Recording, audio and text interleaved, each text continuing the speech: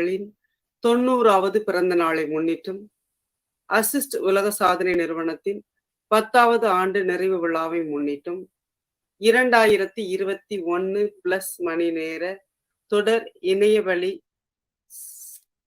பன்னாட்டு சாதனை சங்கமத்தில் தமிழ்நாடு ஆசிரியர் கல்வியியல் பல்கலைக்கழகம், brain of brain international Sharjah, the Zen academy Puducherry, கவிதை வானில் கவிமன்றம் புதுவை, சர்வதேச வர்த்தக மற்றும் கலாச்சார வளர்ச்சி பேரவை Singapore, international United women federation Canada, தேசிய கல்வி அறக்கட்டளை கலிடக்குறிச்சி இவர்களுடன் அசிஸ்ட் உலக சாதனை நிறுவனம் இணைந்து வழங்கக்கூடிய 2021 பிளஸ் மணி நேர தொடர் இணையவழி பன்னாட்டு சாதனை சங்கமத்தில் தமிழ்நாடு ஆசிரியர் கல்வியியல் பல்கலைக்கழகம் முன்னிலை வைக்கிறது என்பதை பெருமையுடன் தெரிவித்துக் கொள்கின்றோம்.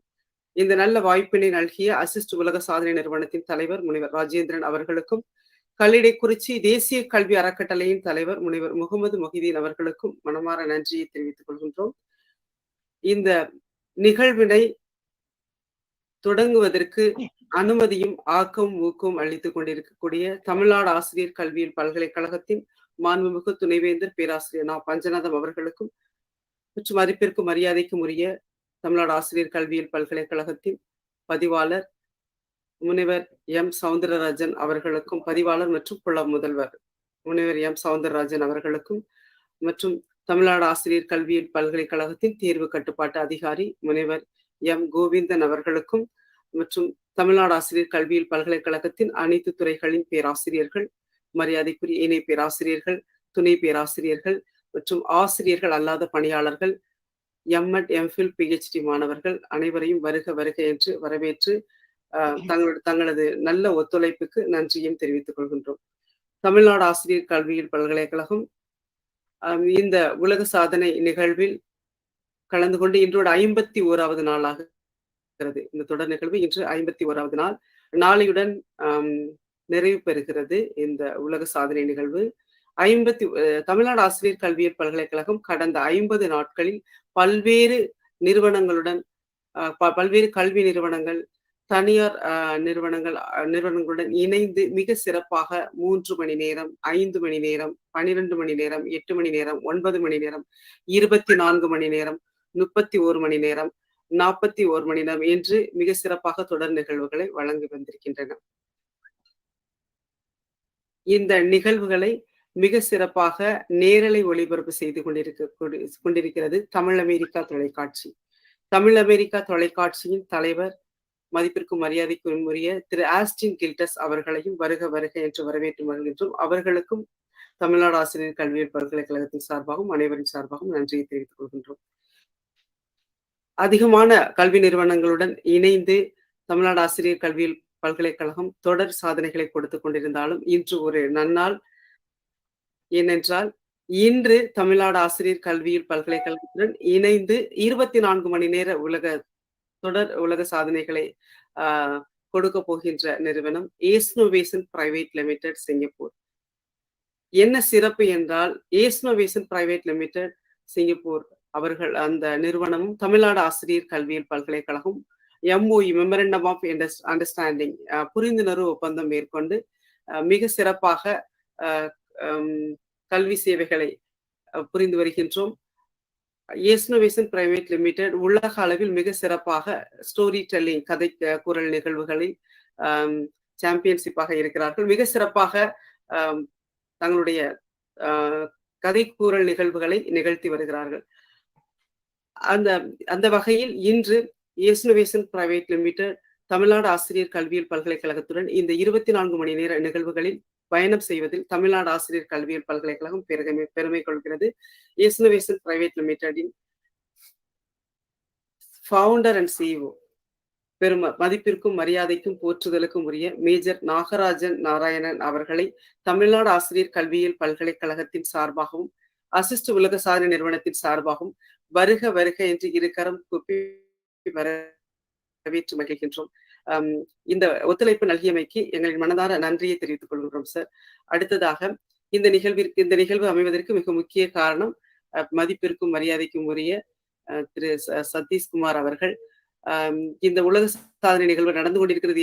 அதுல வந்து கலந்து கொள்கிறீர்களா என்று 3 நாட்களுக்கு முன்னாடி தான் நாங்க அவங்ககிட்டயே கேட்டோம். இந்த ஷார்ட் பீரியட்ல ரொம்ப சிறப்பா உடனடியாக சம்மதம் தெரிவித்து, மகிழ்ச்சியாக சம்மதம் தெரிவித்து, அவங்க வந்து இம்மீடியட்டா இத வந்து ரொம்ப சிறப்பா இத அரேஞ்ச் பண்ணியிருக்காங்க.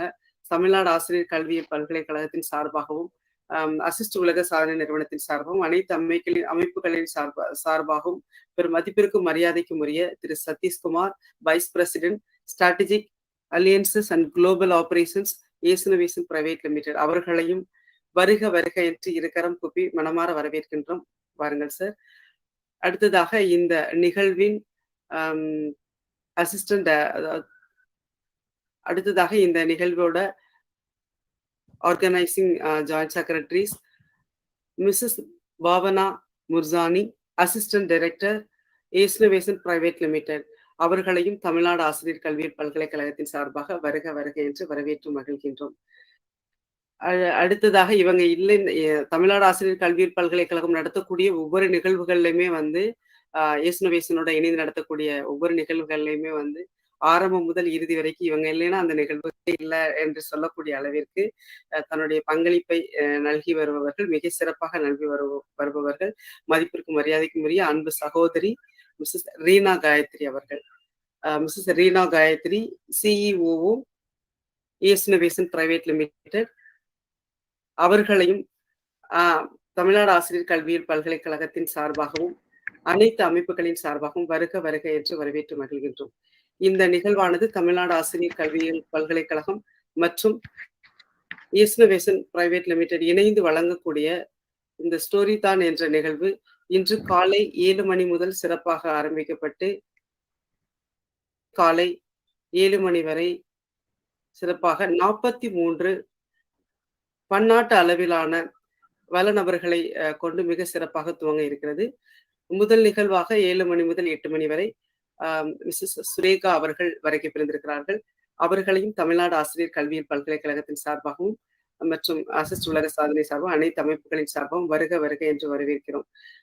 மீண்டும் ஒரு முறை தமிழ்நாடு ஆசிரியர் கல்வியியல் பல்கலைக்கழகத்தின் சார்பாகவும் மதிப்பிற்கும் மரியாதைக்கும் போற்றுதலுக்கும் உரிய ஏசுனவேஷனின் சிஇஓ அவர்களையும், ஏசுனவேஷன் வைஸ் பிரசிடென்ட் அவர்களையும் மற்றும் ஏசுனவேஷன் சிஇஓ அவர்களையும், அசிஸ்டன்ட் டைரக்டர் அவர்களையும், இதில் பங்கு கொள்ளக்கூடிய மரியாதைக்குரிய அனைத்து வல்லுநர்கள் ரிசோர்ஸ் பர்சன்ஸ் 43 ரிசோர்ஸ் பர்சனையும் மீண்டும் ஒரு முறை இரு கரம் கூப்பி வருக வருக என்று வரவேற்று மகிழ்கின்றோம்.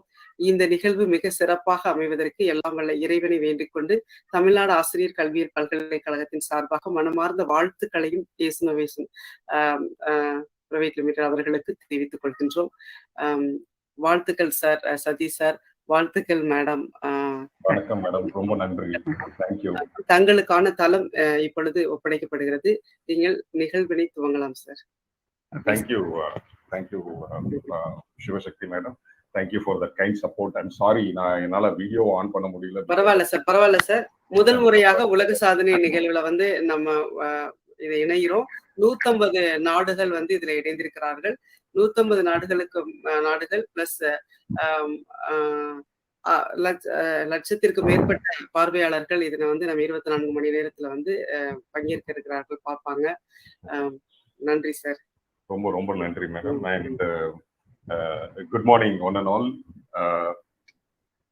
It gives me a great pleasure to join hands with the Tamil Nadu Teachers Education University in association with the Assist World Record to organize this 24-hour non-stop storytelling session. This will be really a remarkable achievement in the record of ACE Innovation, because ACE Innovation is the only organization in the entire globe to propagate the movement of storytelling amongst the children and the teachers. So this will be a wonderful opportunity where Tamil Nadu Teachers University has given us, and I take this opportunity to first thank our beloved Vice Chancellor Dr. Panchanatham sir. Without his support, definitely this association would have not been possible. And thank you, sir. We take this opportunity to welcome you to this session to give your kind words sometime during the day. And I take this opportunity to welcome Professor Rajendran, Dr. Govindan, part of Tamil Nadu Teachers Education University, and none other than Dr. Shivashakti Rajamal, madam. Dr. Shivashakti Rajamal, if she is not there, I think this program would have not been possible. And I'm sure she is going to stay 24 hours to manage this session. She is such a highly energetic, person in the entire Tamil Nadu Teachers Education University team itself. Thank you, Shivashakti madam, for the support. Yeah, so I also take this opportunity to welcome Mr. Mohammed Mohideen of Assist World Record, who has kindly supported us for this session and has this opportunity to be part of their event which they have organized on behalf of their 25th year celebration, I understand, and it is also an event where they are doing this with the remembrance of our late Vice President of India, Dr. APJ Abdul Kalam sir. So we take great pride joining this world record movement, and in particular to deliver the session, a 24-hour non-stop session on storytelling.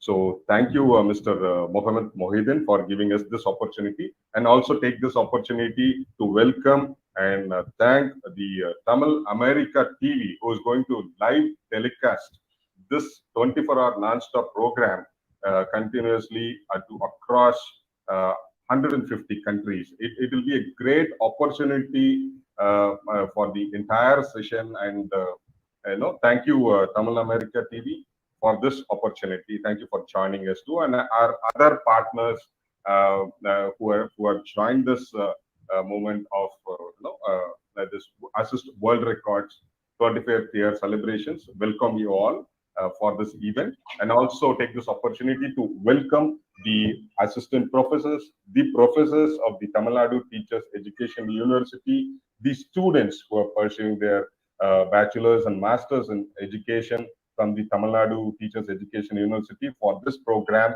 and we will look forward to your support and cheer the storytellers for the next 24 hours. So thank you all, and I take this opportunity to welcome our founder and CEO, who is unwell, who will be joining us shortly. Without him, Major Nagarajan Narayanan, without him, this vision of propagating storytelling across the globe would have not been possible for ACE Innovation. He has built such a vision for this organization, and not only that, the kind of team he has built, it's wonderful. So we are missing him now, but definitely he'll be joining us because of his health, and he will be joining us. Thank you, Major. We look forward to you for your presence. And I take this opportunity to thank our team, Dr. Neena Gayatri, our COO, and she is another person who runs with her wheels, actually, not with her legs. So she is another highly energetic person who has been a great support and inspiration for the entire team. Thank you, Neena, and welcome you for this 24-hour session, and we look forward to your support. And our assistant director, Bhavna Murshani, she has been the connect for the storytellers across the globe, and she has been coordinating this entire event with the storytellers in the last 48 hours. So that is our connect. Thank you, Bhavna, and Team ACE Innovation for the entire support, and who is going to stay with us for the entire session for the next 24 hours.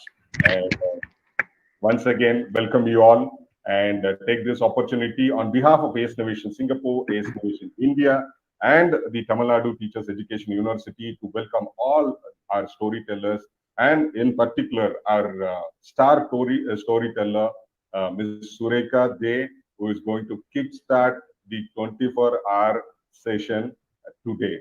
Thank you, Ms. Sureka De, for joining us, and it is our pleasure to have you once again. And thank you. We look forward to hearing from you. Thank you, and I leave the floor for the storytellers to start the session. Thank you. Sureka, just a minute. Yep. It takes a big heart to shape little minds. ACE Innovation Private Limited Singapore, ACE Innovation India, And the Blue Hornbill Club welcomes all the big hearts from the teaching fraternity to our one-of-a-kind webinar series, a 24-hour non-stop storytelling session. Tomorrow belongs to all the people who prepare for it today. For all you selfless people who awaken the spirit of discovery in scores of lives that you touch every day, we have brought to you not just another webinar, but a first in the series of webinars that we plan to do for teachers. As the task of the modern educator is not just to cut down jungles, but to irrigate deserts. I thank our thinker, initiator, and energy pill, Mr. Satish Kumar, for the welcome address, and the amazing energy pill of TNTEU, Ms. Shivashakti. Thank you so much for welcoming everybody. The whole purpose of education is to turn mirrors into windows. Extraordinary people are ordinary people who did everything with extraordinary passion. You make history when you have a cause that inspires you to wake up every morning a little early and keeps you awake a little late and fills every minute in between with depths of passion. In anything and everything, give that extra and thus lead an extraordinary life. Today, we have an extraordinary person who does everything with extraordinary passion to let others lead an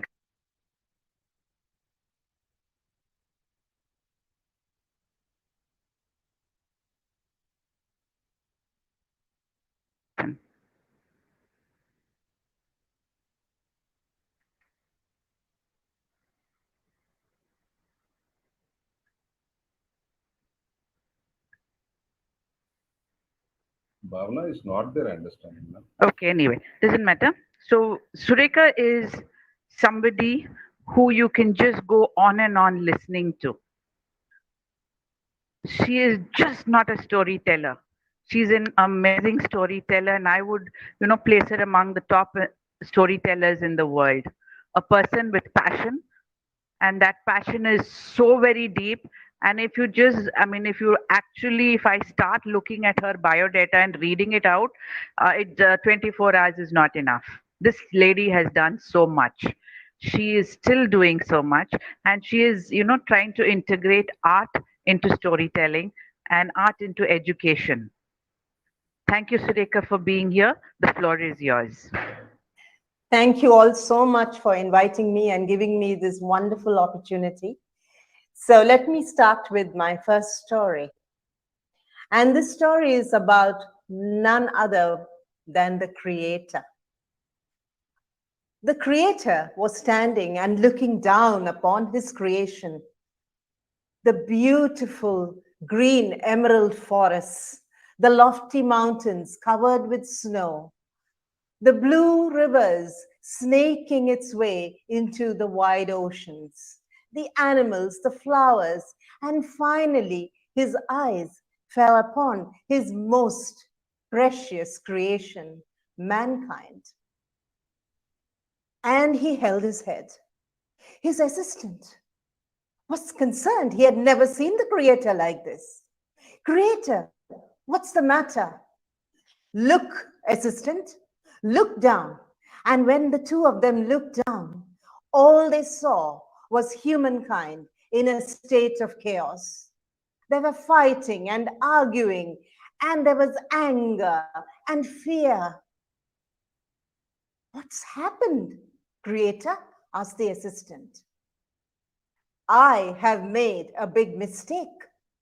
I have forgotten to give them brains. What shall we do?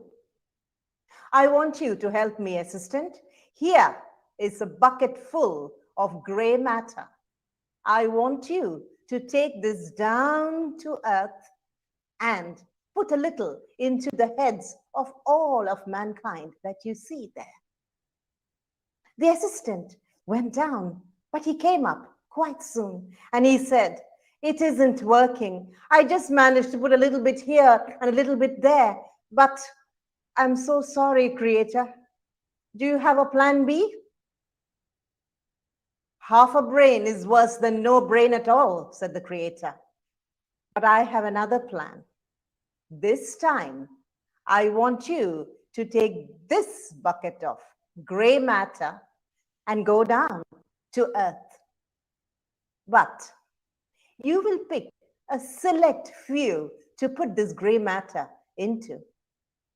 The assistant thought this was a much better idea, and he went down and he came up full of smiles. Mission successful.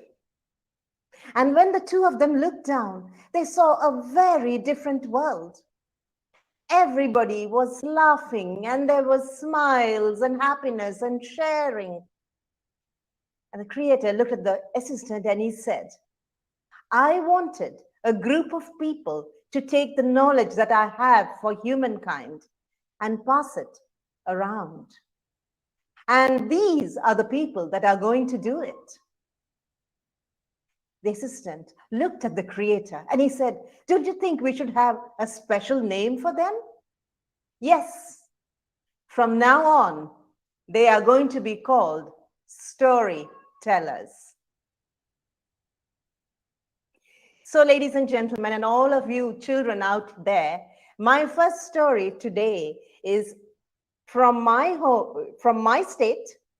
It's a folktale from India, and it is about why the coconut has eyes.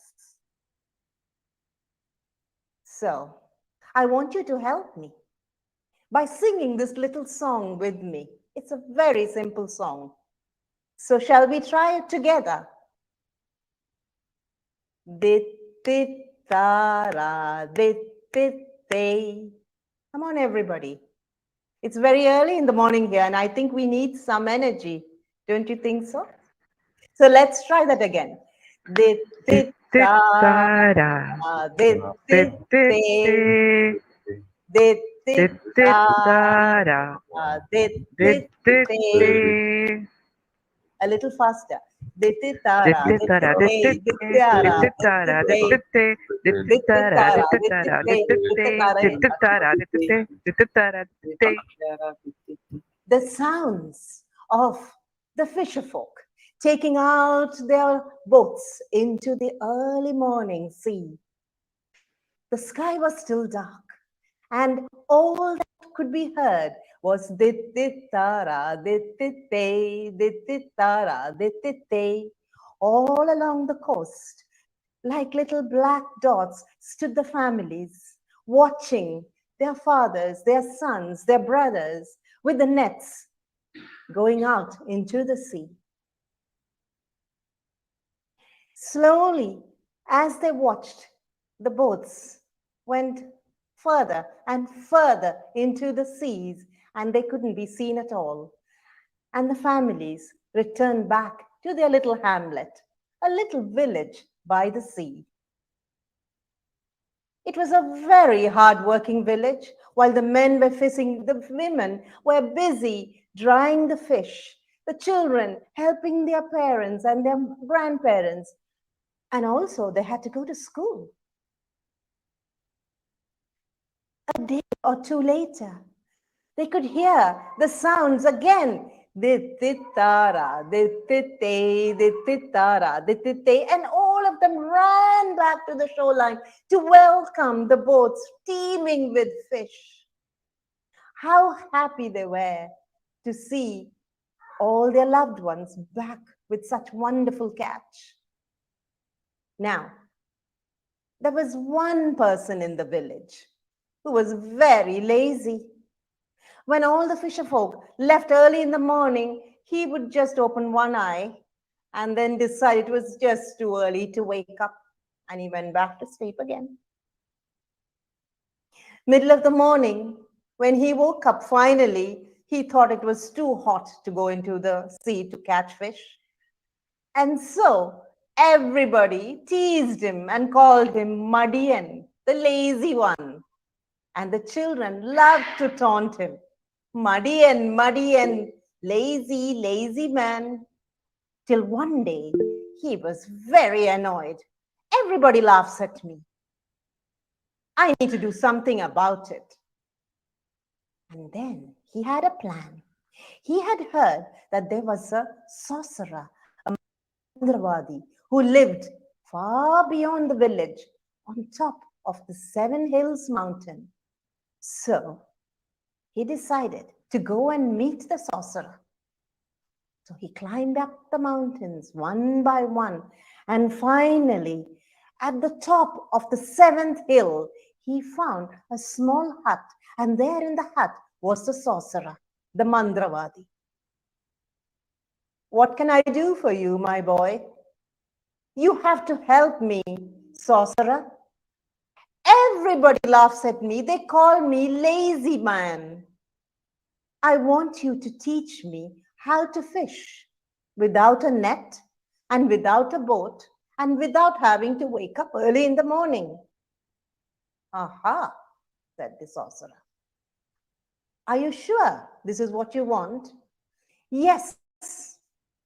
It's very dangerous. Are you sure you can manage it? Yes, yes, yes, yes, said Madian, the lazy one.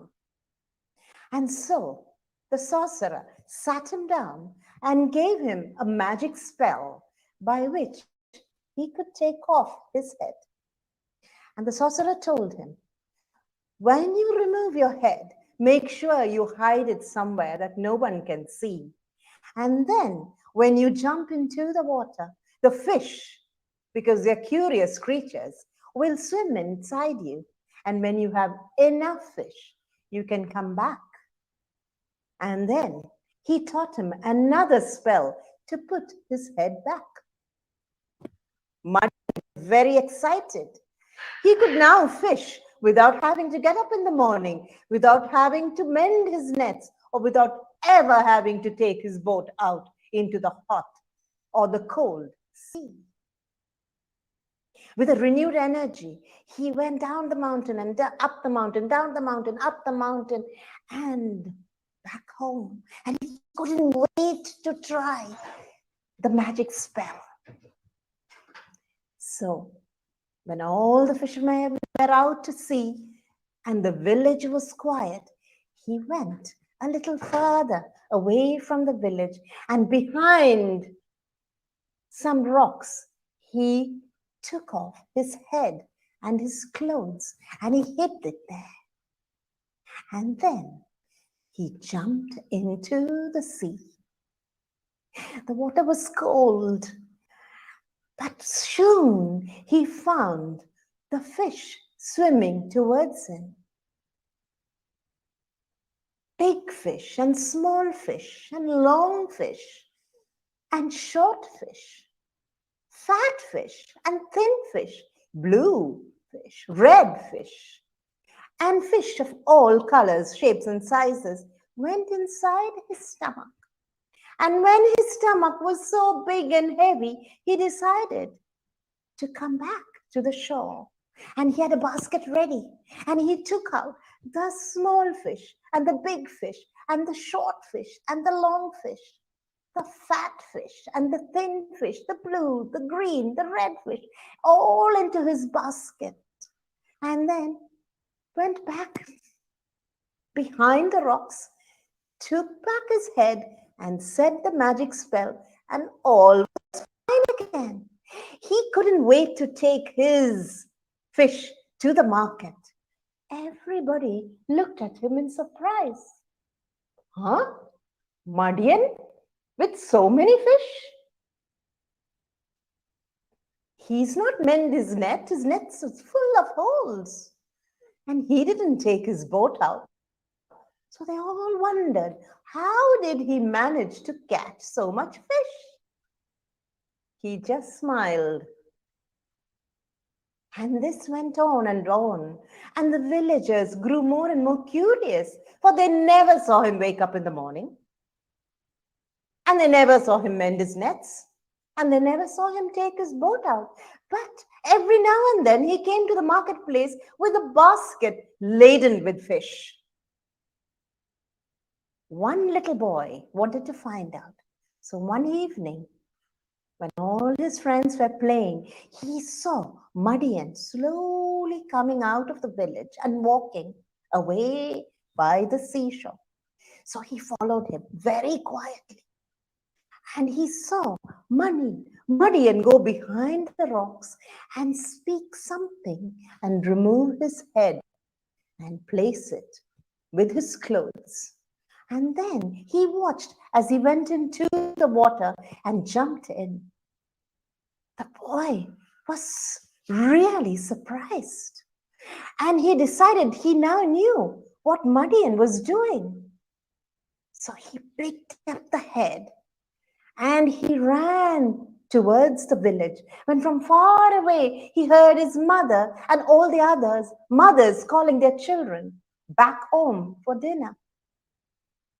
The head was very heavy and he knew if he was late, his mother would be very annoyed with him. So he threw it away and he ran back home.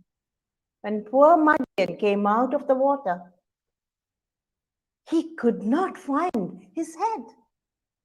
He searched all over and then he decided to swim back, to jump back into the sea where he became a fish and he lives there still. While the head, it grew into a strange tall plant. And every day it looks down to see if Madian will ever come back.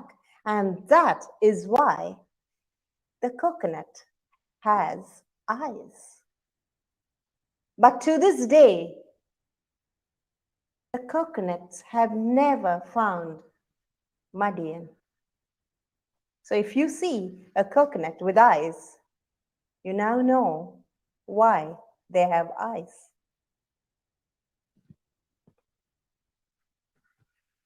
So I hope you enjoyed that story about the coconut.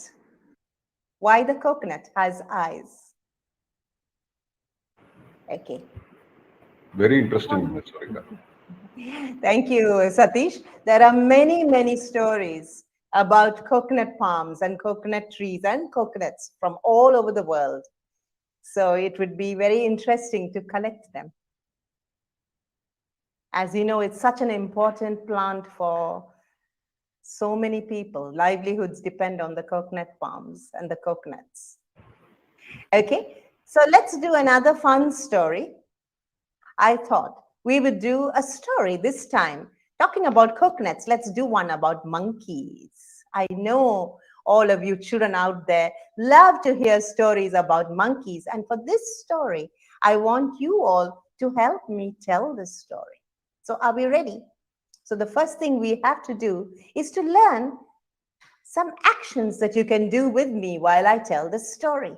So when you hear the word monkeys, I want all of you to go, hoo, hoo, hoo, hoo, hoo, hoo, hoo, hoo, hoo. Monkeys like to do. They love to climb trees, and this is the action for climbing the trees up and climbing the trees down. Now, the monkeys also love to play, and this is the action for play and play and play. Now, every evening the sun comes down. So this is the action for the sun coming down, and this is the action for the sun coming up. Now, when the sun goes down, the clouds come in. So this is the clouds coming in. And when the clouds come in, it starts to blow. The wind starts to blow. Woo. And when the wind starts to blow and the clouds are in the sky, what do you think happens? It starts to rain. So this is what you have to do. When you hear the word rain, I want all of you to make the sound of the rain. And when the rain comes, the monkeys are very cold and they all go brrr, brrr. Now, father monkeys always speak by shaking their right hand. Can you all shake your right hand for me? And this is what they say. Tomorrow we will build a house. And mama monkeys always shake their left hand and they always agree to what father monkeys say. And this is what they say. Yes, tomorrow we will build a house. Baby monkeys, of course, only can say, "Hoo, hoo, hoo, hoo, hoo, hoo, hoo, hoo, hoo, hoo." So, if you're all ready, why don't we tell a story about a group of monkeys? And this story is called The Tomorrow Monkeys. In a forest, there lived a group of monkeys.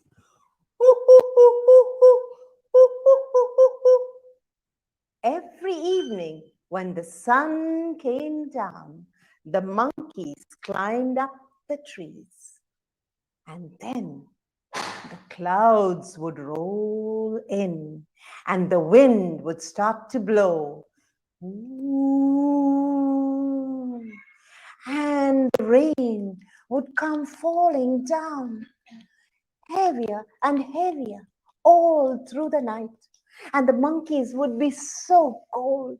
They would all go brrr, brrr. Then the father monkeys would shake their right hand and say, "Tomorrow we will build a house." The mother monkeys would shake their head and say, "Yes, tomorrow we will build a house." And the baby monkeys would be so excited, so happy. They would go, "Hoo, hoo, hoo, hoo, hoo, hoo, hoo, hoo, hoo, hoo, hoo." In the morning, when the sun came up, the clouds would roll off. And the monkeys would climb down their trees and they would play and play and play till one little monkey would scratch her head and ask, "Are we going to build a house today?" "Tomorrow, tomorrow," the monkeys would answer. And they would continue to play and play and play till in the evening, when the sun came down, monkeys would climb up their trees. And then the clouds would roll in, would start to blow. Ooh, and it would start to rain heavier and heavier till the monkeys would be so cold they would all go brrr, brrr. And the father monkeys would shake their right hand and say, "Tomorrow we will build a house." "Yes, tomorrow we will build a house." And the baby monkeys would all be so happy and they would go, in the morning, when the sun came up, the clouds would roll off and the monkeys would climb down their trees and they would play and play and play till one little monkey would scratch her head and ask, "Are we going to build a house today?" "Tomorrow, tomorrow," they would answer, and they would play and play and play. Do you think they ever built a house? That's why they are called the Tomorrow Monkeys. Are you a tomorrow monkey? Thank you.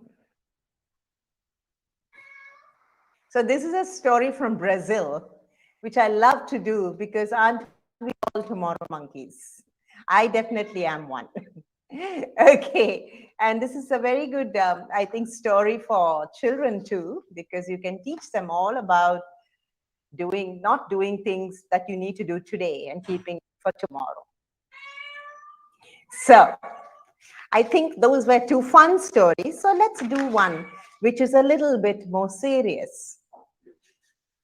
I love to do stories, or I love to read stories that are very strange.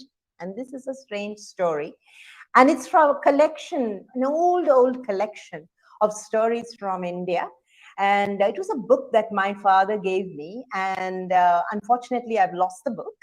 And this story, this is a collection by the women of the British Raj. And I always feel the women write, are very good at writing strange stories, ghost stories, and this is one of them. I hope you enjoy it. It's called The Greatest Magician in the World. A long time ago, in a faraway land, there ruled a young king. He was rich and powerful, but most of all, he always kept his word. Now, every year, after the harvest, there would be a great celebration. And on the final day of the celebration, they were going to pick the greatest magician in the land. The land was so vast. It was further than you could ever imagine. So from all the corners, from the left and the right and the north and the south, came magicians dressed like kings, on horses, on elephants. And the royal halls were opened for the audience to watch their magic. Finally, the big prize was going to be awarded, a bag full of gold. The evening sun was just setting and the shadows were getting longer when in the hall they approached somebody. There was a silence and then laughter, for he was the most peculiar man, not a great magician at all from the looks of it. The guards were about to drag him away when the king raised his hand and said, "Bring him to me." And as he was dragged towards the king, he fell upon his feet. And as he did so, his hand touched the robe of the king. There was a cold blast of the king found himself on his horse, riding through the forest that he enjoyed doing every day. He turned back and saw that his soldiers were far behind. The mare was his favorite, and he started to ride further and further away from the soldiers who always accompanied him. Finally, when he stopped and he looked around, he realized that he was in a strange place that he had never been to before. The forests and the rivers had disappeared, and instead the land was desert, rocks and sand and a few trees. He decided to rest for the night, and he hoped that by morning his soldiers would find him. But when the morning sun was up, he realized that he was completely lost. He rode again on his mare, and by the end of the day, the mare was also dead. The king was thirsty and dying, and he knew that if he didn't get water, he would be soon dead. His clothes were ripped open by the brambles and the thorny bushes around. He was so tired and thirsty, he had no voice, and he was giving himself up as dead. When he saw a movement in the distance and realized it was a woman, he could not even call out her name. He crawled towards her, and when she saw him, she realized what he wanted, and she was about to take the pot of water with her and give it to him when suddenly there was a voice, "Stop! Before you drink, you must promise that you will work for me for the rest of your life, and you will marry her." The king was so thirsty, all he could do was nod his head. And then the girl poured the water, and he drank and drank as he had never drunk water before, and he fell into a faint. When he woke up, he realized he was in a house in a village. He looked around, and then he remembered what had happened. Soon the door opened, and there came a group of men who told him that he was wanted, for it was to be his wedding day. The old man was there, and so was his daughter. He looked at the king and he said, "Well, I do hope you remember your promise. You're going to marry my daughter and live with us for the rest of your life and work for me. We are a village who take care of the dead. We get the dead ready for burial, and that will be your job from now on. You're going to learn how to prepare the dead for their final journey. The prince could not speak, but he was a prince who always kept his word, and he could not go back on it. And so it came to be that he married the daughter of the chieftain, and he lived in this village. The months and the years passed, and he picked up the job of how to prepare and burn the dead. And he became so good that the old man handed over everything to him and made him the new chieftain of the village. The years passed. He and his wife now had 3 children. Everything was fine. His old life was almost forgotten. And then the plague came. One by one, everyone around him started dying. The first to go, his wife, his littlest child. And very soon, there was no one left. As he buried his last child, he knew that the time was not long before he was also going to join his family. And as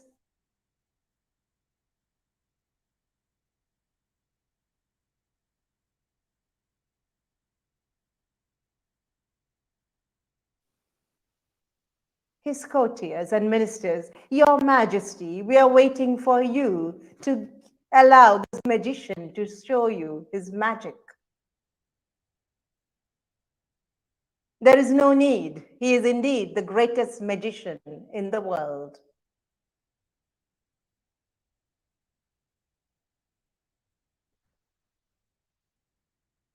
Thank you. What a poignant story, Sureka. Amazing. I think it's all about dimensions or travel or time travel. I don't know how to put this into what category, but I thought it was an interesting story. It was.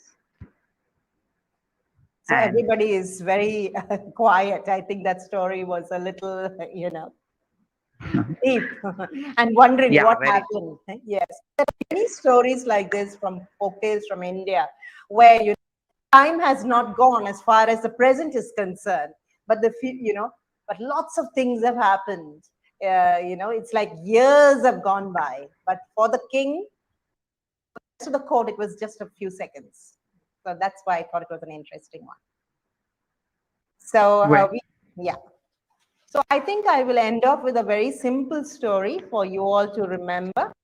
And this one is a mathematical story. I wanted to do a longer one, but we are running out of time, so I'll just do a shorter one. And this again is a folktale from India, and it's all about a very rich man who had 3 sons. The rich man became old, the sons grew up, and one day he was no more. And he had left behind a will on how his vast wealth was to be shared between the 3 sons. I want my eldest to have half of what I have. I want my second son to get 1/3 of all I have. And I want my youngest son to get 1/9 of all I have. So the sons went about sharing his wealth. It was very easy to share his money into half and 1/3 and 1/9. It was equally easy to share his gold by half, by 1/3 and by 1/9. And then it came to the vast lands and houses that he owned, and that too was not a problem. And the final thing to share was his stable that had 17 horses. The children tried everything they could to divide it by 1/3, by half, and by 1/9. But no matter what they did, they could not do it. They asked all the greatest mathematicians in the land, but nobody could give them a correct answer. Finally, they were fighting with each other. And then they decided to go and find their old maths teacher who had lived long, long ago, way beyond at the edge of the village. So they went to him, and he was still there. He was so happy to see his students. And he said, "My sons, what brings you here? I haven't seen you in so many years." "Master, we have a problem and we need your help." And the children told him what their problem was. "Uh-huh," said the old man. "Well, I have a horse. Can you get it? It's behind in my stable." So the children did. "So how many do you have now? When you add my horse to yours?" 18, said the children. "Okay. Can you divide half by 18? How much do you get?" 9. "Can you divide 18 by 1/3? Yes, 6.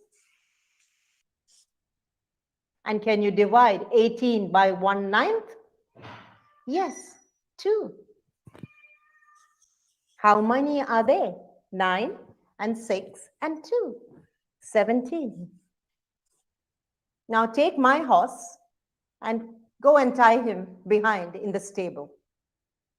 You have your answer, and now you may go."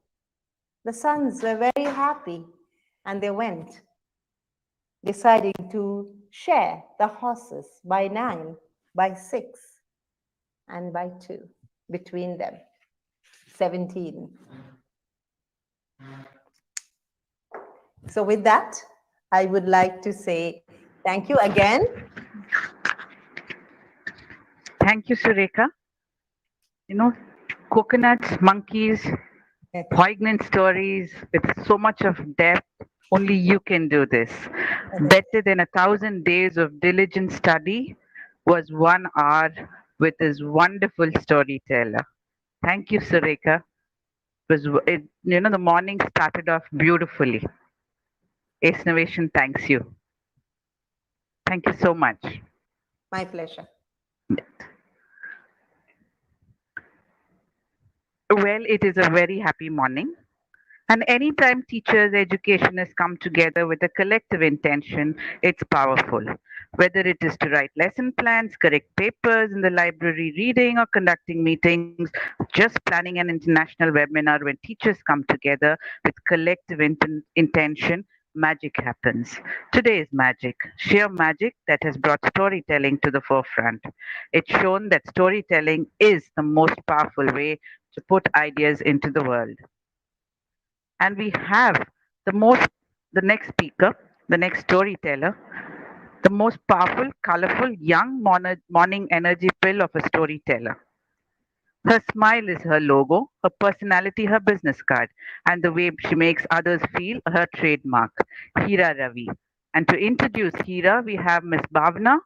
Bhavna is Assistant Director, Ace Innovation. Bhavna?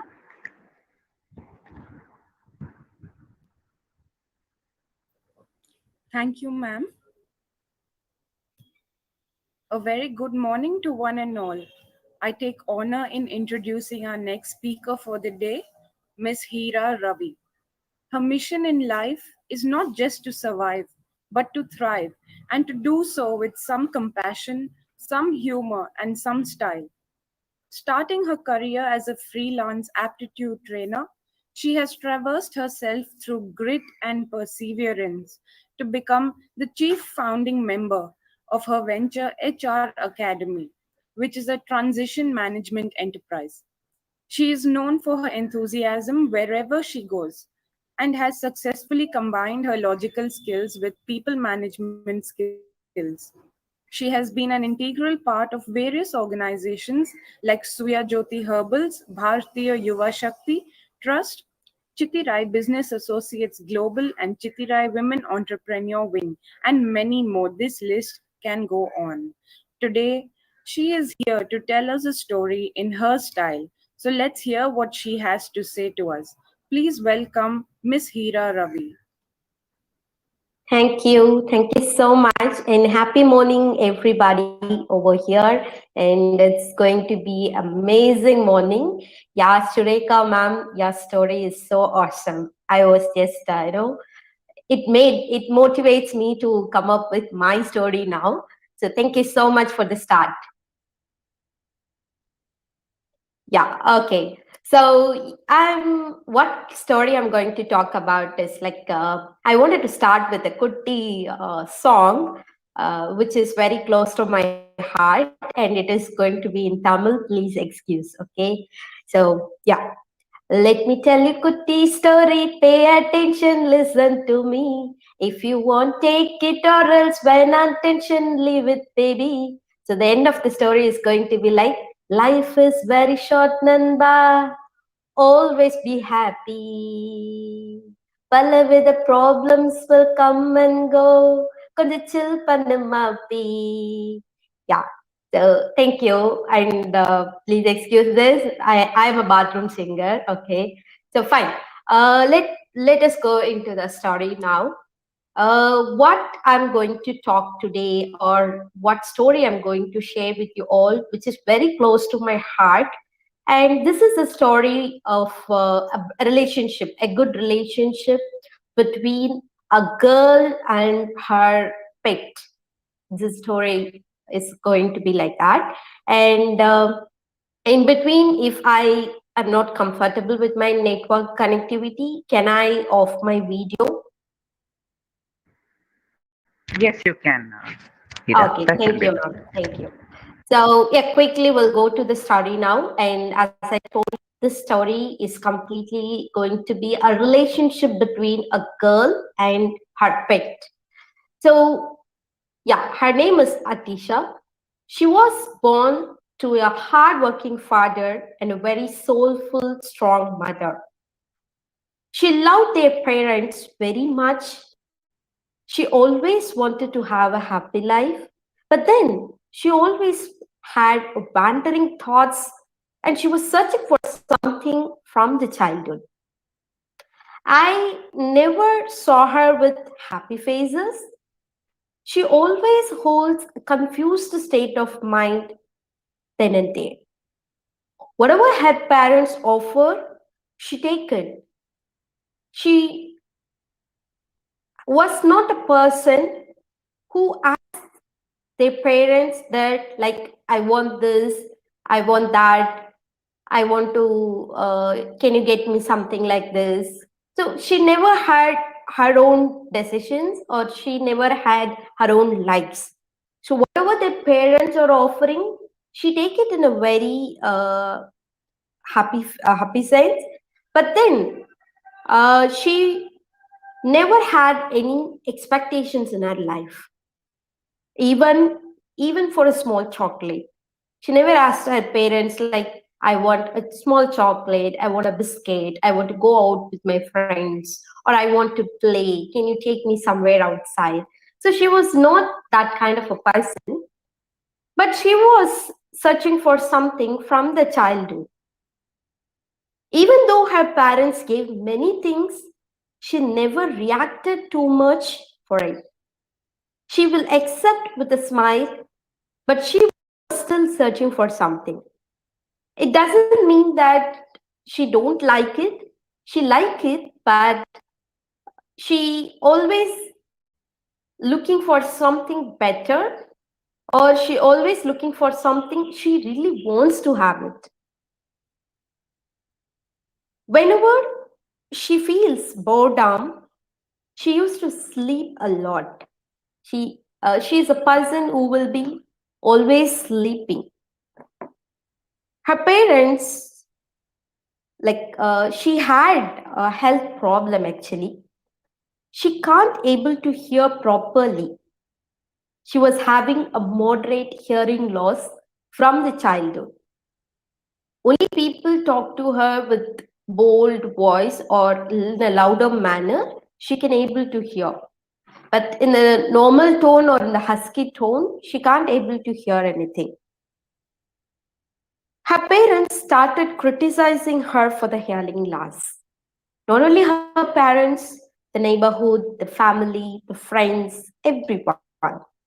Her father always hurting her by saying she can't hear properly. Whenever a relative visits her house or she went somewhere out, his father used to tell everybody that she can't hear anything. So can you please be louder?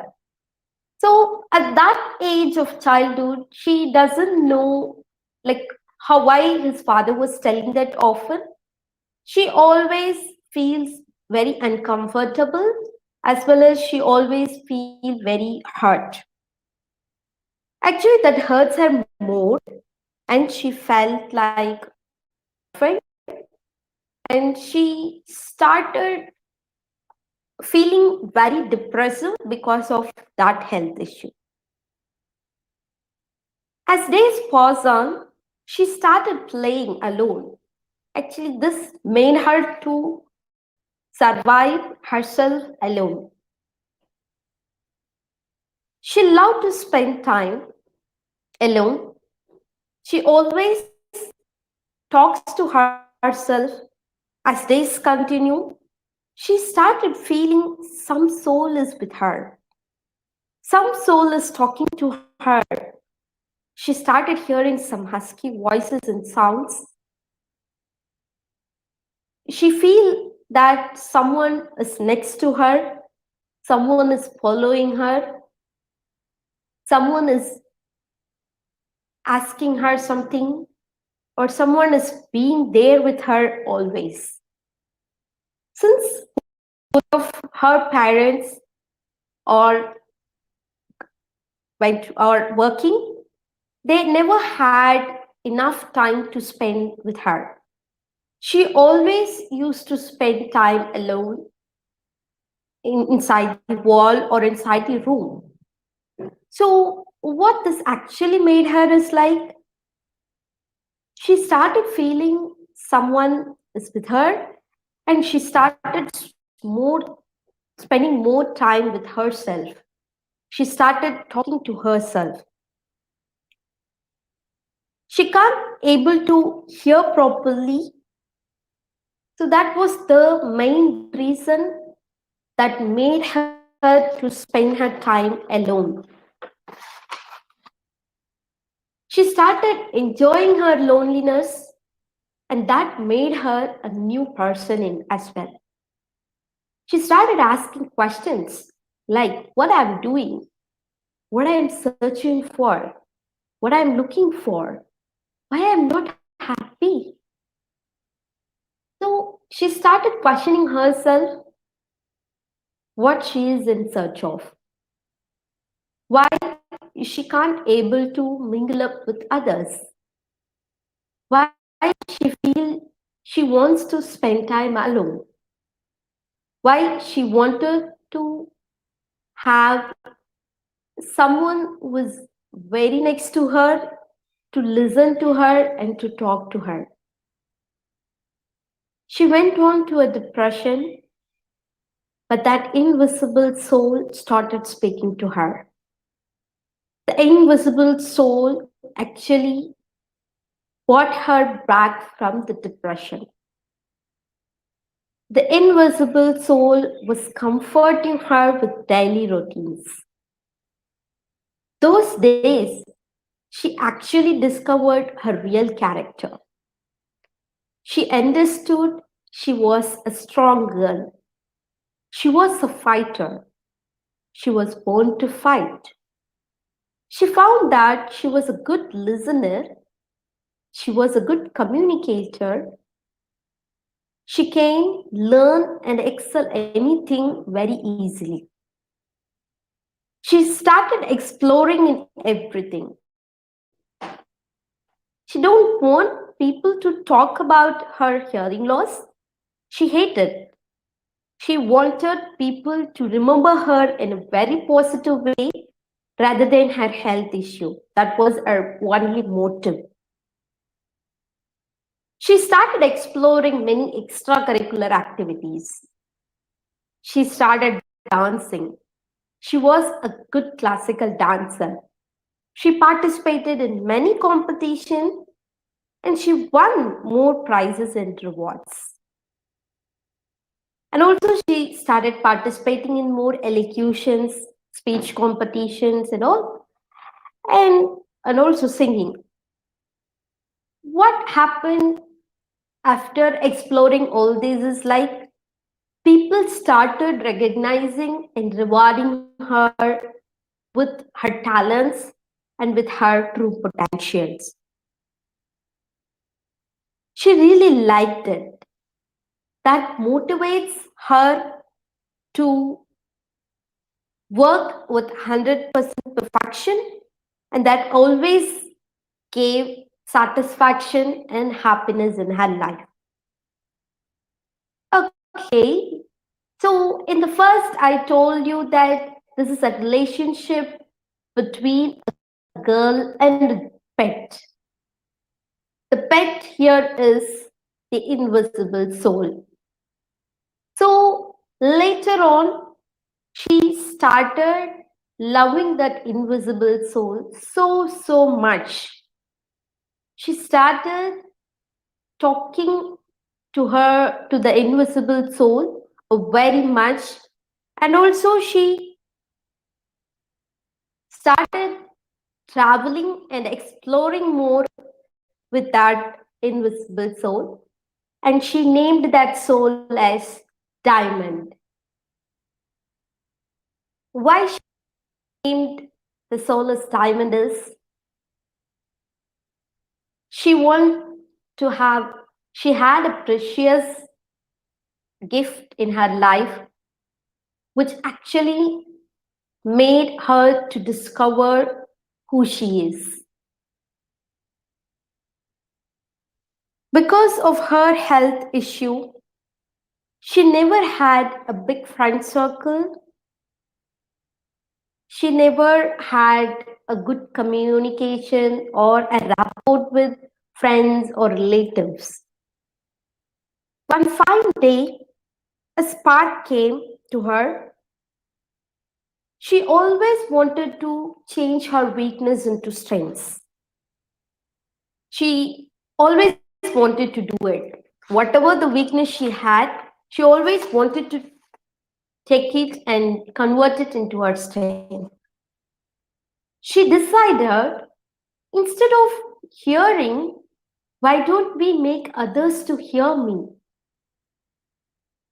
Instead of I hearing, why don't I make others to hear me? I'm good at that. I always love to do that. That was her passion. That was her interest. That was her thought when she had that real spark. That moment, she decided she wants to get into this field, teaching field. Her parents never had time to spend with her. So there was a lot of communication gap between them from her childhood. From her childhood, everything was decided by their parents, and that never gave happiness or satisfaction to her. As she grew up, she knows what she wants. So she took a strong decision on her life and career. Her parents didn't expect or accept her choices. They opposed. They wanted her to get into a good company and earn more. She is a kind of person who always looks for creativity and innovations. Because when she had her time alone with that invisible soul. She used to come up with a lot of creative ideas and innovations. And she stored everything as her secret diary, where she keeps all her creativity inside a suitcase. She was holding more than 20 to 30 diaries.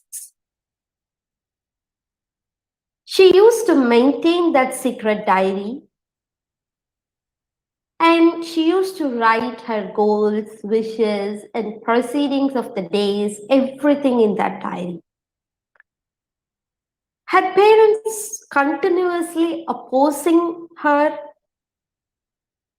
for her decision on life and career. But then what that made her is like she was emotionally very weak. She started reacting.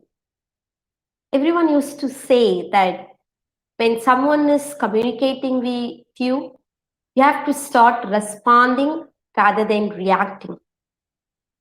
But then she started reacting, and the reaction was so harsh. She got angry then and there. She used to burst out. She used to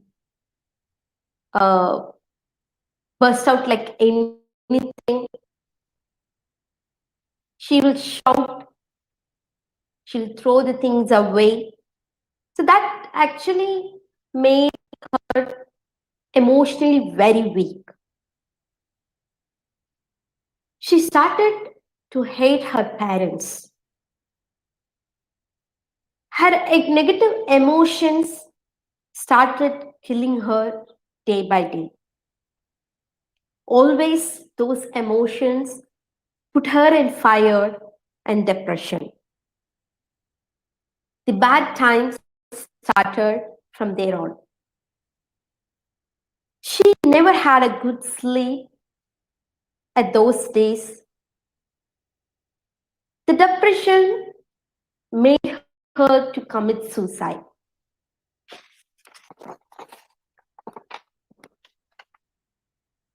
But that invisible soul, the pet, diamond, never made her to do that. The invisible soul always bringing her back from the depression, that always made her to become more stronger and stronger. She was longing for her parents to understand her and support her in her decisions. But it doesn't happen. She tried her level best. It doesn't happen. She also failed to explain it to them because of her ego. It started bringing more gaps in the relationship between her and her parents. It was really very tough day for her to understand what was going wrong and what's happening around her. She decided to stay away from their parents, and she started moving away from them. She was away from their parents for more than 2 years. The journey of 2 years was not so easy. She shifted her place from one location to other location. She got a job. She stayed in a women's hostel. She shared her bed with one of her co-workers. She was earning, but the earning was not comfortable for her. The salary was low. She has to manage her expenses with hostel fees, food, travel, and the livelihood.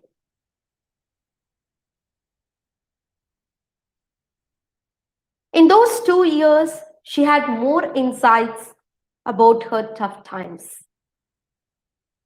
She started understanding the reality of life.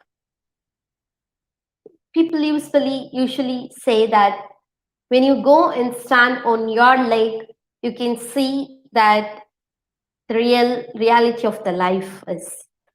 So she also started exploring the reality of life in those 2 years. She found there was nothing wrong with her and also with her parents. In those 2 years, she was evaluating herself, like what happened in the past and what made her to take this decision. And she found there was nothing wrong with her decision and also with her parents' decision. Yeah, the reality is her parents had less knowledge, so they had a fear to accept her decision. It's normal to everyone. She realized herself and came back to the hometown to her parents with a dream after 2 years. She spoke to her parents about her passion, her wish, and her dream. They took some time to accept it. She was keep on proving her parents that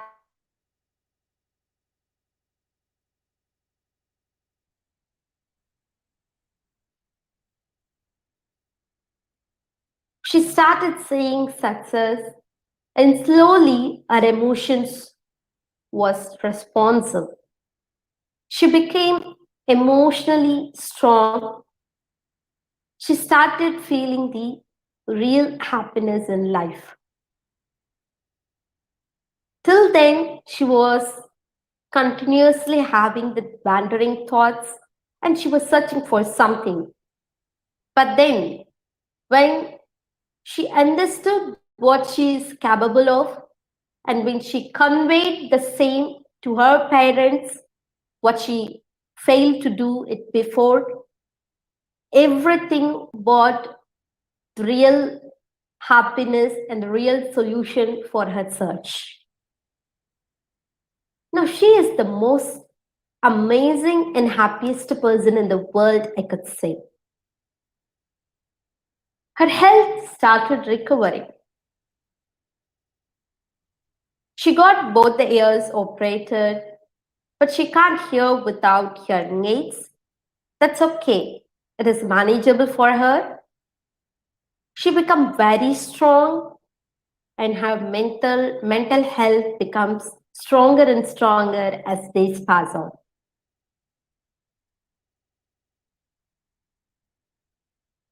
Her name is Atisha. Atisha becomes more stronger, more happier, and her pet Diamond is the reason for everything. When she was alone, her pet Diamond made her to realize what she is and what she is undergoing and what she is looking for. And Diamond always holds that, proper comfort with Atisha. Diamond has always been a best friend for Atisha.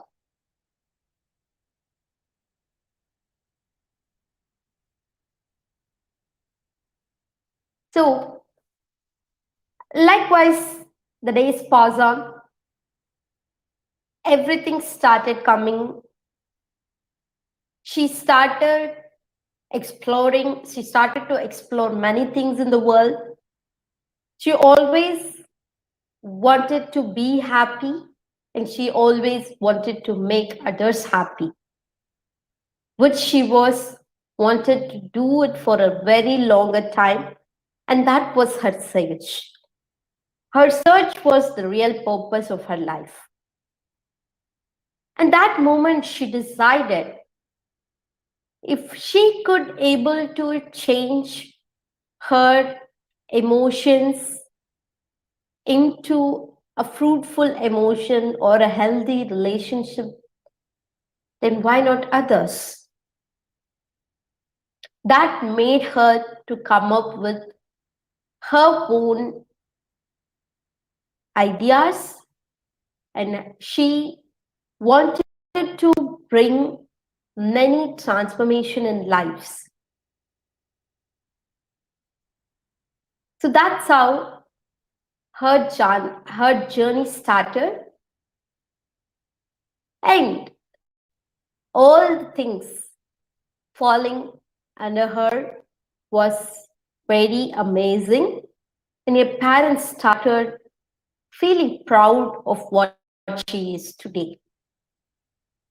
And they started supporting her with a lot of happiness and a lot of confidence. She actually fought herself to gain the confidence from their parents. And she is the person who always wanted to make others to love her the most. Each one of us in our life will be having a pet. It can be a best friend, or it can be a father, it can be a mother, it can be whoever it is. But then in this story, Atisha had a best friend, and that best friend made her to discover who she is. And she's very lucky to have that pet, Diamond. Yeah, the diamond is me, Hira. I actually wanted to tell my story here. So that's why I narrated this. I don't know how far I made it clear, but then the invisible soul with me is my soul. And my soul always never made me to go wrong. And my soul never made me to come down. My soul always comforts me, and it always made me to become a stronger person again and again. So likewise, we all will be having a best friend with you. So from this story, what I would like to conclude is start exploring yourself. Please take time to spend for yourself. Take yourself time, spend alone. While you're spending alone, or you can able to feel, or you can able to discover the real person of you, and which will definitely take you to the right place wherever you go. And that actually made me to take decisions in my life which never went wrong till now. The same everyone can do. You find your own soul. Each one of us will be hearing the inner voice of us. The inner voice will always comfort us, will always take us to the right place, which will never let us down, or which will never take us to the wrong place. But we fail to hear the inner voice of us. We are living in a very materialistic world where we are running behind everything, running behind money, running behind recognition, running behind rewards, etc., etc., etc. But then, when you hear your voice, you know what the actual identity of yours is. We all run for that one thing. Everyone should Everyone is looking for that identity in this world. To gain that identity, you have to spend time alone. In the aloneness, you will be having a lot of exposure to learn about you. It is not an easy journey. It was really very tough journey for me to come with this, to come as a strong woman now. It took almost 26 years for me. All these 26 years, I was spending my time alone. But each and every day was special to me. Each and every emotions shaped me. Each and every emotions made me to be a better human, and which taught me many things which I failed to learn in my life. And I started understanding people a lot. Each and every one of us in the world, they will be having their own perspectives. We should respect their perspectives. If we started understanding their perspectives, there will not be any ego in this world. There will be only one thing, love. You will be starting love. You will be starting loving to others, and you will be loved by others, and you can earn as much as love as you can than a celebrity. Celebrity love and all is fan base.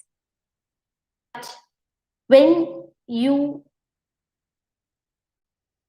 earn the love from the people around you, wherever you go in this world, that actually gives you more connectivity with the people, and you can learn many things.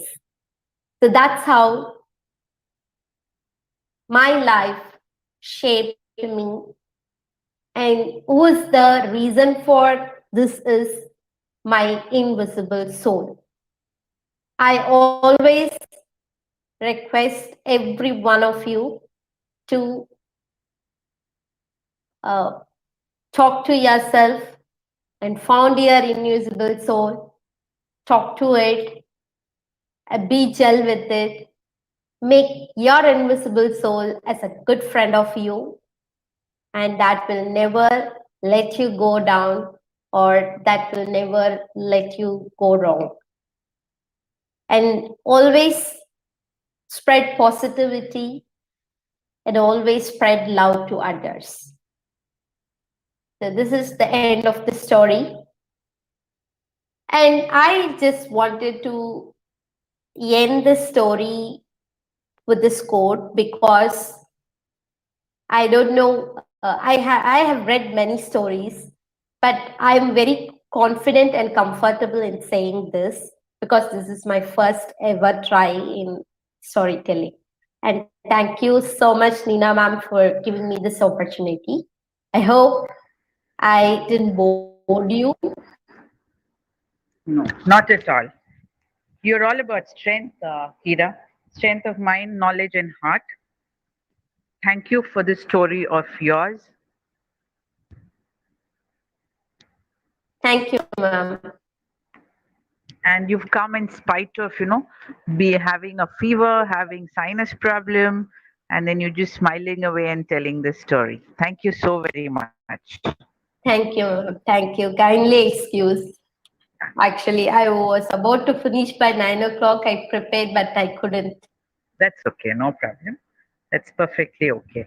I just thought Innovation is about stories. Innovation is about stories and storytelling. And if we don't tell a story, then what? So I'm going to tell you a story about a happy talking mouse. Mashika is the name of this mouse. Mashika walked happily and she jaunted down the road whistling a happy tune to himself. There had been a storm earlier in the day which had got rid of the summer heat, and it was cool. He had just eaten a big, juicy mango that had fallen in the storm, so his tummy was full and he was as pleased as Punch. On the road, he saw a twig, also fallen from the tree above in the storm. Now, a mouse will store and keep anything, hoping it will be of use one day. Mashika picked up the twig in his mouth and set off, jaunting along, singing. A little further down, he met a potter. The potter was sitting with his head in his hands. Why, he wondered. Because his oven had been drenched in the rain, and now he did not have enough dry wood to light it again. How would he bake his pots and sell them? As the potter sat wailing in front of his house, Mashika walked up and watched him for some time. What's up, brother? He asked, with the twig still clenched in his mouth. At first, the potter paid no attention to the strange talking mouse. Then, when Mashika asked him again and again, he told the little creature why he was crying. Mashika nodded, kept the twig aside, and said, See, this twig has dried in the wind and can be used to light your kiln. I'll happily give it to you, brother Potter, but what's in it for me? The potter thought hard and deciding that a little mouse could not ask for much, said, I will give you whatever you ask for. In a flash, Mashika replied, Then give me that large pumpkin that's lying in the corner of the room. Potter was astonished. How can a mouse carry a pumpkin? Besides, he had been looking forward to the lovely pumpkin curry his wife would make for him that night. Choose something else, little mouse, he urged, but Mashika was still stubborn. The pumpkin for the twig or nothing. So the potter gave Mashika the pumpkin. The mouse was delighted. He had made a mighty human do what he wanted. He left the pumpkin near the potter's house, saying he would collect it soon and set off down the road again. Further ahead, a milkman was sitting by his cows, shaking his head. What's up, brother milkman? Asked a tiny voice. To his astonishment, the man saw a mouse with a bright eyes peeping up at him. Sadly, he shook his head some more, then said, The storm scared my cows and they're refusing to give me milk. What will I sell today and what will my family eat? Spicy pumpkin curry if you want. Surely you're joking, my friend. I have 10 people at home. Where will I get a pumpkin large enough to feed everyone? Just walk back the way I came. You will reach a potter's house. Right beside that, I've left a pumpkin. That's mine. You can have it. But what's in it for me, brother? The milkman shrugged and said, Whatever you want. Like the potter, he thought, What can a mouse want? Mashika said, Then give me a cow. Are you mad? A pumpkin for a cow? Whoever has heard of such a thing? It's that or nothing, replied Mashika firmly. So the milkman went and got the large pumpkin and gave one cow to the mouse. A big cow with large horns that listened to what he commanded. Mashika the mouse could not believe his luck. Off he went, seated on the cow, whistling another happy tune. When he stopped in front of a marriage hall, why were people standing, looking around sad and worried?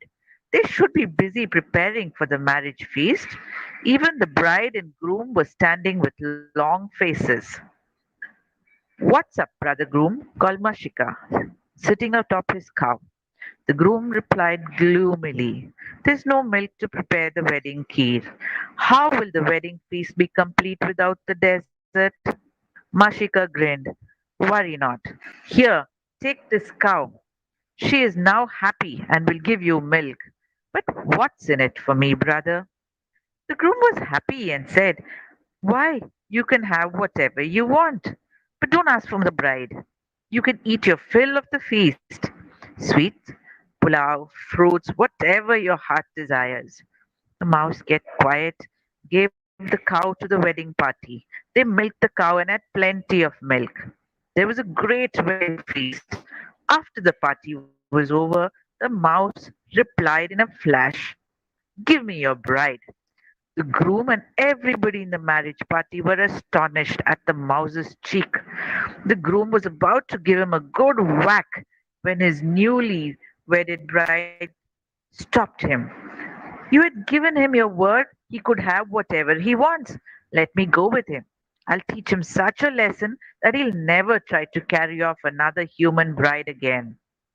Her husband agreed, said bye bye, and she went off with the mouse. Mashika scampered ahead, eager to show the bride his home. But what was this? Why was she walking so slowly? "Hurry up, bride," he said. "It's about to rain again." The bride replied, "I am a human. I can't run as fast as you." So Mashika slowed down. By the time they reached home, which was a little hole under the tree, he was very hungry. "Cook me a nice meal with lots of grain," he commanded. The bride nodded and said, "Of course, but where is the kitchen? Where are the spices, the oil, the vessels?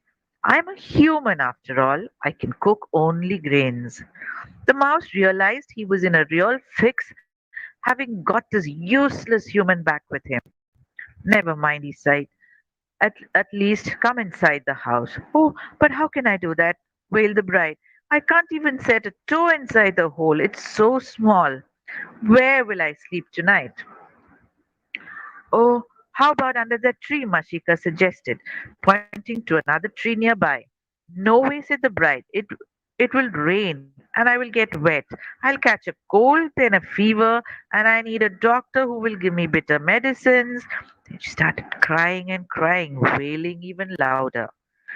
"Shush, please, shoo, shoo," Mashika comforted her, thinking he could have agreed to eat his fill at the wedding feast instead of bringing the strange, whiny woman back home with him. "How about you stay in that temple veranda for a day?" he suggested, pointing to a big temple across the road. "Oh, but thieves and robbers will come there and try to snatch away my lovely jewels," cried the woman. Then she dried her ears and said, "What if I call my friends Ram and Sham to protect me?" Before Mashika could say anything, she whistled loudly and said, "Ramu, Shamu." From nowhere, a big dog and cat appeared next to her and made as if to eat up Mashika. Oh, how he ran and ran and tried to save his life by jumping into the safety of his hole. The bride grinned and went back to her wedding feast with her faithful pets. As for Mashika, he had to go to sleep on an empty stomach that night. "Tomorrow," he sighed, "perhaps there will be another storm," and went off to sleep. That was the story of Mashika. This story was written by Sudha Murthy, and it talks about how humans want more and more. We keep wanting more. Our needs are less, but our wants are more. That's Ace bringing to you one story from Sudha Murthy's collections.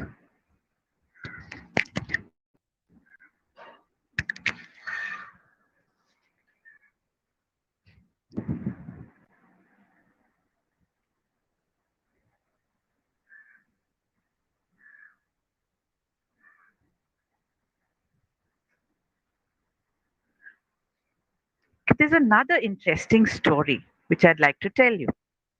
Many years ago, in England, there lived a great thinker and scholar called George Smith. He thought a lot about how it would be in the future. and advised the Prime Minister about many, many things. He researched how many people would live in the country in 20 years. He calculated how many schools, hospitals, roads needed to be built, or how much food needed to be grown or bought from other places to feed all these people. His calculations helped the government immensely in planning for the future. George often needed to visit the Prime Minister's office to talk about some new project and advise him. One day, the Prime Minister had invited him for a meeting, so he hopped onto his horse carriage and set off for the office. Now, George was always deep in thought and rarely noticed what was happening around him. Today, he too sat in his carriage thinking about farms and ships and houses. But suddenly his carriage stopped with a jolt, and he was shaken out of his thoughts. There was some commotion on the road, and all the carriages had stopped around him. Normally, George would have just sunk back into his thoughts again, but today something stopped him. A horrible, strong smell. A smell that hung in the air that made you cover your nose with a hanky if you were not a scholar wrapped up in your own world. Today, somehow, George was not able to disconnect himself from what was going on around him. The smell kept wafting into his nose and taking his mind away from the problems he was thinking about. He called out to his coachman, John, what is this extraordinary smell? John, the coachman, was used to his master's absent minded ways and he replied, Horse dung. Horse dung? Now that was something George had never given a thought to. Somehow he could now think of nothing else. Soon his carriage pulled up in front of the Prime Minister's office. But George kept sitting inside, lost in thought. Finally, John tapped into the window to tell his master that they had reached their destination.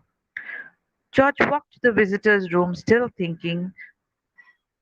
He was sitting there reflecting on horses and their dung, and the Prime Minister's secretary came to meet him. Now, Adam, the secretary, was not as learned as George, but he was very sharp and intelligent. He greeted George and told him apologetically, the Prime Minister had to make time for another important meeting and will be late in seeing you. I hope you don't mind waiting. George kept staring at the window, watching yet more horse drawn carriages rushing up and down the road. Thinking he had perhaps not heard him, Adam cleared his throat and repeated loudly, Mr. Smith, the PM. Yes, I heard you, Adam, George said. Worried that this great thinker of the country was in some trouble, Adam asked gingerly, Is something bothering you? Perhaps I could help. George looked at him excitedly. You know, I just looked into the future and realized we will all die in about 100 years. Our country will be destroyed, our way of life gone forever. And do you know why? All because of horses and their dung. Adam stared at George, puzzled. Surely he could not be serious. George continued, See, now we use horses as the principal mode of transport in the country. They are used to draw carriages in the king's stables, even in the farms. Adam nodded. This was true. So, how many horses are there now? Let's assume there are 500 rich families who can afford to own horse carriage. If each family has two children, all of them are rich enough to own carriages. That will mean a minimum of two or more carriages in a few years. Each carriage would require two horses. So each family would be using four horses at least. Then there will be 2,000 horses. If you add our king's cavalry, the number of horses in the farms and the numbers outside would increase substantially. Adam nodded. Yes, this sounded true enough, but what is George's point? What is he trying to get at? Adam scratched his head. How do we get rid of the dung they generate now? Adam answered patiently. We dig pits and empty the dung into them. George nodded. Now that's my point. Imagine the scene 100 years from now. 2,000 horses would have increased to 400,000. Given the way the population is increasing, that means more dung. And what will we do with all this dung? Humans will need more space and houses and farming to sustain themselves. Where will we find open land to dig and bury that dung? It will lie unattended everywhere and cause horrible diseases. If they make their way into the water sources, it'll be even worse. We will end up poisoning ourselves and the environment.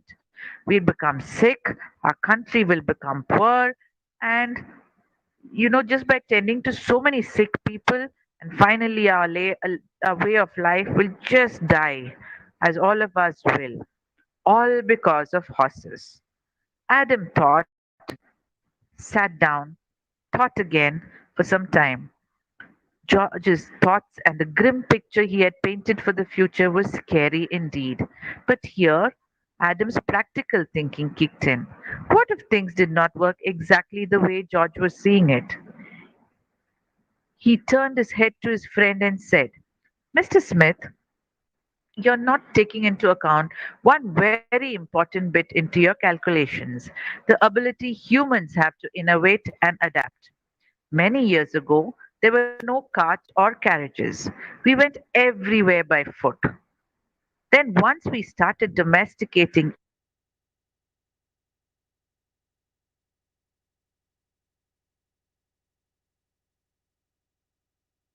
realized that there were other modes of transport we would have invented so that we may not require horse for transport at all.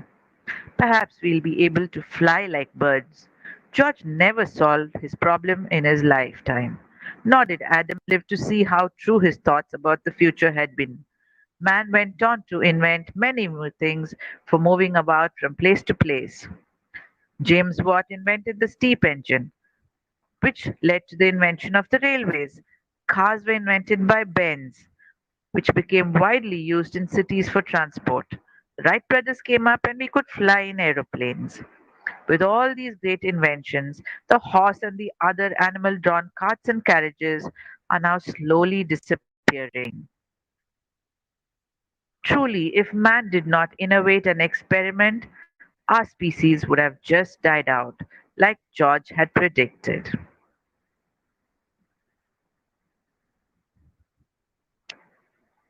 That again was another story from Sudhamurti. And if I don't know, just a few weeks ago, Sureka ma'am had taken a storytelling session for Group Ace Innovation. She told us one lovely story about sheep's two sheeps. It's an action story which I'm going to try out now. There were two hills, hill one, hill two. There were two sheep, sheep one, sheep two. Sheep one looked all around. There was a lot of greenery everywhere. He was hungry. He looked on the other side and said, wow, there's some lovely grass on the other side. It looks so yummy. Let me go and eat. So sheep one came down the hill, crossed the bridge, and went to the other side and grazed. Yum, yum, yum, yum, yum. Slurp. Very nice. Satisfied, he came right back and went back up the hill. Sheep too started becoming hungry. He came down the hill, crossed the bridge, went into the grassy areas, had lovely, looked around, found a nice patch of grass and said, yum, yum, yum, yum, yum, and took this, ate of all the grass, felt very happy, satisfied, walked back, went up the hill. Both of them sat there. After a while, both were hungry. Both of them came down the hill, crossed the bridge, Both of them wanted to have the same grass which they had before because they really had enjoyed it. They came, crossed, and the bridge was so narrow, only one goat could pass by. They pushed each other and they pushed. Goat one said, "No, I'm going to eat first. I'm hungry. Why should I let him go first?" Goat two said, "Hey, I'm the stronger one. I look much stronger. I'm more hungry. Let me go. Why should he?" So they pushed and they tugged and they pushed and they tugged. And what happened? Both fell splash into the water. Scene three: hill, hill, goat, goat. Goat came down, crossed the bridge. Goat two came down, crossed the bridge to satisfy their hunger. No space. We have to do something. What shall we do? Goat one: I have an idea. Let's squeeze ourselves in so that both of us can pass through. So they squeezed themselves and they crossed the bridge, ate, grazed, came back, went back up the hill satisfied. Scene one, two, and three. What does it tell you? Scene one: when egos come in, when there's no cooperation, no teamwork, nothing happens. It's a loss. Second, when there is cooperation, when there is a lot of happiness, sharing, everybody can grow, a win-win situation. With that, Ace Novation storytelling time comes to an end. We go on to the next storytelling session. Is the next group which is coming is a wonderful group. This group is a group of students, and these students are from St. Kabir School at a place called Karnal in Haryana. Now, this wonderful school is making such a difference to these children that they educate. Their education, the style of education, their mindset is different. When I came across Angad Bindra, a young person, but the moment I talked to him and told him about storytelling, without blinking an eye, he just went about and said, "Ma'am, let's go ahead."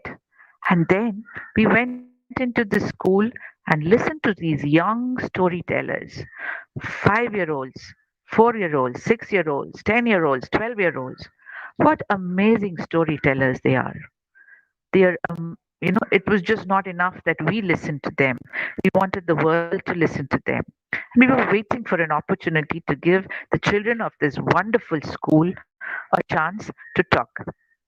And up came this chance through the TNTEU, Tamil America, and the Assist World Records. It was wonderful that this loving, this wonderful group of children are ready with their stories.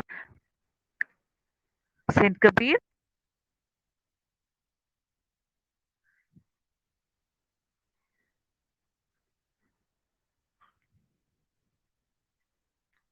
okay, they're just joining us.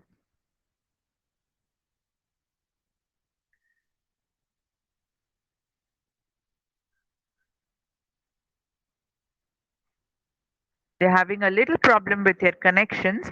So, till that, let me tell you about Ace Novation.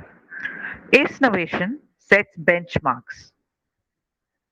We at Ace Novation are born from stories. We create stories, mingle into stories, and have become a story. And this wonderful young story brings to you stories and storytellers from all corners of the earth. Those who tell stories rule the world.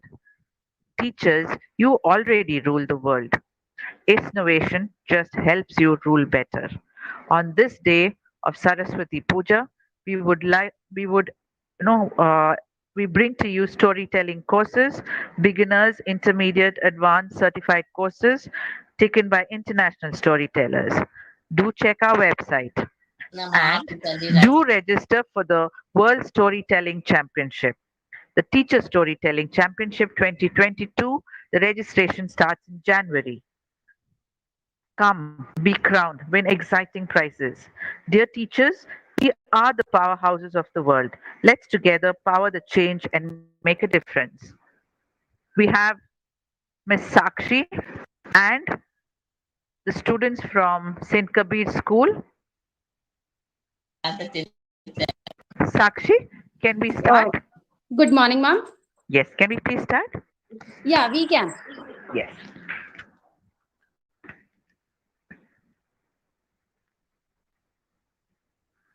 So our first this- participant, ma'am, her Yes. name is Omaira. Okay. Yeah. Amira? Yes, ma'am. Yeah. Can you start? Thank you for coming in. It really takes. How old are you, Amira? Which class are you in? First, I'm 6 years old. You're 6 years old. So lovely. You need a lot of confidence to come and speak in front of 1 lakh people who are watching you from around 150 countries. Hats Thank off you. to you, Amira. Come on, you start. Waiting to listen to you. Once upon a time, a little mouse saw a bag of straw. I will make a house out of straw, she said. She put on a wall, she put on the roof, she put on the door. I like my straw house, she said. And she went in. Just then a rabbit saw the house. I like your little house, he said. Can I come in? Yes, do, said the mouse. Just then a cat saw the house. I like your little house, she said. Can I come in? Yes, do, said the mouse and the rabbit. Then a little dog saw the house. I like your little house, he said. Can I come in? Yes, do, said the mouse, said the rabbit and the cat. Then a big wolf came to the house. Can I come in? He said. No, you are too big, said the mouse, said the rabbit, said the cat, said the dog. The wolf was very cross. I don't like you and I don't like your house, he said. So he blew and blew. Stop, he said. Said the mouse, said the rabbit, said the cat, said the dog. The house will come down. But the wolf blew and blew. The roof fell off. The wall flew off. The door flew off. What shall we do now? Said the rabbit, said the cat, said the dog. We can make a house out of bricks, said the mouse, and that's what they did. The end. The moral of the story is problems will come in your life. Do it and be happy. Thank you. Yes, problems will come in. Thank you for telling us that you just do it and be happy. Thanks, Amira. That was wonderful storytelling. It was such a pleasure listening to you. You have an amazing voice, and your diction at 6 years old is absolutely amazing. Thank you so very much. Thank you. Sakshi, the next one. Yeah, ma'am. Our next participant is Prachi. Prachi, which class are you in, Prachi? Ma'am, 10th class. 10th standard. Thank you, Prachi, Yes. for coming in. Thank you, ma'am. The floor is yours. Would you like to say something about yourself? Yes, ma'am. I am from Yeah. 10th class. I am 14 years old. I am going to tell you a story about a little poor boy. All right. And what do you like doing, Sashi? You like telling stories? Do you like reading? Yes, ma'am. You do? Okay. Yes. All right. The floor is yours. You can start. Yes, ma'am. So this is a story about a little poor boy Ram. He used to live with his father in a small little village. He and his father live very happily. He is 10th pass. So now he and his father has to go to a big village, big town in the search of the work. There they have to sleep on the footpath as there is no house for them. Ram saw many other students or children sleeping beside him and crying because of hunger. But he couldn't do something because he is also a poor boy. Now his father has to go for the work in the tea shop and he has to go to do a job in the cobbler. The days were passing happily. But what happens today? His father is no more. He is alone in this town, in the big town alone. Now, but he doesn't lose his confidence. He is doing great in his life today also. His tea stall was in the front of a hospital where many doctors used to come in the front of the tea stall and drink the tea. Today, a doctor come and he has drink the tea and said the Ram that you can take the money from the hospital as I am not having the money now. After a few minutes later, the Ram goes to the hospital. But what happens there? He was very shabby as his clothes were full of dirt and his feet were also full of dirt. He goes there, but the manager says, "Hey, you shabby boy, who allows you to come in this hospital with these shabby clothes? Get out." As the Ram is a young boy, he ran outside crying. He started crying there. But after a few minutes, he came again inside and said, "Listen to me, the doctor. I will be the same as you are here. And I will not allow any poor or rich to enter this hospital." And he ran outside. Now he is not aware that what he have to do now. So he has started again doing the job of the tea stall. Now many students of doing MBBS and medical used to come in the hospital for their training. He has concerned with one of the student. They advised him to complete his 12th first and then do the MBBS course. The Ram has now working very hard to do his 12th and MBBS. After the 7 years, he has completed his 12th and now MBBS also. In this whole locality now, Ram is the biggest doctor of that locality. The time comes of his transfer. Ram advised his managers to transfer him to the hospital in front of which he used to do the tea stall job. Now he is transferred to that hospital. Here he ran to the doctor whom he has done the commitment and he touched his feet and asked, "Hey doctor, did you remember who I am?" Doctor said, "No, how do I know who are you?" The Ram said, "I am the same boy who you have taught before 8 or 7 years.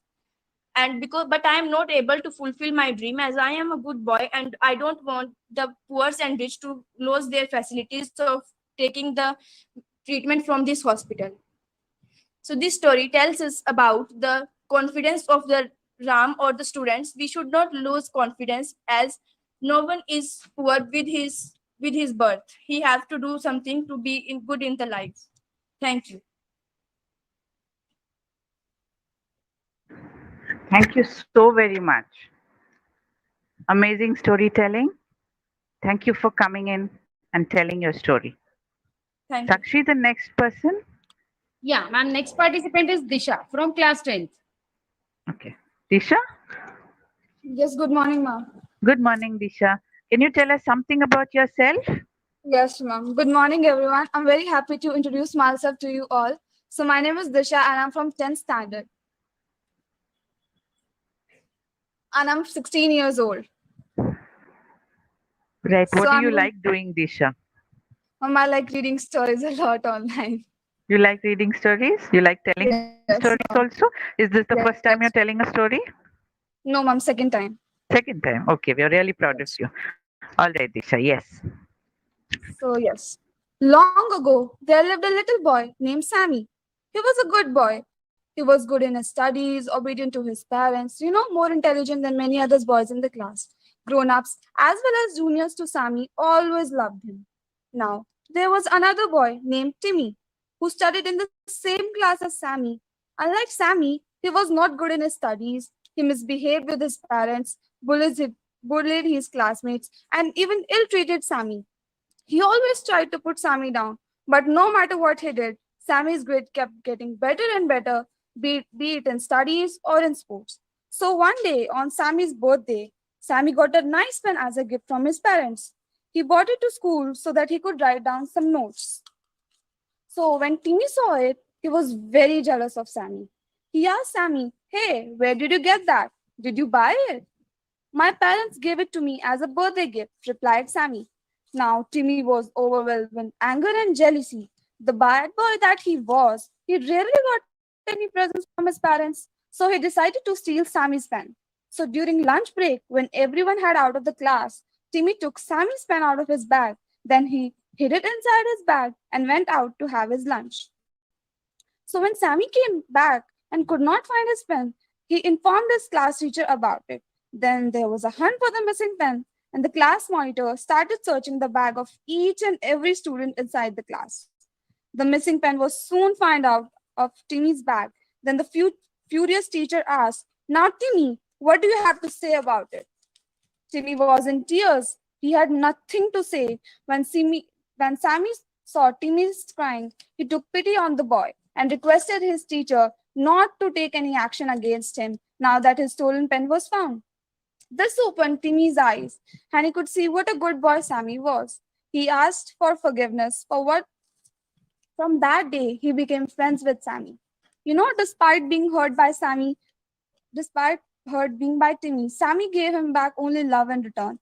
This is how we should treat everyone else. So at the end of the story, I want to conclude that do not harm someone even if someone harms you. Be good to all. Who knows, maybe one day our behavior may change themselves for better. Thank you, everyone. Nadu, thank you for telling us that we have to be good to everybody so that the world will be a better place. Thank you so much. Sakshi? Yeah, ma'am. Our next participant is ma'am Disha Panchal from class 9th. Disha? Yeah. Welcome. Thank you, ma'am. Can you tell something about yourself, my girl? Thank you. Ma'am, I am Disha Panchal. I'm studying currently in class 9th in St. Kabir Public School, and I have got the to present a story in front of you. And the moral, like the base of my story is that you should be nice to your enemies. Okay. All right. Go ahead. We're waiting to listen. So the title of my story is Enmity of Juan. Once upon a time, there lived a farmer who had a little land. His name was Tuan, and he was a very kind and good-natured person. He lived in a hut on his land with his wife and children, and earned by selling whatever crops he could produce on his small land. Tuan loved to help others. Whenever someone fell ill or needed something badly, Tuan was there to help that person. If someone died in the village, Tuan assisted the family members of the died person in whichever way he could. If anyone fell ill at night, Tuan was right beside the village doctor to help him prepare the medicines and tend to the sick. There seemed to be none who hated this man. He appeared to be loved by one and all. But there was a person who hated Tuan with all his heart. He was Juan, a neighbor of Tuan, who lived in the land next to him, a lazy person by nature. Juan hardly put in as much effort to cultivate his land as Tuan did to produce crops in his own. So when the harvest season arrived, every year Juan found that he had very few crops to sell. Tuan, on the other hand, earned a handsome profit through the selling of his produces. One year, Juan could no longer contain his jealousy. Just days before Tuan was to reap his harvest, Juan set fire to his crops at night. Tuan was asleep at this time, and it was only the alertness of one of his other neighbors that saved much of his crops from being perished in the deadly flames of the fire that Juan has lighted. When the flames were doused, Tuan saw which direction the fire had started from. Juan's animosity towards him was unknown to Tuan, but he let the matters rest and decided to take action only if he saw Juan repeatedly his dastardly act once again. That year, Tuan managed to sell the rest of his crops at a good price, but he could not make much profit for a good part of his produces. had been burned. He had a heavy heart, but he did not like to tell anyone about it. Only days later, Tuan was awakened by the sound of lamentations. He went out to find a crowd beside Hut. hut. He rushed to find that Juan's son had fallen ill. He found that the village doctor was unable to provide a cure to his illness. Tuan knew what he had to do. He untied his own horse and rode it. Then he rushed to the town that was 10 miles away and fetched a more experienced doctor who lived there. This doctor was able to guess the disease correctly and provided an exact cure for it. Within hours, the boy was found to sleep soundly, and Tuan went with the doctor to take him back to the town. A day later, Juan went to Tuan's hut and began to weep bitterly. He confessed to his sins but was surprised when Tuan told him that he knew about it all. You knew that I had set to your crops, and still you fetched the doctor for my son, asked the astonished Juan. Tuan nodded and said, I did what I knew was right. Could I do wrong just because you had done so? Juan stood up and embraced Tuan. Both men were in tears, and so were the others who stood by them. From that day, Juan changed himself. Within a year, he could he could produce much crops in his land through his hard work. When the others asked him how he had changed so much, he only replied, it was the goodness and love of Tuan that transformed me. Moral of the story is be nice to your friends, but be nicer to your enemies. Thank you. Yes, we have to be nicer to our enemies too. And to our, being nice is important in today's world. Thank you so much. Sakshi, Yeah, ma'am. the next student. Only 4 participants were there from our school. All right, fine. Thank Yeah. you so much for that storytelling, Sakshi. St. Kabir's has been at the forefront of, bringing about unique education for students and doing new things, out of the box things, and storytelling was one of it. And the way they have brought up the children, the way they encourage the teachers, etc., has been really, really wonderful. Thank you very much. Thank Thanks, you so much, Sakshi. Meena, Thanks, ma'am. and Kabir. Thank you so Thank much. you. It was a Thank good you. opportunity that you had given to our students, and might be Thank they you. will get the next more opportunities. Thank you so much. Thank you.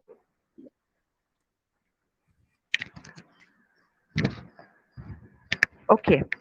Do you know how silk was discovered in China? We'll just know. A long time ago, in a tiny village in China, there lived a poor girl belonging to a weaver's family. One day, the emperor was passing through the village and saw her working in the fields. She was beautiful. He just couldn't take her eyes off her. He noticed her red cheeks and rosebud like mouth, her proud bearing, and her rough, work worn hands, which meant she worked very, very hard through the year.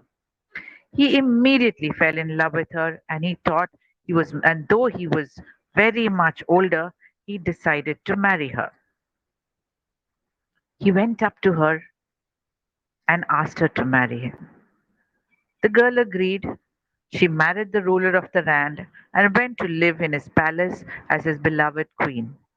But she was unhappy, very unhappy. She had grown up in the wide open spaces of the countryside, and now she was confined to a palace, magnificent though it was.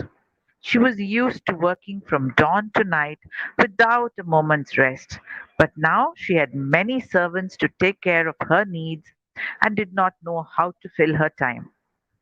There was so much time at hand. In the village, she had been surrounded by family and friends who exchanged news and gossip as they worked. But in the palace, it was quiet and no one spoke out of turn. The emperor noticed his wife was sad and tried his best to make her happy. He bought her grand clothes, jewels, and artifacts, threw elaborate parties, hired the best musicians of the land to amuse her. Yet she was so sad. One afternoon, the Empress sat under a mulberry bush in her garden, lost in her thoughts about her village. She slowly sipped hot water from a cup. Staring up at the blue sky, the girl remembered the birds that flew over her village. Then, sighing softly to herself, she picked up her cup to take another sip. But what was this? A cocoon from the mulberry bush had dropped into the hot water. Her first thought was to throw away the water and the cocoon, but then she took a look closer and closer. She saw some threads peeping out from the cocoon. Where had they come from? She pulled the threads.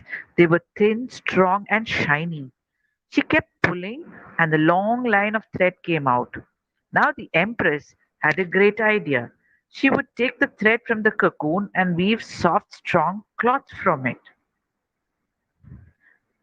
She pulled and she pulled, thread after thread, and she wove and she wove. She called out to her servants, and everybody got to work. They took cocoons out of the mulberry tree, dropped them in the hot water, and removed the thread. They gathered a fair amount of yarn. Then the queen ordered a special weaving machine and wove the first piece of cloth using this new thread. Thus, silk, the best and brightest form of cloth, was weaved. The manufacture of silk spread through China. It was a cloth that only royalty could wear, and was much in demand in lands as far away as Rome. The route through which silk was traded between China and Europe through Asia was called the Silk Route. Now that Chinese had learned to make silk cloth, they did not want to share this route with Europe.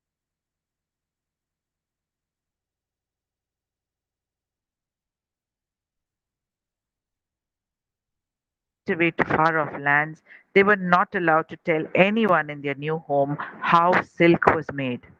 Many, many years later, when a clever princess was leaving her house on getting married, as was the custom, her bags were searched carefully to check that she did not carry anything that would help her make silk. The princess had been weaving silk from a young age and wanted to continue to do so wherever she went. She had hidden the cocoons in her long, elaborate hairdo. No one thought of looking there. When she went to her husband's house, she took out these cocoons from her hair and started gathering silk thread. In this way, legend goes, the knowledge of how to make silk never left China.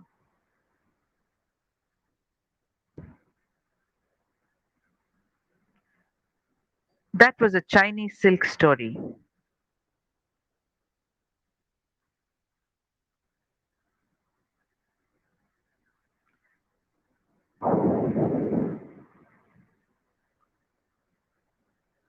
Okay, now it's another interesting story that I'm going to tell you.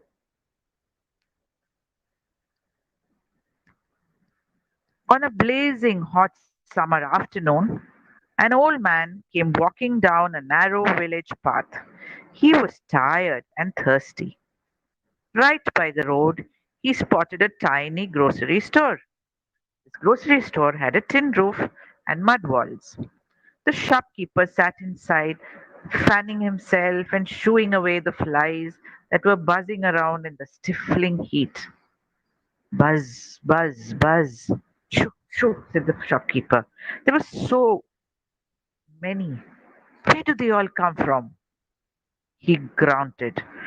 There was a little bench in front of the store where the villagers met when the evening came and the land had cooled down. The old man flopped down on the bench. He was so tired that for a while he could not speak. He was weary. Finally, he opened his mouth and uttered one word: water. Now, the village had been facing a horrible problem for a long, long time. It was near a great desert, and the rains came only once a year to fill its ponds and wells. But the rains had disappeared for the last 2 years, and the villagers had been making do with water from a faraway stream. Every morning, groups of men and women would walk the distance, fill their pots from the little stream, and used it the whole day. Naturally, no one wanted to waste even a drop of this precious water. Yet, how do you say no to a thirsty, tired old man when he asks for water? Without a second thought, the shopkeeper Ravi, who was very kind hearted, poured out a tumbler of water from his pot and gave it to the old man. The old man drank it up greedily. Then he said one more word, more. Without waiting for Ravi to give it to him, he lunged for the pot, picked it up, lifted it to its lips, and drank up Ravi's entire day's supply of water. Now, poor Ravi, what could he do? He just stared in dismay and he told himself, never mind, after all, I did help somebody in need. The stranger, meanwhile, now seemed to feel better. He handed the pot Hello. back to Ravi. Hello. Hello? He handed the pot back to Ravi, gave a smile that filled Ravi's heart with warmth, and said, my son, always be kind like this. Help everyone who comes to you like you help me, and you will be blessed. Then he picked up his stick and slowly hobbled down the road. Ravi watched the strange old man disappear into the distance and then returned to his shop and wondered what to do. The afternoon heat grew worse. After a while, Ravi felt his head was about to burst with a headache. His lips were parched, his throat hurt, it was so dry. He needed a drink of water, but the visitor had finished it all up. He did not know what to do. Hoping to coax a drop or two out of the pot, Ravi lifted it to his lips and tilted it. Imagine to his surprise when a gush of water ran down his face. It was sweet, refreshing water which not only quenched his thirst but also wiped out his headache. Ravi was staring at the water pot, trying to figure out what had just happened when Karim limped into his shop. Karim was a young man who had hurt his leg in an accident years ago, which had left him with a limp. When he was unwell or tired, his limp became worse. Karim, too, flopped down on the bench in front of the store and caught his breath like an old man. When he fished out a shopping list from his pocket and handed it to Ravi. As Ravi started packing up the items listed on the paper, Karim opened a little bundle of food and ate his lunch sitting on the bench. Finally, he wiped his mouth on his scarf and pointed to Ravi's pot of water. Mind if I take a little sip? It is so hot after all. Ravi was busy measuring out some dal. He said without looking up, I would be happy to offer you some, but someone's already had most of it. Then I was feeling unwell and I think I finished the last of it. What are you saying, my friend? I can clearly see the pot brimming over with water. Ravi looked up and stared in disbelief. In front of his eyes, Karim poured out a tumbler full of water and drank it. He paid for his groceries and left the store. Now, Ravi was shocked. Did his limp look as if it was nearly gone? Ravi watched him for a while, trying to figure out, then decided the heat was playing tricks on his mind and went back into the cool comfort of his shop and dozed off. He woke with a start as someone was calling his name urgently. He opened his eyes to find Karim back. This time he was holding by the hand his little sister Fatima. Brother, wake up. We need your help, Karim urged. What? Is something wrong? Fatima is burning up with fever. Then go to a doctor. Why have you got her to a grocery shop? Karim stared at him and said, you mean you don't know how you just helped me? My leg, which has been troubling me for the last many years, healed up on its own as soon as I drank the water from your magic pitcher. Give Fatima a drink from it too. I'm sure her fever will disappear in no time. Ravi was astounded. Magic pitcher? Healing water? What was Karim going on about? Nonetheless, he did not let his fear get the better of him. He passed the pot to Fatima. She drank a bit, then sat down to rest. Within minutes, she lifted her head and said, "Is it true, brothers? I am indeed cured of this fever." Soon the news spread like in the village like wildfire. Ravi, the quiet grocery storekeeper, was now the owner of a magic pitcher, the waters from which could heal anyone of any disease. Every night, Ravi left the pitcher in the store, and in the morning it would be filled to the brim with sweet, cool water. Daily, a queue of sick people and their relatives collected in front of his shop. To each one, Ravi gave a drink of the water, and they went away saying they were now better. The pot was never empty. Ravi realized the old man had helped he had helped must have given him this gift in gratitude. Ravi understood what a great gift it was and thanked him every single day. Soon this little store turned into a hospital. Ravi did not charge a paisa for the water. People would leave some money, some gifts for him. Others did not pay him anything, but he was still happy with all that. One day, a rich landlord's servant appeared at his doorstep and said, "My master is unwell. Come with me and give him a drink of your water." Ravi replied, "See the crowd of people behind you waiting for their turn. How can I leave without helping them and go to your master? Do you think these sick people can stand in the sun for long? Tell your master to come to me instead, and I will give him the water here." The servant said, "Ravi, what will you get by helping these poor people? A few rupees, some rice and dal? Come to my master's house. He will shower you with money and gifts. Your worries about making ends meet will be over for at least a month." Ravi was tempted. It was true. Why not cure one rich man and get some help in buying his daily needs? Ravi told the people waiting outside to come back the next day and went with the servant to the landlord. Slowly, in this way, Ravi started changing. Where once he could not bear to see the pain and sadness of the sick and poor people, he now started each day hoping he would get one rich patient at least, who would pay him handsomely. Days passed, seasons changed, and it was summer once more. Ravi was in his old store writing up his accounts when the voice of an old man quivered in his ear. "Son, water." Startled, he looked up. Was it the same old man who had given him the gift of the magic pitcher? But right behind the visitor was none other than the king's messenger. "Come quickly," the messenger shouted. "The queen has been bitten by a mosquito." "Water," the old man said. "The queen is unwell," the messenger shouted. "The queen is unwell." "Water," the old man said. "The queen is unwell." Ravi looked from one to the other. One was a grubby old man who may or may not be the same person who gave him the picture. On the other side, a messenger from the king himself. He pictured the gold coin showering down on him once his healing water soothed the queen's mosquito bites. The choice was clear. He picked up his pitcher and said to the stranger, "Wait here, uncle. I'll be back soon." The king's swift-footed horses took him to the palace.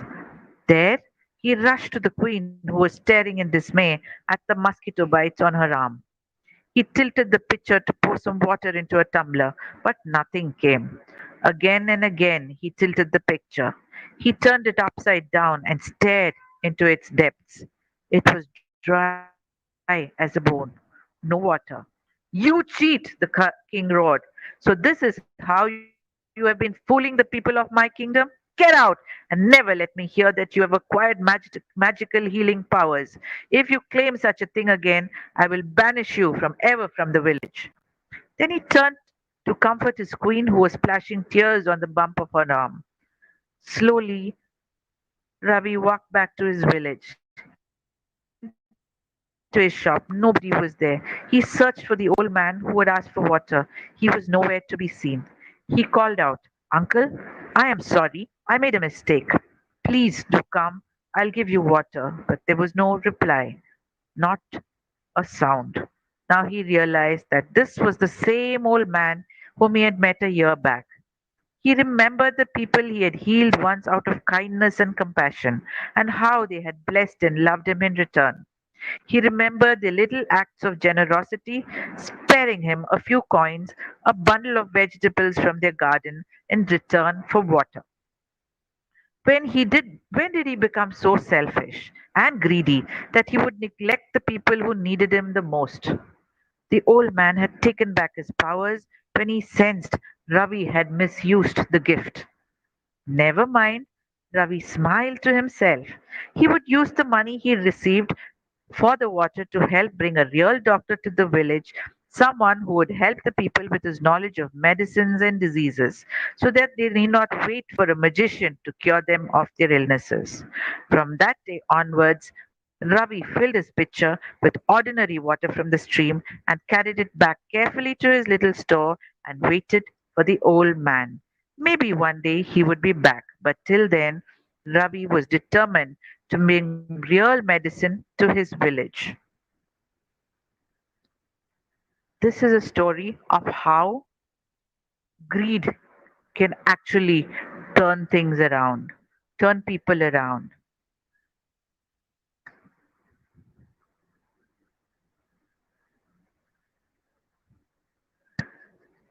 There's another lovely story from, Sudha Ma'am, Murthy's. Yes, Bhavna? ma'am, Sakshi ma'am, I think would like to also tell us something, and she has a few students who have All right. envisaged interest. Oh, very good. Sakshi? Yes, Meena ma'am. Yes. So may I start? Yes, please. Go ahead. Okay. Thank you so much for this lovely opportunity. So this is a great story from Panchtantra, and it is a very lovely story for the children. Long time ago, there lived a priest who was extremely lazy. Because of his laziness, he could barely earn anything. He was poor too. Now, this priest didn't want to work hard. He was always dreaming of being rich one day. He used to earn his butter and bread by begging for alms. One fine day, he got a pot of milk as part of the alms. He was extremely happy and went to home with the pot of milk. He soon boiled the milk, drank half of it, and kept the remaining milk in a pot. He then added slight curds in the pot for converting the milk into curd. Later, he lay down to sleep. Soon, he was in deep slumber and started dreaming about the pot of curd while he lay asleep. He dreamed that if he could become rich, somehow all his miseries would be gone. His imagination turned to pot of milk he had set to form curd. He dreamed on and thought, by tomorrow morning the pot of milk will turn into curd. I will then churn the curd and make butter from it. I will heat the butter and make ghee out of it. I will then go to the marketplace and sell that ghee and make good money from it. With that money, I'll buy a hen. The hen will lay eggs, which will hatch, and there will be many chicken. These chicken will in turn lay hundreds of eggs, and I'll soon have a poultry farm of my own. He kept on dreaming and dreaming. His dream continued. I will sell all the hens of my poultry and buy some cows and open a milk dairy. All the town people will buy milk from me. I will be very rich and soon I shall buy jewels. The king will buy the jewels from me. I'll be so rich that I'll be able to marry and beautiful girl from a rich family. Soon I will have a handsome son. If he does any mischief, I'll be very angry, and to teach him a lesson, I will hit him with a big stick. As he was dreaming, he picked up the stick which was kept next to his bed, and thinking that he was beating his son, he raised the stick and hit the pot. The pot of milk broke, and he awoke from his daydream. And the moral for the story that the dreams cannot be fulfilled without hard work. Hard work is very necessary in our life. If we want to achieve any goal, if we want to achieve anything, we should be hardworking. Thank you so much. Thanks, Sakshi. Hardworking we are. We should be. We will be. Thank you so much. And hardworking, St. Kabir, school is hardworking. Is all about hard work. Thank you so much. We are having two more students with us. Yes, please. Yeah. The first is Ria Verma from class 10th. Ria, welcome. Yes, ma'am. Good morning, ma'am. Good morning. Welcome. Ma'am, my name is Ria. Yes, Ria. It's so nice to hear youngsters tell stories, and this is one platform which is giving a lot of opportunities to young children to tell stories, because it's Yes, the next ma'am. generation that has to make a difference. Thank you. Thanks, Ria. Welcome. Yes, ma'am. So today it's my pleasure to have a storytelling in front of you. And the story is The Dispute Between the Crow and the Owl. One day, a serious meeting was held by the birds of the forest to discuss about their king. The various birds of the forest assembled and discussed about Garud, their king. A parrot said, "We need another king who will be effective enough to protect us from danger. Every day we lose one animal from amongst us. The hunters come and kill us, but Garud never comes to one secure." Everybody present in that assembly supported her statement. Then the peacock said, "But who will become our king then?" A sparrow said, "We have to elect someone from someone ourselves. A king must be strong enough to protect us and intelligent enough to guide us. But who amongst us has both these qualities?"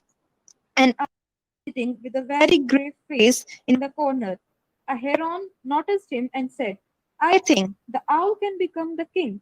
Look, he is so strong as well as intelligent. Moreover, he has a personality.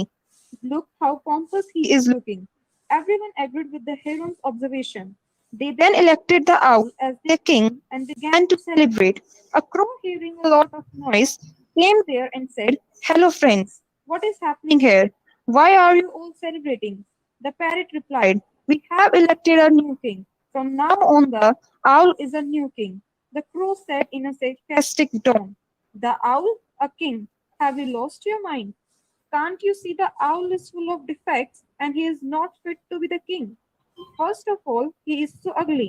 Secondly, he cannot see during the day.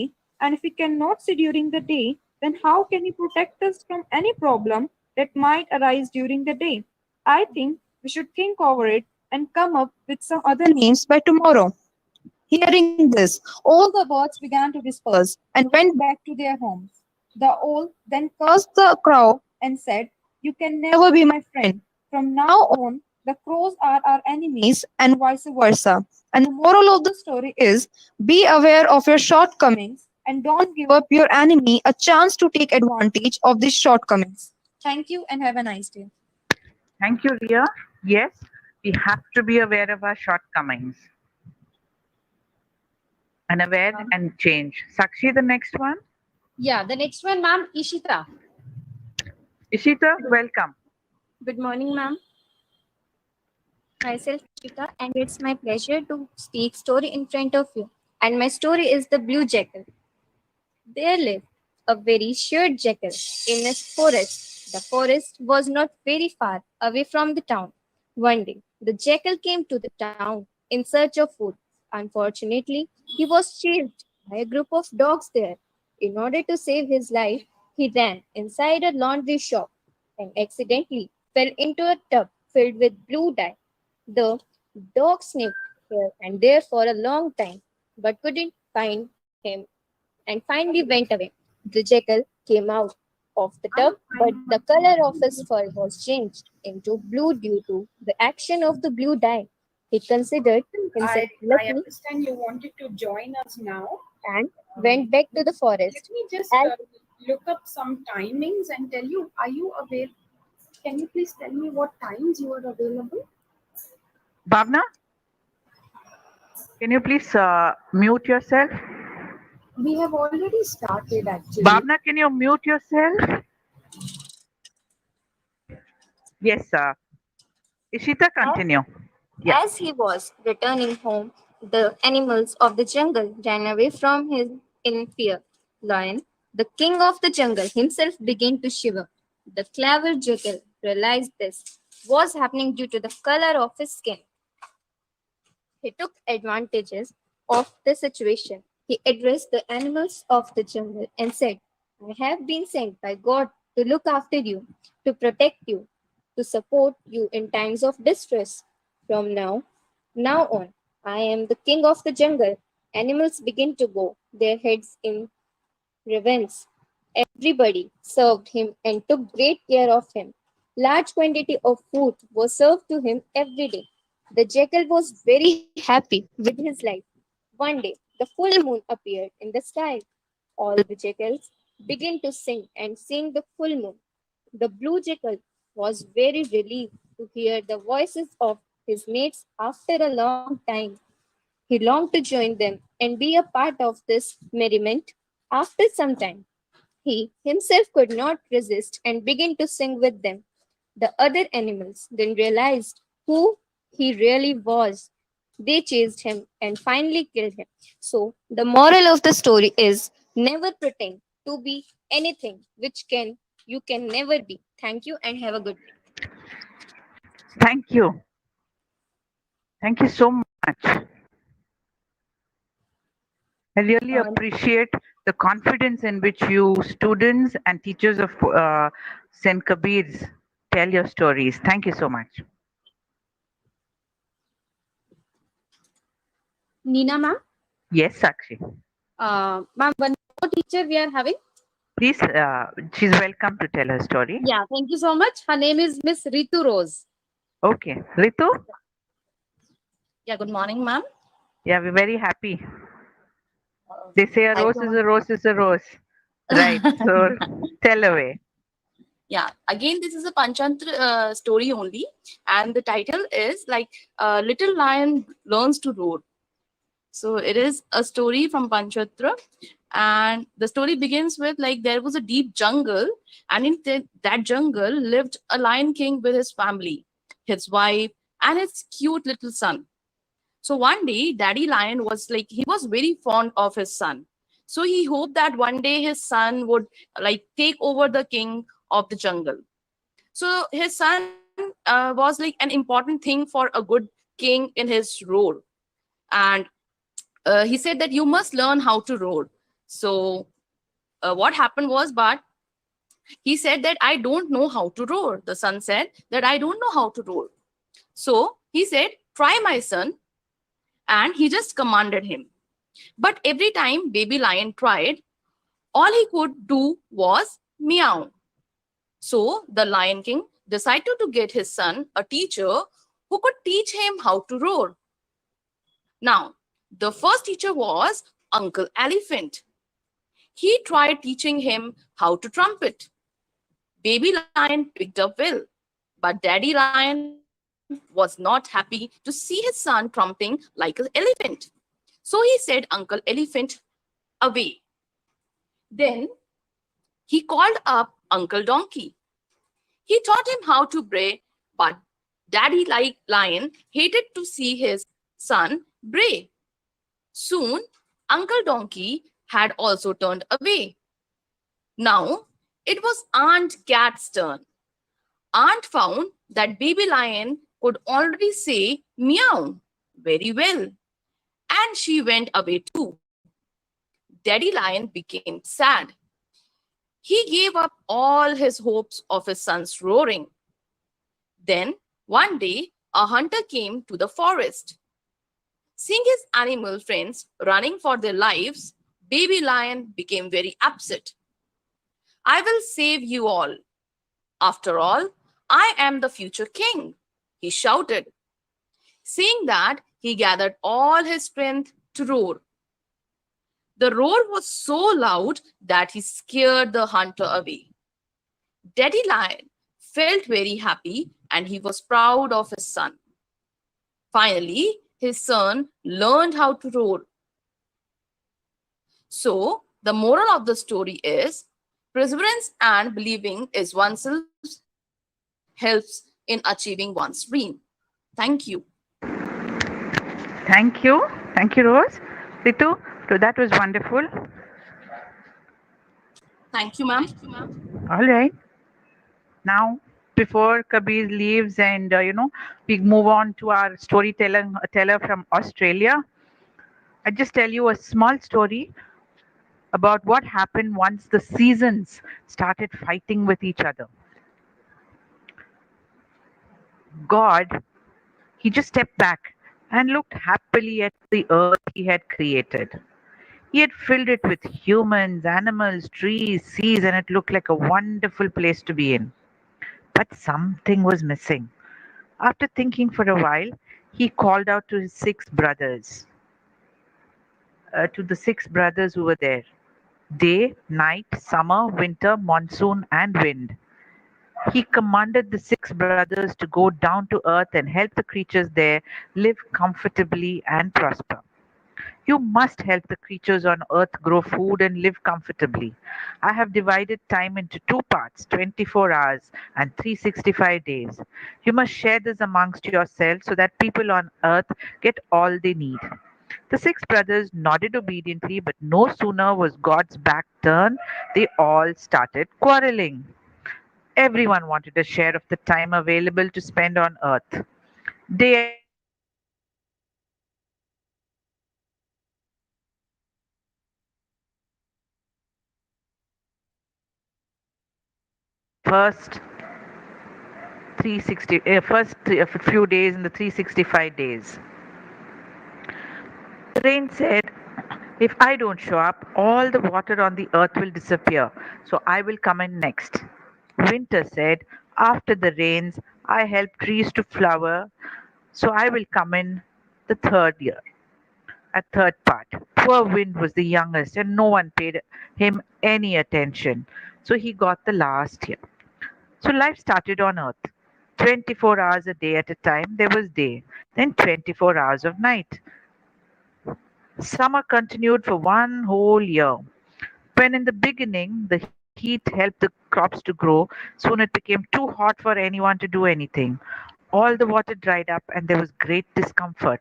The people on earth pleaded with summer to stop, and he had to leave before his year was up. Then it was turn of rain. When he started pouring down, how happy everyone was to get some respite from the year's summer. But soon the lakes, ponds, rivers, oceans all filled to the brim and started overflowing. The crops got spoilt in the rain, and there was nothing for anyone to eat. When people prayed for him to stop, he had to step aside and make way for winter. With relief, people greeted winter. Now there was neither the scorching sun nor the pouring rain. But day after day went by like this. They started falling sick from the constant cold. Plants started drying because of less sunshine. At the people's request, winter too had to stop. Now it was turn of the wind. Within a few days, his constant huffing and puffing, people were scared to step out anywhere. Trees were uprooted.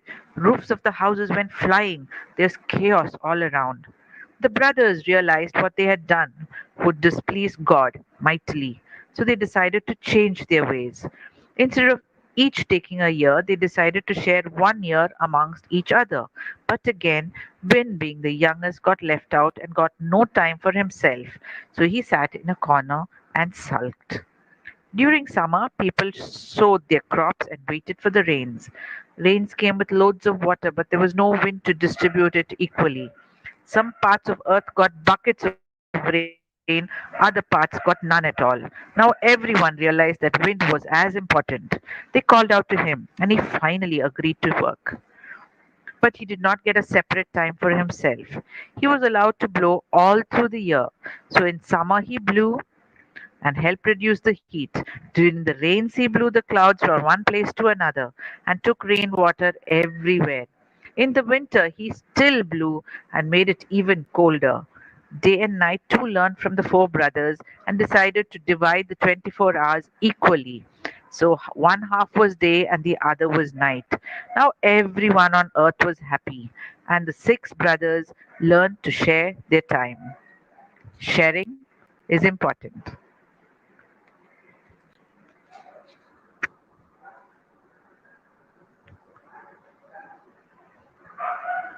Our next speaker is a wonderful, wonderful lady from Donna.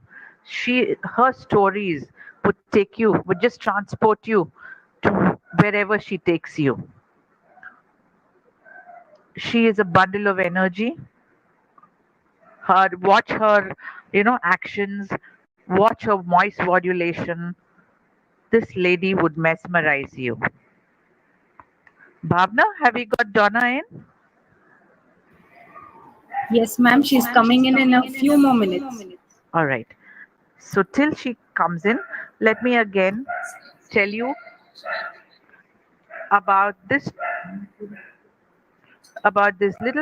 a little story about Ace Novation. Ace Novation, like I told you, was born from a story. It was started in the year 2019 at Singapore. And then Singapore, headquartered at Singapore, Ace Innovation started its work from India. And from India, this little story made its modest beginnings. We created stories, we mingled into stories, and we have become a story. 264 storytelling sessions, which has brought in around uh, amazing storytellers from all over the world. We have connected to 3,000 storytellers from all over the world.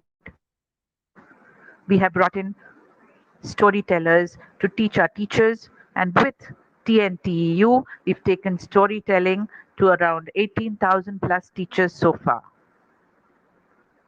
Today, like Shiva Shakti told us, we are reaching 1 lakh people in 150 countries.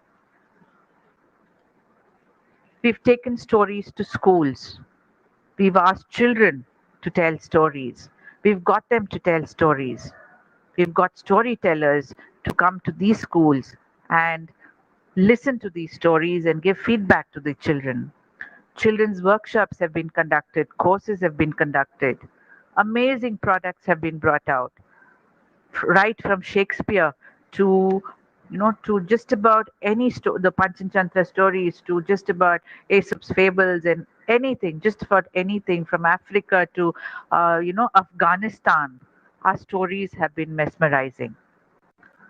Afghanistan, the story is something worth I would like to tell you about. The storytellers of Afghanistan, we have done what no government has been able to do. We got the storytellers, the women folk of Afghanistan, to tell their stories. And these stories you can watch it on our YouTube channel. They had told the stories in Dari.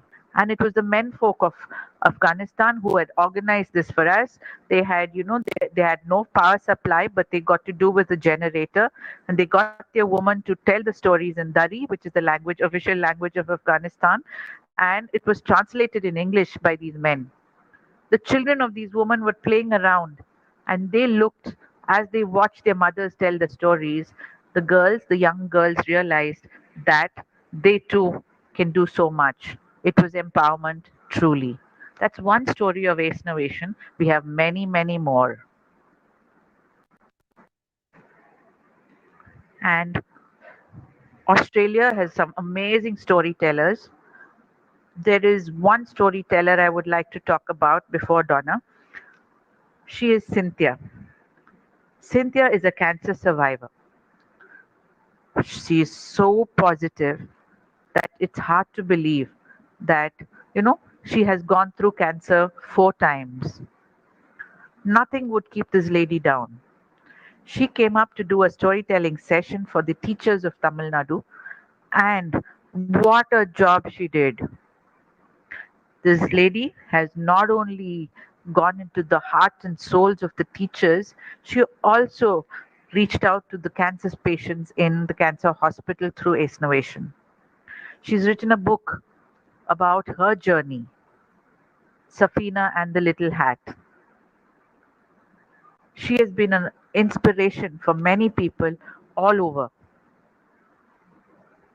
If Cynthia is a story, we have Christine.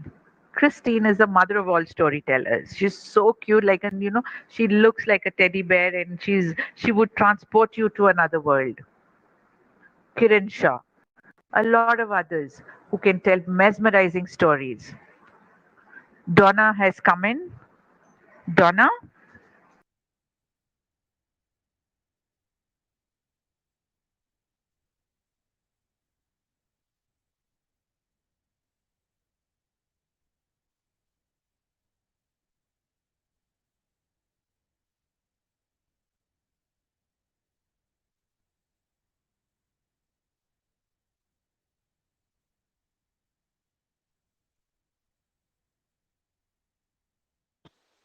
Hi, Donna. Good afternoon.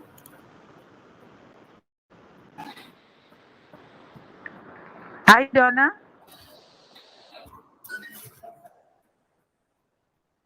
Can you hear me now? Yes, Donna. Good, good. Hi. Hi. Wonderful having you. Thank you. Donna is a storyteller par excellence, and just listening to her would take you not only to Australia but to any part of the world that she wants to take you. To introduce Donna, we have Bhavna. Bhavna? Thank you, ma'am. I take great honor in introducing our next speaker for the day. She is Miss Donna Jacob Saif from Australia.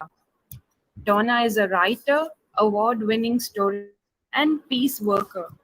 From the United Nations to Woodford Folk Festival, she has built considerable international reputation on her capacity to bridge difference, be it within our societies, our communities, or even ourselves. She has been involved with Judaism as a teacher, performer, writer, and contemporary interpreter with regards to creative, spiritual, and ritualistic expression for 20 years and over now. She has traveled widely throughout the world, teaching and telling stories. She has been interviewed a number of times on ABC Radio, The Spirit of Things and Encounter, and is well known in the Sydney community. She is a highly regarded Jewish educator as well and has taught at several places. She is also the recipient of the first prize for original storytelling at the Australian National Storytelling Festival in 1997. For Donna, storytelling is an art which has elements of the sacred. She is drawn to stories that hold within them truths that are beyond time and space, that provide ancient images that awaken lost memories within ourselves and our sights. She tells to uplift the spirit, to awaken hope, and to celebrate the soul. Donna draws from all traditions, and in doing so, she takes pleasure in both the unique elements held within different cultures and the golden thread that links them all. Now, let us celebrate stories in her own style. Please welcome Donna. Thank you very much. I can't see anybody. Does anybody want to put on their video so that I can see a face, or do you like to hide? Oh, thank you, Nina. Anyone else? Because it helps to see a face when I'm telling a story rather than to tell at a screen. So if you feel so inclined, I'd be grateful. So I've got half an hour to talk to you today. Half an hour, and there are 1 lakh people watching you in 150 countries. So happy storytelling. Okay, thank you. Okay. So, I mean, it'd probably be good if everybody muted, which you've done now, which is good. Okay, so I just thought I would tell a few stories to illustrate some of the things that stories can do. Because stories, as you all know, can do many, many things. I know you're all teachers, so I was thinking about that when I was thinking. So one of the stories that I tell, if there is some kind of problem with bullying or some kind of discrimination, or I would tell this story about Bat. You may have seen Bat because it's on my email. It's a little YouTube, but it's a good story. In the beginning, when the world had first begun, all the animals lived over here and all the birds lived over there. And one day the animals decided to have a party just to celebrate the world and life itself. And no one was more excited about the animal party than Bat. You know Bat, up all night, perfect party animal. So on the night of the party, he got all dressed up in his best clothes and headed down to the animal party. And there was Zebra, the bouncer. And Bat said, "Hello, Zebra." And Zebra said, "Hang on, Bat. Where do you think you're going?" And Bat said, "Party." And Zebra said, "This is an animal party, Bat." And Bat said, "Yeah, I'm an animal. Look, I've got fur, I've got teeth. I'm definitely an animal." And Zebra said, "You've got wings, Bat. You're not an animal, you're a bird. You're not welcome. Off you go." Poor Bat. He sat on the branch of this tree and he cried and he cried and he made the branch all slippery with his tears and he slipped around it, whoop, and he fell upside down and he just hung there until one day he heard about the birds having a party. Yippee.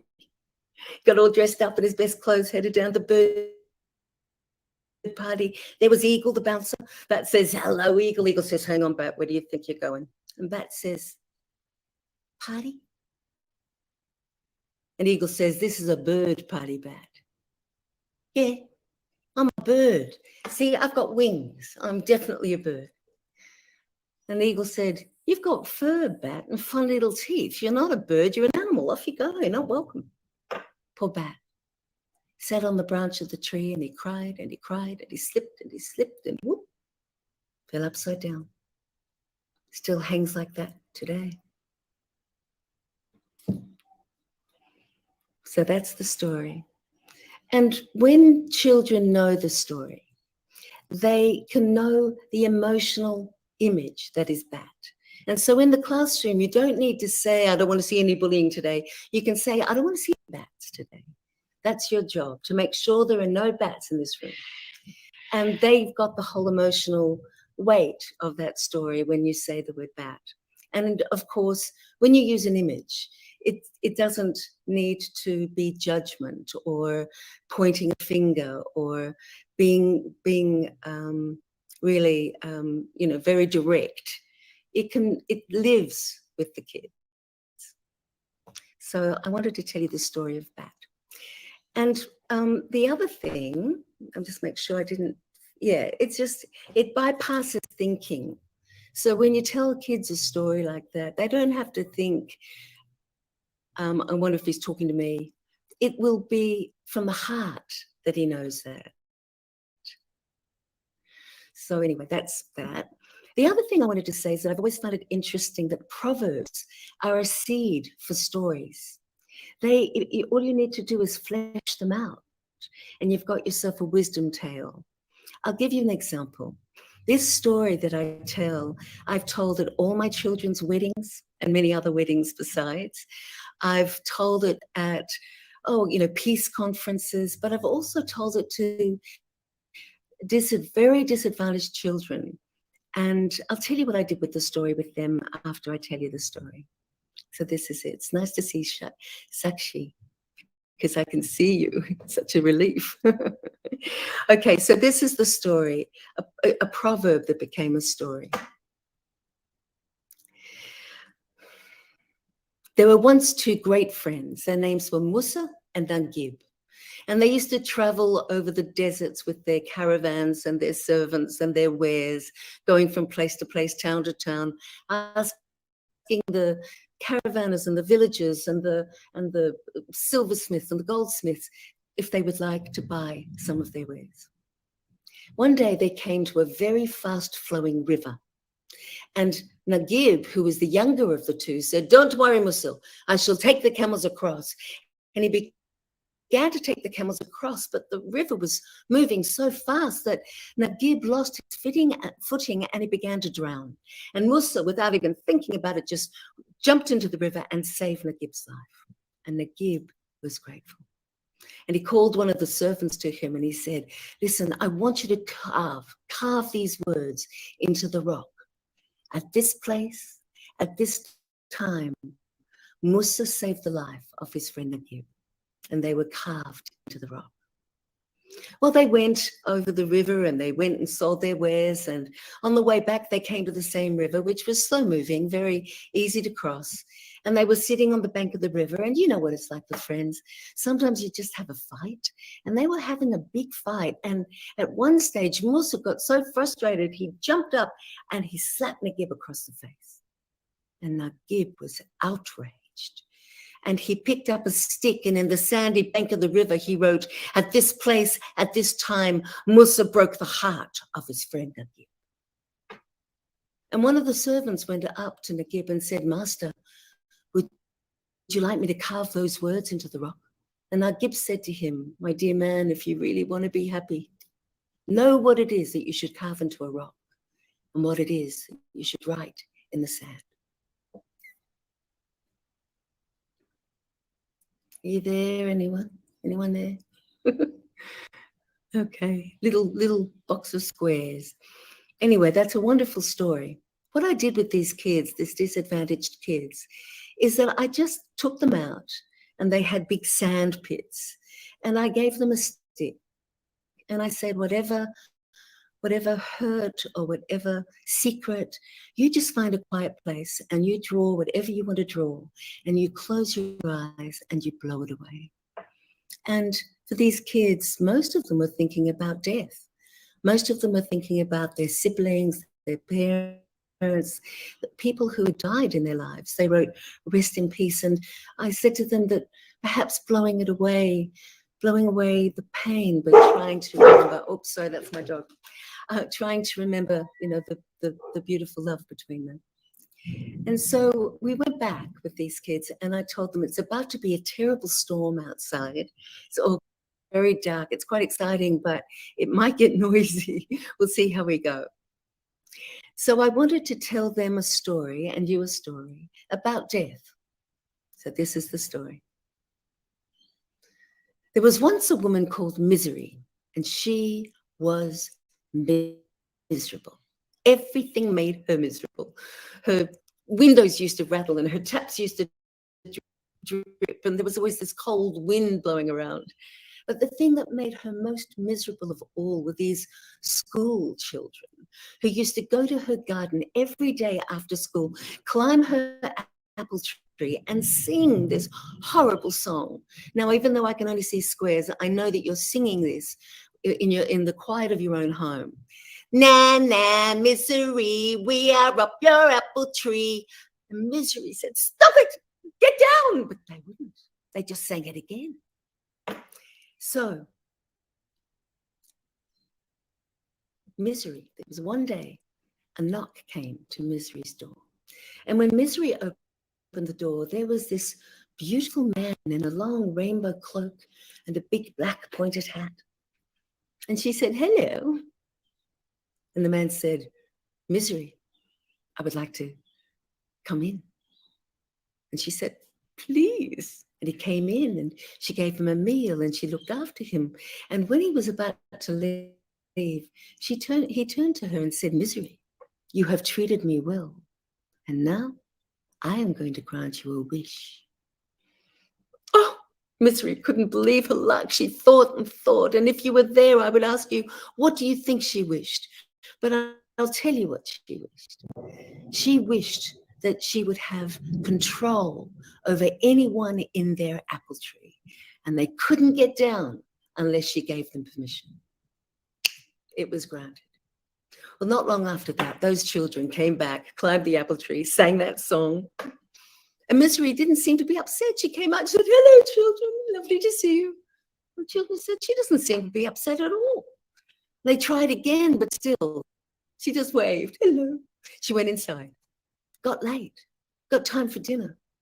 The children were ready to climb down the apple tree. They said, okay, it's time to go, let's go. Oh, they were stuck, couldn't get off, couldn't get down that tree. In the meantime, their mothers and fathers were getting worried. It was dinner time, and they started to walk the streets, and they came to Misery's garden, and they looked up and they saw the children. They said, children, it's dinner time. What are you doing? Get down. And they said, we can't. What do you mean you can't? It'd be ridiculous. Get down. We can't. So one of the fathers said, oh, it's ridiculous. So he climbed up the tree. He said, okay, come on, let's go. Stuck. Another father came up. In the end, there were 3 fathers and 5 children up in the tree, and all the mothers down below saying, oh no, terrible thing. And they went and knocked on Misery's door.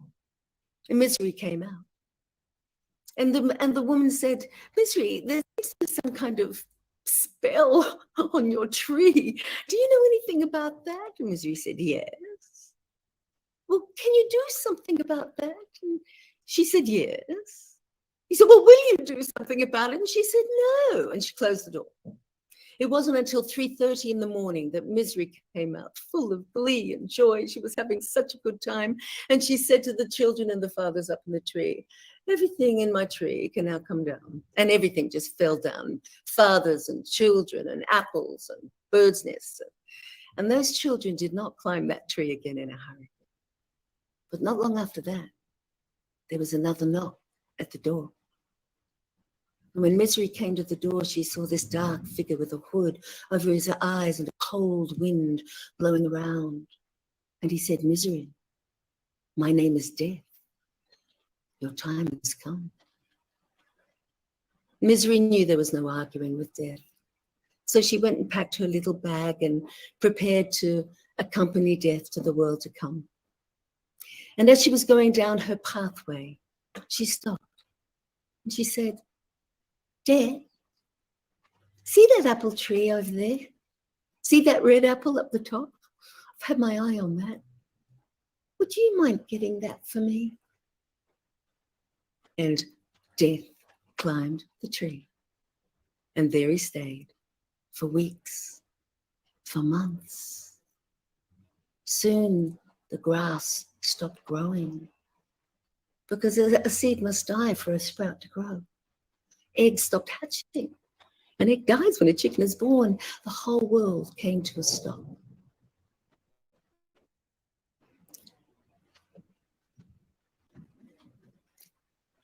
And then the funeral workers came and they said, no one's dying. We don't have any work. Our children are hungry. Can you let Death down? She said, find another job.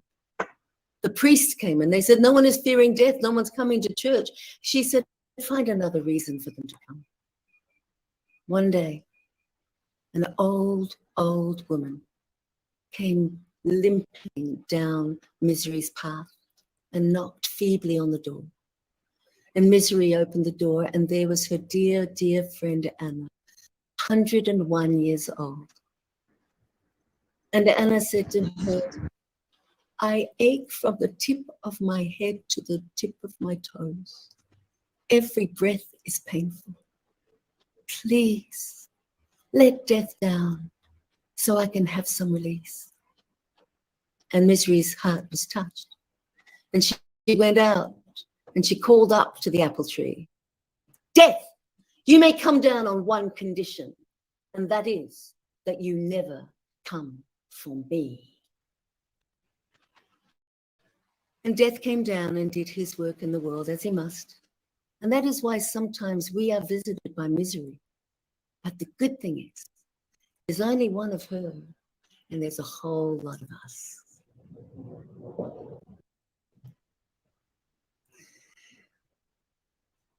Can you hear the thunder?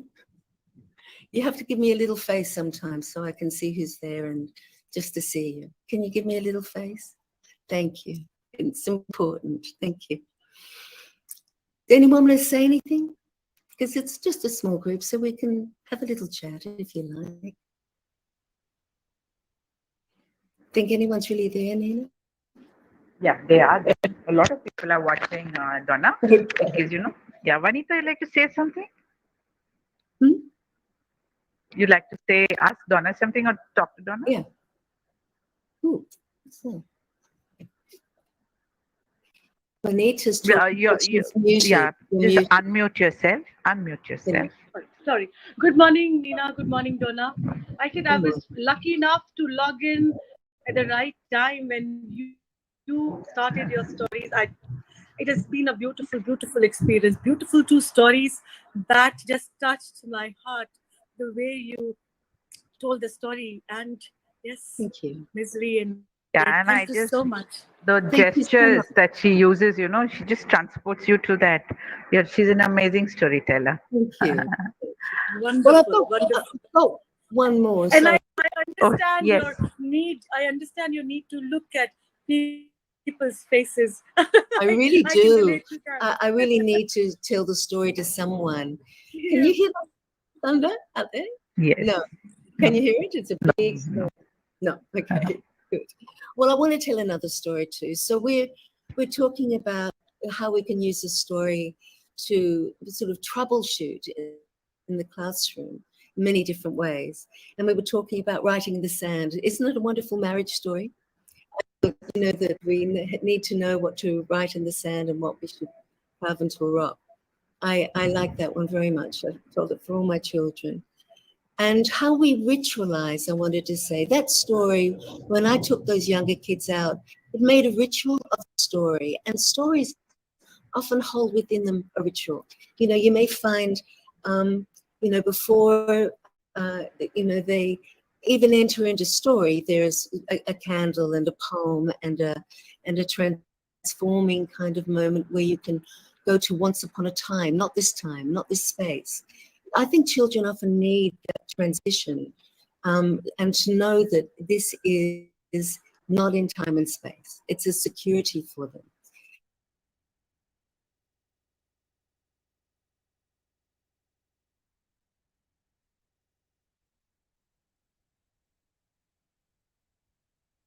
Story, it will always deepen a story. There's a story I tell, I don't know if I've told it, called The Cottage of Candles. I won't tell it now, but one of the things that we did, this man finds his own soul candle, and it's very disappointing.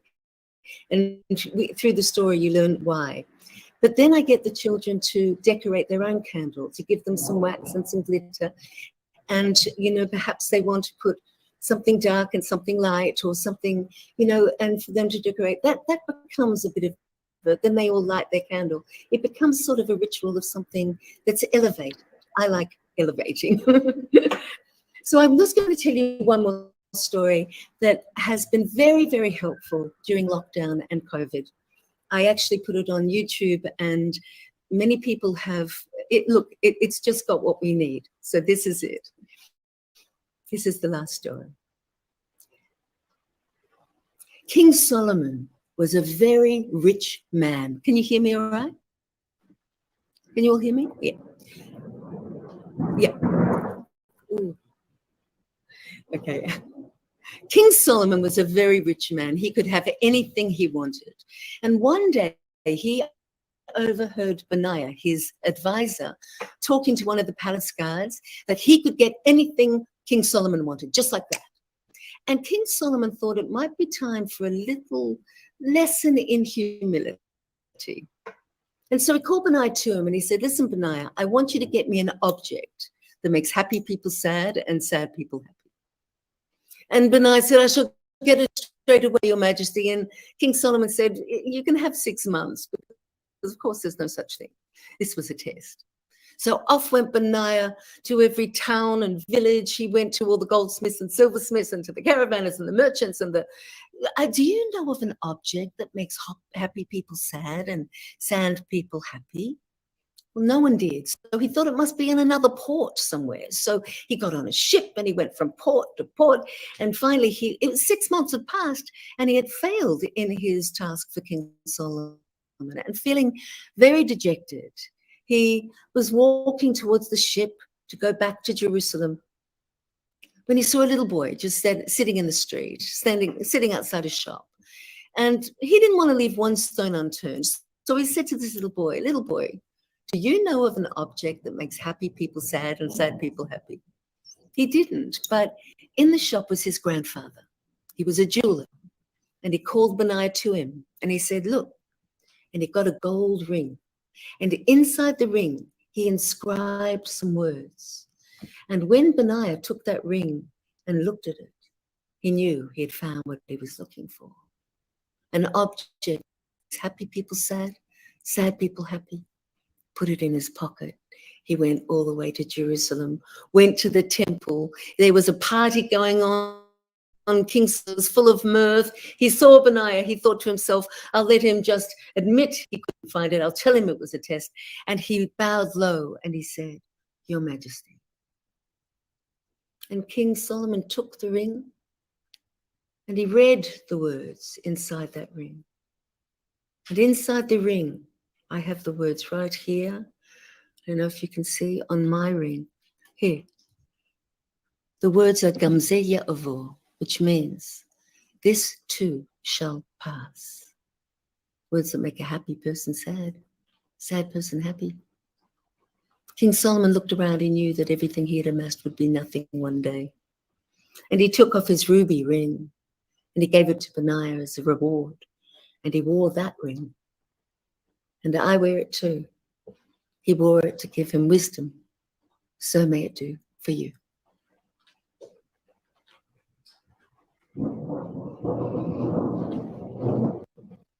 Hi. You're on mute. That is totally amazing. Wow. Thank you. So nice. Wasn't it, Vanita?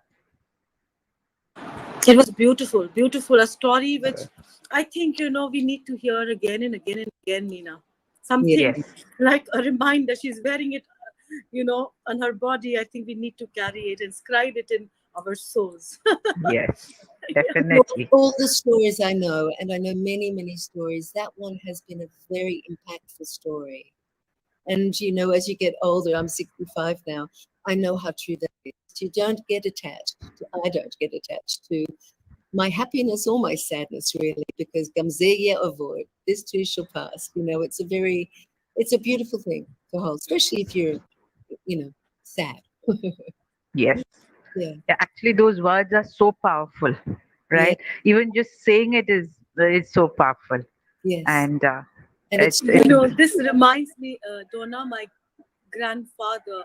I never saw him, but my mother used to tell us that he always had this line which he made every time it was his birthday. He said, the more candles we have on our cake, the less breath we have to blow them out. So I don't know, I really remembered that.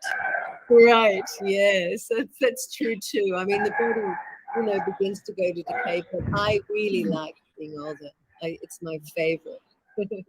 And also during this pandemic, these words had so much of meaning, I mean, so many people have gone through so much, and all of us together, in the whole world.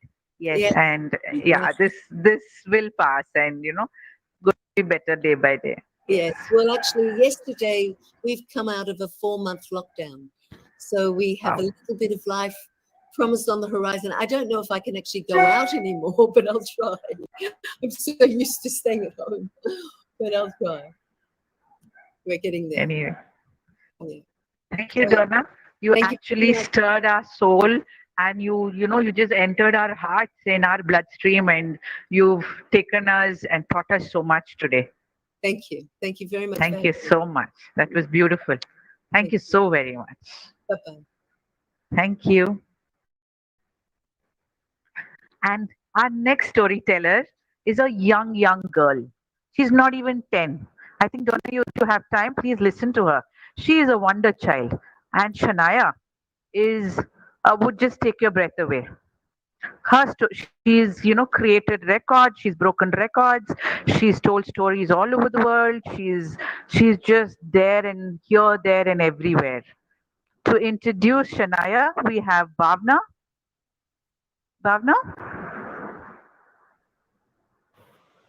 To introduce Shania, we have Prithvi. Prithvi, come on. You introduce Shania.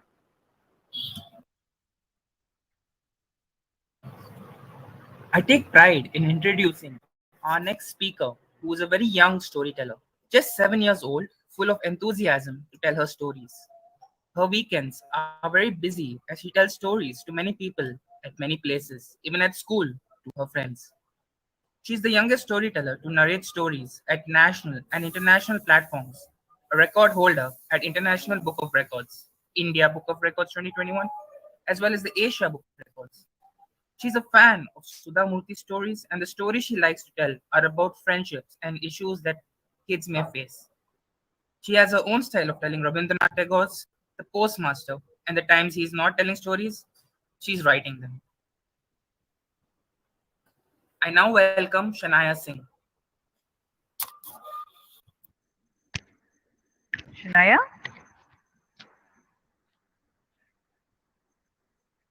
She just dropped off. Yes, ma'am, she'll soon be with us. Yeah, she'll just be there. 2 minutes to go. Now, the first time we listened to Shania telling stories, it was, we realized what children can do, what they are capable of. And she's so confident. She was, one of the, later on, after she told her stories, she was listening to some stories of her, a group of students in a particular group of school. And the way she was encouraging each and every storyteller was something for us older people to learn. She listened, she was able to tell them the nuances, she's able to tell, what genre of story they were telling and where they had to improve themselves, etc. So Shania is somebody all of us have to listen to.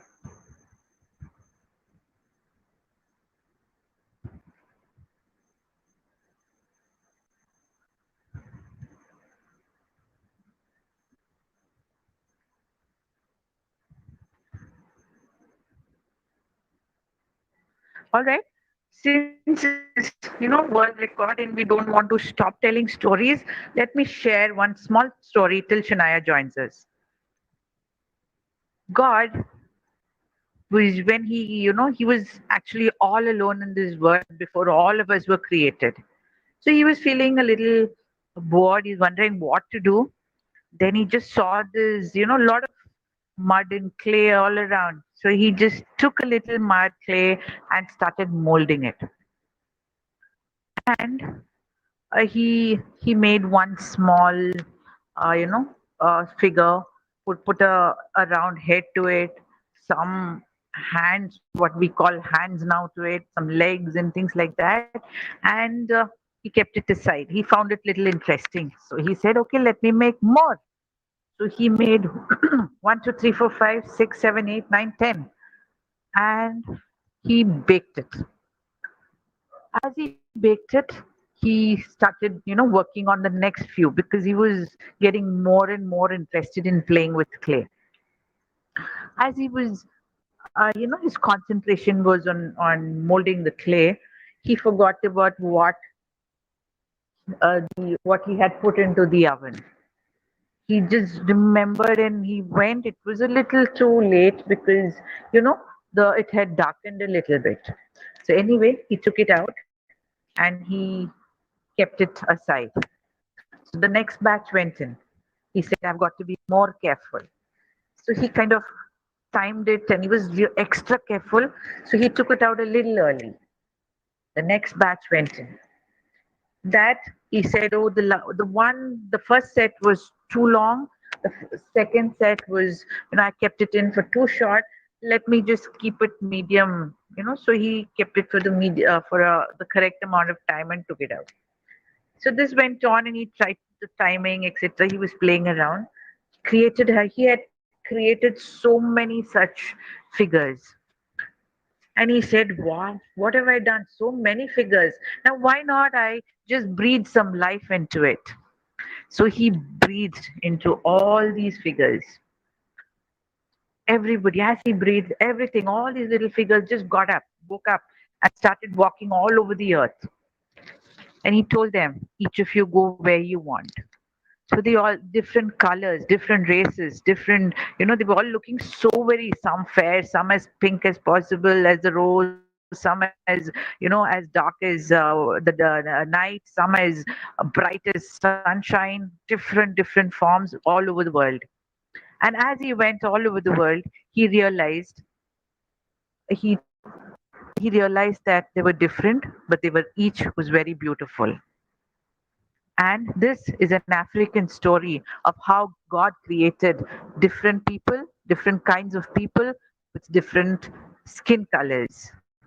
Now that Shania has come, I'm going to cut short that story because she's got many more lovely stories to tell us. Shania, welcome. Yes, ma'am. Waiting to listen to you. Hello, everyone. Namaste. I'm your friend Shania Singh from Kolkata, and I'm the world's young storyteller. My name has entered the International Book of World Records, Asia Book of Records, India Book of Records, and America Book of Records for being the world's youngest storyteller. Today, I'm going to narrate The Postmaster, written by Rabindranath Tagore. Once there lived a little place named Udaipur, which was owned by a Britisher because that time British ruled India. After all the Britishers' hard work, he was finally able to open a post office. But for the post office, he needed a postmaster for the post office. The postmaster was appointed. He was from Calcutta. In olden times, it was Kolkata was named Calcutta. The postmaster was very new to this. He had never lived in a village like Udaipur before. He was like a fish, but without water. The people who worked in the Udaipur village worked in the indigo plantation all day long. The young man from Kolkata, he had nothing to do. Since there was very less work and no business, he would say to himself, what should I do? In his free time, he would paint and would write marvelous stories for adults and children. And he would also wish secretly that there were few buildings around them more than trees. In the evenings, the crickets would sing from the bushes. Chee-chee, chee-chee, chee-chee. The smoke would come out from the cow sheds. Moo, moo. People would gather around the bonfire and listen to drunken music. La, la, la, la, la, la, la. But the postmaster would say, I cannot be like them. I cannot gel with them. I cannot chat with them. Since his salary was very less, he would cook his meals on his own. The rest of the chores was taken by a little of a girl named Ratan. She had lost her family few years back. She had begged the postmaster for few meals to eat. One day, after the postmaster came from work, he called out, Ratan, come here. I want to talk with you. What are you doing? Ratan ran and came to the postmaster and said, Yes, Babu, I'm doing nothing. What do you want me to do? Do you want me to light up the kitchen fire or should we cook? Then the postmaster said to Ratan, Ratan, don't need to worry. Just sit Ratan sat, and then the postmaster asked Ratan, Ratan, do you remember your mother? Ratan replied with, my mother. I don't remember my mother that much, but I do remember my brother because I played with him a lot. Then Ratan started to talk about her family friends. The postmaster had so many things to discuss with her. They talked for a long time. One day, after the postmaster came from work, he called out Ratan, come here, I want to teach you how to read. And also, slowly, Ratan started to realize that the postmaster's family was also becoming her family. He called the postmaster's ma. The postmaster did not mind that. She also started to call the postmaster Dada Babu. She called Dada Babu's sister Didi and Dada Babu's brother Bhaiya. The postmaster was amazed by Ratan's intelligence. Ratan learned quickly how to read words, letters, and sentences. But the postmaster missed his family a lot. One day it was evening and it was raining. Ratan was sitting on a chair and was munching on a juicy guava.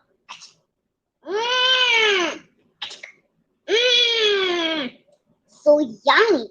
Suddenly she heard the postmaster call out, Ratan, come here. Ratan ran and came to Dada Babu and asked, Dada Babu, what happened? Dada Babu said to Ratan, Ratan, my head is hurting a lot. Can you please press it? When Ratan touched Dada Babu's head, it was hot. Dada Babu, fever, and it was on high temperature. Ratan started to panic. What should I do? Ratan ran and went to the doctor in the village. And then the doctor in the village said to Ratan, Ratan, don't need to worry. Then Ratan said, okay. And the doctor in the village said to Ratan, Ratan, you need to take very good care of him. Soon then, Ratan became the postmaster's mother. I will tell you how. Because she took care of the postmaster like his mother. Like when you have fever, your mothers take care of you. And also, in this current situation, COVID-19 or COVID warriors are taking care of us. After 2 weeks later, finally the postmaster became fine. But now he missed his family even more. So one day, after he came from work, he called out, Ratan, come here. Ratan came to the postmaster and said, yes, Dada Babu. Then Dada Babu said to Ratan, Ratan, I am leaving this place. I do not like this place a bit. Then Ratan said, you're going, you're leaving without me. Will you take me? Ratan said. Then the postmaster laughed out loud. Take you? Of course not. Then Ratan, will you come back? When the postmaster said, then what's the point of going? Ratan started to cry. He then ran out of the house, crying. He went and sat in the tree and started to cry.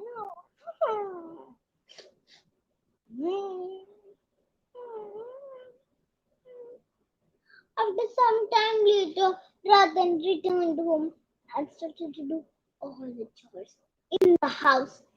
The postmaster saw Ratan doing all the chores and told Ratan, Ratan, don't need to worry.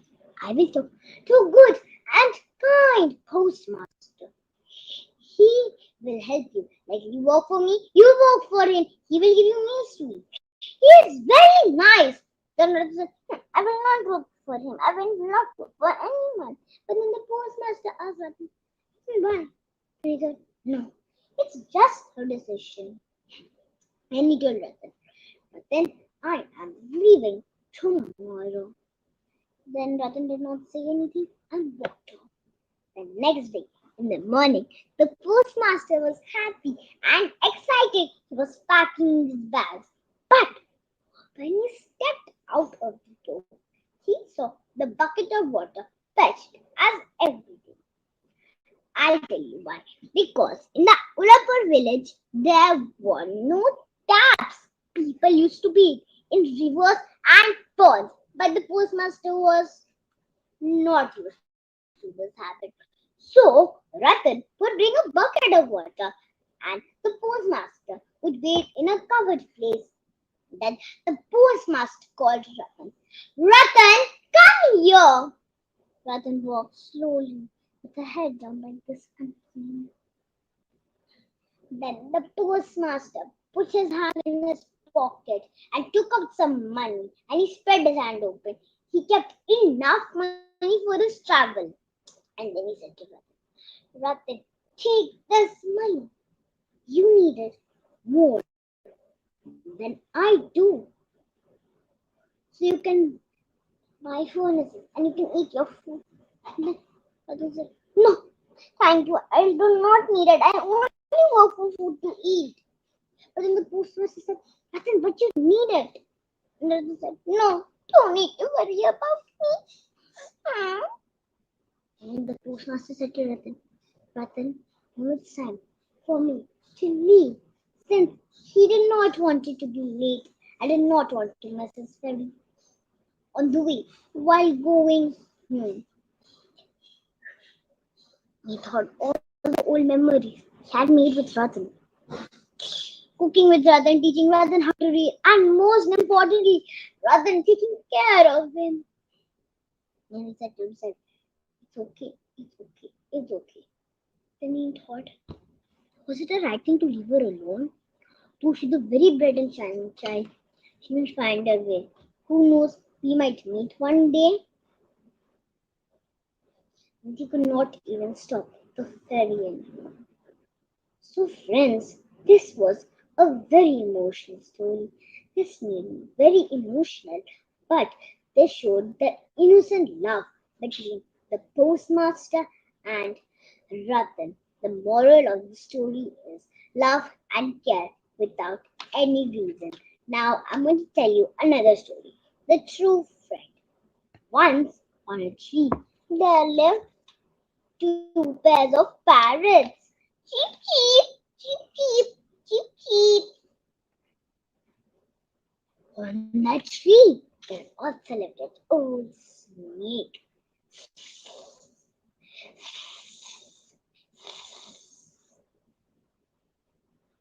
But the snake was too weak to go out to look for some food to eat. So the parrots would leave some food near the hole. Cheep, cheep, cheep, cheep, cheep, cheep, cheep. The snake was very grateful. One day, an eagle was hovering over the parrots. Chee, chee, chee, chee, chee, chee. Suddenly, Aunt aimed his arrow to one of the parrots. The snake saw his friends were in danger, so he begged and bit the hunter's foot. The hunter screamed, ah, ah, ah. The hunter's aim got through it, and instead the arrow shot the eagle. Ah, ah, ah. The snake wanted to show that he was a true friend. And the moral of the story is, a true friend is a very valuable asset. Now, I'm going to tell you the story of Ma Durga killing Mahishasur. Once there lived an evil demon named Mahishasur. He was half demon, half buffalo. He worshipped Lord Brahma for hundreds of years. Lord Brahma appeared and said, "What do you want, my child?" Then Mahishasura said, "I want no kind God, no animal, and no human being to kill me." Mwah, ha, ha, ha, ha. The wish was granted by Lord Brahma. So then Mahishasura started to kill and kill people. The gods noticed this and ran to Lord Brahma. Then the gods said to Lord Brahma, "Lord, Mahishasura is killing and bullying people." Then Lord Brahma thought with a cool grin, "I give Mahishasura these powers to be protected, but instead he's killing and bullying people. Oh no, what a big mistake have I done." Then they thought of making a goddess with 10 hands. Ma Durga was very ready to fight with Mahishasura. She fought with Mahishasura for 9 whole days. On the 10th day, she had no other choice. She took out a Trishul and killed Mahishasura. This was heaven over evil. Now I'm going to tell you the story. The elves and the shoemaker.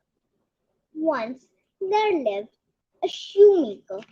He was poor, but he was very honest and very kind. One day, when he came to his workshop, he was surprised to see there was only one pair of leather left.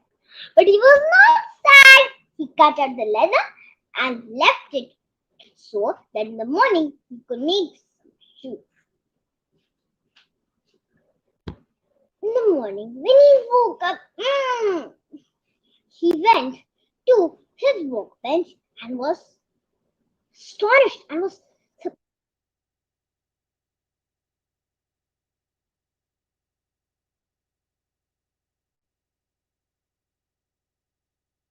He did not make it last night, but he was amazed by the quality of the shoes.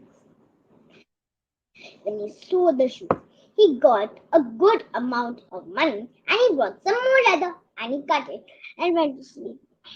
Again, when he woke up in the morning, he saw the shoes were already made. So that night, he cut out some leather but did not go to sleep. He asked his wife to be awake with him and they hid behind the door. At 12 o'clock, the window opened and two little tiny eggs hopped out and quickly started to make the shoes. Then, as soon as the sun rose, he hopped out of the window. Then, the postmaster and his wife, then the shoemaker and his wife knew that they were only the one who was making them rich. They thought of giving them something. The shoemaker made some shoes for them and his wife made stockings and a sweater. That night again hid behind the door. The elves hopped in and were surprised to see the gift. They wore the clothes and danced around the room. They were very grateful to the elves because they only made them rich. Until if the elves were alive, they are rich. The moral of the story is it does not matter if you're rich or poor. It matters if you're honest and kind. Now I'm going to tell you a story written by me. The Squirrel Family Tree. On a fine Monday morning, while I was playing in my garden, the weather was so good. I could hear the wind blowing the branches of the trees.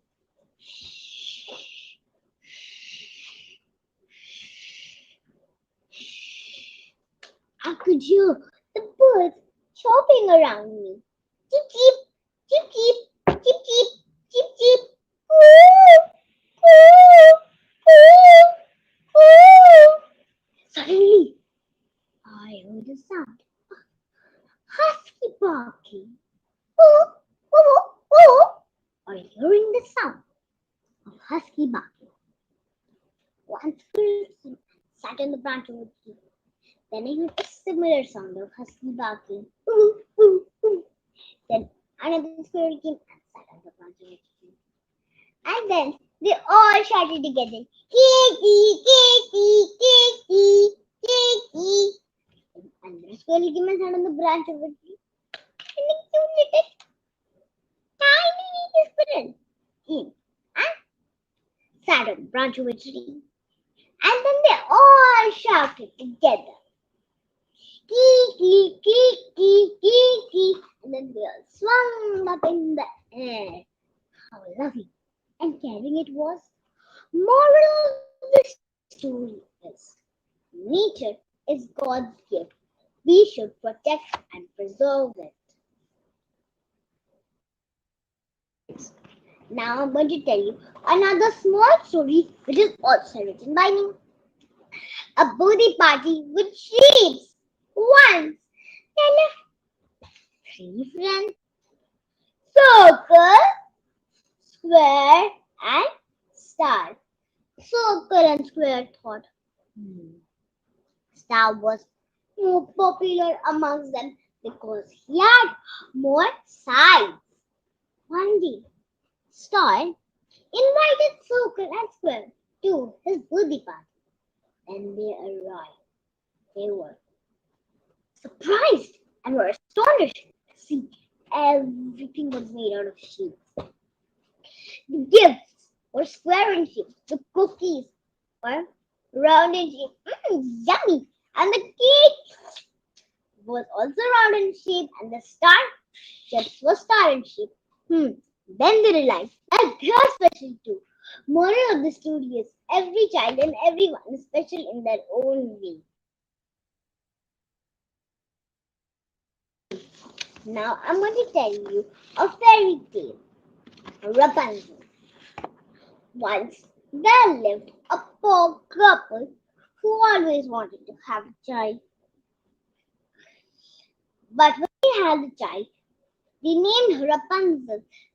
His wife was very sick, so he went to the witch's garden to get some salary so he could feed his wife. So one day the witch caught him and knocked at his door. Then the couple opened the door, and then the witch screamed at the man, Why are you taking my salary? I worked hard to get it. Then she spotted with her eyes a little child who was very beautiful. Then she said, I will only allow you to take my salary if you give me your newborn child. But he did not want a child, but he did not want his wife to be sick. So he gave him his child and said, her name is Rapunzel. After many years later, Rapunzel's hair grew and she saw the witch was her real mother, but she did not know her real mother was someone else. She was locked up in a tower. She could not escape, since Rapunzel was very beautiful. When she would get down, Rapunzel would lay down her long hair, and the witch would climb up. And when she wanted to go down, she would climb down her head. One day, Rapunzel sat out her window and was murmuring a beautiful song. La la la la la la la la la. She was playing with her bird friends. One day, a prince was walking and coming by near the beautiful song and the voice of the girl. Then he asked his soldiers, Go and find that girl. Who is she? Even he started to search, and her voice was very beautiful. He came close. He saw a tower, and she was sitting on the tower and was murmuring a beautiful song. And he said, Oh, this is the place where she lives. Then he started to search for a door, but there was no door. Then he saw the witch come. She hid behind the tree and was seeing how did the witch get up. He saw that Rapunzel laid on her beautiful hair and the witch would climb up. So the next day he came back and started to act like the witch. Oh, please lay down your hair, my dear. Rapunzel laid down her hair and then Prince climbed up her hair. When Rapunzel saw Prince, she said, "You're not my mother, then who are you?" When he saw Rapunzel, he fell in love with Rapunzel. Then, when the witch came to know this, she cut down Rapunzel's hair and tied Rapunzel's head to a hook.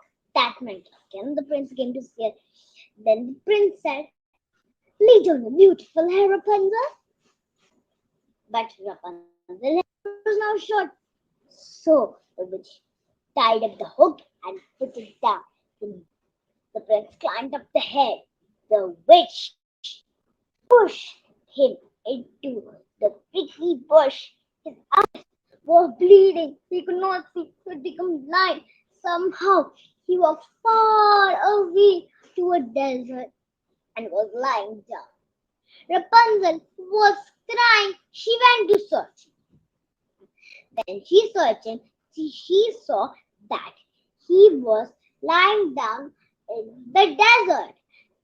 Her teardrop fell on him and he was no more blind, and they both destroyed the witch and lived happily ever after. Now I'm going to tell you a story from Ramayana. Ratnakar the robber. Once there lived a robber named Ratnakar. Whenever innocent people would walk by, he would kill them and ask for the jewels. And if they don't get the jewels, he would kill them and then take the jewels.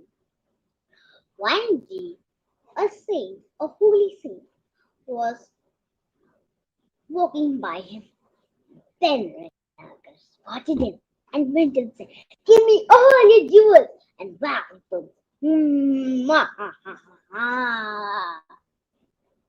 then the holy saint said, "Why are you doing this?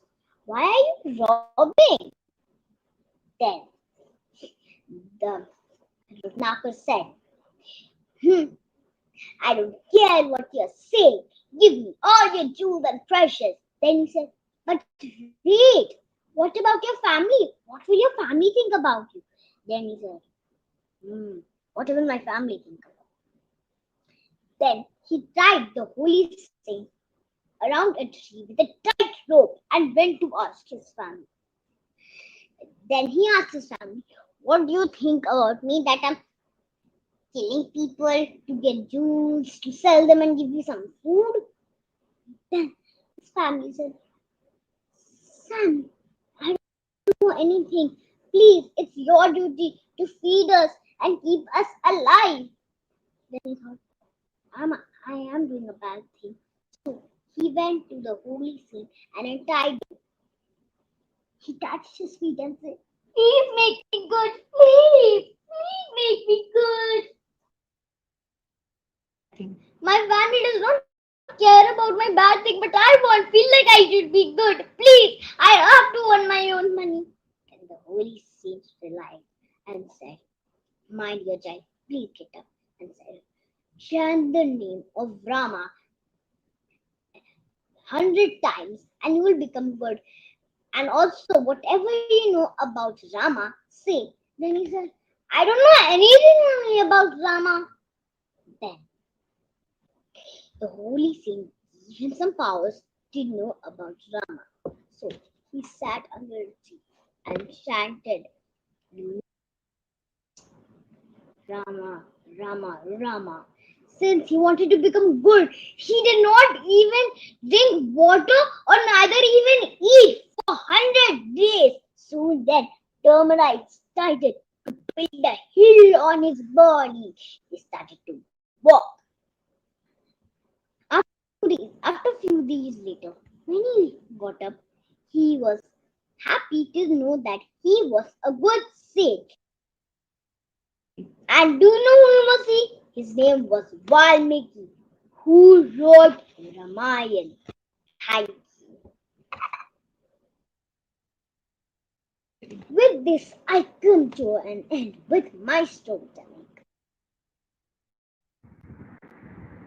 As we all know, drastically in this current situation, COVID-19, we are still moving on. Thank you. Thank you, Shania. That was beautiful storytelling. Anyway, Steve Jobs said the most powerful person in the world is the storyteller. And the younger they are, they have superpowers. Shania, you truly have you're a real superpower. The storyteller sets the vision, values, and agenda of the entire generation. We have one, Shania, who showed us that the next generation is in the right way. We have more coming up. What sculpture is to a block of marble, education is to the human soul. Today, students of Porter International are here to sculpt your soul and color your mind. We start off with Tanya. Shania, thank you so very much. Tanya, thank you. The space is yours. One day, Mr. Brooke, Miss Brooke, Ronald, and Emma decided to go to a beach which was very near to London. It was a sea, and the name of the sea was Magical Sea. Well, Mr. Brooke and his kids, Emma and Ronald, were professional swimmers, while Mrs. Brooke was not a professional at all. She did not know how to swim and float especially. They carried 4 oxygen cylinders so that they can swim underwater. Mr. Brooks and his kids started swimming as soon as they went to the beach, while Mrs. Brooke was scared. She thought that there were sharks and did not swim. But the waves which came up and down attracted Miss Brooke. Without thinking, she dived into the water. She did not know how to swim and float. Oh no, she started to sink. She was not floating at all. Nobody saw her.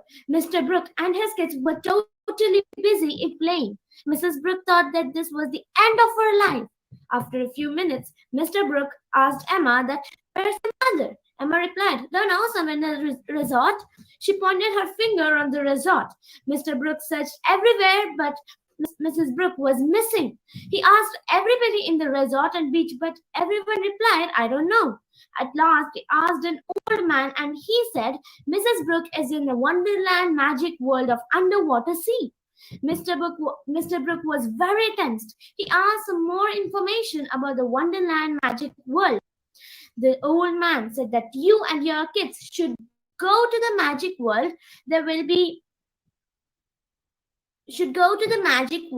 And there will be some competitions held, and if you complete all, you can save your life. And if you want to save Mrs. Brooke, you have to kill the magic monster. One who gets trapped for more than 10 hours, then they'll become fish and live in the magical sea forever. All the 3 went to the underwater land. They saw many fishes which were red, blue, yellow, green in color. They also saw some weird sea creatures. Mr. Brooke and his kids came to the first stage, where there were mermaids holding a waterproof gun in their hands. The 3 protectors were supposed to fight with the mermaids. There were 7 mermaids and only 3 humans. Now, will they complete the first stage? They grabbed their guns from the mermaids and started shooting. They thought that the mermaids are real, but they were. When Ronald shot at a mermaid, he saw some screws and nails coming off from it. He asked his sister that, "Are humans made up of screws and iron nails?" She laughed for a few minutes, and then she saw something coming off from the mermaids. They both questioned themselves. The 3 humans did a fantastic job. They destroyed every single mermaid. Suddenly, they were placed on a chair, and there was a dining table in front of them. The siblings were not able to find the truth about the fake mermaids. There was an announcement which said that, "Dear humans, welcome to the second stage, the second most difficult task. The instructions will be displayed on the screen." The instructions were displayed on the screen. It was an eating competition. There was a big robot placed in front of them. The food will be placed on the table, and the team which eats fast wins the challenge. All of them were excited. All the yummy food items were placed on the table, and the timer began. There was only 10 minutes given to finish the food. The robot was so quick, it ate 5 food items in 5 minutes. Mr. Brook and his kids were fast too, but they were not able to complete the opponent. "Last 2 minutes left," said the speaker. The robot completed almost all the food items, but the humans are still eating. What do you think? Will they win or lose? You think that they win? But unfortunately, Mr. Brook and his kids did not win. They lost the challenge. They were very disappointed. They cried. But Ronald used his brain. He called Doraemon an advanced robot, as Ronald helped Doraemon once. So he called and requested Doraemon so that the Doraemon, he can bring the time machine and they can go to the future and destroy the magic monster. Doraemon agreed and they all went to the future. It was not an easy task to destroy the magic monster, as it was guarded by 20 mermaids and 30 sharks. And the magic monster was 30 times bigger and 20 times stronger than humans. Humans thought that they lose the challenge, but fear not, because they have Doraemon. Because Doraemon keeps all his machines in his tiny little pouch, and Doraemon opened his pouch, opened a machine which makes an individual size and strength bigger and stronger. So now they fought with the mermaids and sharks. It was not an easy task at all. It was the most difficult challenge, and it was obvious that the humans will win. So they defeated all the sharks and mermaids. The next was to defeat the magic monster. It's really a difficult task. They used the machine and became stronger and bigger. They fought for about an hour and with the monster. So now, 4 human robots versus 1 real monster. Will they win? Of course they did. They were so happy. The cage opened and Mrs. Brooke came out of the cage and hugged their family.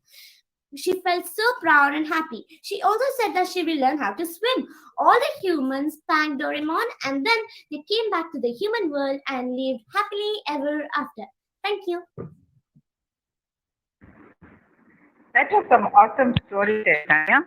Thank you so very much. Thank you for coming up. Thank you for the confidence. Thank you for sharing the story. Amazing. So now we have Ekangita. Is that how you pronounce your name? Ma'am, I pronounce it as Ikangita. Ekangita. Very rare.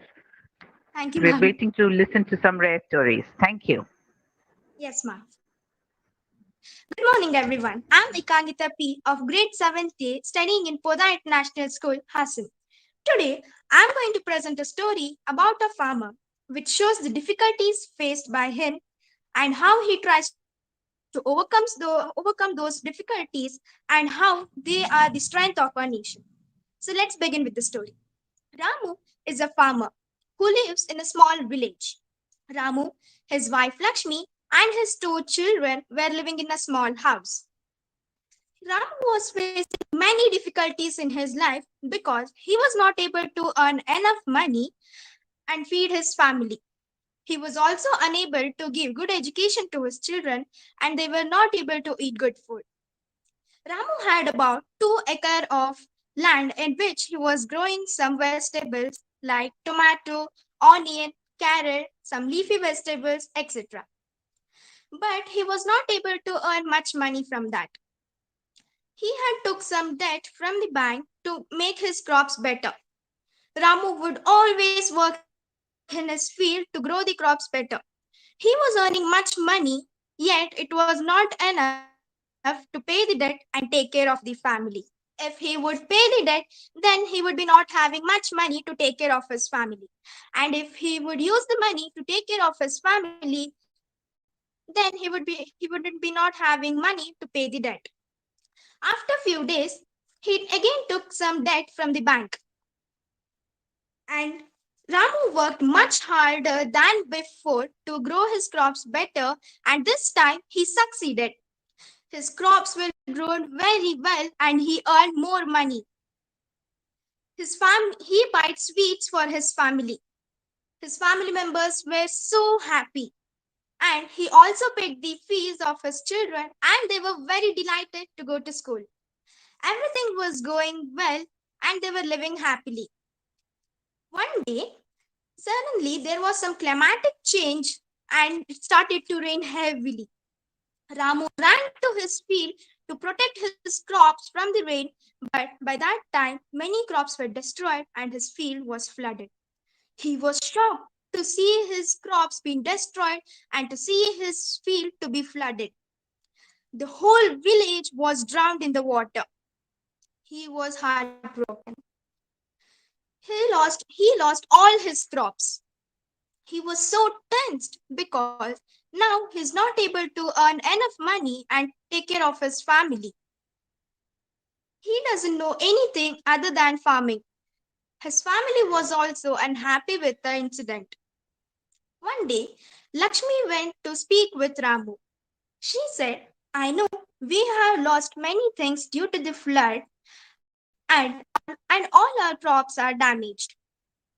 Now, slowly, the weather condition is coming back to normal. I think we can start everything from the first. Ramu was quite convinced with her words, but he said, yes, we can begin everything from the first, but right now we don't have much money and already we had took some debt from the bank and now the bank has issued a notice to pay the debt. What can I do now? Then Lakshmi went to her room and brought all her gold ornaments and gave it to Ramu. And she said, you please take all my ornaments and pledge it in the bank. I think we'll get more money from this. Then Ramu said, but you have only these many ornaments. Why did you give everything? You keep some of them. When Ramu came to give back some of the ornaments to Lakshmi, she said, no, it's okay. I don't want any of these ornaments. You please take it. Once we'll start earning much money, then we can release the ornaments from the bank. Then Ramu said, okay, I'll pledge it in the bank and bring the money. Later, Ramu went to the bank and he pledged the gold. He got more money from that. Now, with that money, he could begin everything from the first. The next day, he went to the nearby agricultural department and he bought the seeds. He bought the seeds of tomato, onion, rice, barley, carrot, and many more.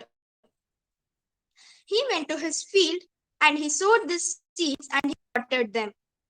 Ramu and Lakshmi together worked very hard in the field. Whenever their children were having holiday, they were also going to the field to help their parents. After 6 months, their hard work paid off. The crops were grown very well. And they were very delighted. He earned more money than before. He released all the gold ornaments from the bank. Thereafter, he continued farming all his life. To a common man, land is a place where we work. But for a farmer, it's much more than that. Land is the farmer's biggest strength. The moment a farmer loses his land, he loses his life, his ambition, his native, and his determination. In short words, he loses everything. Farmers are not educated enough to understand the nature of their own soil. They only know how to raise a crop but are unaware of how to raise an effective crop. They are afraid to make any changes to their land, method of farming, or anything due to the lack of financial support and appropriate guidance.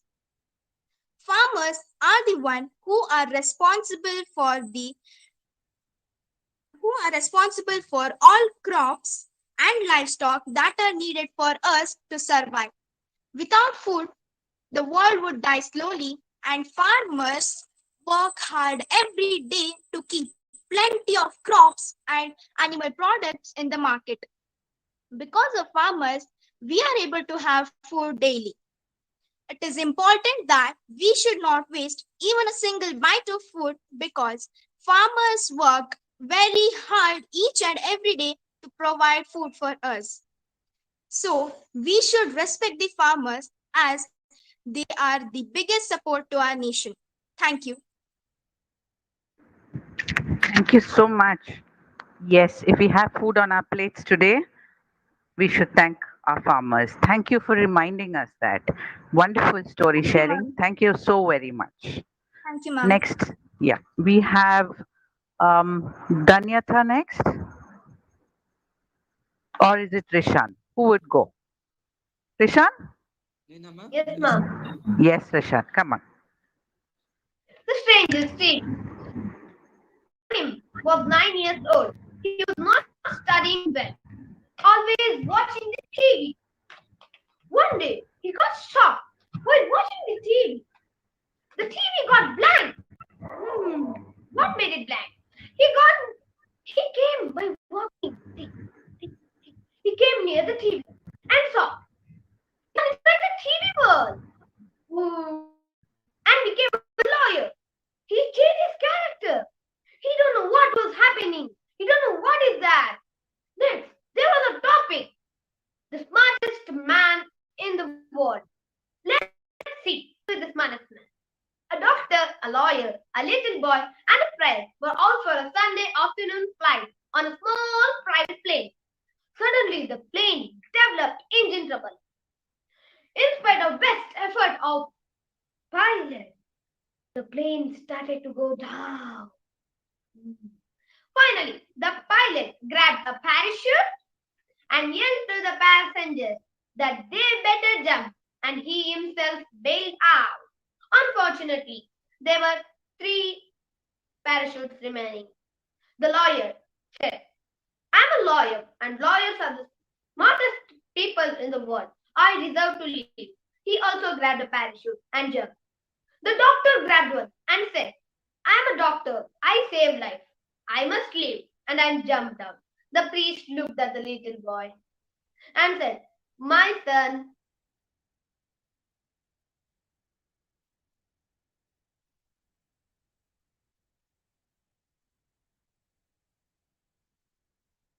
the parachute back to priest and said, not to worry, father. The smartest man in the world just took off with my backpack.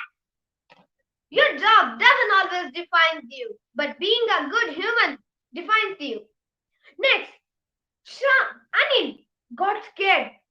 He don't know what was happening. So again, he changed. It was changing. His character was changing. He became an inspector. He was getting scared. Next, again, there was a loud voice saying, honest smuggler. Once, Nasruddin was leading a donkey that had a bundle of wooden sticks on its back across the border. The inspector stopped Nasruddin for inspection. Nasruddin replied, I'm a honest smuggler. Inspector was surprised, but he didn't ask anything and responded, really? Okay, then let me search everything. And if I find something, then you have to pay border fee. Nasruddin replied, sure, do as you wish, but I can assure you will find nothing. Inspector searched and took apart everything, but still couldn't find anything. At end, Nasruddin have to pass border. You have supposed to pass border, said inspector. Next week, again Nasruddin came with a donkey carrying bundle of straw. When inspector saw him, he recognized Nasruddin and thought to himself, this time I will get him for sure. Inspector thoroughly checked through bundle of straw, even searched Nasruddin clothing, but still couldn't find anything. Even this time, he had to let Nasruddin pass the border. This continued for several years, but inspector couldn't find anything. With every year passing, Nasruddin wore more and more rich clothes and was getting more and more wealthier. Eventually, Inspector retired from his long time job, yet he couldn't forget about Nasiruddin. One day, Inspector spotted Nasiruddin and stopped him and said, I know you. You are the person to pass by border with donkey carrying bundle of straws or wooden sticks. Inspector said to him, Please, sir, can we talk for a minute? Nasiruddin agreed. Inspector questioned, I always wonder what you were smuggling past my border every day. Now I am retired. I must know. Please tell me what you smuggled all those years. Nasiruddin smiled and replied, I smuggled donkeys. Inspector's head was blank. Again, this inspector again changed into crow. Anim got shocked. Am I crow? Then thought he saw his favorite character Akbar and Birbal. One day, Emperor Akbar and Birbal were taking a walk in the palace garden. It was a nice summer morning and there were plenty of crows happily playing around the pond. Anim was also one of the crew. While watching the crows, a question came into Akbar's head. He wondered how many crows are there in his kingdom. Since Birbal was accompanying him, he asked this question to Birbal. After a moment thinking, Birbal replied, There are 95,463 crows in the kingdom.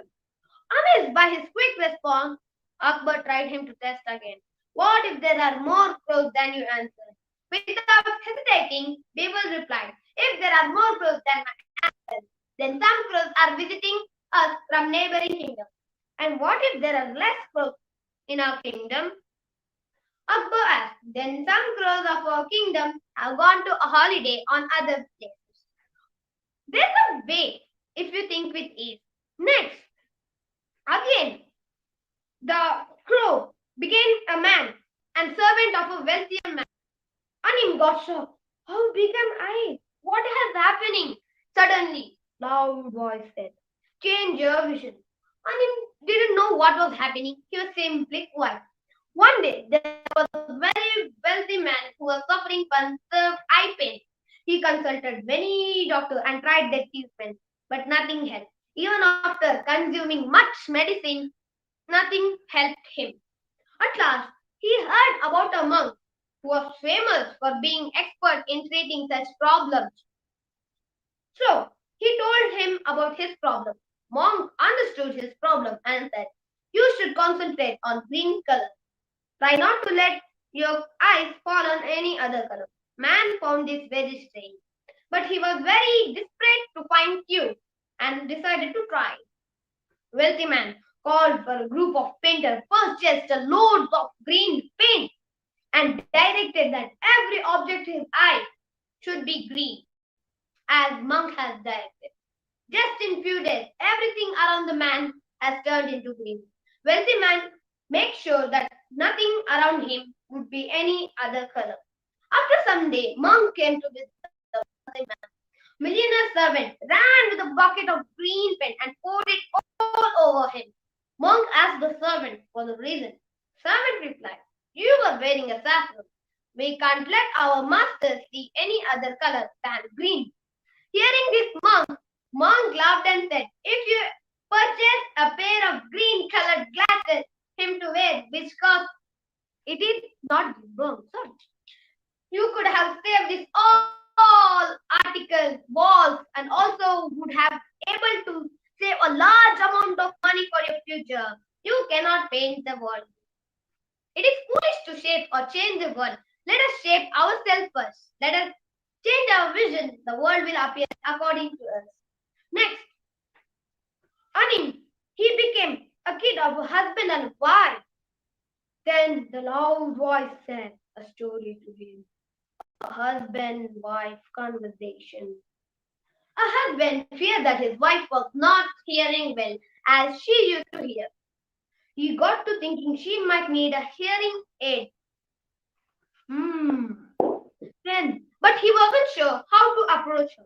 For suggestion, he called a family doctor. The doctor came.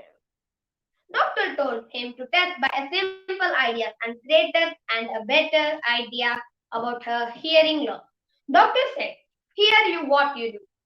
stand about 40 feet from her and in a normal conversational speaking tone, see if she hears you. If not, go 30. If not, go 20 feet. So until you get wrong, be going. Next day in evening, he saw that the wife was cooking dinner in the kitchen. So he took the chance to check the doctor's idea. He got 40 feet away and said, "Dear, what for dinner?" and waited for a response. He got no response. So he moved little closer. "Dear, what's for dinner?" Still he got no response. He walks up to kitchen and says, "About 10 feet above." Same question here, but again there is no response. So he walks right behind her. "What is for dinner?" "John, for the 5th time I am saying chicken." Then the problem may not be with others as we think. So the problem may be with us. Next, what happened? Again, Anim got scared and he waked up and screamed, "No!" What happened next? It was just his dream. And from that day, he felt safe. And from that day, he left seeing TV. He just concentrated on studies, which he was not.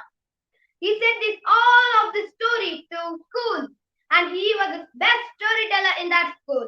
And he was happy by telling stories. Dreaming can change our life, but make it true. Thank you. Dreaming can change our life. Thanks, Rishan. That was amazing storytelling. Danyata? Hi everyone, I'm here again to tell you all one more story today. So this story is based on a historical ruler. I think you all know Akbar and Birbal.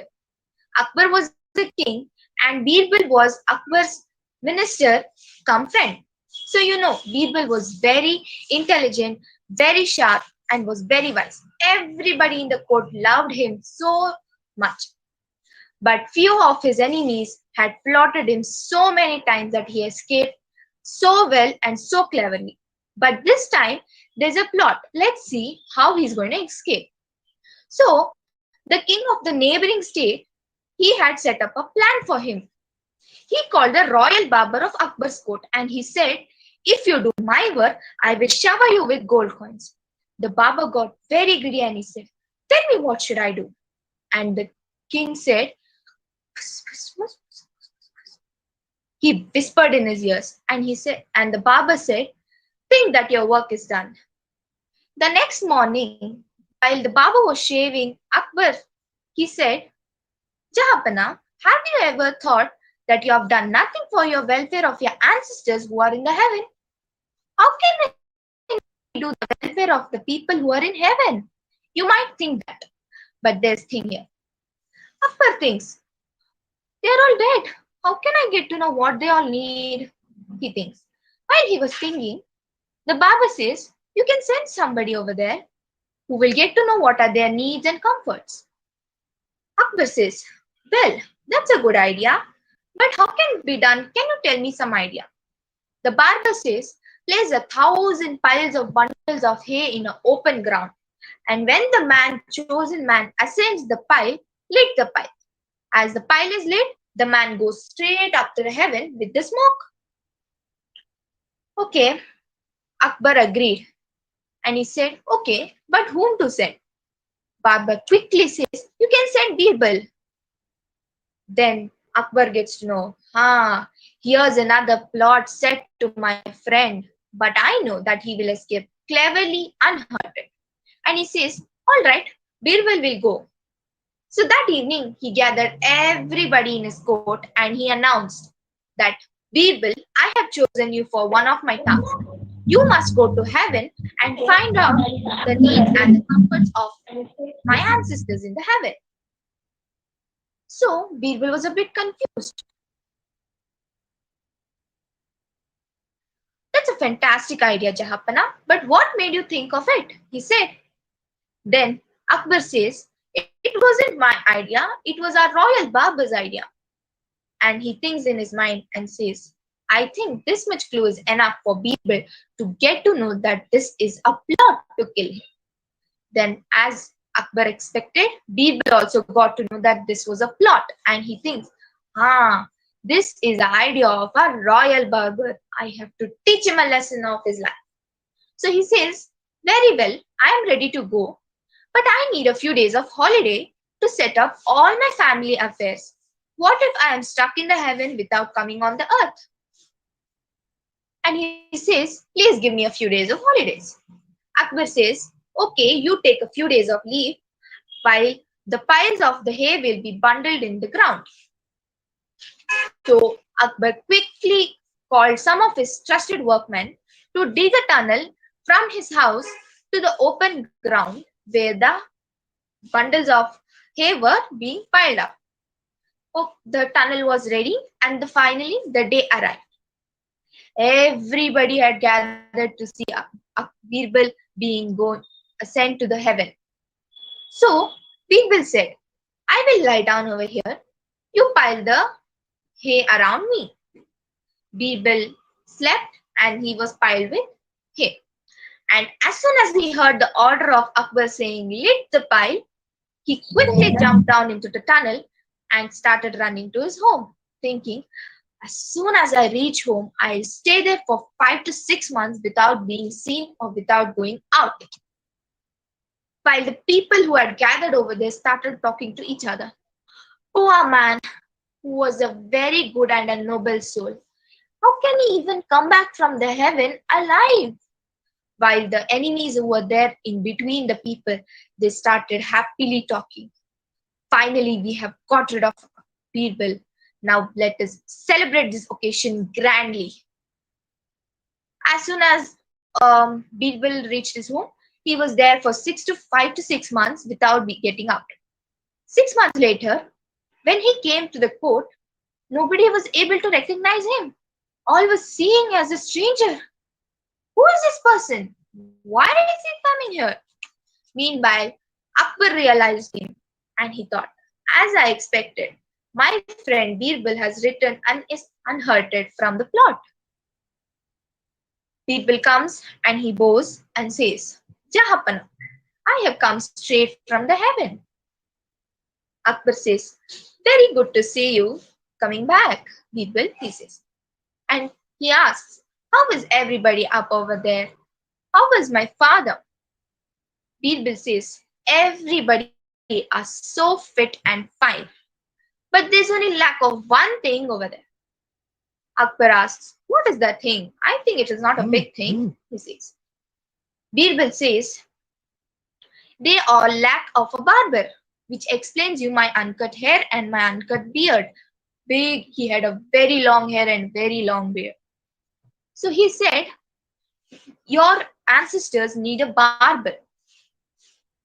Akbar says, that is not a big thing, as we all know that how journey can be done from heaven to earth. But Akbar says, whom should we send?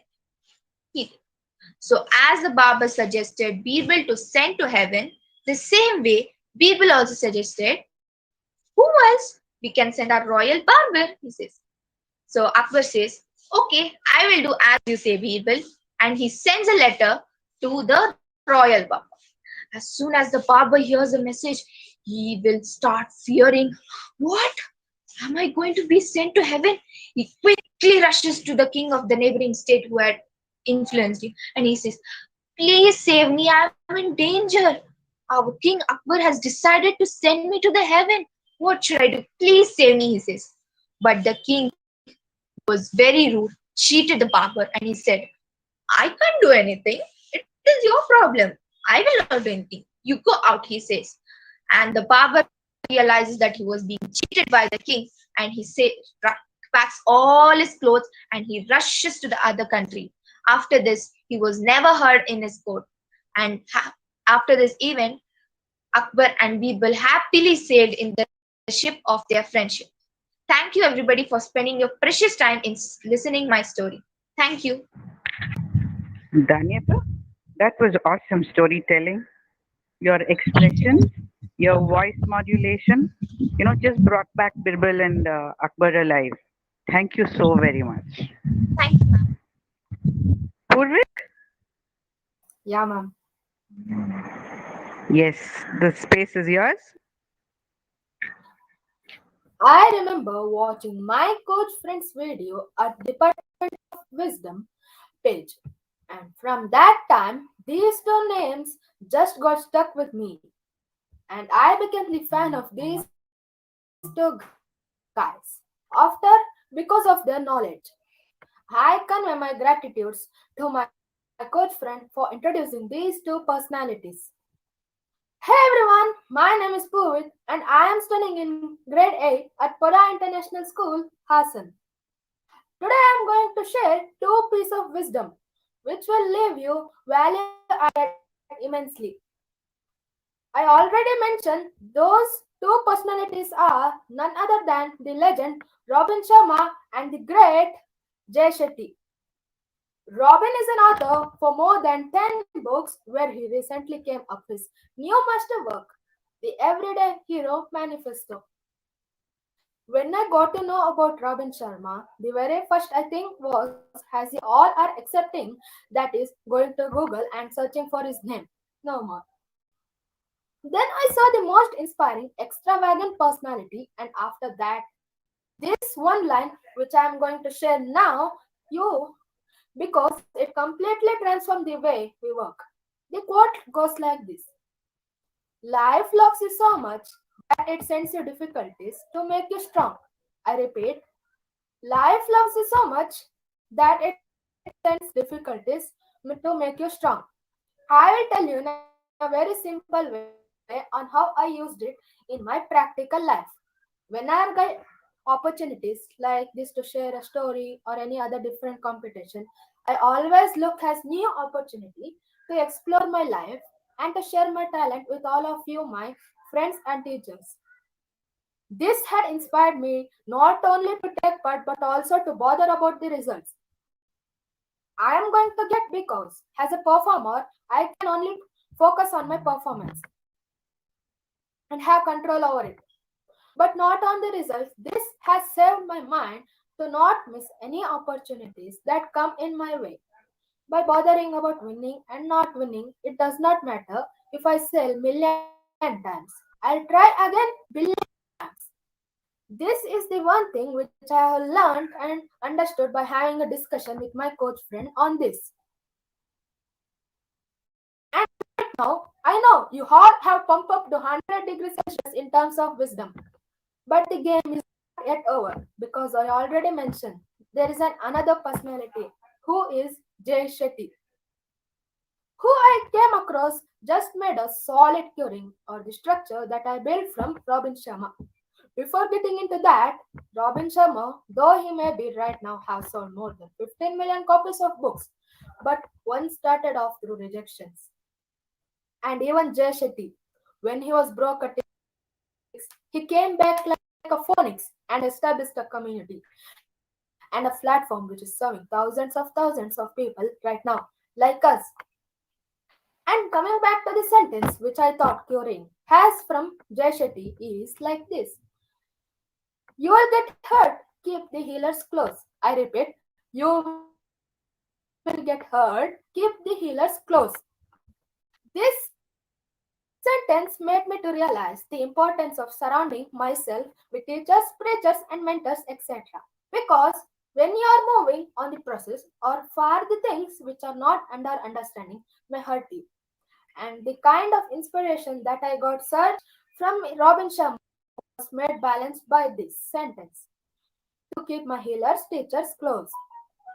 This way, I embrace these personalities to make my life better and to grab opportunities where I can share my talent with all of you.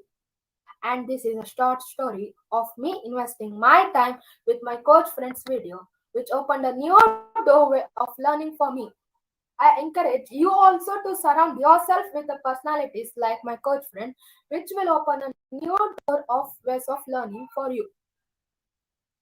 I thank all of you for investing your precious time or listening to my story. I hope and trust it was worth investing, not spending. Thank you. Purvik signing off. Purvik, you've actually opened a lot of doorways for us, doorways of learning. Thank you, Potter International. You will have made us really proud of you today. The five of you are amazing storytellers. You actually inspired us. You took us to a whole new level. Thank you so very much. We have Bhavna coming up with a story for all of us. Thank you, Dr. Nina.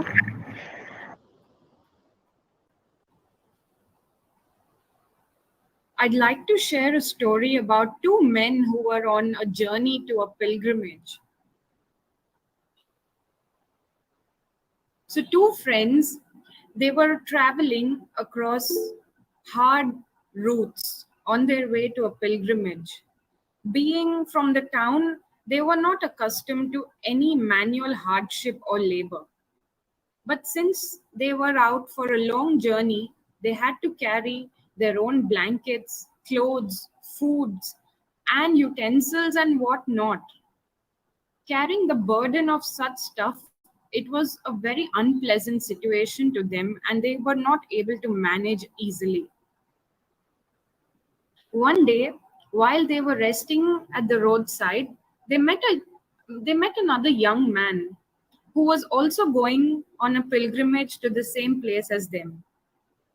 The two friends thought it was wise to be friends with the young man because he looked good-natured and was physically strong, and they thought he might be able to help them get to the pilgrimage sooner. During their course, they started conversations with the young man. They spoke very kindly, and they proposed that the three of them should travel together. The young man, he was uneducated and gullible, and he easily understood that they were going to the same place as them, and that's why he agreed to carry on his journey with two more men. He took it as great privilege to travel in the company of educated men from the town. Therefore, he agreed to their proposal. And it was decided that they share all the food stuff and common stock that they had for the days ahead of travel. The new man soon saw how difficult it was for the two friends to carry their own luggage. So he took their loads upon himself, put it on his shoulders, and made the two friends extremely glad at heart. One evening, the two men from the town saw that the quantity of flour was left with them was barely sufficient to make one piece of loaf. And there was no market nearby to buy any food for the night. If the third man shared the loaf, they would not be able to satisfy their hunger. So they planned a trick to deprive the young man of his share of loaf. Drawing the attention of the young man to the quantity of the flour, they said, "You see, this much of flour will make only one piece of bread. If we three share it, nobody's hunger will be satisfied. Better let one of us eat the new loaf so that at least one person's hunger is satisfied.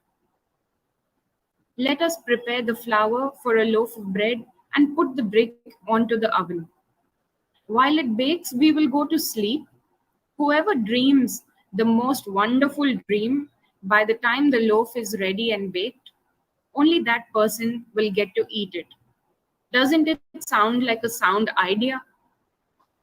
The young man outwardly agreed with them that it was a sound idea, but in his heart, he felt unsure. He knew his companions had planned something. There was some mischief in the air. He only pretended to sleep while the others actually fell asleep. He got up and ate the half-baked bread and calmly went back to his bed. After some time, one of the two townsmen woke up, pretending to be excited. He called out to the other townsman and said, "Good Lord, what an amazing dream I dreamt. I dreamt two beautiful angels approached me and took me with them to the gates of heaven. The gates of heaven were made of gold, studded with diamonds, where 100 singing fairies welcomed me.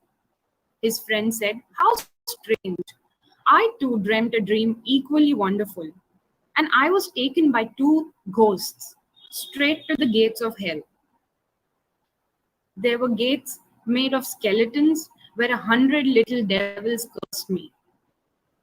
The young man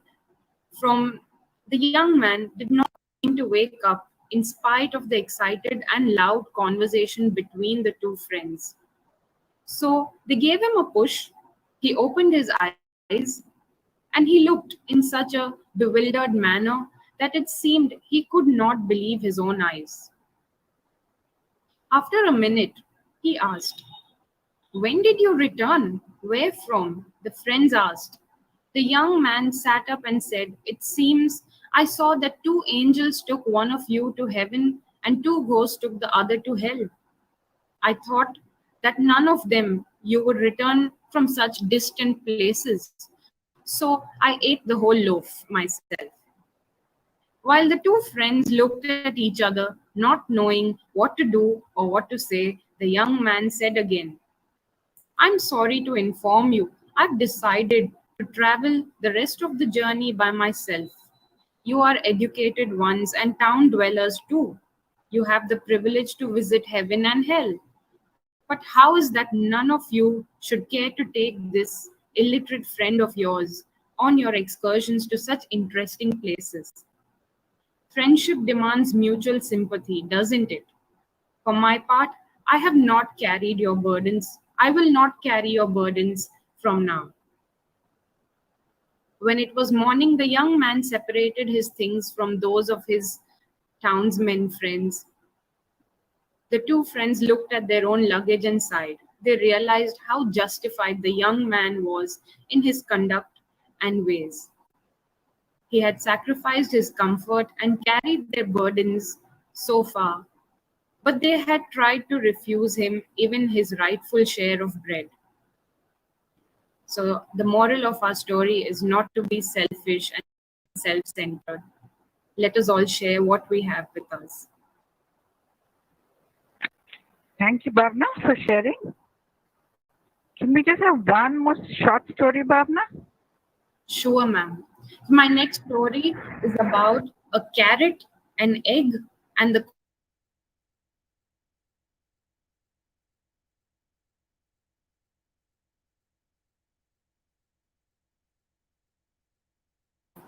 She did not know how she was going to make it and wanted to give up on life. She was tired of fighting and struggling, and it seemed as if one problem was solved and the new one arose, and it was just never ending. Her mother took her to the kitchen. She filled 3 pots with water and placed each on a high flame. Soon the pots came to a boil. In the first, she placed carrots. In the second, she placed eggs. And in the last one, she placed some ground coffee beans. She let them sit and boil without saying a word. In about 20 minutes, she turned off the burners. She fished the carrots out and placed them in a bowl. She pulled the eggs out and placed them in a bowl. And she ladled the coffee out and placed it in another bowl. She turned to her daughter and asked, "Tell me, what is it you see in these?" The girl was confused and puzzled and didn't know what her mother was trying to do when she was complaining about her life and problems. But she still had to reply to her mother and said the only thing she can see is carrots, eggs, and coffee. The mother brought her closer and asked her to feel the carrots. She did and noted that they were soft. She then asked her to take an egg and break it. After pulling off the shell, she observed the hard-boiled egg. Finally, she asked her to sip the coffee. The daughter smiled and she tasted its rich aroma. The daughter then asked, "Mother, what does this mean? I need a solution." Her mother explained that each of these objects had faced the same adversity, boiling water, but Each reacted differently in that situation. The carrot went in strong, hard, and unrelenting. However, after being subjected to the boiling water, it softened and became weak. The egg had been fragile, its thin outer shell had protected its liquid interior, but after sitting through the boiling water, its inside became hard. The ground coffee beans were unique. However, after they were in the boiling water, they had changed the water. So, which one are you? Her mother asked her. When adversity knocks at your door, how do you respond? Are you a carrot? Are you an egg? Or are you a coffee bean? Think about it and tell me.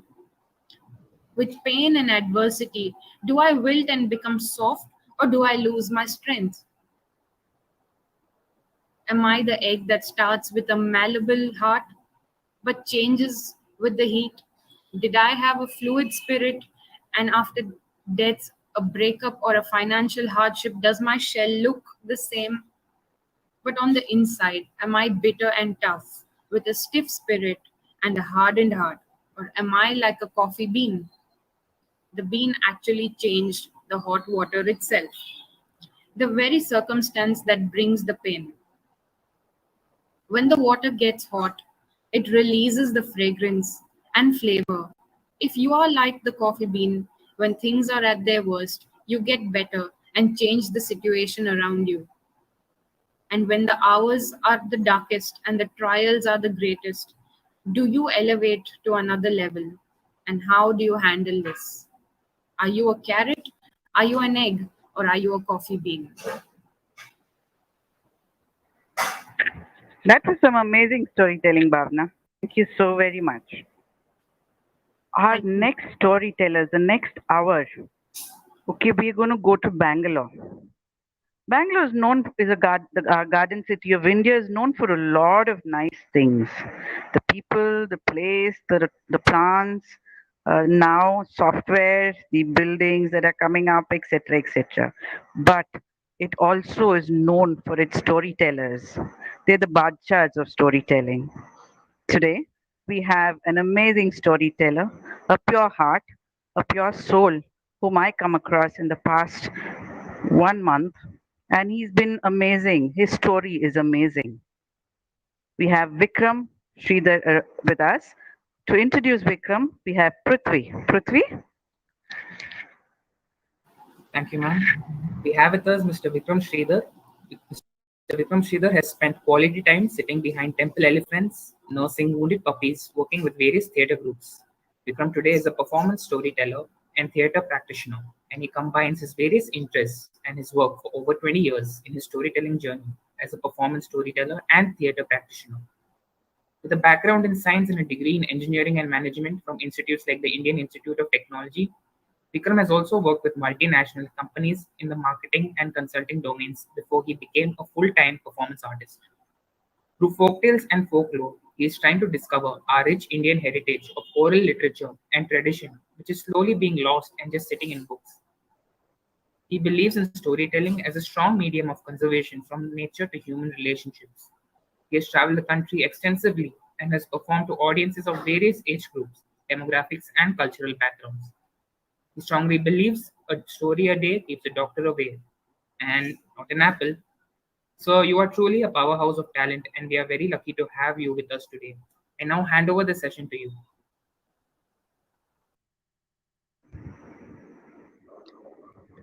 Vikram, pleasure to have you. Pleasure to share and pleasure to listen to all the children. I know, amazing storytelling, right? Absolutely, because stories are the same. It's so much to learn. It's an infinite pool. So much that I could learn from each one. I see Vishan, a few others also. I was seeing on the YouTube. So beautiful. More power to all of you, because stories connect people. If you don't talk, if you don't say stories, we are like going far away. That's super. Okay. So where do we go? I know we're also celebrating our wonderful soul of the land, APJ Abdul Kalam. So I felt Maybe somewhere we'll also revisit stories that we know, and but again, it's okay to listen. So some of the stories I'm going to share today might be we've heard it, listened to it, but it's always nice to go back to our favorite food, even if we have tasted so many times. So this is one such stories that I've read from his own handwriting. So there's a museum in Delhi where most of his work is documented. So there, this particular piece is handwritten, and that might be a story. So where do we start from? Once upon a time, ஒரு ஊருல ಒಂದೇ ಒಂದು ಕಾಲದಲ್ಲಿ ఒక రోజు एक दिन everywhere in India, if you go to the villages or the city, people will open their eyes and be doing face looking. And whenever people do face looking, the first thing they say is, did you have your food? சாப்பிட்டீங்களா? So if you're watching this from anywhere in the world, just answer for yourself. What was the last meal that you had for the day? Because food is important. A good meal is a good listener. And for the first story, I thought I'm going to take you into the land of animals in India. India has so many wonderful animals, has so many wonderful birds. They say 60 to 70% of the world's wildlife is in India. And this story is from a collection called the Jataka, which is Buddha talking to all of us in different ways and different tones. And this story is about friendship, it's about relationship, it's about very relationship, which we will maybe, if there are adults watching, we'll talk what's it for the adults, and for children, what is it, and for each one of us, what is it, as the story progresses. Once upon a time, very large forest existed in India. In now you go to the Nilgiris, you go to the Western Ghats, you go to Gujarat, you go to Madhya Pradesh, you'll find beautiful large forests and more wildlife than human beings. And there lived one of the strongest, physically strongest beings in the forest, which always hunted its food. Yes, the lion. And the lion was hunting, and every day the lion was hunting in the morning, in the afternoon, and the evening, and it never got tired of hunting. And whenever it was not hunting, you see, lions are beautiful sleepers, and the lion nicely slept off. And when the lion nicely slept, everybody was so peaceful because they thought now the lion is not hunting, so we have a break, and the others started hunting. So when the lion is hunting, everybody was quiet. And everybody was hunting, the lion was sleeping and full of sound effects, no? And a lot of us, when we sleep or others sleep, sound effects makes us sure that somebody is sleeping. All the sound effects comes snoring or for attack. And the sound effects of the lion went across the jungle, and everybody was very sure that the lion was sleeping. And the moment the lion started hunting, everybody became very quiet because they said, shh, be careful, because the lion is a very strategic hunter. And this day the lion went out for hunting. The lion set its eyes on a buffalo, a nice large buffalo, which was had just woken up in the morning and had gone grazing in the large fields. And buffaloes always are in a group. And this was a group of buffalo. They call them water buffaloes because most of the time the buffaloes spend time in water. And these buffaloes were in a herd. They were in a group, and in the group, all the buffaloes were together, cozily together. And the moment they saw the lion, somewhere they sensed the lion's roar, all the buffaloes started moving away. And you see, the buffaloes were in water spot, and the lion can't swim. So if the buffaloes go to the land, and if they stay in the water, but fear was what they had. And when you're in fear, you forget your strength, right? And so the buffaloes forgot that, I mean, their strength was in the water, and they started running away. They started running in different directions, north, east, west, south, and they started dispersing everywhere. And while they were dispersing, one buffalo couldn't keep pace of it, and the lion was almost entering, and the buffalo was about to leave the water body and enter the land. And in between the water and the land, it was a little slushy. It was a little slushy. There was some grass, there was mud, there was water which was neither very, very dry or neither very, very full watery. So it was that slush. And buffaloes know how to walk in the slushy water. So the buffalo slowly started moving and the lion started nearing. And the lion was coming near and the buffalo was trying to move away and away and away and away. And the lion was moving very slowly. And lions, though they hunt, but not every time they end up eating. So the lion was hungry because it hadn't eaten a meal in the last few days. And it went closer. It went more closer and more closer and more closer. And it was about to reach the buffalo and it went into the slush and fell top on the slush with a splash, thinking it's going to land on the buffalo, but like a missile, it fell on the slush. It fell on the slush and its foot got caught in the grass. You see, if you remember our tatas and patis, when they weave baskets, and the girls club, when they weave baskets, they will use these grass, and these grasses mostly grow in lakes and water bodies. And this grass is very, very strong. You can't even break it. That's strong. It's like a wire, they say. And the strong grass got intertwined in the leg of the lion. And the lion's paw got in front and got entangled in the grass. And both the paws got entangled and the back leg got caught in the slush and the lion caught in that. What did the buffalo do? அது பாட்டு எழுந்து போயிடுது. The buffalo just went away, just walked away. La, la, la, la, la, la, la, ta, ta, ta, ta. And it started with the joy, it joined other buffaloes and they all looked back and said, and they walked away. But what they forgot is they could have just been in the water, the lion wouldn't even have come into the water. And the story goes forward. And the lion was there, and the lion was caught. 1 day, 2 day, 3 day, 4 day, 5 day, 6 day, 7 day. Every day the lion was getting more and more caught and more tired, and it lost interest even to try to move away from the grass. I mean, it tried its best, but you see, and the lion was so lonely. And all sort of emotions started coming in the lion. Will I be alive tomorrow? Will I meet my family? Will I go back to my house? What will I do tomorrow? All those feelings came, and the lion sat down in its place.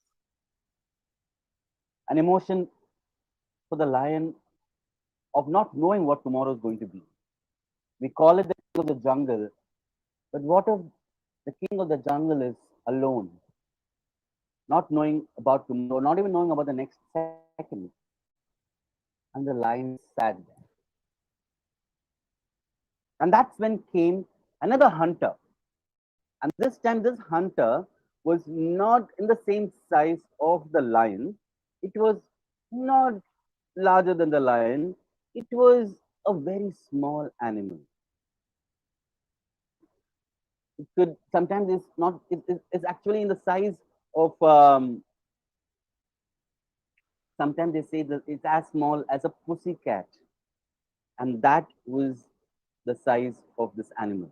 And this animal was so small that it was standing right behind the lion. And it was waiting for the lion to go to sleep so that it could go front and look what's happened to the lion. The lion was not sleeping, the lion was tired and afraid. And this animal was really, really, really small. And it was waiting for the moment. And the lion slowly got so tired that it went to sleep. And when the lion went to sleep, this animal was like, dandanaka, dandanaka, dandanaka, dandanaka, dandanaka. Now it is my time. I can do what I want. And it was so happy that it just went very close to our lion. It went close and went close to the face of the lion and was not sure if the lion was alive or if the lion was acting as if it was sleeping. So it tested again. It again tested to see if the lion was alive, and it said, "Yes, the lion is not awake." And this animal that came near, this animal which starts with a J, which starts with which has a A, which has a C, which has a K, which has a A and an L. It is this animal which we call the jackal. And you'll see how the jackal looks so big in a picture, but it's actually so small, this big. And this jackal went face to face with the lion. The lion woke up, and the lion woke up and saw the jackal and was so happy that somebody is there who might help. And the lion said, "Will you help me, please?" And the jackal said, "But you're the lion. You're a predator. You're a hunter. I'm after all a scavenger. What will happen to me if I could release you?" And said, "Please, I will not do. You see, I'm desperate. I'm almost dying. I don't have anyone to ask. I roared, nobody came. I cried, nobody came. But will you help me?" And the jackal was a he jackal. And the he jackal thought for a moment and said, "What can I do? I can't do anything." And the lion said, "You can do something. All you have to do is dig the grass that's caught my paw, and I'll just take the paw out and I can escape." And the jackal went and nibbled the grass. And after a few minutes, the paw of the jackal, of the lion came out, and the jackal just ran away like a full sprint, ran full speed. And the lion said, hey, don't run away. Don't run away. Please don't run away. Because I need to talk to you. You helped me. You helped me. So you need to come back. And the jackal and the lion didn't know what to, jackal didn't know what to do. And the jackal slowly kept one step. And the lion kept one step. Jackal one step, lion one step. Jackal another step, lion one step. And after many minutes, it came near the lion. And when it came near the lion said, "I'm not going to do anything. Can we shake hands? Can we be friends?" And the jackal said, "Can a lion and a jackal be friends?" And the lion said, "Yes. Because you helped me. You see, because you helped me, I want to be a friend, and know that our ancestors have not been good friends, but we can be friends." Okay. And this is the Asian lion. If for some of you who want to see, this is the Asian lion which is today in Gujarat. It's called the Asiatic lion. And this Asiatic lion looked at a jackal, and they both hugged each other and said, "Wow, we can be friends." And the he jackal and the he lion every day sang songs in the morning, were running together, dancing together, and they became the best of friends. How many of you have that one friend who might not look like us, who might not be our height, who might not even have the skin tone, but we spend days together? And so the lion and the jackal spent days together, and they even hunted a buffalo together. Yes, the buffalo that the lion didn't get that time. And when the lion didn't get that buffalo that time, and now it got the buffalo, it just didn't keep the buffalo for itself. It asked the jackal, "Will you come and take some for yourself? Because you are a scavenger. You don't wait for me to finish. Will you just come and take the meat?" And the jackal said, "Yes, thank you. I thought you will not share, because when you start hunting, you will become yourself. But today, I'm very happy." And the jackal came full speed, dun, dun, dun, dun, dun, dun, and took some to eat, but also took some parcel. There's no Swiggy and Zomato in the jungle, no? So the jackal took some parcel and put it in his bag and was about to turn. And the lion said, "Hey, where are you taking this?" And the jackal said, "You see, there is a she jackal at home, and we are married, so I have to go give her, and she's waiting for me." And the lion said, "Why she doesn't hunt? You see, she is going to become a mama." "Oh, even my she lion is going to become a mama. Give me a high five." And the lion said, "But wait, why? We are so close friends, but why are you living away? Why am I living away? We can both live in the same place, no? So tomorrow, why don't you and the she jackal come next to us and live along with us, so that we can meet every day and we can see how both our children are going to be born." And that evening, the she jackal went and told the she jackal, and they were so happy, and they came back and to where the lion lived, and they set up their house. But the she lion didn't know what was happening. The she lion was looking, didn't know what was happening, and she said to the he lion, "What is happening?" "No, no, no, no, no, no, no. He's my friend, so I'd asked him to just come and stay, so that you see, the she jackal is pregnant, and they're going to have babies. They're going to have babies. So I just thought it's easier for them." But the she lion was not okay. He said, "Something is not okay. I don't want the jackal to stay next to me." And as time passed, the he and the she lion became parents, and the she jackal became parents, and both the children started playing with each other. And both the cubs and the pups played with each other, and it was a joy to see them to play with each other. And every day they played with each other. They played in the morning, they played in the afternoon, they played in the evening, and they were like the best of friends. And the he and the she jackal were all right, but you see, the she lion was not all right with that. The she lion said, "No, no, no, no, no. This is not all right. How can a lion play with a jackal? This is not the dharma of the land. This is not what my children should be doing. They should be playing with the other lions. Look at the jackal, so small." But whereas the jackal mama didn't have a problem. She said, "It's okay. Children are children. Let them just play with each other." And this went on and on and on and on. One day, the she lion completely lost her coolness and went and shouted with a big volume to the he lion, saying, "What is happening?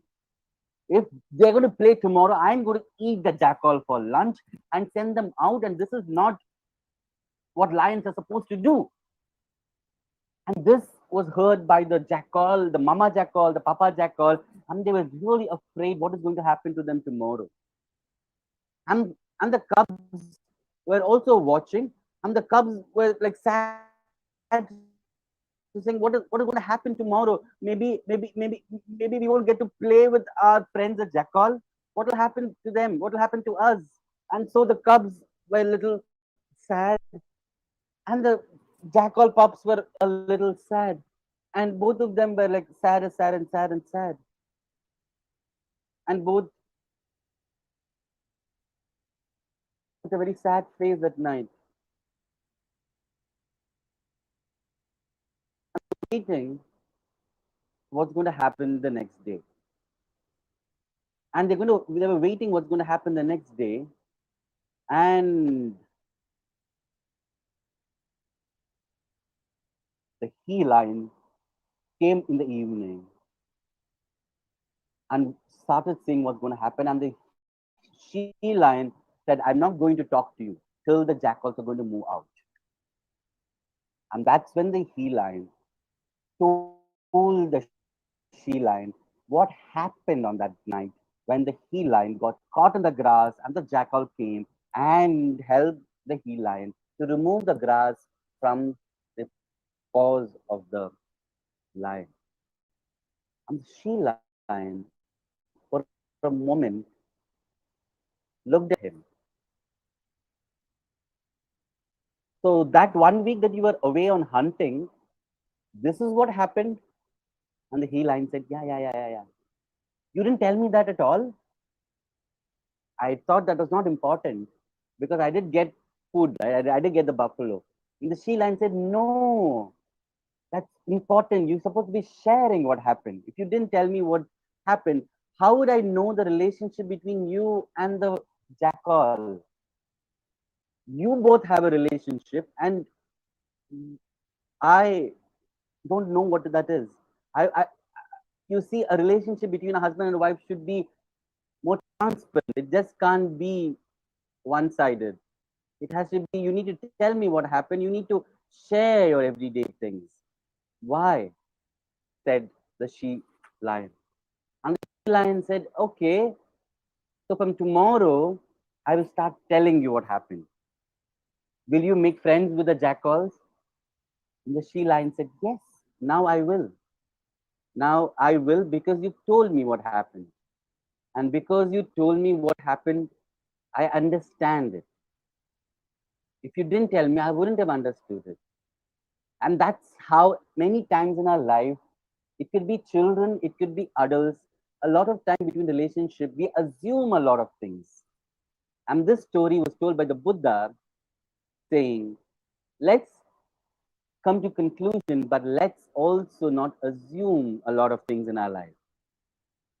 And the same thing in a relationship, when somebody is acting in a certain way, let's pause and talk to them without assuming what what their relationship with somebody else or why they're doing something, because assumptions are very toxic.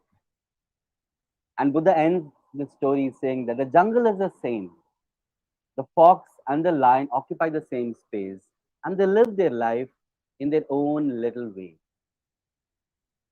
And this story ends here. And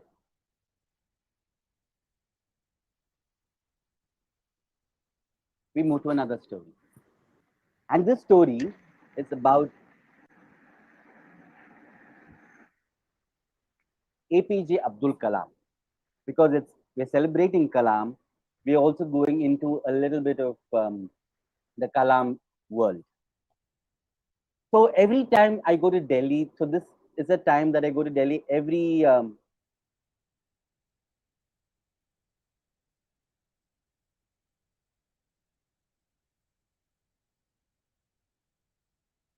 beautiful because it's winter times, peak of winter, and every time the peak of winter, I go to this museum, and this museum lies in a place called the Delhi Heart. And if you go to Delhi Heart, there is a museum that's dedicated to APJ Abdul Kalam. Okay, I'm not sure if I'm visible. I'm just going to come back in a second. So I'm going to take a break and come back in a second, and we shall immediately continue.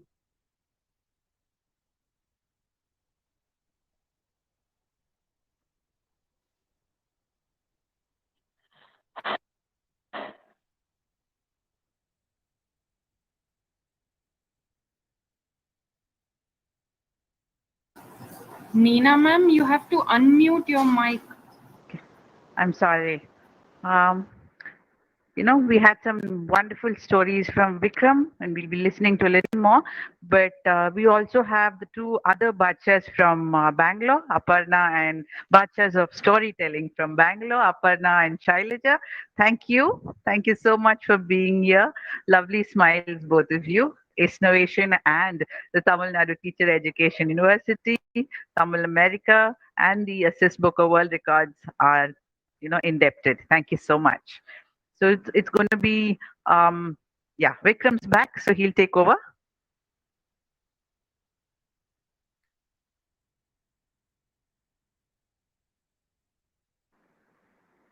Unmute Vikram. Did you hear till I finished the story? Yes. You see, that's another story because when you're talking so much online, you realize that so many tabs are open and the system hangs. So because system hung, I don't know what is happening on the other side. So I kept going. That's the beauty of internet in today's time. And with that is the first story to talk about how Buddha talks about relationship. You might be a lion, you might be a lioness, you might be a jackal or Mrs. Jackal. But somewhere explaining and talking creates or breaks a lot of assumptions. And from there, we go into Kalam's story. This is a story that many of us might know. But this story was something that I saw in his diary that he had written, and that scribble was there in Delhi. So in Delhi, there is a museum, one of the largest museums for Abdul Kalam in a place called Dastakar, Dastakar is a market that happens every year. And when I was going there for that market, it starts with this museum on the other side. It's called a Delhi Heart. And you go there, you see different photos of Kalam, you see different episodes from his life. And one such episode is about he and his father.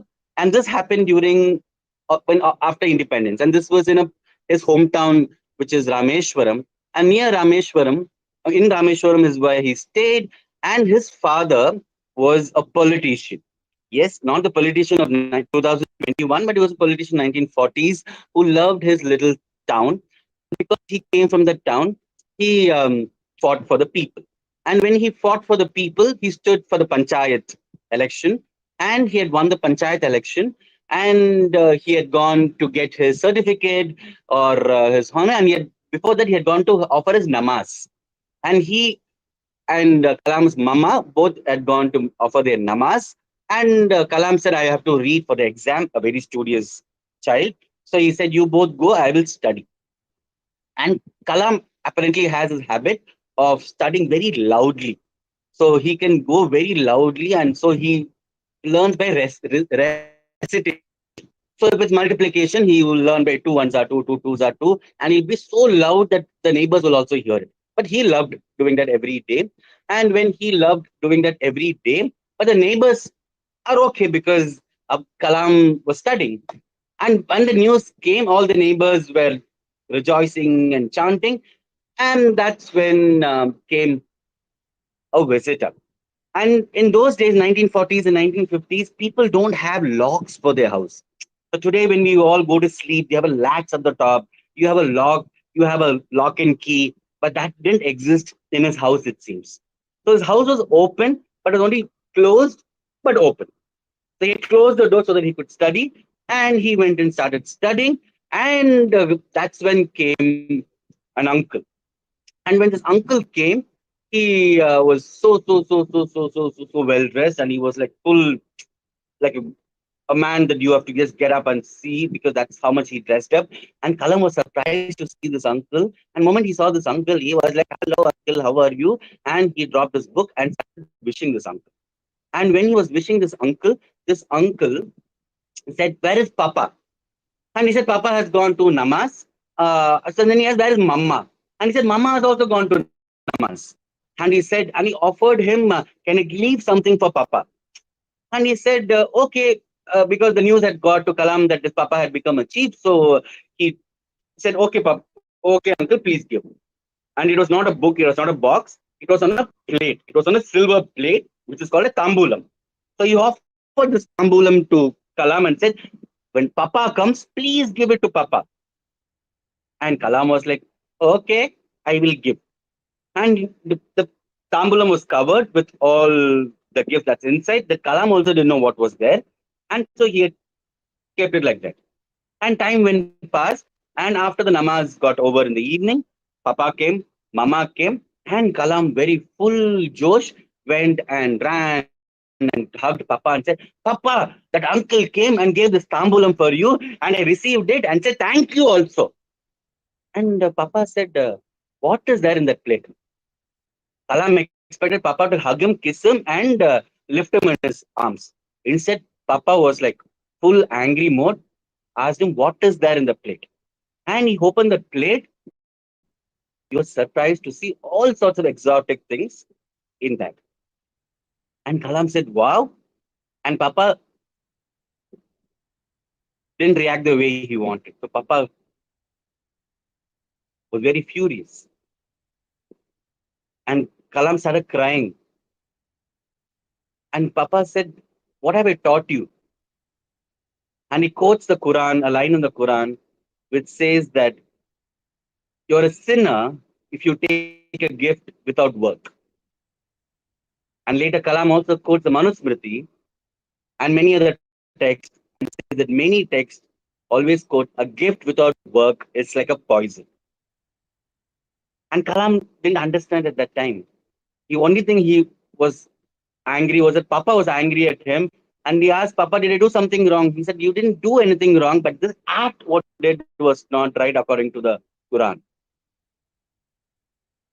And Kalam said, what do we do?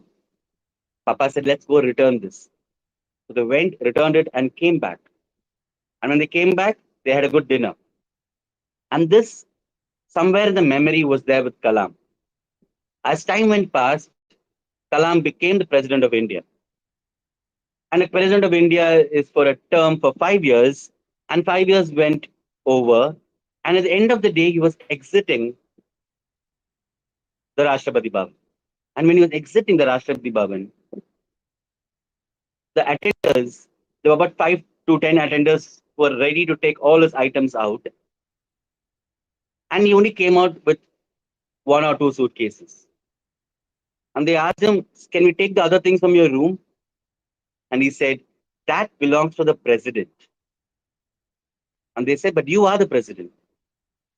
I was the president. I, as Abdul Kalam, came with a suitcase and I go away with the suitcase. Those belong to the president of India. And that time, he shared the story of his father, which said the gift is not for me, it was for the president. And it should go away, not for me. And he left, and these gifts are still there in the Rashtrapati Bhavan. And in the museum, if you go to Delhi, if you go into this museum, some of these gifts are treasured in this museum that Kalam didn't take for himself, but left it for others and the Rashtrapati Bhavan.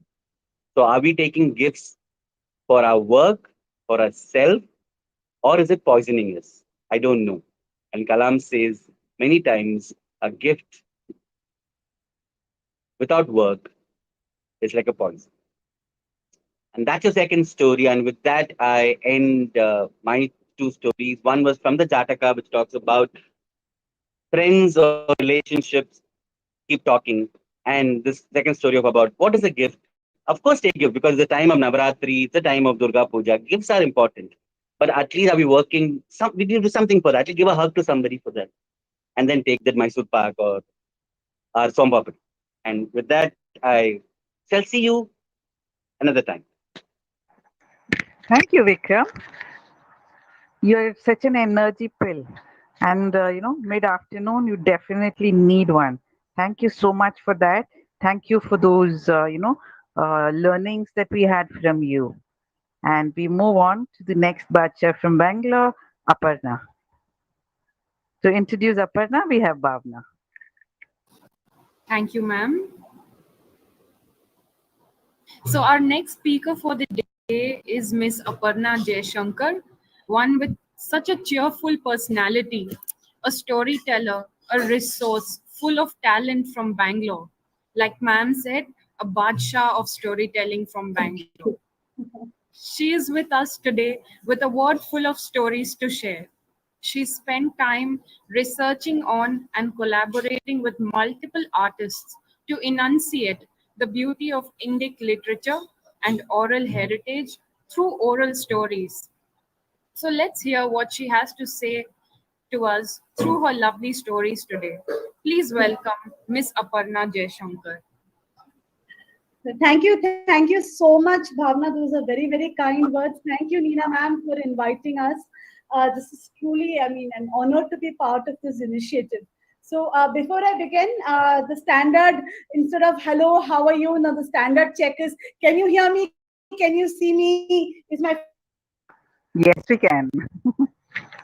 Yes. Okay, so to begin. All right, so we'll just jump into our first story. So there was a little squirrel. It was very comfortably snuggled in the hollow of a tree. afternoon time, proper, lovely tummy full of food. And this tree was on the sea coast. There's warm sea breeze. Like some of you, if you are in Chennai right now in the afternoon sun, you can feel that hot sea breeze, the gentle hum. And this tiny creature was sleeping in the hollow of a tree and was, almost dozing off, and thud, there was this noise. And the tree was shaking. It didn't feel like an earthquake, but the noise was very, very, very loud. The squirrel got scared. Was somebody trying to cut off the tree? And immediately it scurried out. From the branch of the tree, the squirrel saw that there were these huge troops, like armies, troops of hundreds and hundreds and hundreds of monkeys. And they all looked like they had gathered for some kind of a meeting. And the squirrel was very curious. So wanted to know what was happening. The poor thing, such a small, tiny creature, went scurrying around, and what is happening? What is happening? But then, come on, the monkeys were so big, as though they will answer, one small squirrel like that. So each minute, big, small monkeys, they all swatted this poor squirrel away. So one monkey swatted him far away. The squirrel went tumbling, and fell under another tree. And there was this old monkey, sitting very, very comfortably, looking very important, and observing all the proceedings that was happening. So this poor squirrel, now it was scared, very timidly went to that old monkey and said, "Dear sir, please, could you please tell me why so many monkeys have gathered here? There was a loud noise. I got scared. Can you please tell me?" Now, our wonderful old monkey, he had basically retired from active life and nobody really bothered about him. So he was more like, people would ask him for advice, but, behind his back, they would make fun of him. They really wouldn't come and talk to him. And there was this little creature who had actually come to him and wanted to seek his advice and wanted to know what was happening. Somebody to have a conversation with. Old person was not going to leave this chance. So immediately, he sounded very important. Like, "I'm very busy. I don't have the time to talk to small creatures like you. But since you're asking and I'm such a nice person, sit. I will tell you what is happening." This is what happened, and this is what the monkey told, that old monkey told the squirrel. He said that there was some prince that was there in some very big kingdom, very, very, very, very far away from the small squirrel's tree. Now, the monkey kept describing the kingdom like it was absolute paradise on earth. He said there were forests with so many fruit trees, and all the creatures, even the tiniest creatures like the silly squirrel, would be taken care of there. Then suddenly, for one day, because these humans know, they're always very confused. They only know their reasons.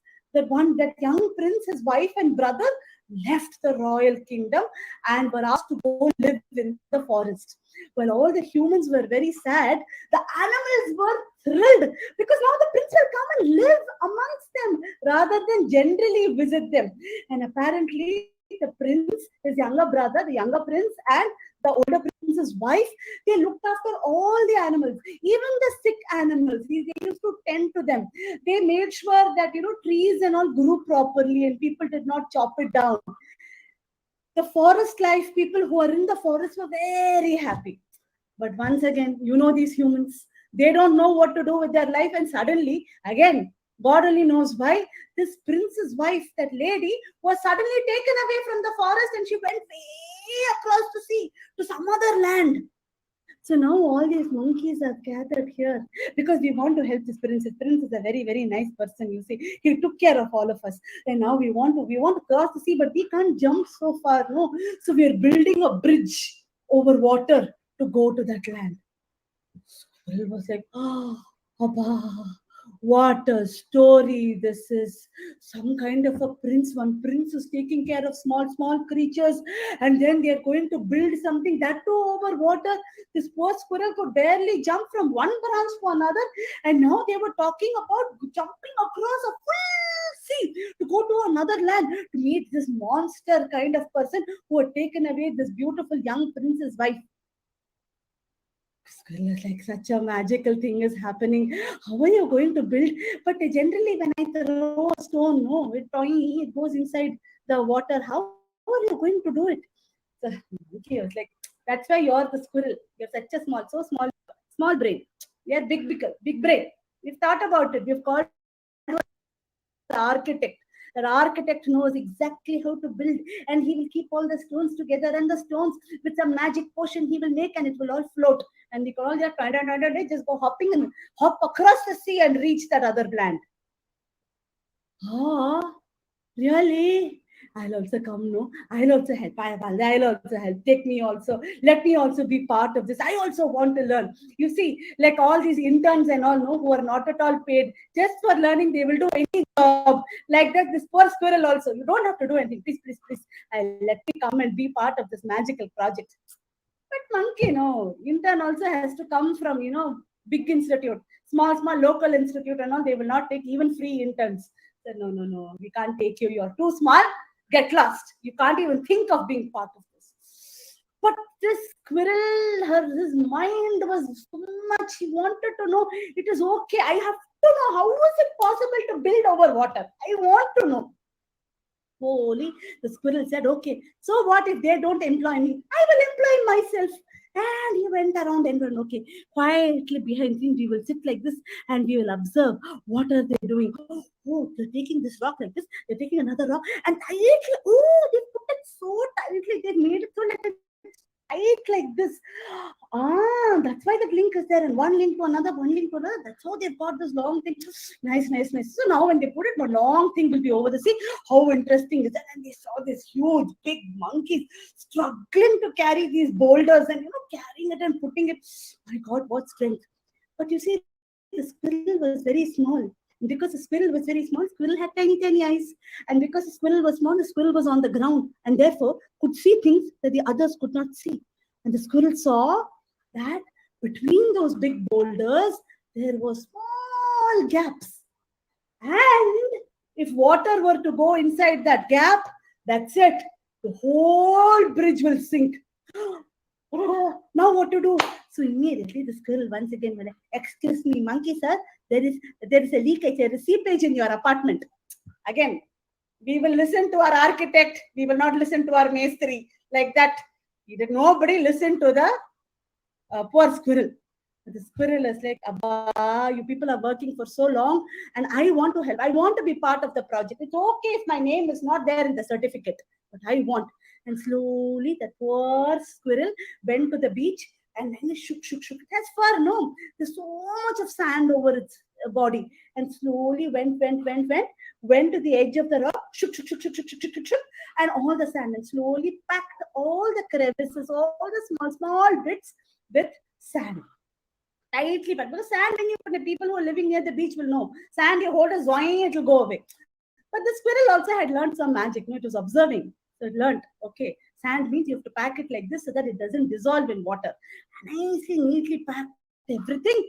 Bridge was steady. And then, today's inauguration day. You can't generally jump over such a big bridge, no. Somebody has to come and cut the ribbon. So that's why they invited that young prince, no, poor fellow, roaming around the forest. Wife is gone there, brother is here. People, monkeys are building bridge. So they invited him, sir, we have built bridge. Now please come, cut the ribbon. So the prince came and saw everything, and it was very pretty, and he smiled, and he had such a magical smile that everybody, got project approved, it was going to go. But then what happened was, he smiled like that, and then everybody was like, okay, you know what? So generally what will happen? There will be one thank, they will cut the ribbon, there will be one thank you speech. I am so grateful to this person. I am so grateful. See, that day, no, you see the biggest rock there, I only carried that rock. You know what I did? I carried that rock, and then Rama was, that prince was roaming around, no. And all I did. Definitely. He said, oh my God, is it heavy? He said that. So he knows I only carried. He's going to put me in his thank you speech. You just wait and see. And like each one goes, no. I have put the joint. They're all talking amongst themselves. And the prince also, yes, I have to give thank you speech. Stood and then went close to the tree and put his hand into the hollow of the tree and picked out the little squirrel and told the squirrel, thank you so much for looking after my interests. Even though I did not employ you, even though I did not ask you for help, you realized I needed a help and you came and helped me. That is so gracious of you, particularly when you knew that I might not even notice it. And I'm so glad that you learned how to pack the sand. And as a mark of my appreciation, I would like to leave a magical mark on you. And the prince, no, he was magical, of course. He was building bridge over water and all of that. No, so obviously he was magical. So he did like this, and toing, there were 3 scars, 3 marks on the squirrel. Now, normally for us and all, it will be like, what makeup to put? You're putting mark on my body means, do I like the tattoo? Do I not like the tattoo? But that squirrel was very happy. I've got tattoo from the greatest. So like that, one tiny tattoo came. And from then on, all Indian squirrels have the 3 marks because the prince was the one who appreciated the little squirrel for helping him. Now, this is an adapted story from, most of you would have guessed, is an adapted story from the Ramayana. This is a folk tale from the Ramayana. It is not there in the technical original version, but it's a folk tale from the Ramayana. And it said that's how the squirrels got their stripes. And that is okay. So interesting story. Vikram said about Abdul Kalam and how he was such a great president of ours. No, Abdul Kalam did not tell the story. What happened was the story, the point where in the Ramayana where they cross is Rameshwaram. Again, Abdul Kalam's place. And that is why I thought the story we will do today. Okay. So from Rameshwaram, we can travel. Okay, let us travel a little further up north. Okay. So here what we are going to do is now imagine now the place, now the time is 1940s. Okay, so 1940s. For some of you, I don't think, I'm sure in our young audience, even the grandparents would not be 1940s, but just imagine 1940s. All right. So 1940s. So in India, don't think of it current geography of India. Okay. So there was this road called the Grand Trunk Road. So the Grand Trunk Road was the road for trade, basically. All right, people used to use that road to buy and sell, silk, cotton, spices, you name it, and that was the trade route. And in current geography, if you want to look at the Grand Trunk Road, go somewhere past Afghanistan, right down through Pakistan, comes into India and goes this way up to Bangladesh. Okay, it's such a long road. It was the trade road. Now there was this city. Okay, now we are going why. We've gone into the past. We're in 1940s. Okay, and we are in the city called Peshawar. Now Peshawar was at a very, very crucial space because it just came after the Khyber Pass. So people would be very tired and hungry. People from all over would come take a rest because after Peshawar, the route used to become very, very, very difficult. So they'll stay, take some rest and then go. That was the idea. So what would happen? People would stay for longer time in Peshawar. So people would come, means if I were to travel anywhere in the world, one day I will see, I want to experience local cuisine. And then afterwards I will say, is rasam chadam there, please?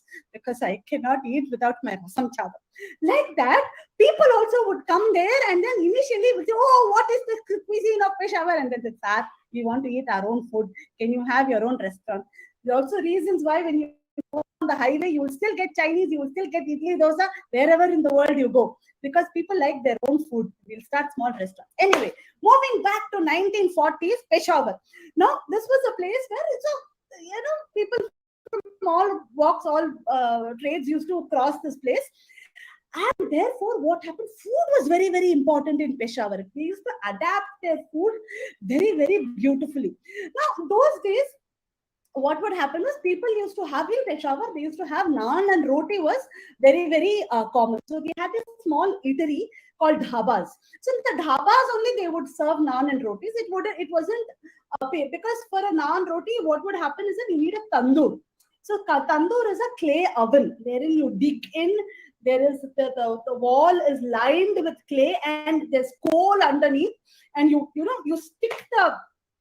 You make the atta into flat breads, you stick it on the wall, and with a skewer you have to take it out because it's live coals, it's smoked rotis. absolutely hot and absolutely tasty. But come on, nobody can afford to have that at home. So they used to have common places where this would happen. So Moti Mahal was one dhaba where they would serve hot tandoor and rotis like naan and rotis like this over the tandoor. So people would come, they make their sabji at home and come and buy rotis. That was also something that would happen. Now there were two people, Kundan Lal Gujral and Kundan Lal Jaggi. Again, just to confuse people, I think people usually in most stories they will have same name or complicated names. So that you go like this, like, yo, what happened to the story? Never mind. Let us. There were two people. They had another friend who worked in the shop opposite. His name was Thakur Das Mago. Now these three people were great friends, and life is going on. They were very, very happy with what was happening. But then the world is never static. The last 2 years have taught us whatever is normal is abnormal. Then we adapt to that. Of course, I've got a new normal. Again, it will change. Like that time also there was a big, big, big change. You see, the subcontinent, what was called India, was then cut. So what would happen was that people did not know what to do, and they were worried that, can we stay here? Can we not stay here? And so slowly, what happened was these three people decided, I think Peshawar is so far away. But I mean, it is neither in Pakistan, it is too far away from India, and in Pakistan also it's closer to Afghanistan. Maybe it is not safe. Let us go to India. And to go to India means we don't know any, they didn't have any relatives in India. I mean, what was being carved as India? Because for them, everything was India. Well, then I thought, okay, never mind what to do. Let us go to this place. And, where will we go? We'll go to the capital. Let us go there and find our job. Kundan Lal Gujral, Kundan Lal Jaggi, Thakur Das Mago, three of them with their families decided to leave Peshawar and come down to Delhi. Now, Peshawar to Delhi was a long journey, long, arduous journey. There was not enough transportation, and this was a mass exodus of people. It was a big marker in history. So, what happened was they somehow got lost. All three of them got separated. In Delhi, what they had done was suddenly there was a sea of people coming. What were they supposed to do? Suddenly, how can they find houses? So what they did was, okay, people coming in this train, you will go and live in this place. People coming from this place. So hopefully you will find friends. So all people coming from Lahore will be in one area. All people coming from Karachi will be another area. Like that they had done in Delhi. So what happened was all people coming from Peshawar, what happened? The two Kundan Lals, Arre, where were you? I was in S1.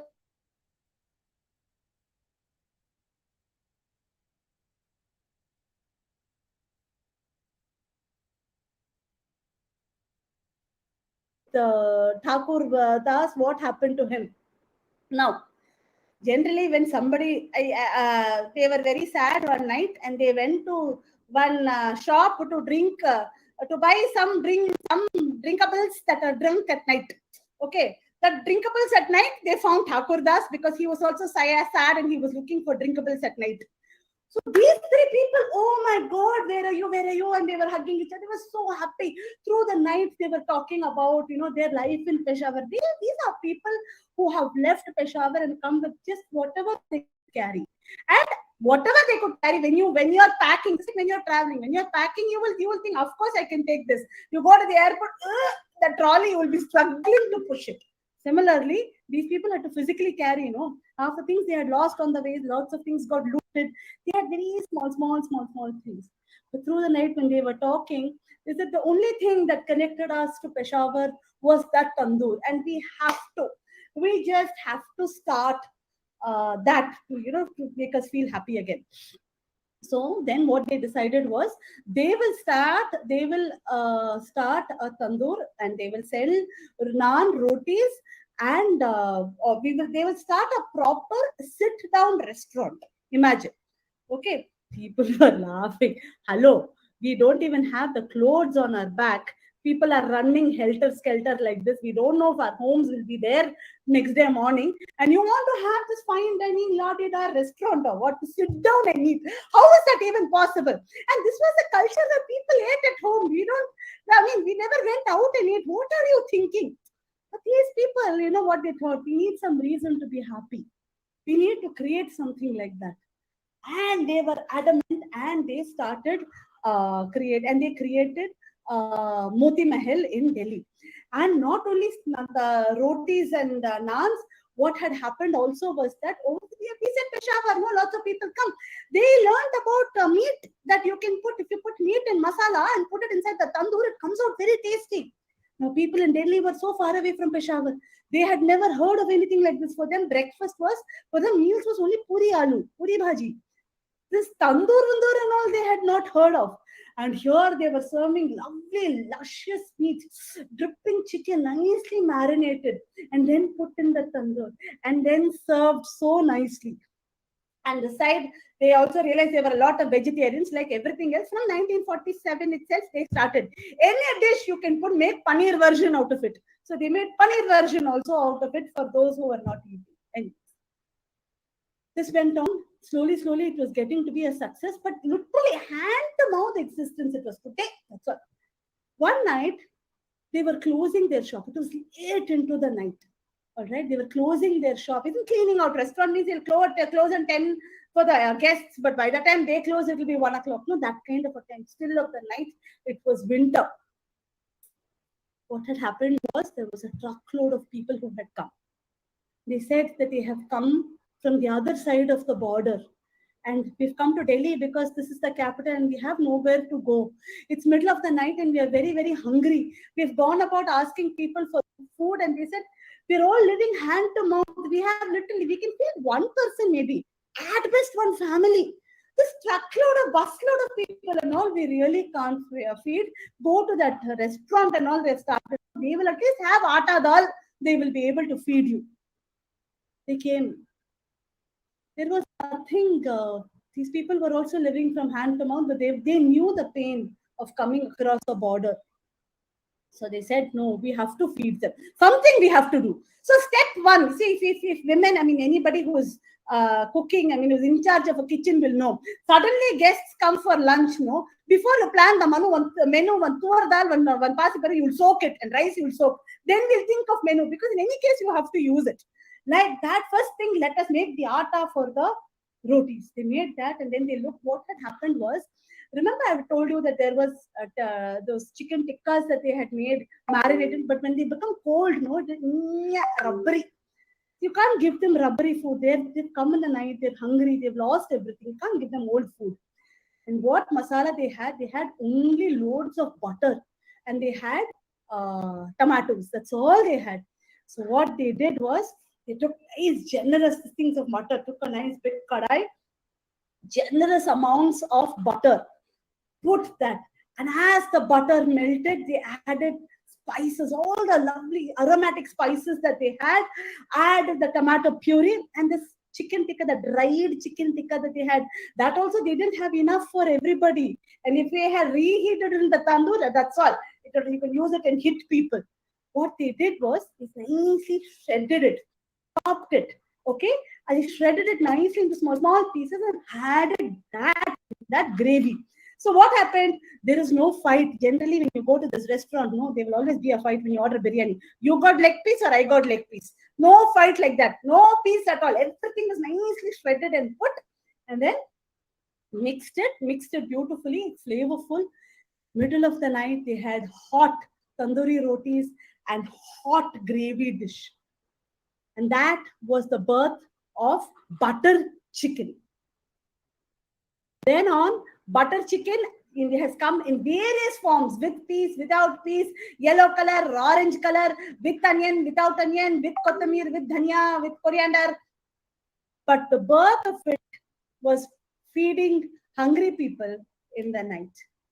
So I'm sure during the pandemic, all of you also must have created, particularly first pandemic, like suddenly things were shut.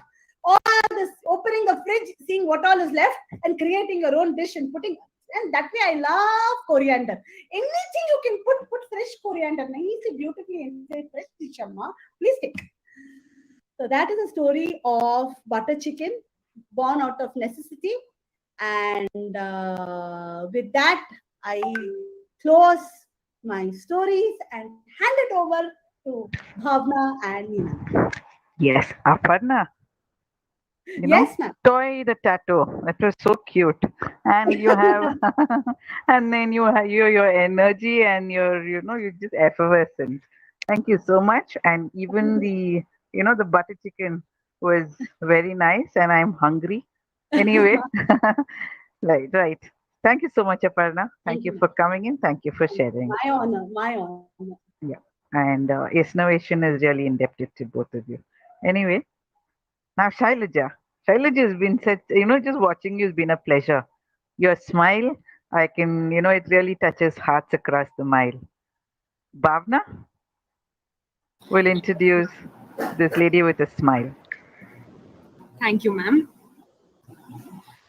So our next Bacha from Bangalore is Miss Shelja Sampath, an educator, experienced storyteller, theatre artist, and soft skills trainer. She is a trained public speaker, a Toastmaster who conducts workshops for corporate professionals in companies like Siemens, Britannia Industries, and others. She is a member of Bangalore Storytelling Society and has conducted storytelling sessions at Ranga Shankara, Rangoli Metro Arts Center, Hippocampus, Ata Galata, and other venues. She is keen on making a difference in the lives of the underprivileged. She has been an active storyteller at Buguri, a community library for children of workers of lower socioeconomic sectors. She has also developed Kannada content for an interactive machine called Annie, which helps blind children learn Braille. She also conducts storytelling workshops for educators across public and private schools in an attempt to improve and diversify the methods of teaching. She has acted in several plays, including B. Jayashree's Sadarame, The First Leaf, and the Gama Banda Gama, Boiled Beans on Toast. So let's hear the lovely stories that she has to share with us today. Ma'am, we are very lucky to have you with us. I now hand over this session to you.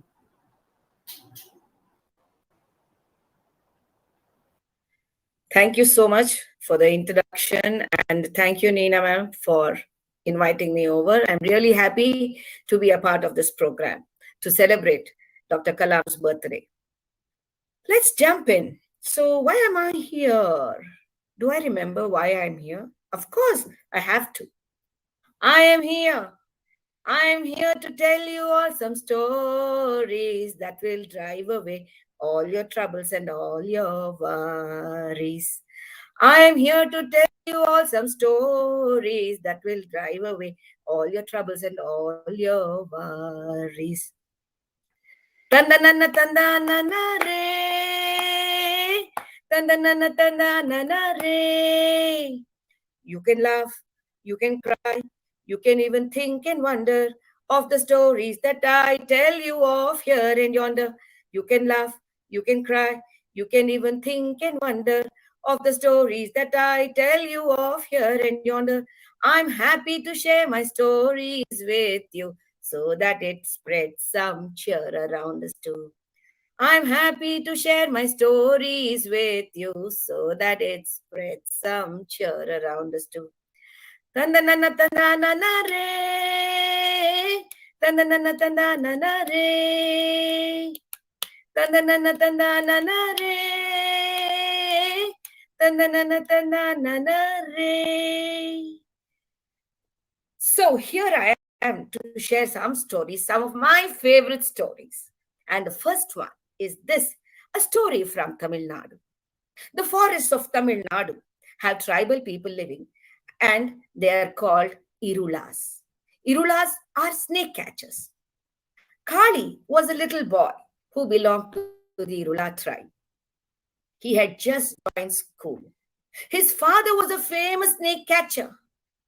Wherever there was a snake, people would call him to catch the snake. And his father would make good money by selling venomous snakes to the Snake Cooperative Society of India.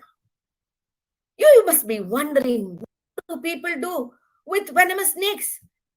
But then they make medicine for snake bite called as the anti-venom. So Kali's father used to catch snakes and sell it to the Snake Cooperative. Kali would help his father. His feet would move like lightning to catch snakes. I don't know if I told you, but then he had just joined school. This particular day, he was walking through the forest to the school in the village. But he was very, very sad. He was dragging his feet slowly while going to school, and he was complaining and whining away. I don't want to go to school. Nobody in school likes me. And I also don't like to go to school. Even I don't like the school. You might be wondering, why was he so unhappy to go to school? That's because it had been 2 months and he did not have a single friend. You might wonder, what was wrong with Kali? Why didn't he have even a single friend? I'll tell you the reason why. It was the first day of school. All the children had come and sat down in their respective classrooms. Kali's classroom also, the children were chitter, chatter, talking and laughing, waiting for the teacher to come. Sir came in and he said, "Good morning, children." All the children stood up and said, "Good morning, sir." Of course, now the teacher said, "You must all introduce yourselves one by one and tell me 3 things about yourself, which is your name, where you come from, and what your father does." All the children were very excited and happy to share their information. First, a little boy stood up and he said, "Good morning, sir. My name is Ramu. I come from Melur and my father is a bus conductor." Yay! Everybody clapped. Next was a little girl. She was in a red skirt and green blouse, and she had long plaited hair which was folded and tied with orange ribbons. She even had orange flowers, the Kanakambaram flowers, in her hair. She stood up and she said, "Good morning, sir. I come from Oratur and my father is a postman." Yay! Everybody clapped and was very excited. Now it was Kali's turn. He was also very proud. He stood up with his chest open and very proudly he said, "Good morning, sir. My name is Kali. I come from Kannatur and my father is a snake catcher." Not a single child in the class clapped. Everyone was quiet and they sniggered at him. I suppose his father is a snake catcher. How funny. Just at that moment, the teacher had to go out for a moment, like many times it happens. And everybody started to tease Kali. "Kali, Kali, Kali, your father is a snake catcher. You are also no better. Kali, Kali, Kali, la la la la la." Kali felt very sad. He had tears in his eyes. And he felt, oh, maybe it's not good to be a snake catcher. My father also should have been a bus conductor or a postman. And he sat down quietly. From that day on, for 2 months, nobody spoke to him. Nobody. He had no friends during lunch or break time or playtime. He would be all alone and sit on the last bench in the classroom. Many a time, Kali thought he should try and escape from school somehow or the other. Once he even tried failing in class, in his test. So he thought, okay, if I fail in class, they will send me back home. But he loved to study. He loved to learn. So it was very difficult for him to even fail. One day, during the math class, his teacher had written down some small sums on the board. 5 plus 4, 3 plus 6, 2 plus 8, all these numbers. And he was starting to note down the sums and add them up. And then he had an idea. What if I make a mistake? Anyway, the sir will be walking around the classroom with a cane in his hand. If anybody makes a mistake, he gives one chat on their back. Maybe if I'm beaten, all the others will feel sorry for me and maybe become my friends. I'll try that, thought Kali. So what he did was 5 plus 4 is equal to 9. But he wrote 7 and he smudged his slate and waited for the teacher to come. The teacher was going around the class with his cane in his hand and he was standing behind Kali. Kali waited with the bated breath. Now I'll get a beating on my back. Now I'm going to get it. Now I'm going to get it. But surprisingly, his teacher, he patted his back and said, Kali, you're always neat with your work. Why have you smudged your slate like this? Look, everyone, this is the first time Kali has made a mistake. Otherwise, he never does it. He's always perfect. Oh, Kali was upset. Oh my God, now all the more nobody will speak to me. That was it. And then the bell rang. Tan, tan, tan, tan, tan, tan, tan, for lunch break. All the children ran out with their tiffin boxes and sat down in a line in the corridor. Kali slowly got up from his last bench and he walked to the door and stood and watched what everyone had brought. Some had brought dosa, somebody else had brought idli, puri, puliyogre, jamun, biscuit, mixture, cake, what not? Kali was curious to know what his mother had sent him. He slowly opened his box. Oh my goodness, I dare not eat this here. Everyone will tease me. I better go away to the end of the field and eat all by myself. So he went to the farthest end of the field, sat on a stone bench under a tree and ate it all by himself. His lunch didn't seem so tasty at all. Now you must be wondering, what could he have brought?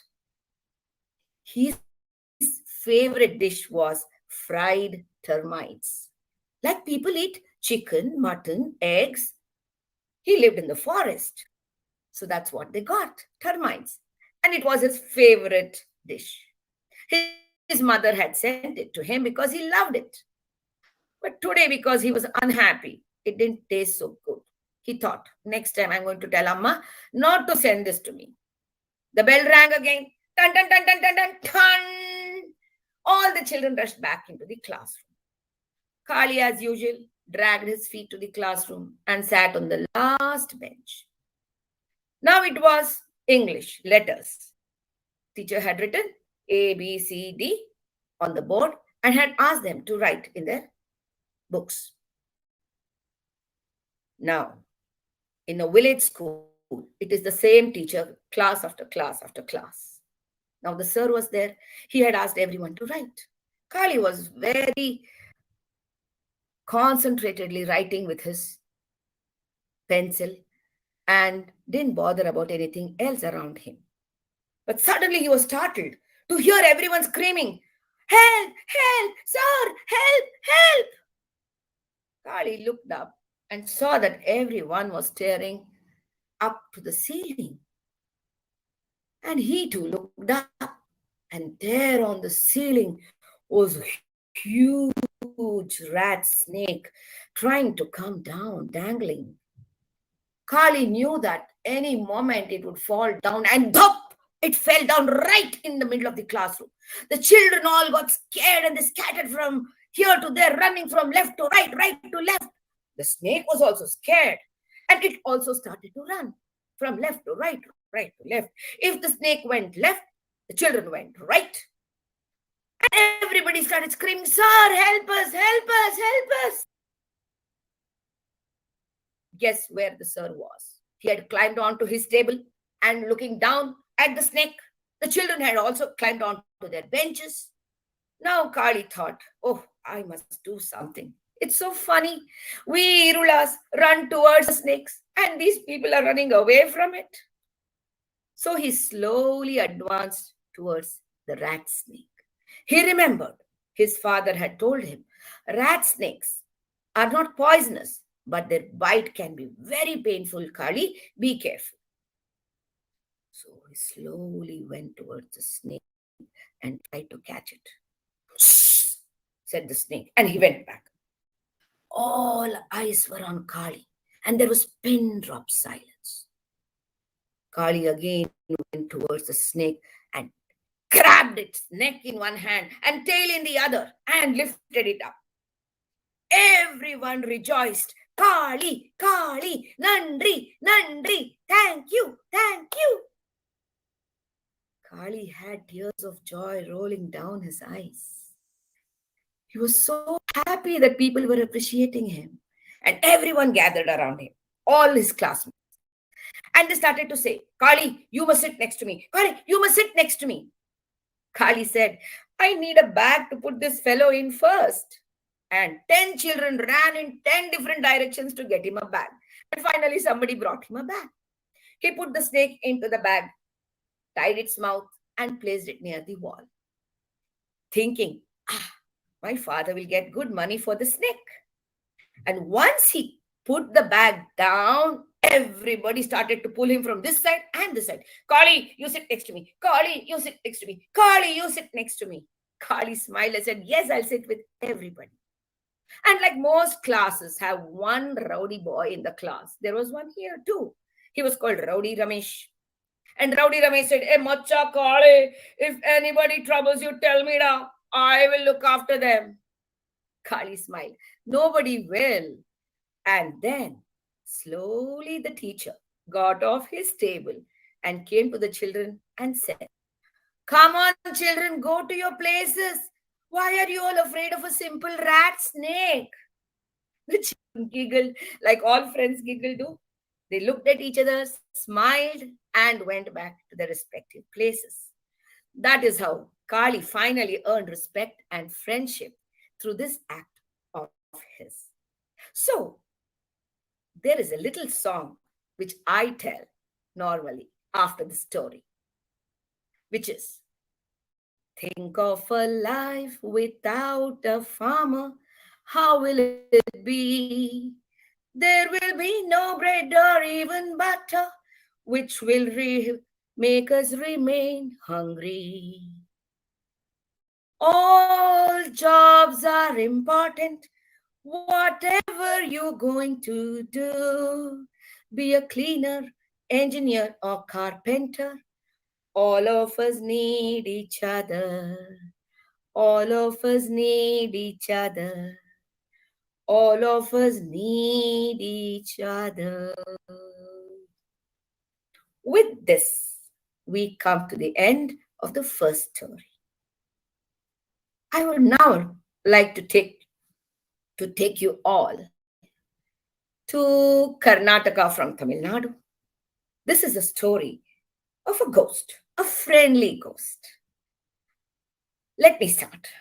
There was once a poor man named Ramu. Ramu was so poor that he was really tired of being poor all the time. So he decided to go on a pilgrimage to pray to the gods, to give him a comfortable life, a better life. So he just had a small bundle of food with him and started to walk. He walked and walked through the hot sun. And finally, he was so tired and hungry and thirsty, he decided to take a little break and rest. But those days, they never carried water bottles like we do now. So he kept listening and walking. Can I hear the gurgling of a river somewhere? There must be somewhere here. And he walked. Finally, he could hear the noise of water going over and flowing, and he was very excited. He went towards the trees, and there he found the river flowing. He walked to the edge to wash his hands and feet before he had his lunch. He was about to wash his hands when a voice called out, "Don't do this." Oh my God. Now who is talking here? Where is this voice coming from? He again went to wash his hands. Again he heard the voice, "Don't do anything here." He couldn't care less. He was so thirsty. He went and washed his hands and looked around for a shady spot. He found one under a tree and he went there and sat down to have his lunch. He was about to start his lunch. "Don't eat here." Now, who is this? Say something. I don't care. And he continued to eat, and he finished his lunch. He went and washed his hands again, came back to the tree, and slept under the tree. He was so tired. He slept very well and woke up by evening. When he woke up, he stretched himself. Let me start walking before it gets too dark and reach a village so that I can stay overnight over there. He was about to leave when again the voice called out, "Don't go away. I need your help." Now, who are you? Where are you? I can't see you. Why do you expect me to stay? Just look up. I'm here in the tree above your head, said the voice. And he looked up. Oh my God! It was a Brahma Rakshasa, a ghost. He was afraid and he wanted to run away from there. The ghost said, "Don't run away. Don't run away. I need your help. I won't harm you." "Are you sure you won't harm me? You promise?" "Yes, I do promise. I will not harm you, but I need your help." "Tell me what it is I have to do." "You see, can you see the temple there?" "Where?" "There, right behind the other tree." "I see. What about it?" "You see, there is a person there who plays the Nadaswaram, pam, pam, pam, pam. He plays so badly. And I was a great musician at one time, and I can't bear to listen to that guy. It's like hot lead pouring into my ears. He plays so badly out of tune. So I request you, please take me away from this tree and put me up on some other tree far, far away." "Okay, but how am I sure that you're not going to gobble me up?" he asked. "Ramu, I promise. And you know what? When I come down, I'll gain some powers and you can make use of that." "Oh, really? Okay, fine. I believe you," said Ramu. And he got the ghost back onto his shoulders to carry him to a far, far away tree, away from this badly sounding Nadaswaram guy. As he was carrying him, the Brahma Rakshasa, the friendly ghost, said, "You know why I have become a Brahma Rakshasa?" "Why?" "That's because I told you I was a great musician, but I never shared my knowledge with anyone. So God cursed me to become a Brahma Rakshasa because I didn't share my knowledge. That is why I am in this state today." That is my story. But you know what? I have another idea. "What now? What idea do you have?" asked Ramu.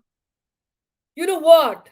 I will go and possess the princess of Mysore, and you can come and say that you can chase me away from her, and you will be very well rewarded by the king with lot of gold, silver, diamonds,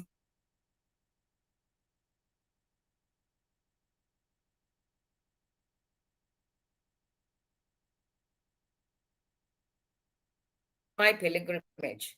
I'll finish that and then come to Mysore. Till then, you can stay in Mysore. What do you say?" "Okay, but come soon," said the Brahma Rakshasa. So, the Brahma Rakshasa went away to the Mysore palace, and our man Ramu went on a pilgrimage and returned after a couple of months to Mysore. He went to the palace, and he saw that the soldiers there were standing outside, were all looking very sad. He went and asked them, "What's wrong? Why are you all so sad?"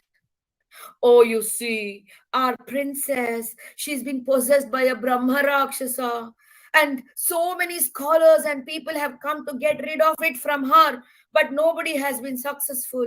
So our king is very sad, and so are we." "Oh, really? I would like to try."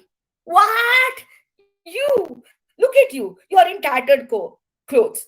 And so many scholars and educated people have come, and they have not been able to do anything, as if you can do anything." "Appearances can be deceptive. I can do something," What do you say? Give me a chance. Anyway, they have not been able to do anything. Even if I can't do anything, somebody else will come and try later. So why not let me try? Said Ramu. Whatever. Go inside, said the soldiers. He went. Your Majesty, I have come to get your daughter free from the Brahma Rakshasa. The king was sitting like this, all worried. What? So many people have tried, as if you can. Look at you. You seem so poor. You don't even look knowledgeable. Your Majesty, when everyone has tried and failed, why can't I too try once? Said Ramu. Fine, whatever. Go try, said the king, who had lost all hope. So Ramu went to the room where the princess was imprisoned because she was possessed by the Brahma Rakshasa. Two soldiers were standing on either side, again like this. He said, Ramu went and told them, open the door. I would like to go in. I have the permission of the king. So they opened the door. Ramu went inside and bolted the door from inside. And then he saw that the princess was lying on a golden bed. He was not sure whether the Brahma Rakshasa was there in her or not. He went closer and he looked at her. Princess? No answer. Brahma Rakshasa, are you there? Brahma Rakshasa, are you there? Ah, who is it? Oh my God, he's there, he's there. Good, he has not gone, he's waiting for me. Wake up, it's me, Ramu, who has come. And suddenly, the princess woke up. Actually, the Brahma Rakshasa. And the Brahma Rakshasa said, why did you take so long to come? People have been beating me with brooms and neem leaves and everything. I have been so tired waiting for you. I'm sorry. Now that I've come, leave her and go. I will be rewarded. I will leave her and go, but on one condition. What is it? That you will never ever come after me to release me from anybody else. Now, Ramu said, okay, fine. I will not come anywhere near you anymore. Very good. I'm leaving now, said the Brahma Rakshasa, and doom, he flew away from the window. The princess woke up and looked around. Where am I? Who are you? Princess, it's me, Ramu, and you have been freed of a Brahma Rakshasa, that is all. Come, let's go and meet your father, said Ramu, and they went. The king was thrilled to bits and he was so excited that finally his daughter was normal again. So he gifted Ramu with gold, diamonds, land, servants, everything. So Ramu was very happy. He went back, lived in his new house, married, and a beautiful girl, had children, and he lived a very happy life for many, many years. But happiness sometimes is not very long. It's short-lived. You have to have a problem, when you're too happy also. So what happened? The king sent word for Ramu to go back to the palace once. Ramu wondered, oh yeah, why should I go? I have not done anything wrong. Why is he called me? He was worried. He went to the palace. Yes, Your Majesty, I heard you called for me. Yes, Ramu, I command you to go to the kingdom of the Kerala king. I suppose his daughter, the princess, has been possessed by the Brahma Rakshasa. And I told him that you are the right person to get her rid of it. What, Your Majesty? I don't want to go anywhere there. Please, Majesty, send somebody else, Your Majesty, said Ramu. Aha, this is an order. If you don't go, I'm going to cut off your head, said the king. Your Majesty, please. Aha. So now Ramu thought, oh my goodness, I'm between the devil and the deep sea. If I don't go, the king will cut off my head. If I go, the Brahma Rakshasa will gobble me up. What shall I do? There was no choice. So he had to go. He went back home, made arrangements for his wife and children to live peacefully, safely after he had gone in case he didn't return. And then he went to Kerala. he met the king. The king said, the princess is in her room. Please go and do first what you have come here for. Ramu went. The soldiers were standing outside the door. They opened the door for him and he walked in. He closed the door, bolted it from inside. He closed all the windows and he said, Brahma Rakshasa, I have come. Why don't you leave from here? I told you not to come here. I'm going to gobble you up. Wait a minute. I had no choice. I had to come here. So please don't trouble me. I won't trouble you. You go away somewhere else. Why do you want to just cause me trouble? My life is quite happy. I'm quite happy. I don't want any more trouble. Please go away. No, I won't go. What will you do? This Brahma Rakshasa is putting up his price a lot. I requested. He's not agreeing to what I asked.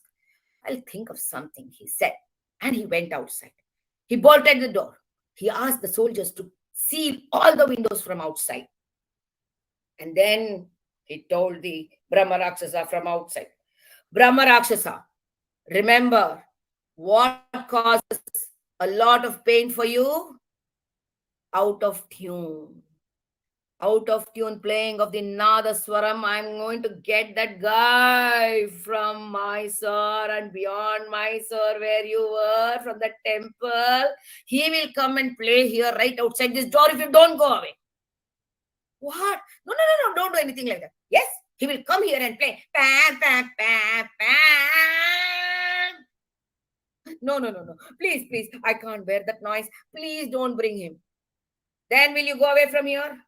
Of course I will go away from here. I'm sorry. You will not catch hold of any other princess or anybody and ask me to come all the way again. I will be coming, bringing that Nadaswaram fellow with me, said Ramu. No, I won't trouble you anymore. I'm sorry. Don't bring anybody, please, said the Brahma Rakshasa.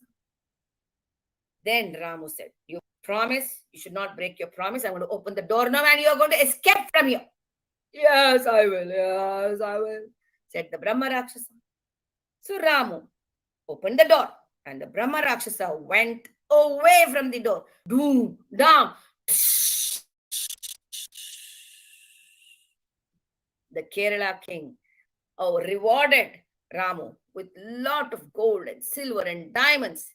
And he went back home happily with all his loot.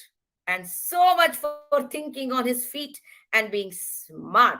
He saved himself and his family forever. Thank you. Oh, I'm at a loss for words, Shailja. Thank you so very much. Thank you. Absolutely amazing. Thank you so much. And thank you for the opportunity. I enjoyed myself and I hope you did too. We did. We definitely did. Thank you. You know, it's exactly lunchtime and it's not only food for, it is food for thought. And thank you. Thank you for filling our minds and our stomachs and, just about everything. Thank you. Thank you too. All right. Now we have Vikram back again. It's hard to let go of storytellers who are really good. I'm there. This time better. So, but because we're talking food, because we talked about the butter chicken, we talked about Peshawar, we talked about the Brahma Rakshasa. Let's begin with food, a food that everybody who comes to Bangalore will definitely munch on. And this food is a food that looks like this. Yes. And it's yummy, it is tasty, and it's only 10 rupees. So every time that any of you who are watching come to Bangalore or any parts of Karnataka, you can munch on at this 10 rupee snack, which is yummy.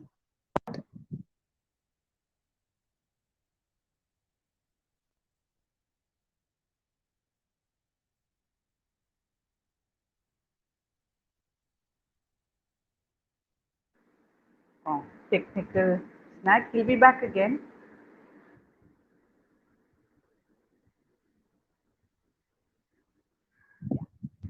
Yes.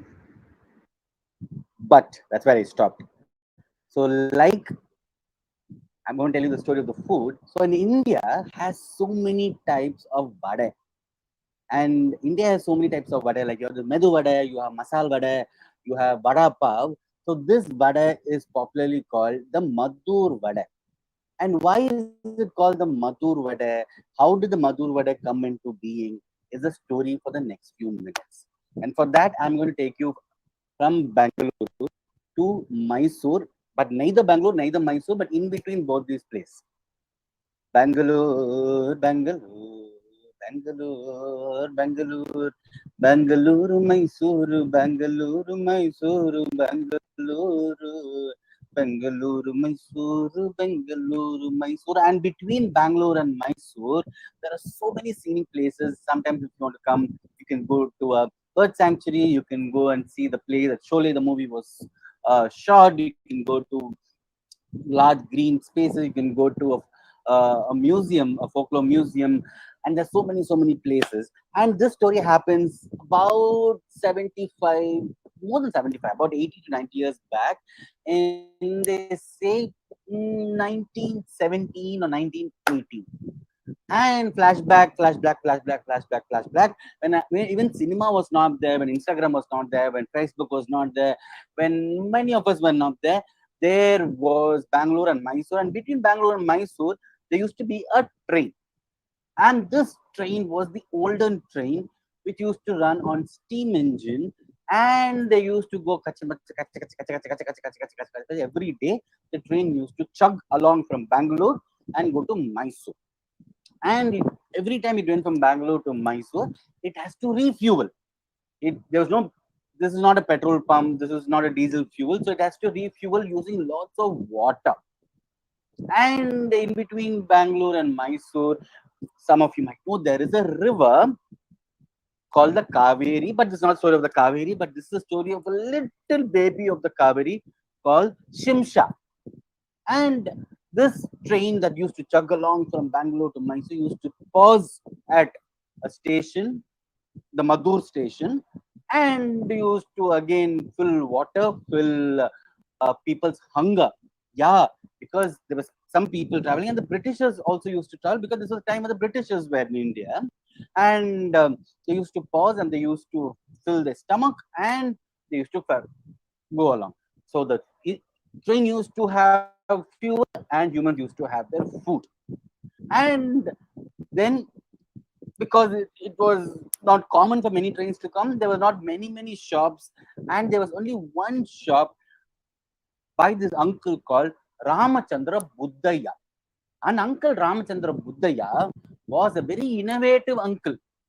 He didn't think of very exotic items. He said hungry people, and the train used to stop off about 5 to 10 minutes and just go off. So in 10 minutes to 15 minutes maximum, maybe sometimes 20 minutes, what can I give people to have so that their stomach is full and they also don't have to wait for a long time. And with lots of ideas, he said, let me make the most interesting item, which is the pakoda. Yeah. And he said, let me make the pakoda. And he said, with pakoda, let's have some side dish. And he thought, what can be with pakoda? And he said, with pakoda, let's have some yummy chutney. And he thought of all ideas to make pakoda. And he used to make it in the morning just before the train used to reach that station. And every time it used to reach that station, he used to serve hot pakoda, and people used to be happy.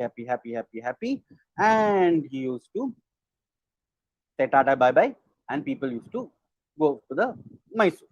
And this was a daily routine. Monday, Tuesday, Wednesday, Thursday, Friday, Saturday, Sunday. Monday, Tuesday, Wednesday, Thursday, Friday, Saturday, Sunday. Bangalore, Mysore, pakoda, Madur, pakoda, Mysore, pakoda. And every day, this pakoda was selling like hot cakes, and everybody, all they had to do is put their hand out and take this pakoda and put chutney and immerse in chutney and eat it. Yum yum yum yum yum yum yum yum yum yum. Nicely. And because pakoda was so hard, sometimes so sometimes so hot, they used to drink lots of water and carry on the journey. And this was happening every day till one day that Ramachandra Buddhaya uncle was standing there ready to make a pakoda. And if the train was to come at 10 o'clock, he used to wait till 9:45. And 9:45, he used to take the pakoda batter and put it in the sizzling oil and fry the pakoda and get ready to serve at 10 o'clock. And correctly today, what happened? The train was about to come at 9:30 itself. Yeah, he was setting the shop. He was getting ready to fry the pakoda, but the train came a little earlier, and the train was coming earlier, and you could hear the sound so far away. Because that's how railway stations are. No? Before the train comes, the sound will travel and come to us and tell us the train is coming in another 5 minutes. The train is coming in 10 minutes. So this sound came so fast, and it was hitting Ramachandra Buddhaya. And Ramachandra Buddhaya uncle was like, my God, how do I finish the vada in 10 minutes? Because I not even the batter is not ready, the oil is not ready, this, and he was like full tensed up.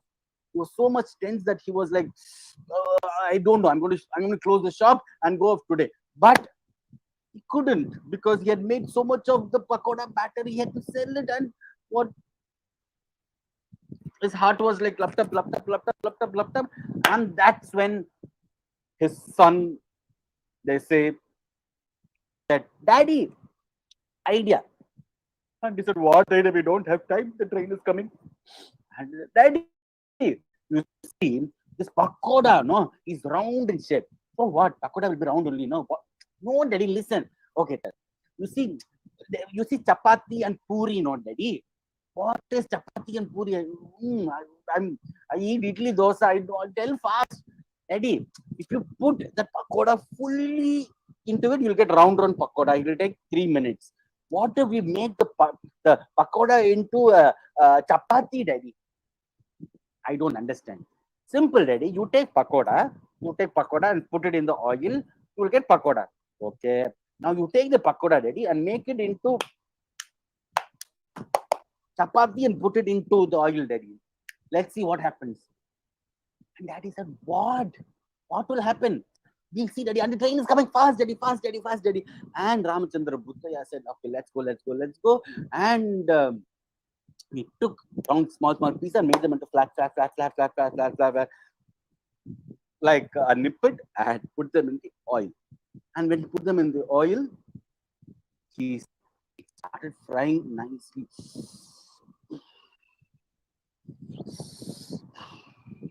And it started frying and frying. And he finished making all the pakoda into flat items very, very quickly. He made them so fast that he could make so many of those flat vadas. And he was so excited. And the train came, and the train stopped. And everybody is asking, where is the pakoda? Where is the pakoda? Where is the pakoda? Where is the pakoda? Where is the pakoda? Where is the pakoda? Where is the pakoda? He said, wait. And he gave them a new item. And he took this new item and put it in a plate, in a banana leaf, and he served with the same chutney. And they said, what is this? What is this flat thing? This is like appalam. This is like papad. What is this? You eat. Don't ask questions. Eat and tell me how does it taste. And he said, eat it, and if you want, you can eat it. And everybody took it in their hand and dipped it in that what is called getti chutney, which is thick chutney. And it was dipped in getti chutney, and slowly each one put it in their mouth. And as they put it in their mouth, it's so yummy and tasty that it just hit them like this. And it went into the mouth, and it got over, and people even ordered many more. And they ordered so many more that the entire vada was finished. But they asked them what is this called? You called it pakoda, pak-o-da. Okay, what is this item? And he said, okay, this is also flat oda. This is appalam oda, or what do we call this? I don't know. And what do we call this? And he thought and said, okay, like vada, I fried this today, so we'll call it vada. But you see, there are so many vada, masala vada, this medu vada, this vada, that vada. So what do we call that? And he said, okay, because this is made in Madur, I will call it Madur vada. I said, wow, Madur vada, yes. And from that day, 1918, this Madur vada got invented near Bangalore. And any time that you go to a bus stop or you go to a public space, you go to a market, you go to railway station, all you have to take from your pocket is 10 rupees and give 10 rupees to the person, and you will get this yummy Madur vada. So next time you come to Bangalore, either through a flight, through a bus, through a train, the first thing you can take your 10 rupees and give and say, one day want to Madur vada kuttiya, and they will give you, and they'll say, you want it hot or not hot. If you want it hot, they might heat it in the microwave and give it to you. If not, just have it. And it's called paisa vasool. And some Madur vada are like huge, triple XL set, this big. And some Madur vada can be this small also. Depends on the mood of the person who makes it. And take the Madur vada, enjoy the Madur vada, and celebrate the different types of vada in the country. Because Madurai has a different vada, Bangalore has a different vada, but vada is vada. And you go to Madur, like the famous restaurant MTR, there was Madur Kitchen. This restaurant, they say it's gone away, but there is a restaurant called Madur Tiffany's where you can have Madur vada. Bangalore, Bangalore. From Bangalore story, we're going to go to another story of a vegetable. We all love our sambar. South India, across the world, wherever we go, our sambar and rice. What a taste. And the sambar has so many items, and this item is about one particular vegetable which color is always out of the box. So whenever you wake up in Madras or anywhere else in Tamil Nadu, you will hear one sound. And the sound is like this. Katrika, Vendaka, Pavaka, Kos, Katrika, Vendaka, Pavaka, Kos. And that's like a sing song, ting tong, ting tong, ting tong, ting tong, ting tong, ting tong, ting tong, ting tong, because that is the sound of the vegetable vendor before the stereo boxes came, and they have audio boxes to tell the vegetables. Human voices used to tell that vegetable has come, and from the voice of the Katrika, you will know if the vegetable vendor is the end of the road or near the road or next to your house. And this Katrika, oh, in English, this Katrika has 3 words: aubergine, eggplant, brinjal. And I've always wondered, how can one dish have just 3 different names? But then we might not know the history, but they say there is a fictional story, a mythical tale to this. So I went searching for the story. Why? As Katrika called 3 names: aubergine, brinjal, eggplant. And like many stories, it starts with once upon a time. Ore oru oorla, there was a palace. And this palace was a very royal palace. And this palace had a king and a queen and lots of ministers and had lots of other people who worked for the palace. And there was the most important person who was in charge of the food. Chef. Yeah. And the chef was that person. And everybody gave orders, everybody could get angry except to the chef. Because what if the chef puts extra salt in your dish because you scolded them? What if the chef puts no sugar in the tea or coffee? So people were very nice to the chef. But our chef was extremely lazy. Seriana Somberi. One lazy chef. But the most yummiest dishes he could make. You name the dish, he could churn it out in few seconds in the most tastiest way that he could compete in Master Chef without any competition. Full, he'll enter the finals and win it. And that was the chef, the royal chef. And like every other day, the chef was in charge of buying vegetables from the market and to plan the day and to make a curry and a poriyal, a vegetable dish, a dry vegetable. So Mondays, Tuesdays, but it was no different. Every day he has this was his routine, and he used to go once in a week to the big market and get the vegetables for the next week. And so it happened that this was the last day of the week, and the last day of the week was approaching, and he had forgotten that the next day was a market holiday. So, which means that there was like today's a holiday for many of us. It was a market holiday, and he didn't plan for the next day. So there's absolutely not or any vegetables left in the kitchen to make any curry. But he was so lazy that he forgot that today was a holiday. And he went on talking to the minister. He was talking to the minister, chatting with the minister, and he was asking everybody who was going about the days, what was happening, and he was sleeping. Yeah, he was sleeping with a sound that went from Delhi to Chennai, Chennai to Kolkata, Kolkata to Bombay. And it was so loud and the thing, but he was forgiven because his food was tasty. And the king and the queen thought that today they won't have breakfast, they'll have directly lunch. And they said 11 o'clock we'll have lunch. They gave the information, but our lazy cook, chef, forgot that they're going to come early for the lunch. So he thought 11:30, 12, he will get into the kitchen and prepare it so that by 1 o'clock he can prepare the lunch. So he thought he'll sleep till 11 o'clock. But our king and the queen were hungry that day and they arrived at 10:30 to the eating table. They had informed, but our lazy chef nicely forgotten and slept off. And they came and they asked for the chef. Chef, where are you? Samiyalkara enge irukke. Samiyalkara enge irukke. Samiyalkara, where are you? And they used all the ways to wake him up. He woke up and he was completely shaken and he started running, saying, Rajabi, 10 minutes, 10 minutes. I will make your dinner in 10 minutes. No, sorry, Raja. Lunch, I know. And he said, let me make it in 10 minutes. And he rushed to the kitchen and he wiped his eyes, he wiped his face, and he was almost getting like he was breaking down. And he looked, what is the, and then he realized, oh my God,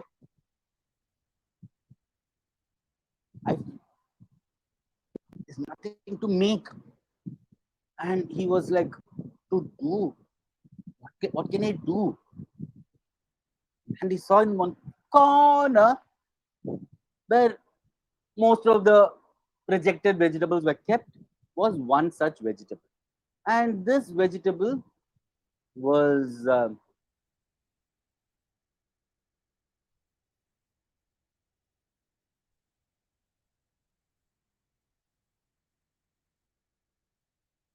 it was the brinjal. And you see its color. In Tamil, it's called Uda.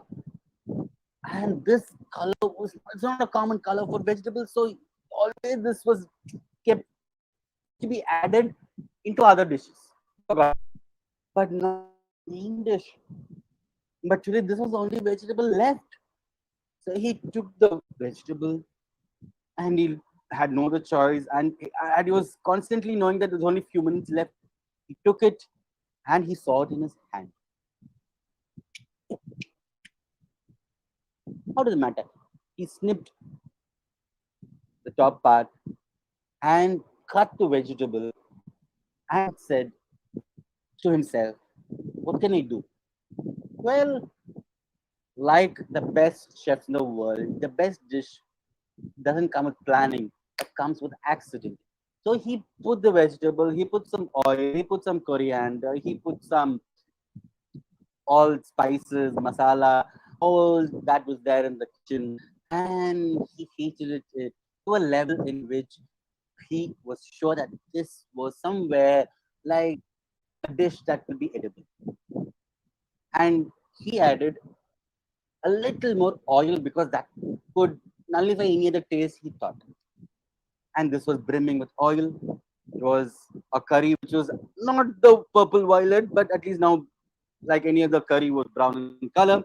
He took it in a bowl and garnished it with corianders, a little bit of all the leaves that were available. So he made sure that the king and the queen thought this was the most well-dressed curry. Put in the bowl and took bowl of rice and took both together, full speed, went and kept it. And the Raja and the Rani looked at him. What is this? And he said, well, I tried something new for today. I know that you're coming today, you're not having a breakfast, so I thought I'll make something new. Okay, they said. And they put the rice and the steaming curry and mixed it and took it in their hand and pulled it in their mouth. And it melted. And they finished the entire dish in few minutes. And the chef was extremely happy. And they turned to him and asked him, what is this called? Well, he said, you see, there is it's called brinjal curry. No, what is this brinjal curry called? I put oil, so it's called oil brinjal curry. So it's oil brinjal curry. Yeah. Or in Tamil, enna katrika curry. That's all. Simple term. Enna katrika. In English, oil brinjal broth. Curry is broth in English. And the Raja said, wow, such magic properties this brinjal has. And I'm going to have this every day from today. And I'm declaring that the brinjal will be the national dish of the country. And the chef and the ministers around him said, correct, Raja. You see, it has one crown on his head like what you have. Tongue. And they put that thing. And that day, this oil brinjal curry became a national dish. And the king and the queen declared, morning, evening, night, midnight, mid-afternoon, enna katrika or oil brinjal curry should be had with all your items. You have rice, you have chapati, you have puri, you have idli. This will be the main dish. And the news spread, the news went across the nation, and everybody had to make this oil brinjal curry. And they started making it every day. And Monday, Tuesday, Wednesday, Thursday, Friday, Saturday, Sunday, everybody had it. And the children, you see, children are little. One day, okay, today, okay, but we can't keep having every day. They give you back feedback immediately. And after 2 or 3 days, the children started telling their parents, what is this? Daily this same brinjal. Brinjal looks like mutta. Yeah, no? You look closer. This brinjal, the top is crowned, but more you go down, it looks like this very smooth. And the children started calling this brinjal as mutta curry, vegetable mutta curry or veg egg curry. And they said, okay, this is not brinjal, this is eggplant. Yeah, this is like egg. And this became popular, and all the children started making fun of the brinjal, calling it eggplant, or in Tamil, eggplant. Mutta. And when somebody says mutta so loudly, it's like they're scolding them. Mutta chedi. And it's reached the ears of the Raja and Rani, and they started shaking and said, no, this is not what we wanted. And by the time the Raja and Rani also had got bored of this taste, and they said, this is tasting so yuck. Who will have this enna katrika, this broth, oil, brinjal curry every day? I take it back. And this eggplant, this name is hitting us all the while. And from today, this will not be had in our menu. And the mantri and the chef who said it had a crown, the same people said, Raja, that is why it is called mutta curry. You see, it is mutta in the bottom. It has no shape. It can't even sit by itself. You see, tomato will sit. You see, capsicum will sit, onion will sit, but this brinjal, you have to make it lie down. Only then it will sit. Or it will be ding dong, ding dong, ding dong, ding. It can't settle on itself. And that day onwards, brinjal went back to the kitchen, and people use it in many ways. Some use it directly, some use it indirectly. But if you think of a violet and a purple and a nuda, this vegetable might come to your mind. And you go to Kolkata, this is had as a replacement for fish. You go to Rajasthan, you just need to heat it and fry it, the brinjal is had. And that is one vegetable which connects India from north to south to east to west. Katrika, or the brinjal. Make it the way you want. It can be the Madur Vada, it could be the brinjal. Every food in India has one story or an accident.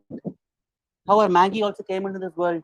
Somebody in Japan said, I want to make parcel of noodles, and they forgot to put it in water and they put it in oil. And out came the Maggie, the first Maggie in the world. So every time you put something into a tummy, put that story also into the tummy, and put sugar, salt, all that masala.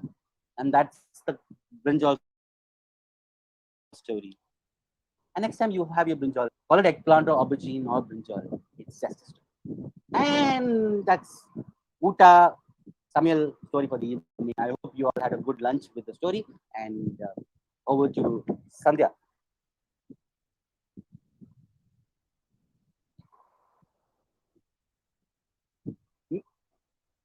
Nina can't hear you. You're mute. Vikram, before Sandhya comes in, good food is the foundation of happiness. Thank you for giving us that happiness. Thank you. It's a blessing knowing you, and it's a bigger blessing hearing you, listening to you. Thank you. Thanks to you for creating the space for all those people to listen. You need a space, and you are the space provider. Thank you. You are a blessing. Thank you so much. Thank you, Shailaja. Thanks, Aparna, Bangalore. Thumbs up. Now we're to Chennai. Chennai, we have, Nama Chennai, the Sandhya Ruben Hobday is a name which every student knows. To introduce Sandhya, we have Bhavna. Bhavna? Thank you, ma'am. Our next speaker for the day is a dynamic woman, Dr. Sandhya Ruben.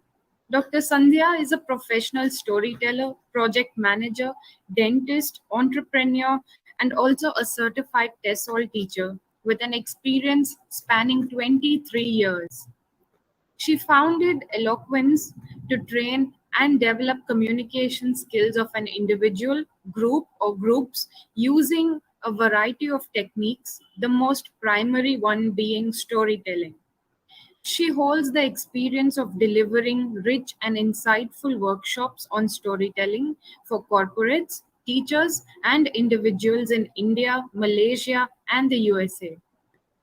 She is a certified biblical storyteller from the Academy of Biblical Storytelling, Indiana, USA, the advisory board member and content curator at Chennai International Storytelling Festival, a member and guest performer at Network of Biblical Storytellers USA, member of Indian Storytelling Network, working closely for various assignments with its Indian and international storytellers.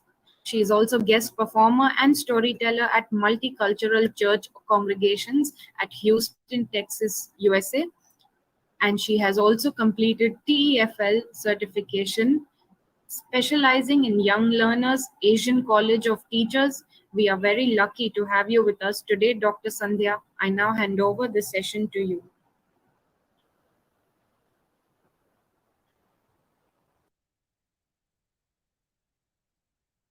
Ma'am, you have to unmute your mic. Okay, all right. Well, I said it's a very pleasant afternoon in Chennai, where we are. The weather's kind of cloudy and overcast, and the typical weather for you to enjoy a nice Bangalore Uta and take a nice siesta. Well, that being said and done, though your videos are not on, it was a pleasure seeing Shailaja and Vikram on screen, albeit for a few minutes. And hi, Shiloh. Okay, always gladdens my heart to see you. Um, as storytellers, I think we have a lot of responsibility on our hands, not only to entertain but also to educate and make the younger generation reminiscence about what happened in the days of yore. So we are bearers of what is going to happen, what has happened, what will happen. All of these precious stories are stored inside of us, and we are treasure troves. So it's fascinating to see that there's going to be a world record for storytelling. 24 hours is what I was told. So bon chance to all the tellers who will follow after me. And today I'd like to explore a genre that I'm very passionate about. It's stories from the Judeo-Christian literature, and many of us have heard smatterings of a few stories here and there, but we really haven't explored it in great detail. And in Judeo-Christian literature, my niche is with stories of powerful women who have held places of leadership and who have transformed and touched economies and nations. So, with that being said, I'd like to tell you the story of a very popular queen. Forgive my usage of the word popular. I should say a very brave and a very fearless queen who lived almost 3,000 years ago in ancient Judea. And her name is Esther. And today I'm going to unravel the mysteries of the secrets of Esther's story in your midst. So sit back and relax, and let's get transported in time all the way to the century that was before Christ. And this happens in a place that is called Susa. It's the citadel, or it's the capital of a thriving kingdom that was established by this Persian who was called as Xerxes, as history popularly calls him, but his whole name was Ahasuerus. Now, many stories in many religions and cultures follow a similar motif. So, this is the motif of a woman scorned. And one day, King Ahasuerus has a banquet for all of his princes and nobles and rulers and governors and satraps and commanders and chiefs of the armies of all of his 127 provinces, spanning from India to Ethiopia. That's right, my friends. The word India finds mention in the Old Testament of the Bible, perhaps the only time in the book of Esther. So Xerxes had his kingdom spanning from India to Ethiopia, and it numbered 127 provinces. And he said, today is the day that we celebrate the coming together of all of these 127 provinces. And you know, when there is a party, there is a lot of drinking. So he ordered for wine in the finest of goblets, lovely food, decadent pillows to lay on, and to feast your eyes on different kinds of entertainment. And all of this, and all the nobles and people were gathered there amidst fine linen and purple, and they were gasping over such luxurious celebrations that the king had ordered. And now, after all of this, the king remembers that he had a queen, just like gentlemen to forget that they have a queen. So he remembers the queen, and then he says, "Bring Vashti, my queen, to me, because I want to see her in all her beauty and splendor." Now, the real reason why he wanted to bring Vashti was he wanted to parade her off as a showcaseable piece. But Vashti understood his intentions and refused to come to the court. And when the attendants who went to call upon Vashti returned to King Ahasuerus with this news, he was beside himself with fury, and he said, "What? She has refused my invitation to come to the palace on the royal banquet?"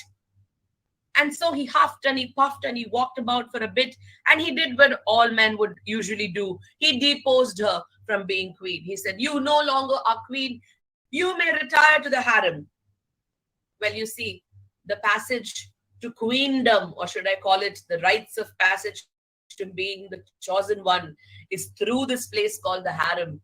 And so she got demoted to the harem state. And now, after all these things had passed, King Ahasuerus remembered Vashti and all that she had done to him.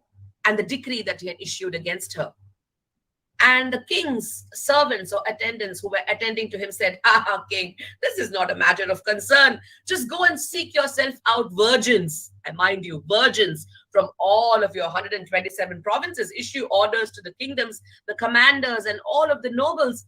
And when these virgins are sought out, gather them under the care of the keeper of women, the eunuch Haggai, in the citadel of Susa, and ask him to give all these women their magical cosmetic treatments.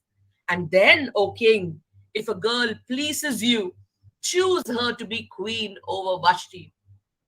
And Ahasuerus heard all this, and he was very pleased with the suggestion. So he went ahead and did just that.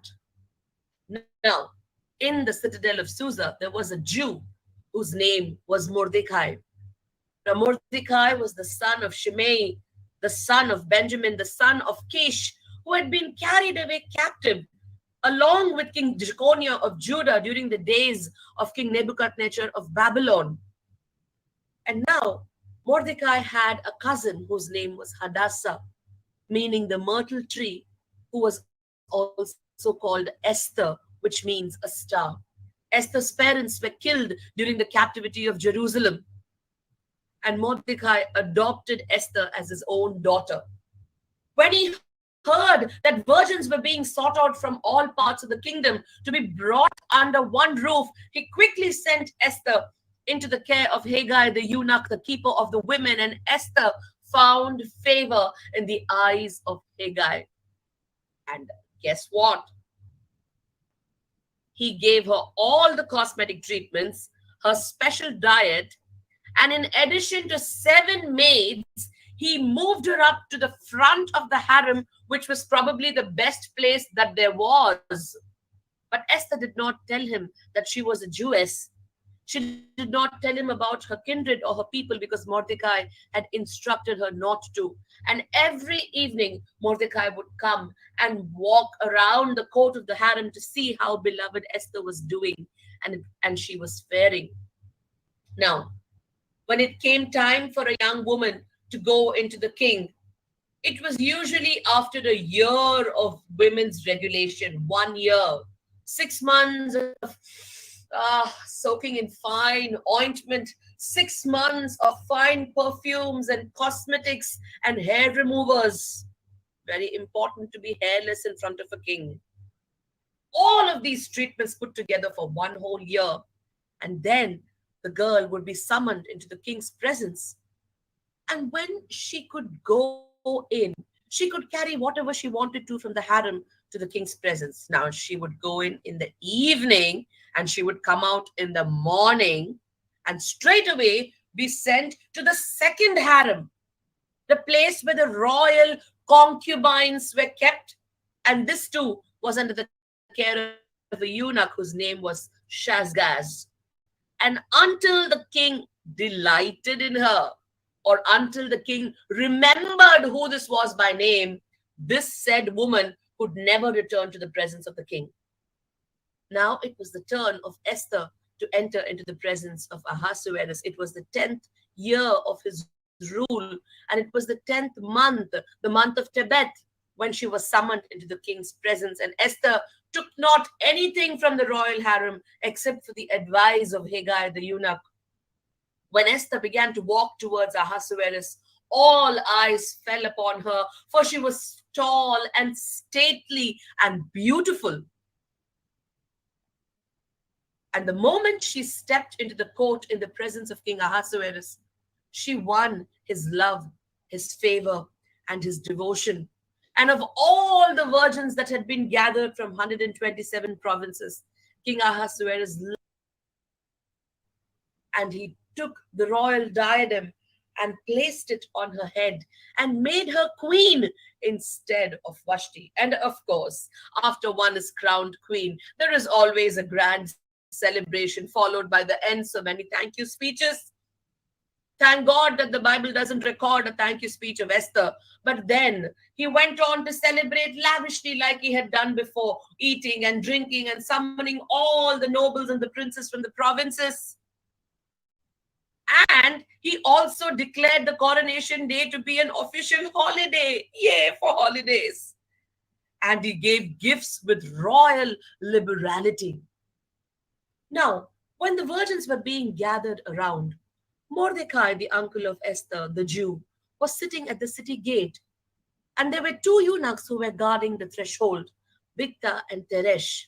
Now, these eunuchs were extremely angry with King Ahasuerus, and they wanted to assassinate him.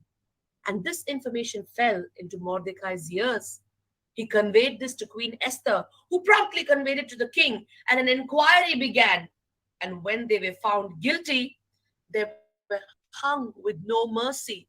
May I remind you that hanging was the highest form of punishment in the kingdom of King Ahasuerus. Everything was going at a steady pace. Things were comfortable. Birds were chirping. People were working. The grain was blessed. The land was plenty.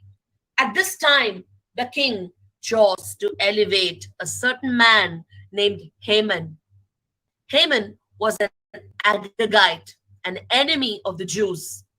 Now, he elevated Haman to the rank of his chief commander and set his throne far higher than the nobles of the court.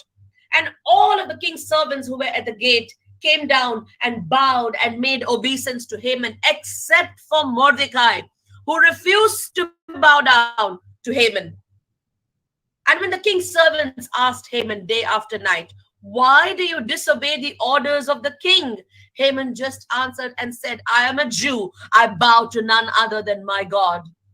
And when Haman heard of these things, he considered it beneath himself to just lay a hand on Haman alone. He wanted to eliminate the entire community of Jews from the kingdom of King Ahasuerus. It was now the 12th year of Ahasuerus' reign, and it was custom to cast a lot or pur on the day or the date of a decree. And the pur or the lot fell on the 13th day of the 12th month of Adar. And Haman went to the king and he said, "My lord, there is a certain people in your kingdom, you know. They just don't follow your rules. They just don't follow your decrees. They are a strange and a weird people. I don't think you have to tolerate them anymore. Just get rid of them. Just get rid of them. And I will deposit 10,000 talents of silver into the treasury, and the king's process and participation will be enabled with the deposit of this money." And so Ahasuerus removed his signet, gave it to Haman, and said, "The money has been given for the people and for you. Do what you think is good to these people."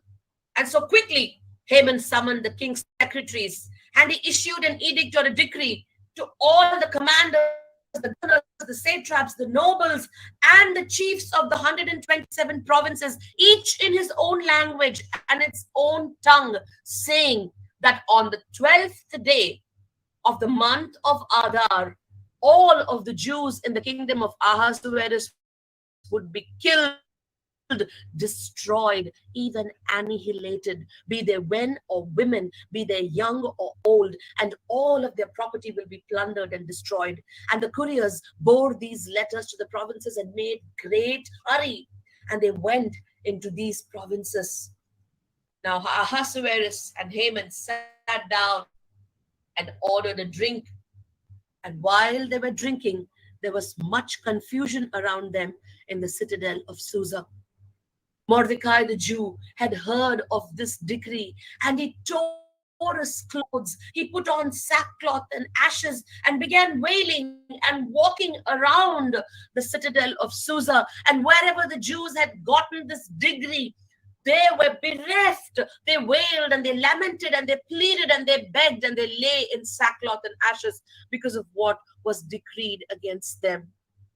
Now the attendants of Queen Esther and the eunuchs went and conveyed this to her, and her heart was distressed for the sake of her uncle. She sent change of garments through their hands, but Mordecai refused to accept them. Now the queen called for her eunuch, the chief of them, Hattak, and said to him, go and inquire of Mordecai and see what ails his heart. So when Hatak went to Mordecai, Mordecai told him all that had happened and even told him the exact sum of money that Haman had promised to deposit into the treasury. He showed him a copy of the decree that was issued at Susa and wanted him to go and show Esther the same decree so she could in turn entreat the king for her people. Hatak went back with this grievous information to Esther and conveyed it to Esther. And Esther said, go back to Mordecai and tell him this. Don't you know, Mordecai, that it is the custom of the people never to step into the inner court of King Ahasuerus until they are called, because if they breach this custom, they meet death. Until the king holds out his golden scepter, no one can enter into the inner court of King Ahasuerus. Why? Even me, for 30 days, I have not been summoned to go to the king. And when this information went to Mordecai, he sent word back to Esther saying, do not think that you will escape in the palace being a Jew, the fate of the other Jews. If you hold your peace now, deliverance and rescue will come to them from some other quarter, but you and your father's family will completely perish. Who knows? Probably you stepped into the royal dignity for such a time like this. Now Esther said to Mordecai, gather all Jews of the kingdom, fast for 3 days, do not eat, do not drink, and at the end of 3 days, my maids and me will also do the same. I will go into the presence of King Ahasuerus, whether I am summoned or not, and if I perish, I perish. And so Mordecai gathered all the Jews in the citadel of Susa and did just what Esther told. At the end of 3 days, Esther dressed herself up in royal robes and she walked towards the inner court of King Ahasuerus. Now he was sitting on the throne exactly opposite the entrance to the inner court.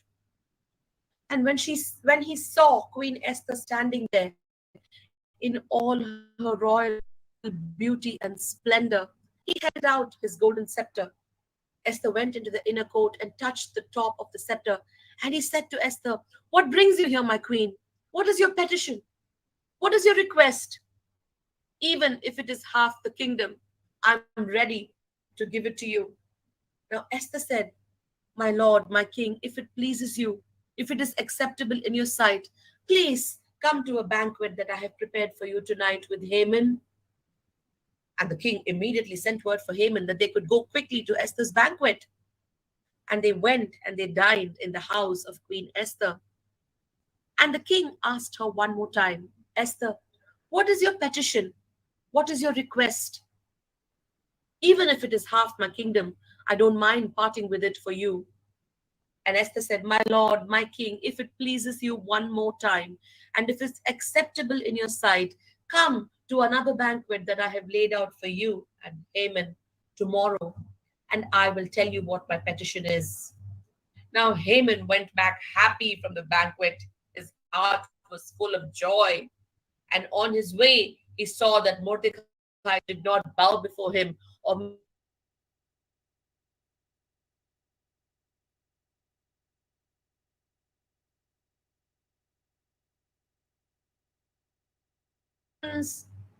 the wealth of his spoils, the honors, the promotions, and the positions that the king had issued in favor of Haman.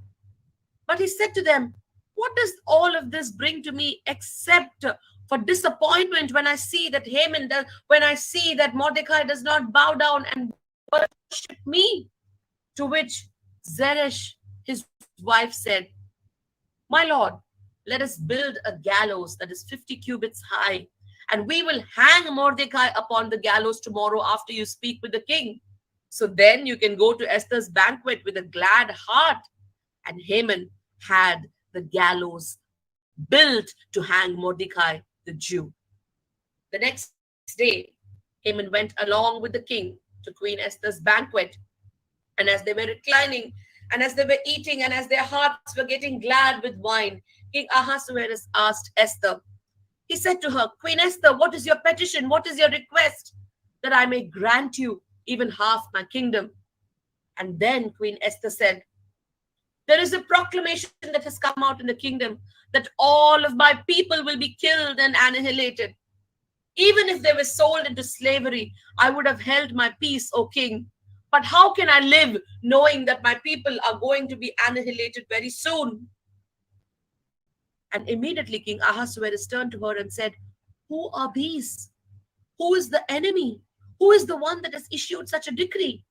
And she immediately turned and pointed to Haman and said, this Haman, this enemy, this foe, he is the one that has brought about this decree.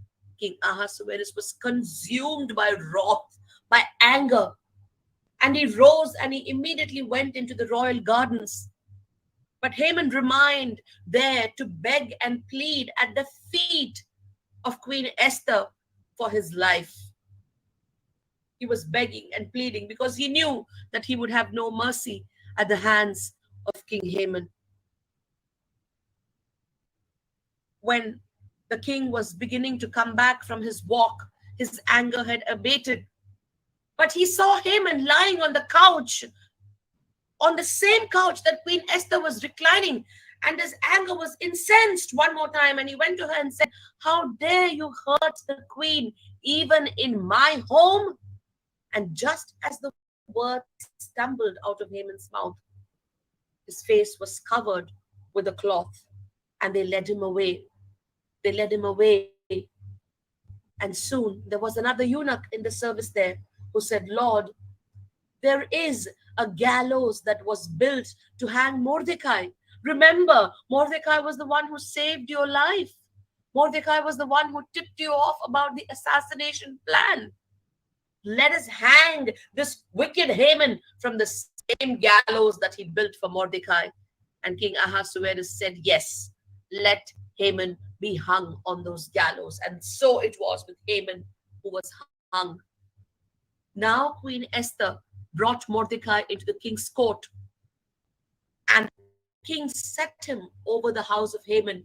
He removed his signet and gave it to Haman and appointed him overseer over the house and citadel of Susa. And Esther began to weep and cry and once again speak in the presence of the Almighty King Ahasuerus when he held out his golden scepter again. Esther touched the top of the scepter like it was customary. And she said, my Lord, how can I live knowing that my people will die? My Lord, how can I survive knowing that my kindred are going to be assassinated? If it pleases the king, if it is acceptable in your sight, if I have found favor in your eyes, my Lord, please let the decree be rewritten. And so the king looked at Esther and said, Esther, Haman has already been hung on the gallows for what he did to you and your people. Now, take my signet, write a letter in my name, of course, reverse the decree, and soon you will see the changes, because nothing can tamper with the decree of a king. Immediately, the king's secretaries were brought from all the 127 provinces spanning from India to Ethiopia, and each gathered in the citadel of Susa under the leadership of Mordecai the Jew, who issued a decree. And this decree was written and transcribed in every language, in every tongue. And royal steeds that were bred in the royal stables were dispatched with the fastest of riders, so they could convey this decree to the Jews in all the provinces. And the decree simply said that on the 13th day of the 12th month of Adar, Jews could gather themselves under one roof, and they could defend their lives against people who were planning to kill and plunder. And now they were free to kill or annihilate any of them that were plotting against the Jews. Quickly, the decree was put up and published and issued everywhere. And soon, the Jews started gathering together to defend themselves against the reversal of the edict that Mordecai had issued.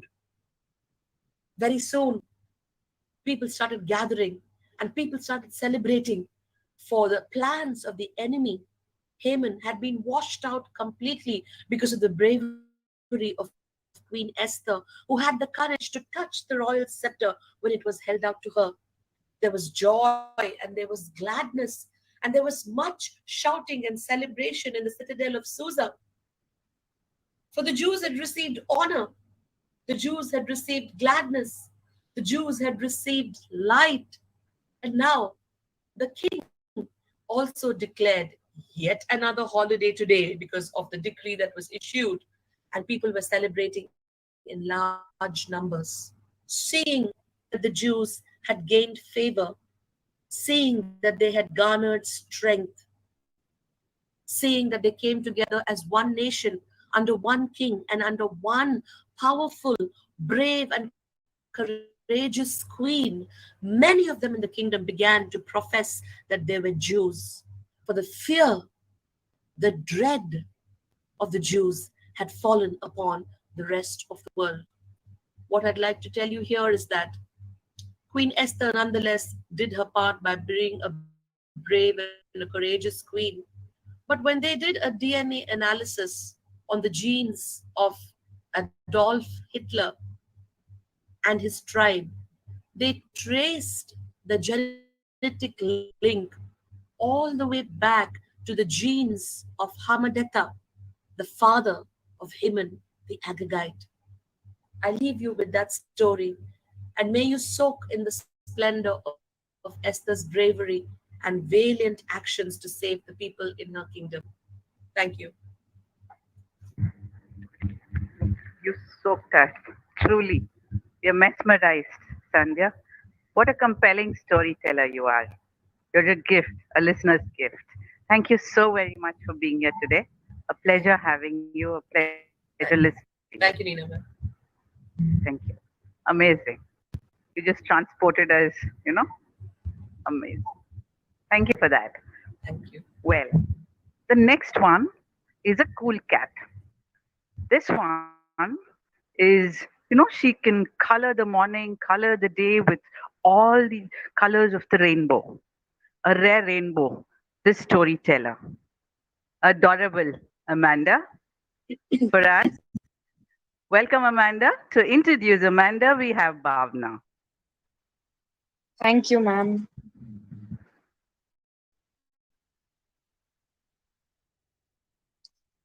It gives me so much joy to introduce our speaker for the day, Miss Amanda Kane Smith. She is a professional storyteller based in Hampshire, UK. As a traditional storyteller, she combines music and movement with her storytelling.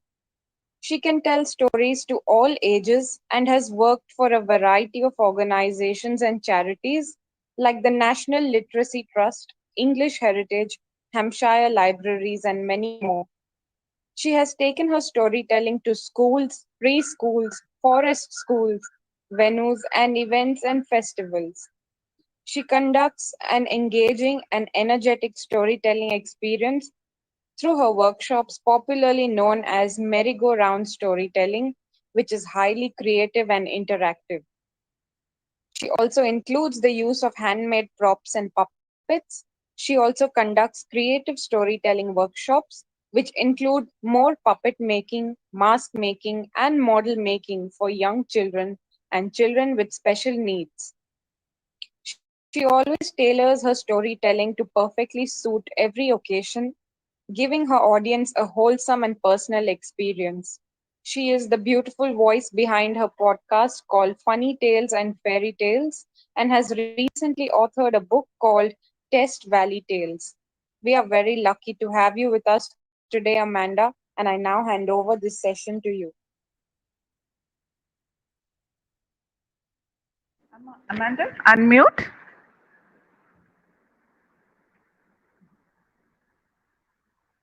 No. Touch.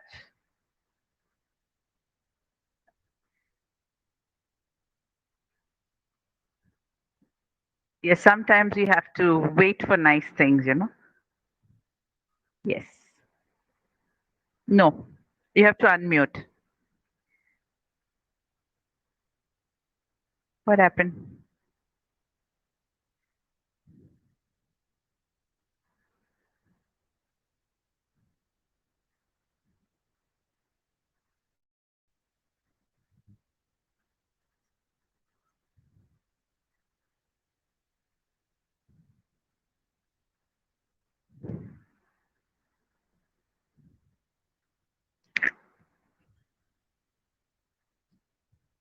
Can anyone help? She's, pressing the unmute button, but it's not unmuting. Can somebody help? Can she try to rejoin the link, Nina? Yeah, Amanda, can you leave and then get back in? Maybe key in the ID afresh. Okay. Thank you, Sandhya. Anyway, we've been actually listening to Amanda's stories for quite some time now, and she is so vivacious. She is so exuberant. She just keeps the entire session, alive, and you just feel happy after the entire thing.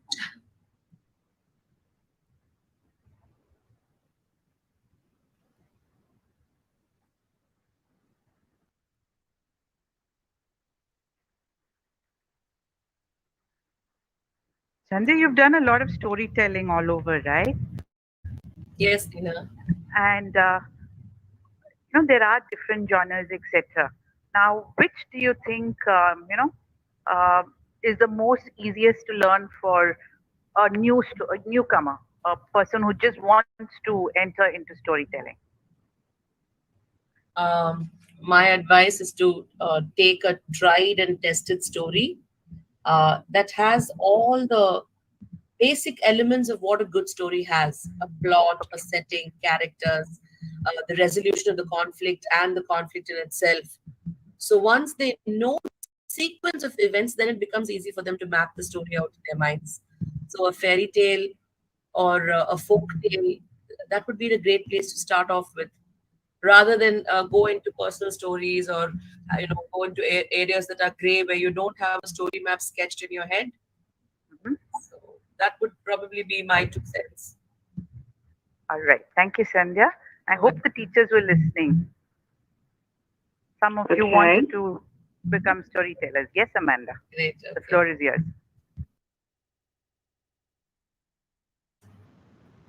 Oh, she went back on mute again. Yeah, no, I'm back. Can you hear me now? Yes. Yes? Yes. Okay. Brilliant.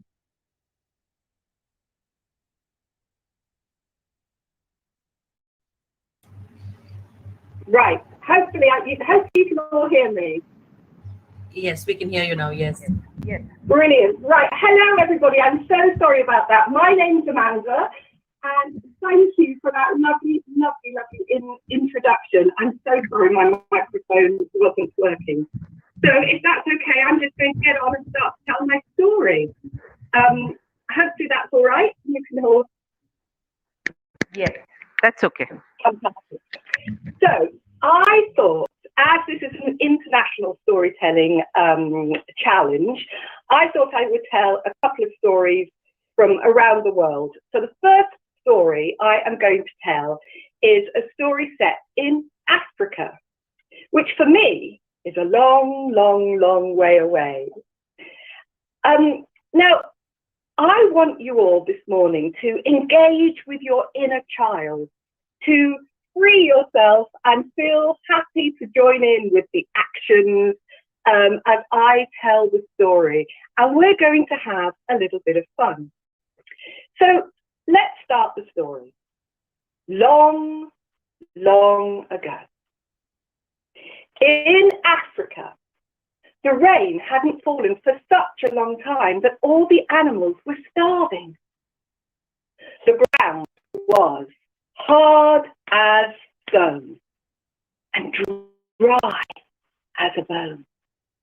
And because the rains hadn't fallen, all the rivers and the lakes and the water holes had got smaller and smaller and smaller and smaller. So now, even the hunters, even the lions and the tigers were too weak to catch other animals to eat. And everyone was on the ground, tired and asleep. Now, the thing is, all these animals knew that in the jungle there was a magic tree, a wonderful glorious tree that would provide them with all the wonderful, nourishing fruits and food, if only they could remember the tree's name. But it had been such a long time since any of the animals had had to ask the tree for help that no one could remember the name of the tree.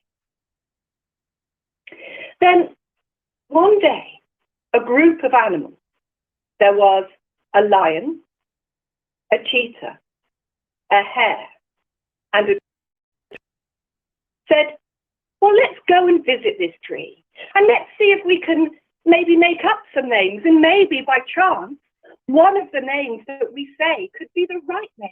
And if we come across the right name, then the tree would provide us with all the wonderful, nourishing fruits and foods, and we can bring them back and help all our friends. Well, of course, this was a very, very good idea.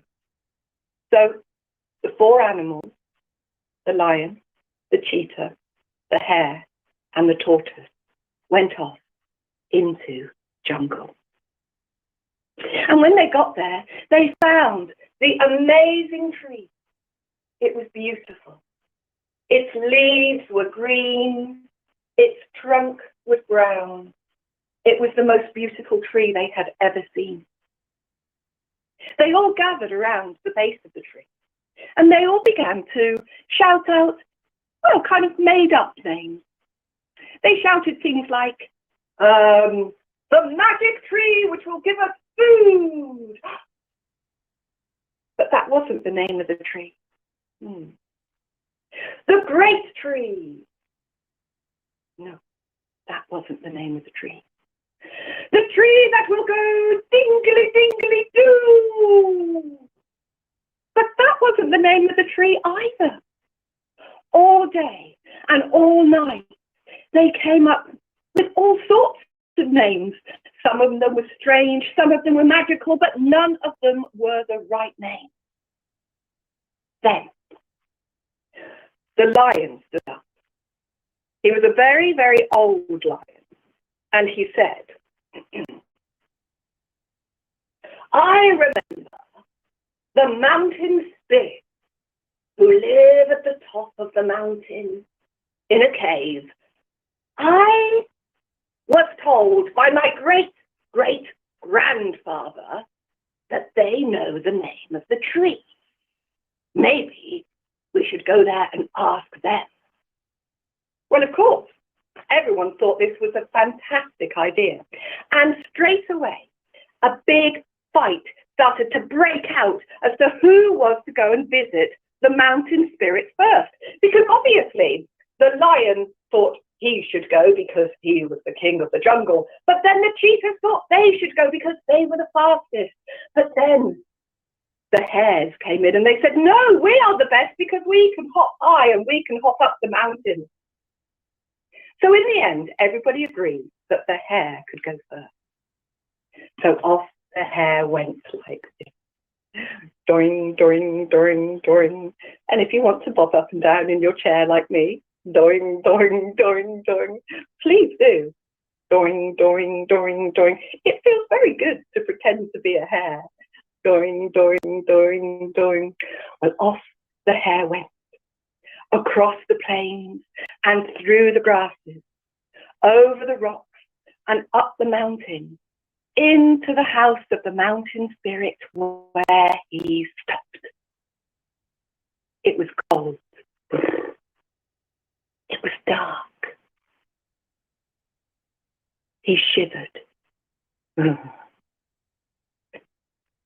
Then out of the darkness came a voice. And the voice said, the name of the tree is Wongalema. A Wongalema, said the hare. Yes, a Wongalema. Thank you, said the hare. And off he went.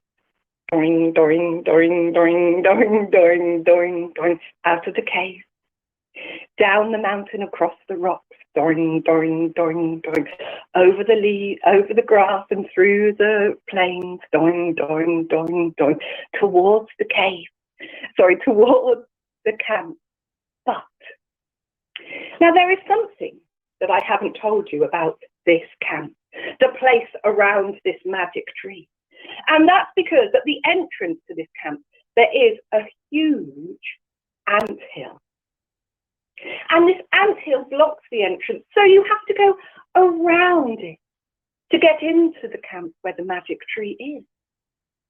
And the problem was, the hare was so excited about getting to the camp with the name of the tree that he was jumping higher and higher and higher and higher, and he just wasn't looking where he was going. And because he wasn't looking where he was going, he bumped into the giant anthill like this.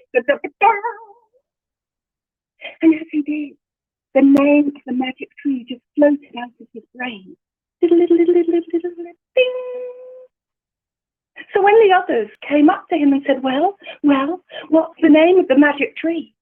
The poor hare said, the name of the tree is, the name of the tree is, oh, I've forgotten. I'm sorry. Never mind, said the cheetah. I will go. I'm the fastest anyway. I should have gone in the first place. So off the cheetah went. And of course, the cheetah ran very, very fast. Are you ready to run fast? He was running very fast over the plains and through the grasses, over the rocks and up the mountain, into the house of the mountain spirit where he stopped. It was cold. It was dark. Out of the darkness came the voice again. And the voice said, the name of the tree is Awanga Lemma. Awanga Lemma? Said the cheetah. Yes, Awanga Lemma. Thank you, said the cheetah. And he began to run back down the mountain. Faster and faster he went, down the mountain and over the rocks, through the grasses and across the plains towards the camp where the tree was. But of course, there was that giant anthill again. And the cheetah was running so fast, he forgot about the giant anthill and he bumped right into it like this. And as he did, the name of the tree just floated out of his brain.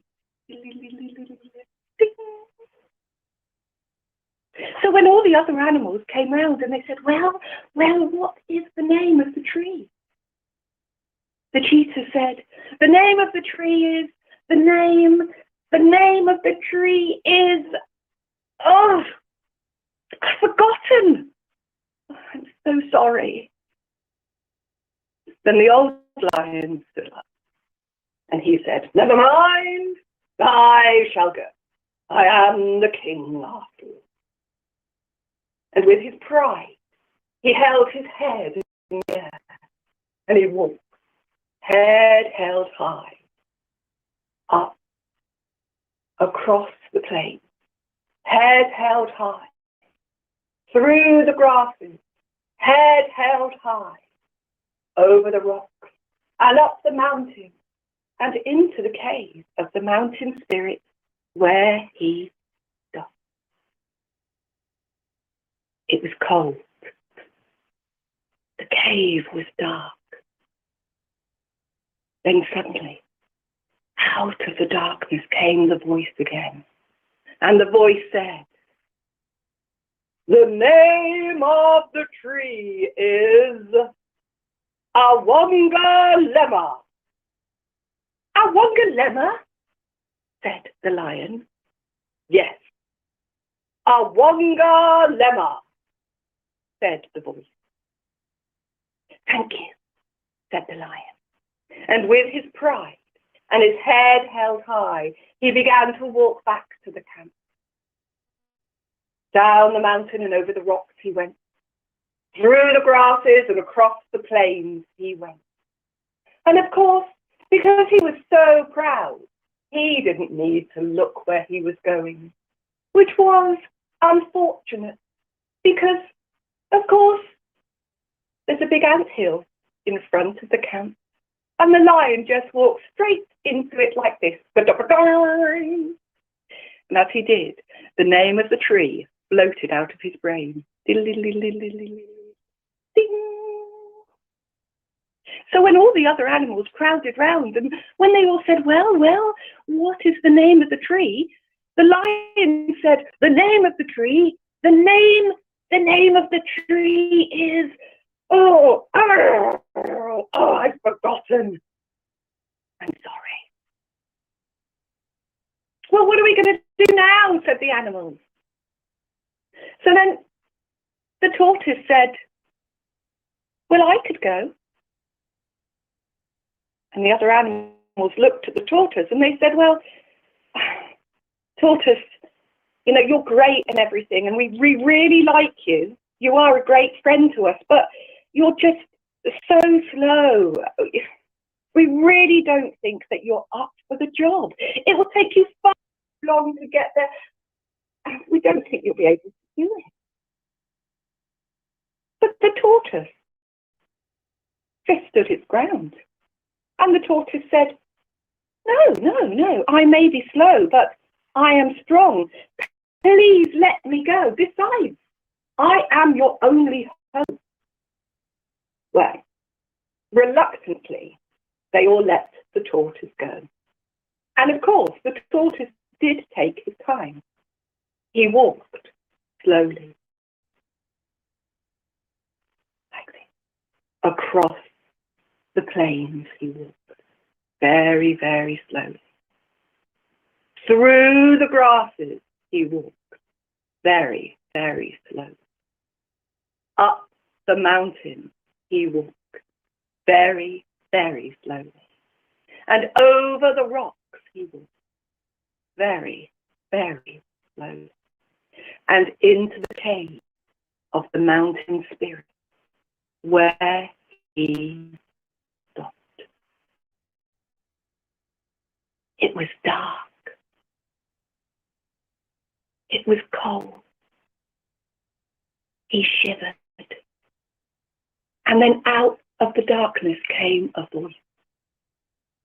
And the voice said, the name of the tree is Awonga Lemma. Awonga Lemma, said the tortoise.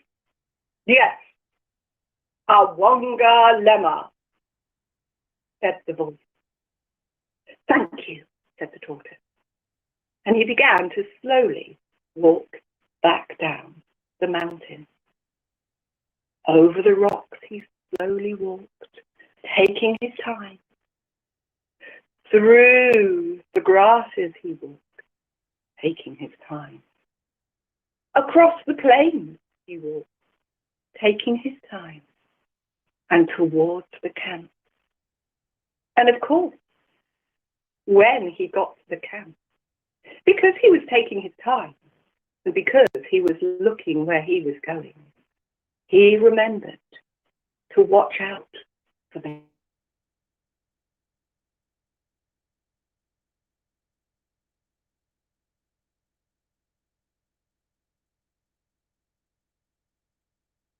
And when he got into the camp, when all the other animals said, well, what is the name of the tree?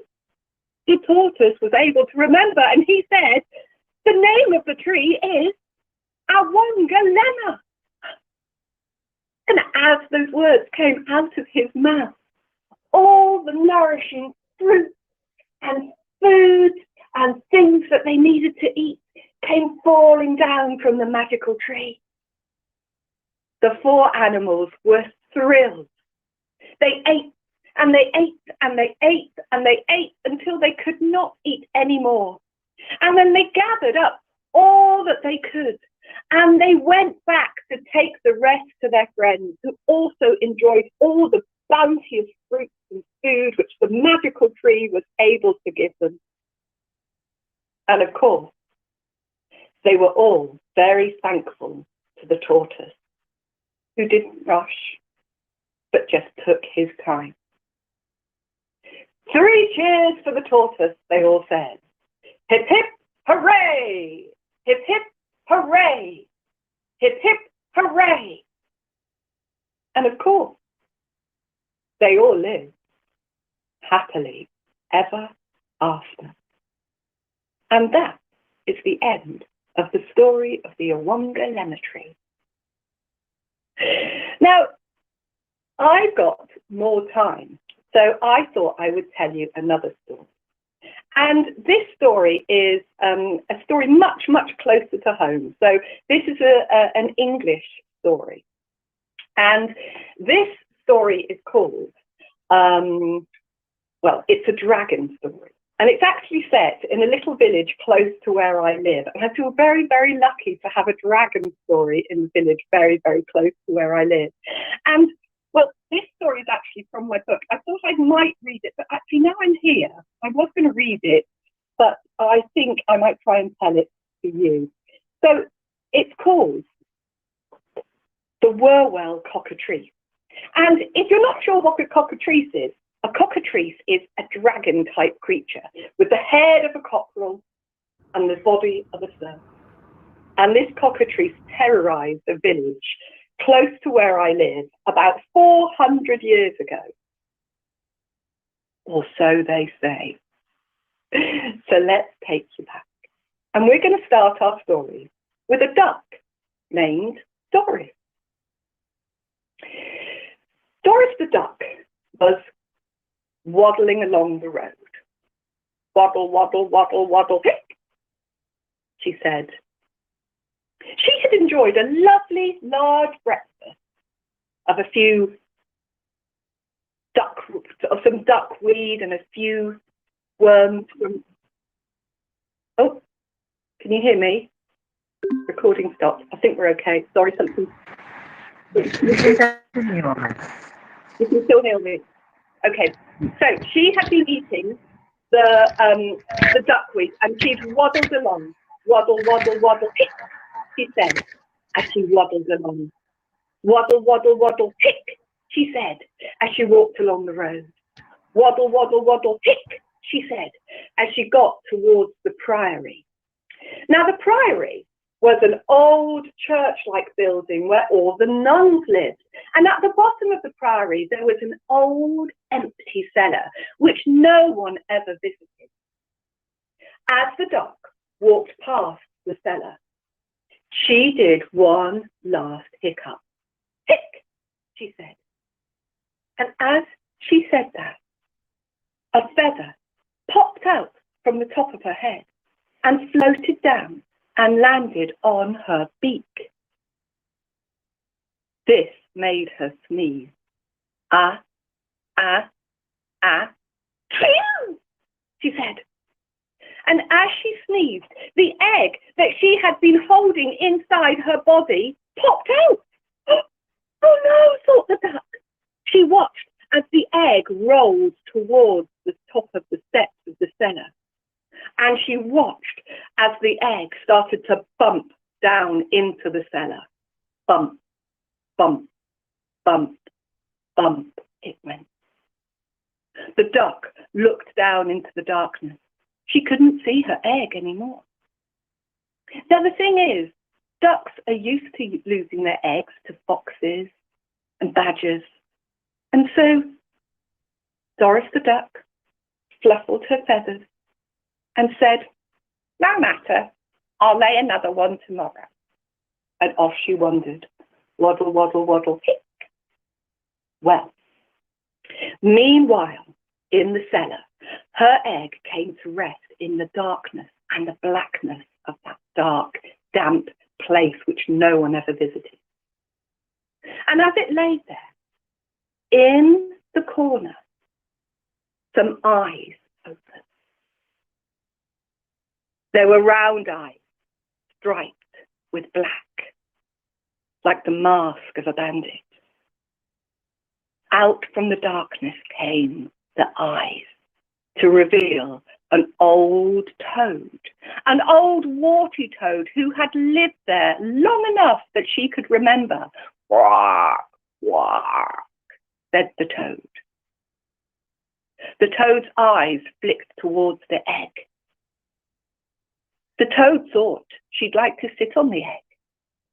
And so that is what she did. Months went by, and that toad stayed sitting on top of that egg. She occasionally caught the odd bug, or woodlice, to keep herself alive. But other than that, she just sat in calm contemplation. Meanwhile, inside the egg, something miraculous was happening. Something that can only happen when magical events occur in the way that they had this morning. You see, when a toad sits on a duck egg in this way, something miraculous will always happen. And inside that egg, magic was beginning. As one cell became two, as two cells became four, became six, became eight, fizzing and popping with an electricity as a tiny dragon-like creature was being formed. A cockatrice with the head of a cockerel and the body of the serpent. Then one night, when the moon was full and red, the egg began to crack. And the small dragon-like creature began to pull itself out. It was hideous. It was all grey and wrinkly, and feathers were forming over its wrinkly grey skin. But its feet were huge. And as it came out, it let out a huge screech, a warning of what was to become. Well, over the next few weeks, this cockatrice, this dragon-type creature began to grow. It got bigger and bigger and bigger because the toad was feeding it all sorts of things.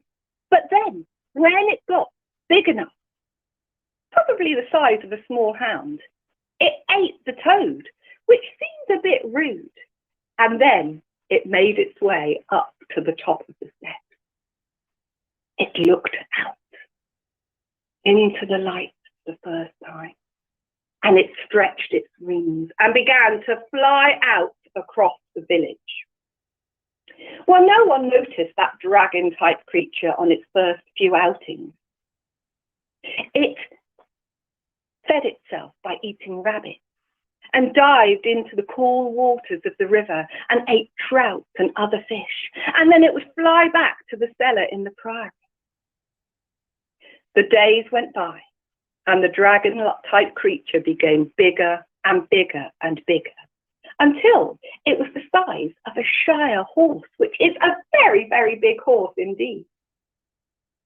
Well, up until this point, the nuns in the priory hadn't noticed this dragon-like creature, but it had begun to make noises. It squeezed itself in and out, and soon a meeting was held to try and find out what was going on. "We must go and investigate," said the prioress. So the next morning, all the nuns huddled around the top step of the cellar. The prioress tiptoed down into the cellar, but only to be chased up a moment later, being chased by the cockatrice. She ran out across the lawn and was followed by all the nuns, which proved to be a mistake because the nuns started zigzagging across the lawn, and the cockatrice thought that they would just taste the appetizer, so it flew down and ate the couple of nuns with a single bite. Well, as you can imagine, it didn't go down very well that this cockatrice had now eaten a couple of nuns, so the bishop was called to sort it out. "I will go into the cellar and investigate," said the vicar. Well, he went down, but again, just like before, he was chased up moments later by the cockatrice. The prioress decided something needed to be done. So she sent out a message to all the knights around and said, "I will reward 4 acres of land to anyone who can kill Well, of course, knights started to come from all over the land wanting to prove their braveness. And the little village suddenly had a festival-type atmosphere with little tents and hog roasts, and everyone was very excited that someone would finally kill the beast. But the outcome was always the same. The brave knight would walk down the steps. There would be a loud roar, then a burp, and the knight would never be seen again. Then, one day, a pot washer was doing the washing up in the kitchen. His name was Green, Samuel Green. And he'd happened to be cleaning all of the washing up from the night before. And as he was doing that, he came across a huge silver serving plate. And it was a very shiny surface. And as he polished it, he could see his own reflection in it, like a full-length mirror. And this gave the pot washer an idea. He went to the prioress and he said, "Mom, I will kill the beast for you." Well, of course, she doubted that this pot washer could do anything better than all these wonderful knights. But pot washers were 2 a penny, so she didn't mind if he was going to get killed. So she said, yes, you may go and try if you like. So he gathered together the things that he needed. He got the big serving plate, and he got a storm lamp, a big lamp, which was strong and sturdy. And then he went to the entrance to the cellar. The cockatrice was asleep in the darkness below.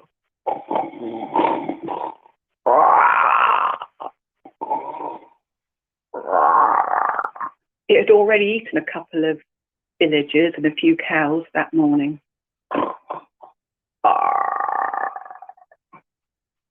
Well, Samuel Green wasn't afraid. He just polished the surface of this serving plate until it gleamed. Then he tipped down into the cellar so as not to awake the cockatrice and pushed it carefully between the ceiling and the floor. Then he tiptoed back up the steps and he got the storm lamp and he went and he put that by the mirror. Well, as soon as the lamp hit the darkness, it reflected into the mirror and light shone in that cellar for the first time ever. And as the light hit the eye of the cockatrice, it slowly opened. And as it did, it saw the mirror. It saw its own reflection. And straight away, it thought it was another cockatrice. Well, cockatrices are vile, violent creatures, and all it could think about was that it wanted to kill the beast. So the cockatrice flew forward and tried to fight its own reflection. But of course, the reflection just tried to fight back. The cockatrice lifted itself into the air, flew around and attacked it with its huge talons. But of course, the reflection just did the same. All day, this cockatrice fought and fought and fought its own reflection. All day until it was exhausted and fell to the ground. At which point, Samuel Green just tiptoed down the stairs, pulled out his sword and killed the beast. Samuel Green had used his brain where all the other knights had failed, and he had solved the problem. Well, after that, he was rewarded with 4 acres of land. And if you go into Harewood Forest today, there is still an area of land called Green's Acres. And it is said that these 4 acres of land are actually the place which Samuel Green was given for killing this cockatrice, this dragon. Now, I can't tell you whether that story is true or not, But the land is there and the priory is still there. So I'll let you make up your own mind. And that is the end of the story. Thank you. And I think I'm out of time. Am I out of time? No, that's okay. Perfectly. How I love you, Amanda. Amazing storytelling. You give life to any story. You give it a heartbeat. You give it a pulse. You open our eyes to the world. And you took us on a journey of a wonder and imagination. Thank you so very much for being here. Thank Always a you. pleasure It's listening really to you. pleasant. Thank Yes, you. that was Thank amazing. you. Thank you. All right. Such a pleasure. Our next All right. Thank you. storyteller. Have a lovely Thank day. you. You too. Thank you. You too. Our next storyteller is Priya from Malaysia. Priya inspires, engages, educates, and does all this with a lot of wonder and insight. To introduce Priya, we have Bhavna. Bhavna? Thank you, ma'am. Our next speaker is a new storyteller from Malaysia, Miss Priya Karthik, one who spreads positive energy the moment you listen to her and is so passionate about her work that today we are definitely in for a treat. Priya is also a teacher and a social media storyteller. She is Chief Empathy Officer and an entrepreneur too. She indulges in writing and loves to tell unique stories that she heard from her grandmother.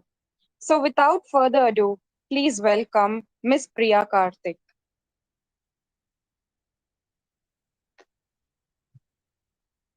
Hi, thank you, Bhavna. Thank you for this opportunity. I'm going to share some of the stories which I've heard from my grandparents, which like keeps me moving whenever I face difficulty, I should say. So let me begin my story. This story is about a little boy. So this boy lost both his parents when he was born, and he grew up in an orphanage. But until the time when his parents were alive, his mom told him one thing, you trust God, you ask him, he will give it to you. All that you need is just trust him, and he'll be there for you. So this boy believed in God a lot, and like he lost both his parents, and he was feeling very very sad about it. And then he was crying to God, saying that, my mother said that you're always going to be with me. And now I've lost both of them. It pains a lot. I don't know how I'm going to survive. And can you please be with me all the time? Can you at least come in front of me and tell me once that you're there? So he was crying, weeping, and he slept. And suddenly he was awakened by somebody, and somebody said, dear child, wake up. And then he opens his eyes, and he sees a person, a very charming, a very bright person standing right in front of him. And he says, who are you?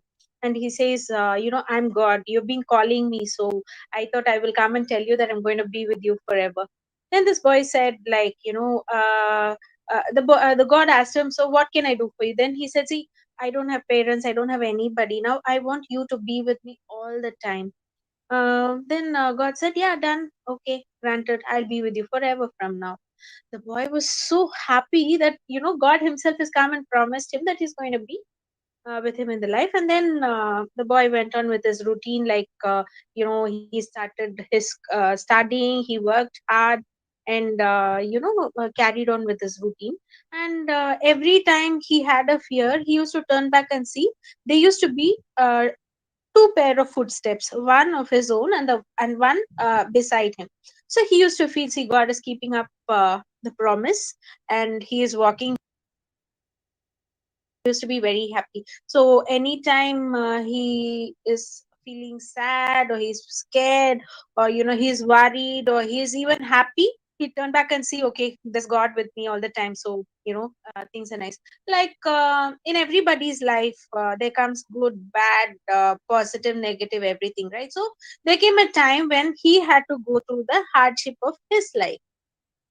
So life started becoming very challenging for him. very difficult for him. He started facing failures, and things started going a bit out of track for him, and he was worried. He turned back and he saw there were no footsteps. Okay, then he said, God, you promised, why you're not there? But I believe in you, because of which I'll keep moving. So he kept on moving, and every time he turns back to see the footsteps, he couldn't find them. There were only one pair of footsteps. Then he started feeling all the more anxious, all the more sad. He was really upset that he's not able to see God beside him. And then one fine day he became very stressed out. He said, okay, now this is the end. My parents have left me. God promised to be with me. Even God has left me. There's no meaning, there's no reason why I should live. So let me end my life. He decides that, and he says, okay, for one last time, I want to see you, God. And he again was crying. He said, you keep up your promise. Just one time come in front of me. I just want to see you.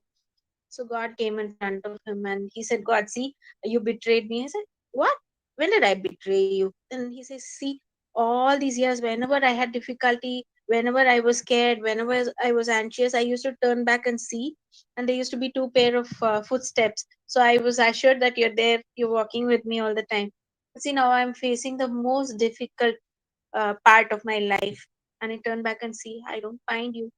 Is this fair on your part? You promised to be with me. Why did you leave me? God, in his usual way, gave a very big smile, and he said, they're not your footsteps, they are mine. I promise to be with you whenever, things, whenever you walk or wherever you do or whatever you do. I promise to be with you all the time.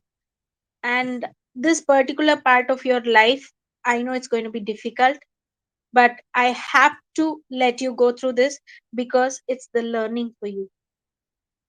So I cannot remove all these difficulties from your life, because that is what is going to make you the human being, or make you the person whom you were born to be.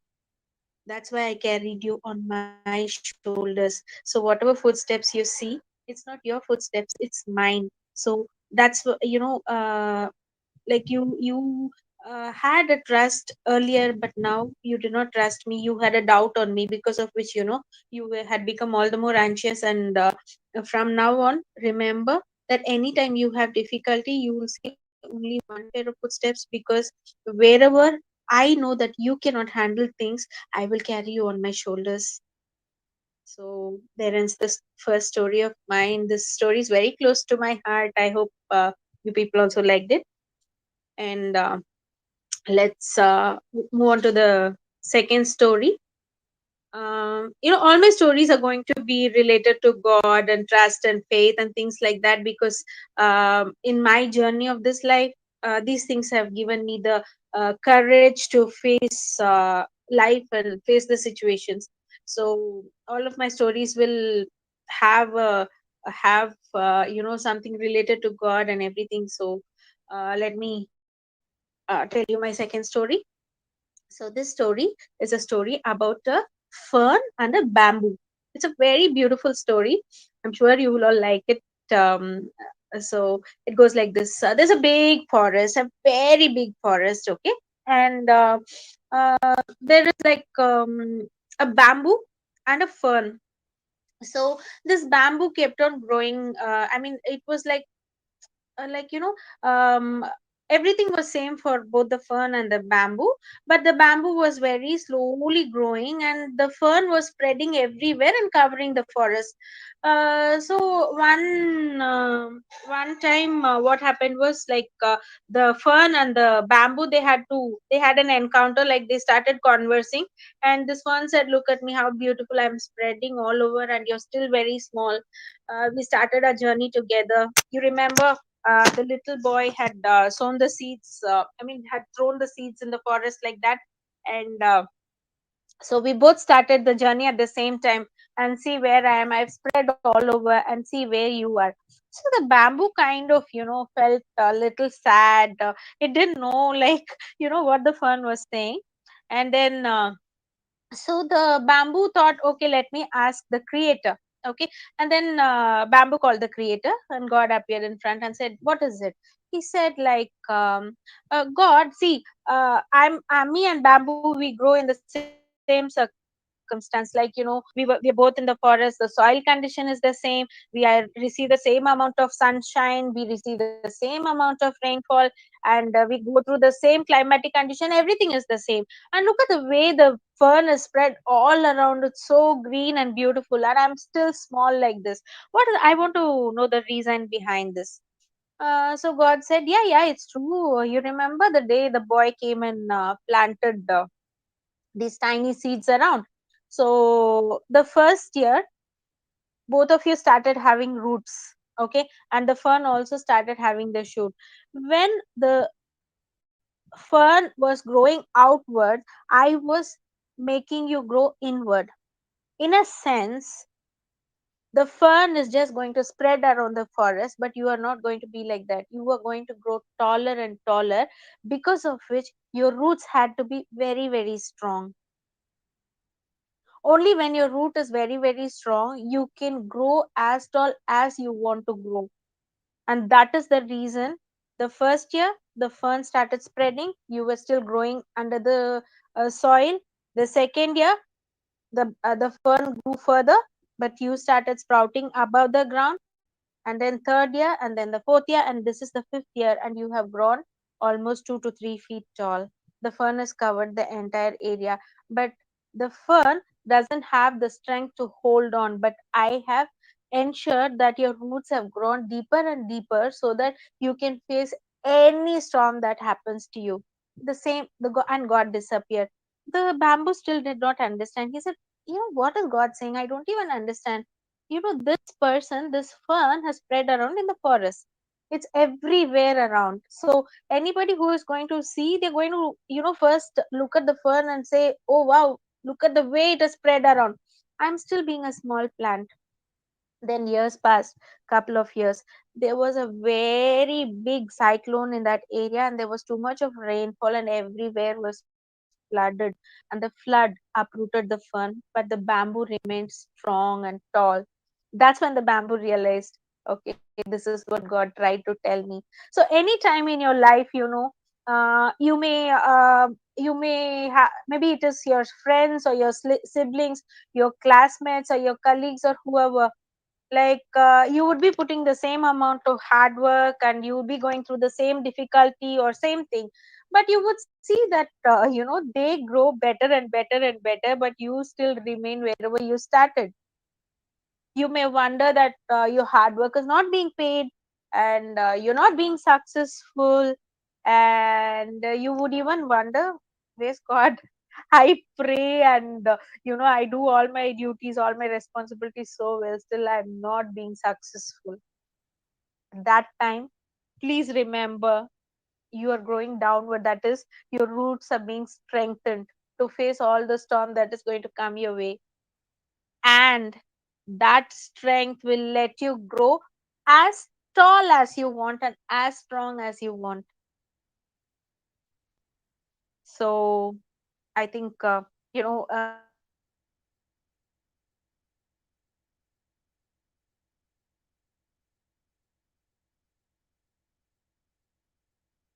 situations when I work hard, I don't get the fruits out of it. But as the days pass, I witness that I'm being more successful, more happy, and more peaceful in life than anybody else. So that way, God has really laid a very strong foundation. He lays a very strong foundation for all of us, just that we don't realize. And you know that is the I would say the saddest part. So once we realize this, we would all be definitely very happy.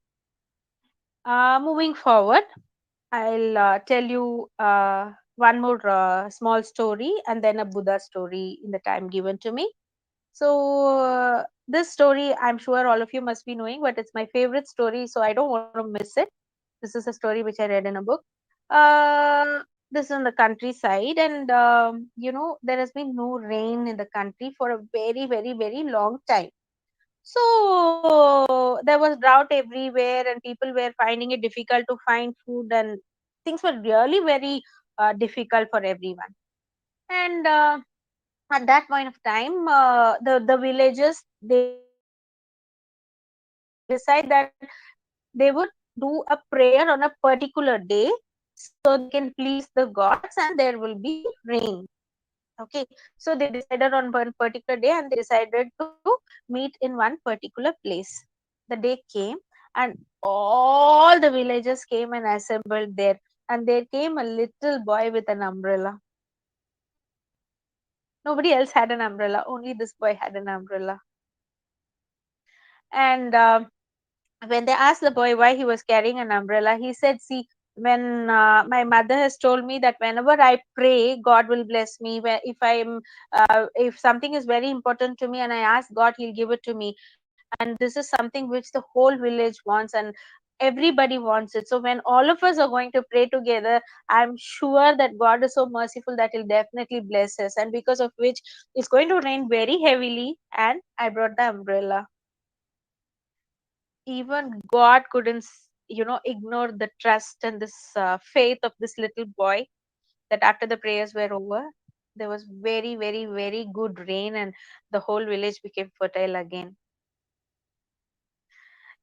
Others maybe they had the belief, but nobody had the faith, the unshakable trust which we are supposed to have.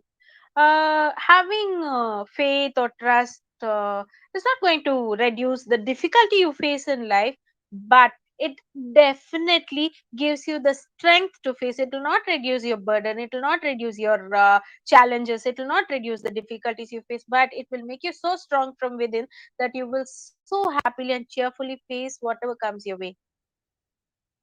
Life is to live and not to simply survive with fear and everything. So it's better to hold on faith and trust in God and live happily, isn't it? Okay. So now there's another story. I think probably with this story I may have to end my session because the time given to me is just up and up. Okay, so this is a story from Gautam Buddha. I'm sure that all of you would have read a lot of stories about him, but this one story is very, very dear to me. So, after Gautam Buddha, he left his palace, and Siddhartha became Gautam Buddha. He went to live in the forest. So, he had his hermitage where he lived very happily.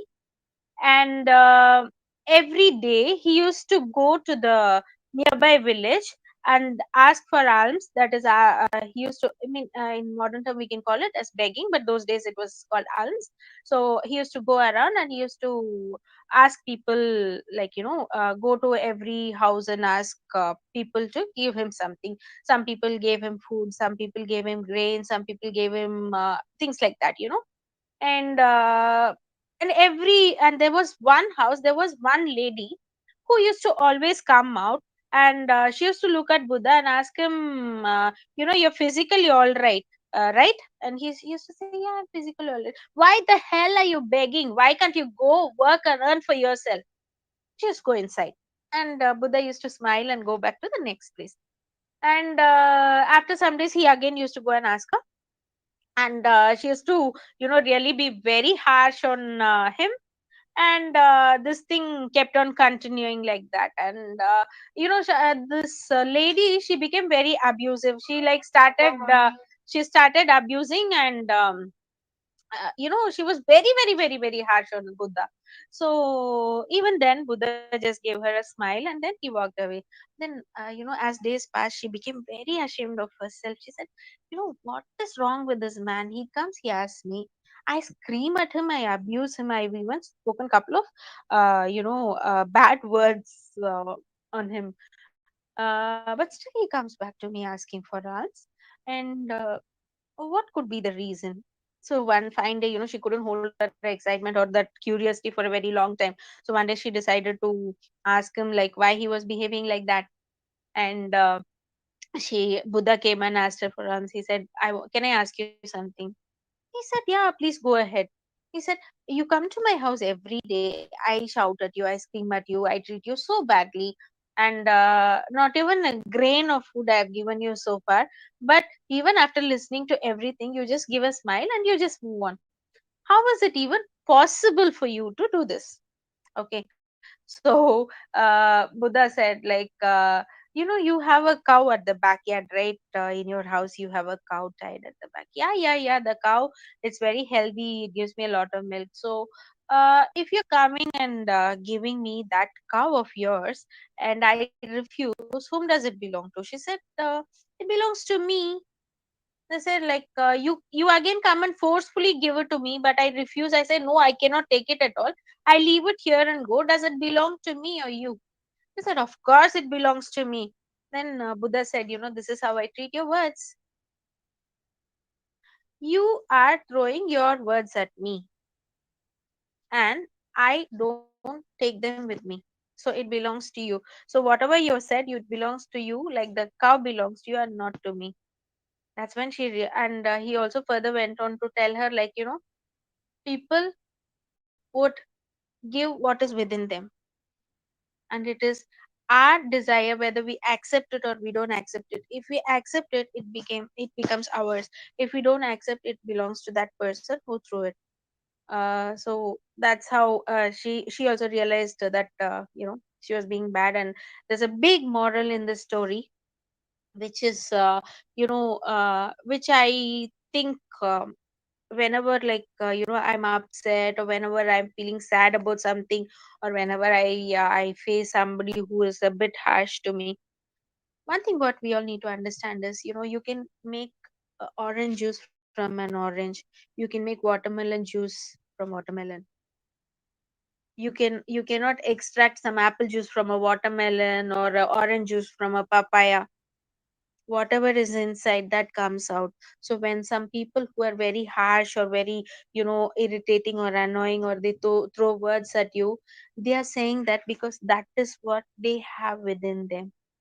If we are also going to react the same way, then we also have the same thing within us. So if you feel that you are made of love, if you're filled with love, even if a person is not being lovable or affectionate to you, you don't become what they are, but you be yourself.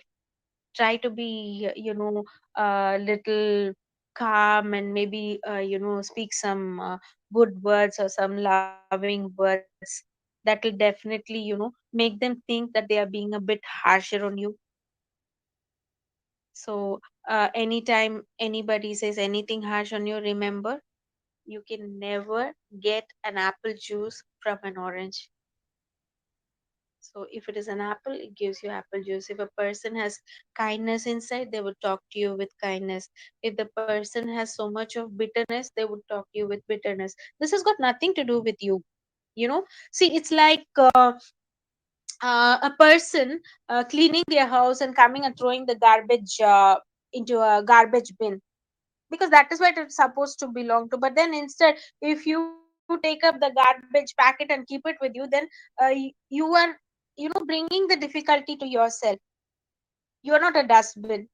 You are a human being filled with so much of love and affection. And because of this, any time anybody throws anything on you, please don't accept that. Somebody has raised a hand. Do you have a question?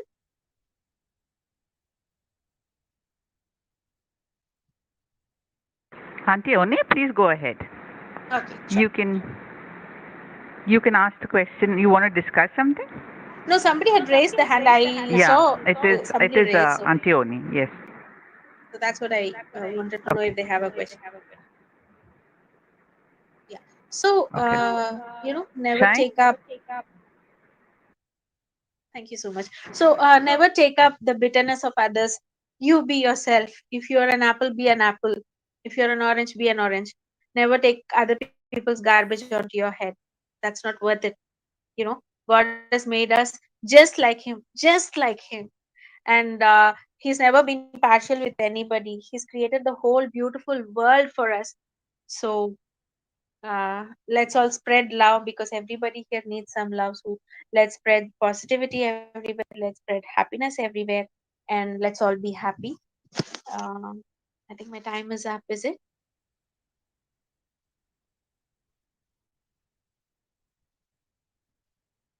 Should I? I think you're on mute.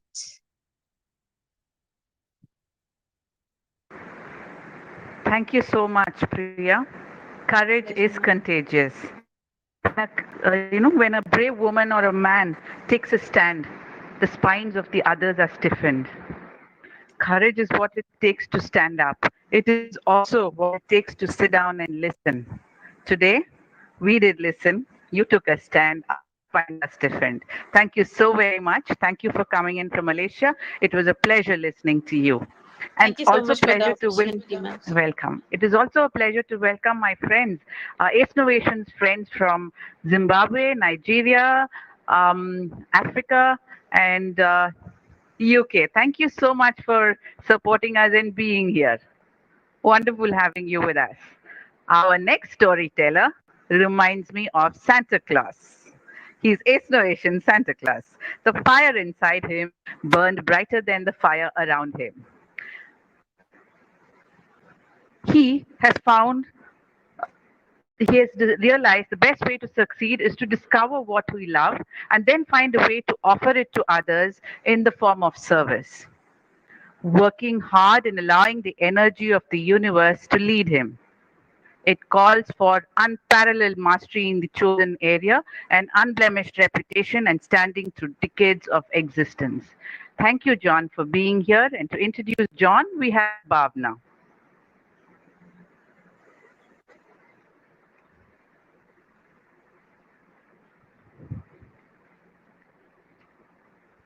Bhavna?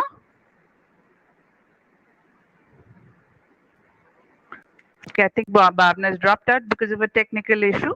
Let me introduce John. John is an amazing storyteller from the United Kingdom. He has told stories for a long, long time, Ma'am? and his story, yes, Bhavna. Yes. So sorry, ma'am. I had a little That's internet glitch. That's okay. Can you introduce John? Yes, yes, surely. Yes, so it gives me so much joy to introduce our speaker, Mr. John Rowe from the United Kingdom. John is a storyteller and poet with over 40 years of experience. He tells stories to almost everyone in all age groups and comes with an extensive experience working with community groups. He indulges in spending his time in Romania and calls it his writing retreat. He runs the storytelling areas on the Kids Field at Glastonbury Festival and at Cambridge Folk Festival. He has taken stories to schools, libraries, and festivals in the UK, North America, mainland Europe, the Near and Far East, and North Africa as well. We are very lucky to have you join us today, John, and I now hand over the session to you. Thank you, and hello everyone, namaste. I shall tell a few stories, and it is just so, I'm very, very happy to be here. The last 2 years I've been doing stuff on or curating the World Storytelling Cafe.com, and but it's wonderful to be on someone else's platform for a change. And I'll start with a story from the Czech Republic, or Bohemia as it was when this story was first told, and it's called The Three Golden Hairs of Grandfather Orno. And it's from way back in time when my hair was dark and my beard was ginger and all my teeth were my own. And there was a king, and he'd been out hunting in the forest, and being a king, or he wasn't necessarily very clever, and he got lost. And he walked and he came to a little hut in the middle of the forest, and he knocked on the door of the hut. And it was opened by the charcoal burner. Now, the charcoal burner was the poorest man in all of the land. Probably if this had been an African story, it wouldn't be a charcoal burner, it would be a squirrel catcher. But this is a European story, so it was a charcoal burner. Every culture has its own poor people. And the king said, charcoal burner, show me my way back to the palace. And the charcoal burner said, I would love to, Your Majesty, but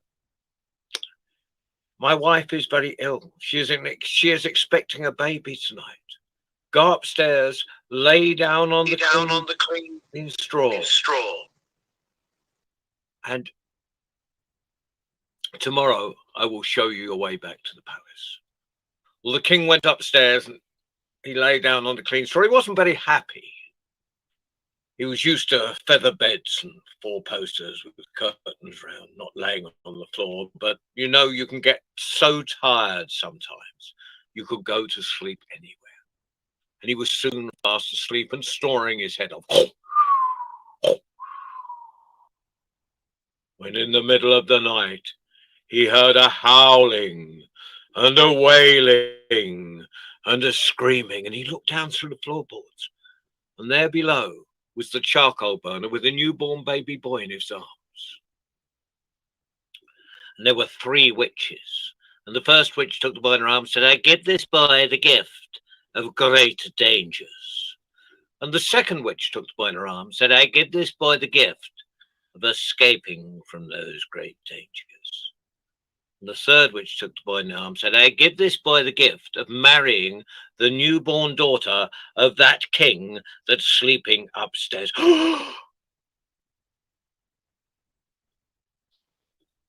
The queen has had a baby girl when I've been away, and that girl is going to marry the son of the poorest man in all of the land. This cannot be possible. So the next day when he came downstairs, he said to the charcoal burner, he said, this is no place to bring up a baby boy. Send him to the palace.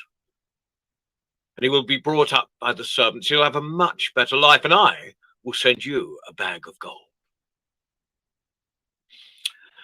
Well, the charcoal burner thought about it. So, well, the boy will have a much better life at the palace. Now I'll get that bag of gold. So he agreed, and the next day he showed the king the way back to the palace. When the king was back at the palace, he called his servant, come here. Take this bag of gold, give it to the charcoal burner. The charcoal burner will give you a baby. On the way home, throw it in the river. If not, you'll be tasting water yourself. Well, the servant wasn't best pleased. The idea of throwing a baby in the river, but it was the king, and if the king said so, it had to happen. So he troubled the charcoal burner. He gave the charcoal burner the bag of gold. The charcoal burner gave him the baby in a basket.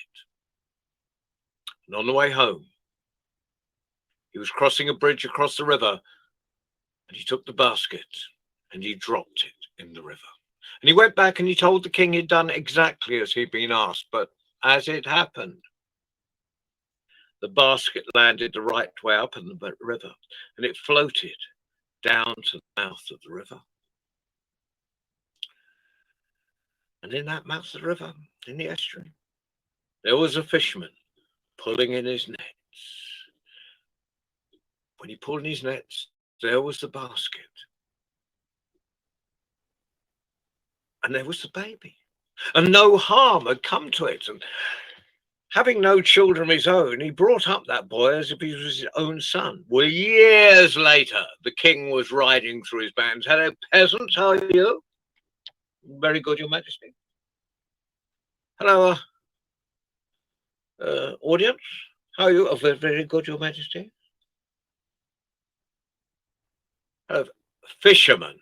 Why, that's a fine boy you've got there. Is he yours? Well, not exactly, said the fisherman. For 18 years ago to this very day, I found him floating down the river. And having no children of my own, I brought him up as if he was my own son.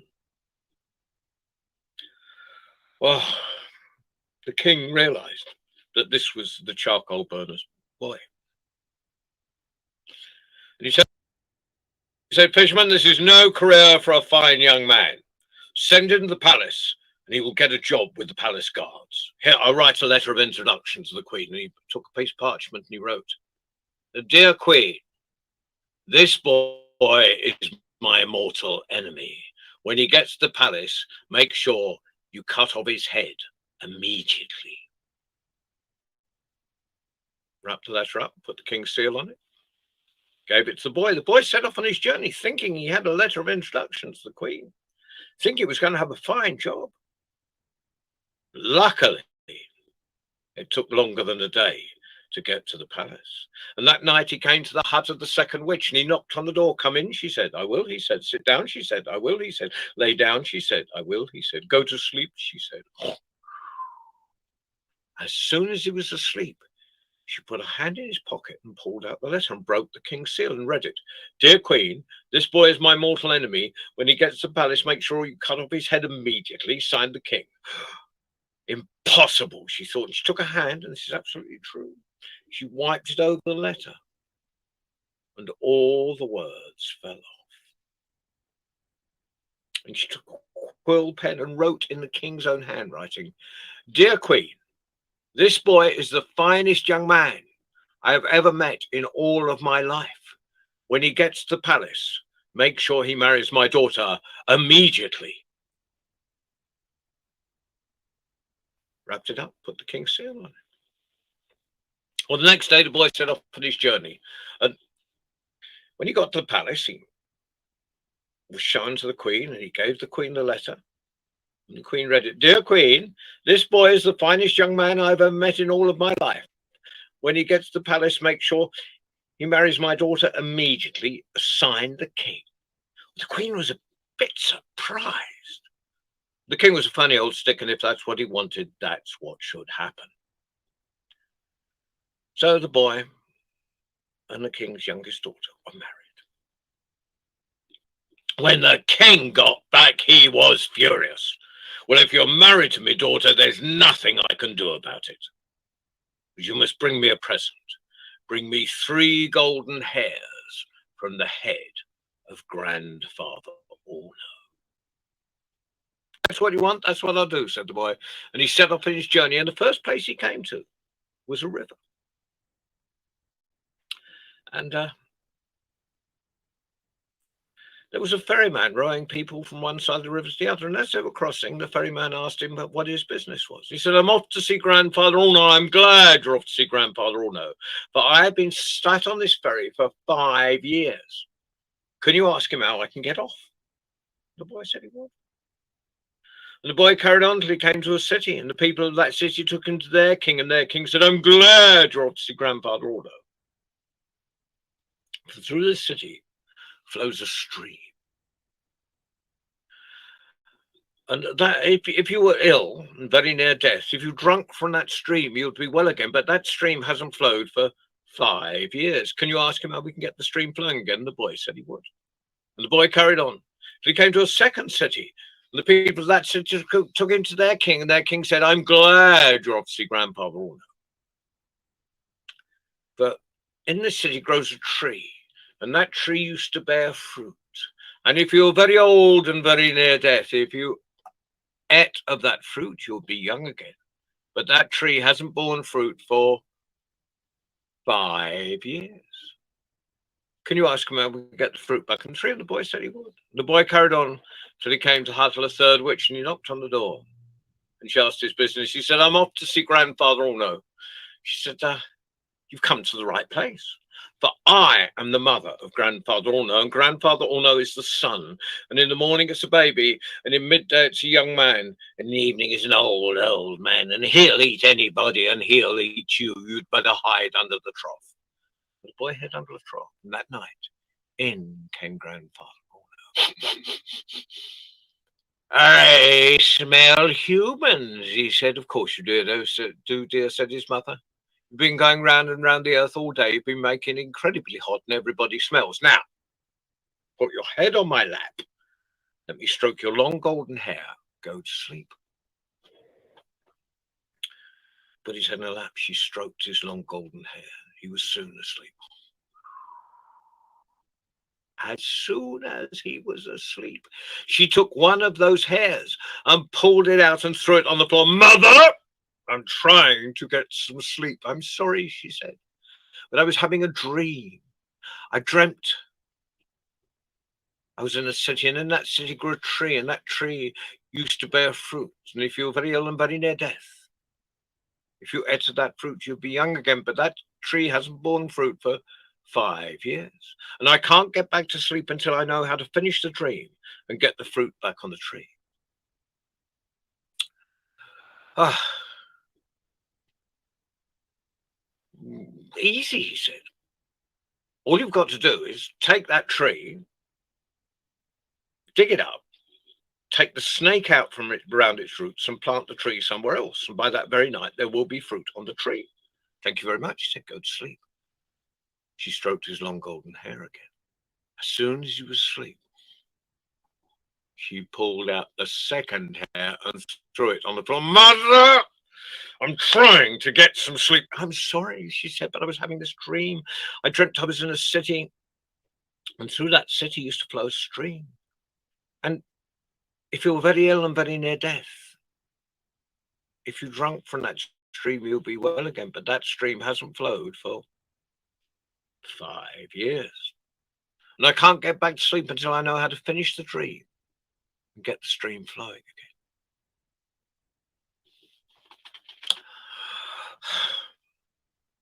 Easy, he said.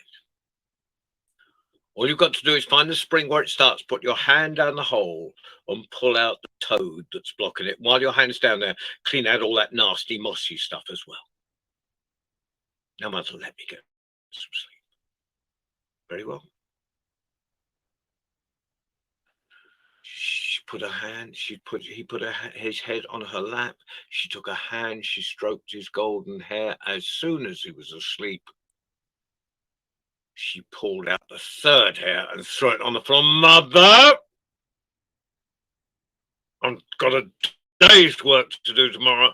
Let me get some sleep. I'm sorry, she said, but I was having this dream. I dreamt I was on a ferry, and the ferryman had been stuck on that ferry for 5 years, and I can't get back to sleep until I know how to get him off the ferry. Easy, he said. All he's got to do is wait until he's got a passenger, row that passenger to the other side of the stream, other side of the river. When he gets to the other side, he hands the passenger the oar and steps off himself, and the passenger will be stuck just like he is. Now, Mother, let me get some sleep or eat up that boy who's hiding under the trough, and you can be sure he slept well for the rest of the night. Well, the next morning, the boy was given the 3 golden hairs and the 3 answers, and he set off on his journey. In the first place he came to was the city with the tree. And he gave the king the answer. And by that very night, there was fruit upon the tree. And the king gave him 6 black horses and a bag of gold. And he carried on and came to the second city. And he gave the king the answer. And by that very night, would you believe it? The stream was flowing, and he was given 6 white horses and a bag of silver. He carried on till he came to the river. The ferryman asked him his answer. He said, I'll tell you on the other side. But he got off on the other side and took his horses and his gold and his silver with him. And he said, the next passenger you get, row them across the river. And when they get to the other side, you hand them the oar and step off yourself, and the passenger will be stuck just like you are. Thank you very much, said the ferryman. The boy carried on.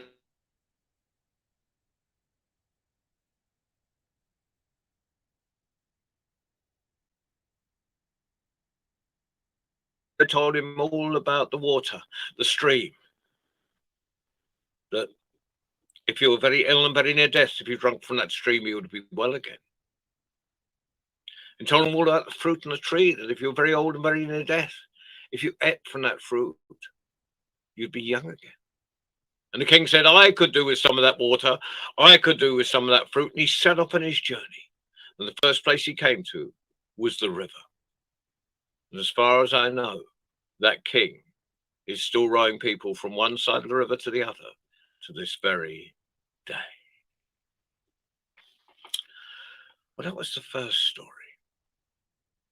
And I've got about 10 minutes left. And I think this one will just fit in. It's a story. Well, I heard it in Brighton in England at first, and I can't even remember who I heard it from, but I think it starts as a Chinese tale. And it's called The Ribbon Maiden. It's one of my favorite stories. Whoa. And it's from way back in time, beyond the 7 hills and the 7 rivers. And there was a girl who lived in a village in the middle of a forest in the middle of China. And she made the most beautiful ribbons you've ever seen in all of your life. And everyone from that village sewed those ribbons onto their clothes. And you know what it's like when you've got new clothes. You love to show them off. But everyone in the village had the same clothes. There was no one to show them off to. So they walked through the forest till they came to the city. Everyone admired them. But in the middle of the city was a palace. And in the middle of the palace was an emperor. And he looked out of his window. How come the people down there have got better clothes than me? Servants, go and find out where they got them from. And the servants went out and found out all about the ribbon maiden. But don't just stand there. Go and fetch her. Well, off went the servants, through the palace, through the city, through the forest, till they came to the village. And there was the ribbon maiden making the most beautiful ribbons you've ever seen in all of your life. You, girl, the emperor wants to see you. Well, I don't particularly want to see the emperor, said the ribbon maiden. She just carried on sewing. Well, you can't turn down invitations from the emperor. Well, they took her and they put her on the cart and they dragged her through the forest and they dragged her through the city and they dragged her through the palace and they threw her down at the emperor's feet. You, girl, you will make me the finest ribbons you've ever made in all of your life. Pardon, she said. You think you can send your servants to my village, insist I come and see you, and when I refuse, have me put in a cart, drag through the forest, drag through the city, drag through the palace, thrown down at your feet and say, you, girl, you will make me the finest ribbons you've ever made in all of your life? You must be joking. You can't talk to emperors like that. Well, he took her and he locked her in a room. You, girl, you've got 7 days to sew me alive a chicken. If not, you know exactly what happens. Off with your head. Well, the girl was very frightened, but she thought she'd try, so she sewed and she sewed and she sewed and she sewed. And after 7 days, there was the most beautiful embroidered chicken, but stone embroidered chicken, it wasn't alive. And she thought how lonely her body would be without a head on top of it. She cried, and a tear dropped on chicken. She bit her thumb, and a drop of blood dropped on chicken. Suddenly, there was a live chicken in the room. In walked the emperor. There you go, said the girl. Live chicken. You didn't sew that, said the emperor. Someone brought that in for you. I'll give you another task. 7 days to sew me alive a peacock. No skimping. I want a big fantail. I want an eye on the end of every feather. If not, you know exactly what happens. Off with your head. The girl was even more frightened. She thought she'd try, so she sewed and she sewed and she sewed and she sewed. And after 7 days, she had the most beautiful embroidered peacock. But it's still an embroidered peacock. It wasn't alive, and she thought how difficult it would be to hold up her head without a body underneath it. And she cried, and a tear dropped on the peacock. She bit her thumb, and a drop of blood dropped on the peacock. Suddenly, there was a live peacock in the room. In walked the emperor. There you go, said live peacock. You didn't sew that. Someone brought that in for you. With that, the peacock jumped up, pecked you in the face, and flopped out the window. If ever you see a peacock trying to fly, they flop. Right. No more tricks. 7 days to sew me a live dragon. If not, you know exactly what happens. Off with your head. Well, she was even more frightened because, I mean, a dragon's complicated. All those little scales, little wings, little pointed tail. But she tried and she sewed and she sewed and she sewed and she sewed. And after 7 days, there was the most beautiful embroidered dragon. You know, like the ones you get in the back of silk dressing gowns, only even better. But it was still an embroidered dragon. It wasn't alive. And she thought, about her head rolling across the floor. Badoing, badoing, badoing. She cried, and a tear dropped on the dragon. She bit her thumb, drop of blood dropped on the dragon. Suddenly, there was a live dragon in the room. In walked the emperor. And before he had a chance to speak, the dragon breathed in, and the dragon breathed out. And we all know what happens when dragons breathe out.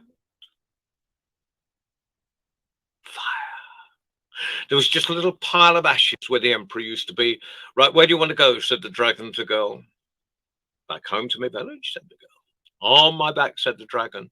And they flew out through the window, once round the palace, twice round the palace. The dragon breathed in, the dragon breathed out. There was a little pile of ashes where the palace used to be. As they flew across the sky, the ribbon maiden was so happy. She was making the most beautiful ribbons of all different colours and throwing them into the air. And if you look up to the sky to this very day, if you're very lucky, you'll see a rainbow. And you'll know that's where the ribbon maiden was making her way home on the back of the dragon. Well, I've got about 5 minutes. I'm going to finish on a really fast story. Really fast story. I think this story originated in India. I think I got it from a book of Indian folk tales years and years ago, but I've kind of adapted it, so it probably is not at all like it started. But there was a merchant, and this is from way back in time when all the animals could talk to each other and chickens still had teeth. And there was a merchant who was leading an ox down the road. On the back of the ox was a huge sack of peas, and the ox was rocking from one side to the other, and the sack of peas fell off.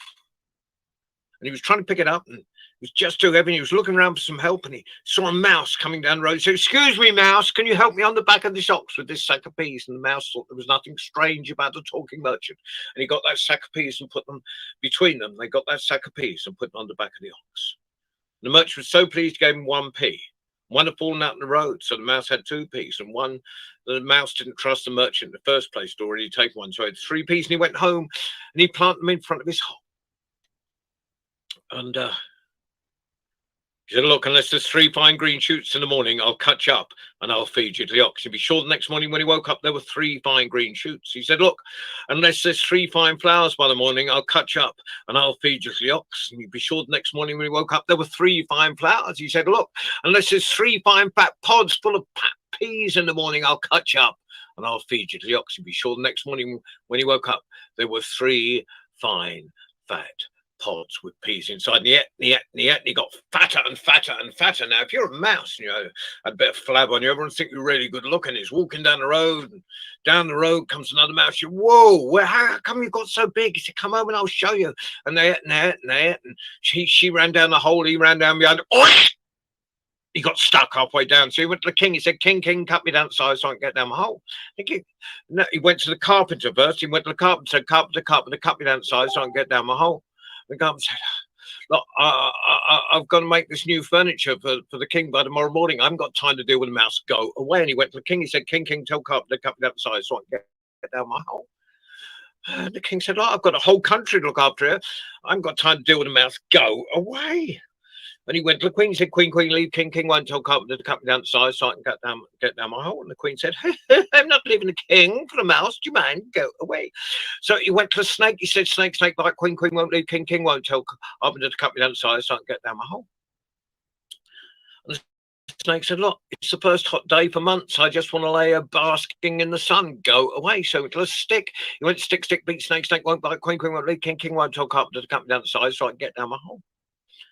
The stick said, "Look, I spent all day beating a thief. I haven't got any energy left. Go away." So he went to the furnace. He said, furnace, burn, stick won't beat, snake won't bite, queen won't lead, king won't tell carpenter to cut me down the side so I can get down my hole. Burn said, "Look, I'm cooking the king's dinner. Do you mind? Go away." So he went to the ocean. He said, "Ocean, put out furnace won't burn, stick won't beat, snake won't bite, queen won't lead, king won't tell carpenter to cut me down the side so I can get down my hole." And he said, "Look, the tide's high, the fish are jumping, the sun's in the sky, go away." So he went to the elephant. He went, elephant, drink, ocean won't put out furnace won't burn, stick won't beat, snake won't bite, queen won't lead, king won't tell carpenter to cut me down the side so I can get down my hole. And the elephant burped really loud, said, "Look, I've just drunk a lake. I haven't got room for an ocean. Go away." So he went to the He went to the vine. He said, vine, strangle elephant, elephant won't drink, ocean won't put out furnace, furnace won't burn, stick won't beat, snake won't bite, queen won't lead, king won't talk up, the cup down the side, so I can get down the hole. The vine said, look, I'm stuck to this tree. I couldn't help you even if I wanted to. Go away. So he went to the side. He went side, cut down vine won't strangle elephant won't drink, ocean won't put out furnace won't burn, stick won't beat, snake won't bite, queen won't lead, king won't talk up to the cup down the side, so I can get down the hole. Well, fortunately for my breath and your patience, the fact that I'm running out of time, the side is always sharp. He said, okay. And so the side began to cut down the vine began to strangle the elephant began to drink the ocean began to put out the furnace began to burn the stick began to beat the stake began to bite the queen began to leave the king told the carpenter to cut the mouse down to size, and the mouse got down its hole. Well, I hope you enjoyed those stories, and thank you very much for inviting me to tell you. John, that was so sweet. John, that was awesome. Amazing, John. No one, I repeat, no one gets a second chance to make a first impression. And you, dear Santa, John, have made a lasting impression.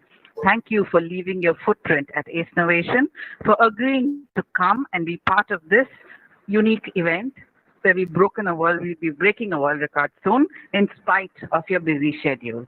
Thank you for those stories. Thank you for the time, and thank you for your support. Thank you.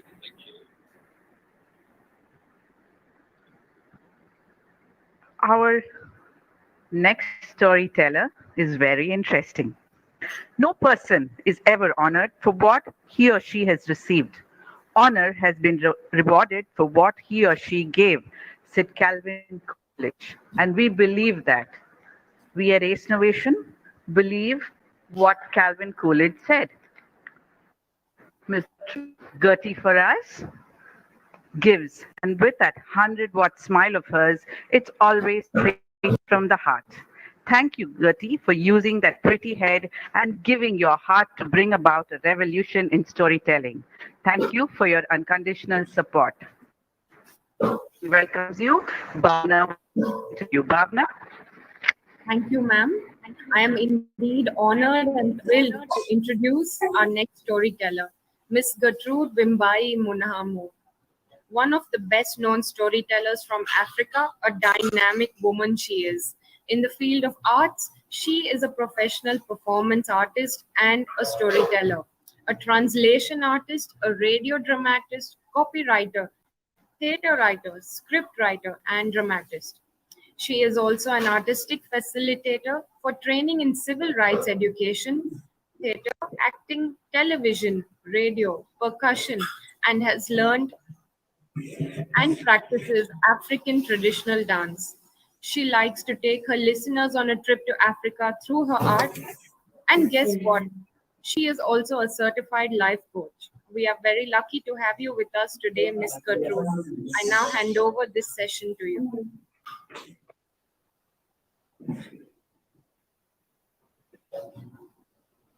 Hello, my beautiful boys and girls, ladies and gentlemen, our grandmothers and our grandfathers. My name is Auntie Getty, all the way from Zimbabwe, Harare. Before I do any storytelling, I want to teach you a very exciting song that I always sing with my friends. Are you ready to hear that song? No, I can't hear you. Are you ready to sing that song with me? Okay. Yes. So when I say aye, aye, you say aye, Zimbabwe, aye. So here it goes. Aye, aye, aye, Zimbabwe, aye, aye, aye. Zimbabwe,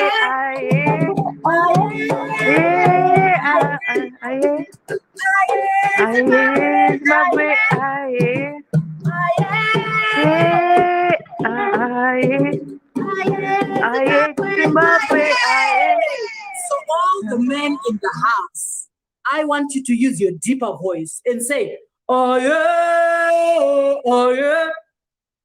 Oh yeah, Africa, oh yeah. Let's go. Aye, Hold on. Yes. Go, Let's John, go. go. Come on. Repeat. Yeah, come. Aye, Yes. aye, Africa, aye, Aye. Yes. And now I want the ladies to go. Aye, aye, aye, Africa, aye. Let's go. Aye, Africa, aye. Yes. All together now. Aye, aye, Aye, aye, Zimbabwe,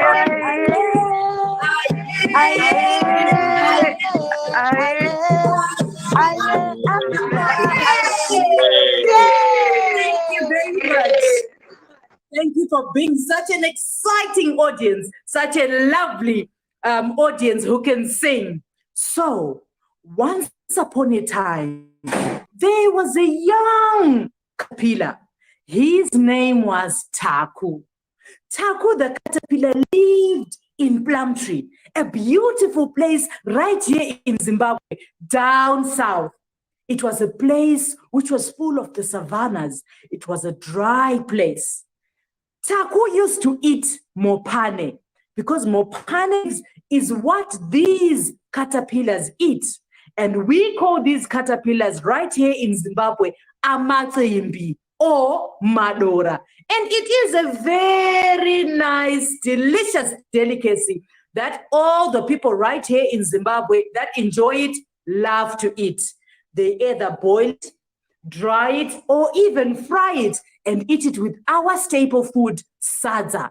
So, Taku was one of the lucky caterpillars who got away and was not caught by the many people who go out into the savannah carrying their big sacks, going to pick them up in the trees.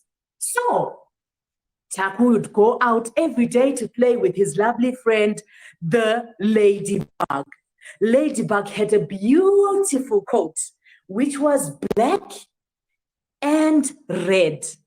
And she would fly around and say, Caterpillar, Taku, Caterpillar, how are you today? But that day, Taku noticed something different about himself. He was just green.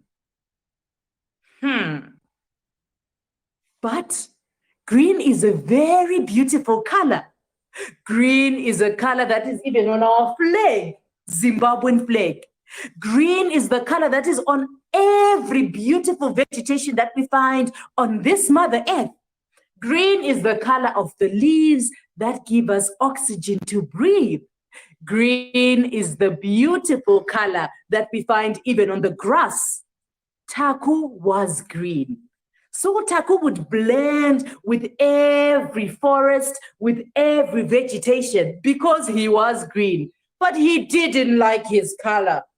I'm not happy because I'm green.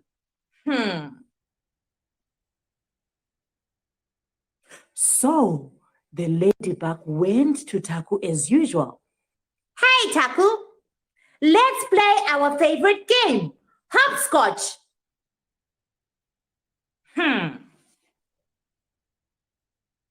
Taku sulked. Hey, Taku, okay, let's play dance around together. Again, Taku sulked. So Ladybug got tired of persuading him to play. So she decided to go with her beautiful red and black coat. It was red and black, just like the flag of Zimbabwe has red and black. That was how Ladybug's coat was. So she flew away and left Taku. Aye, aye, aye, Zimbabwe, aye.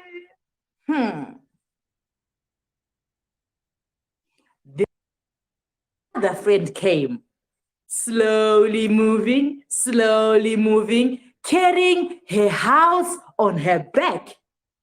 It was Little Snail. Hi, Taku. Taku, how are you today? I missed you so much. I want us to play our favorite game of hide and seek. Hide and seek. But Taku was still sulking.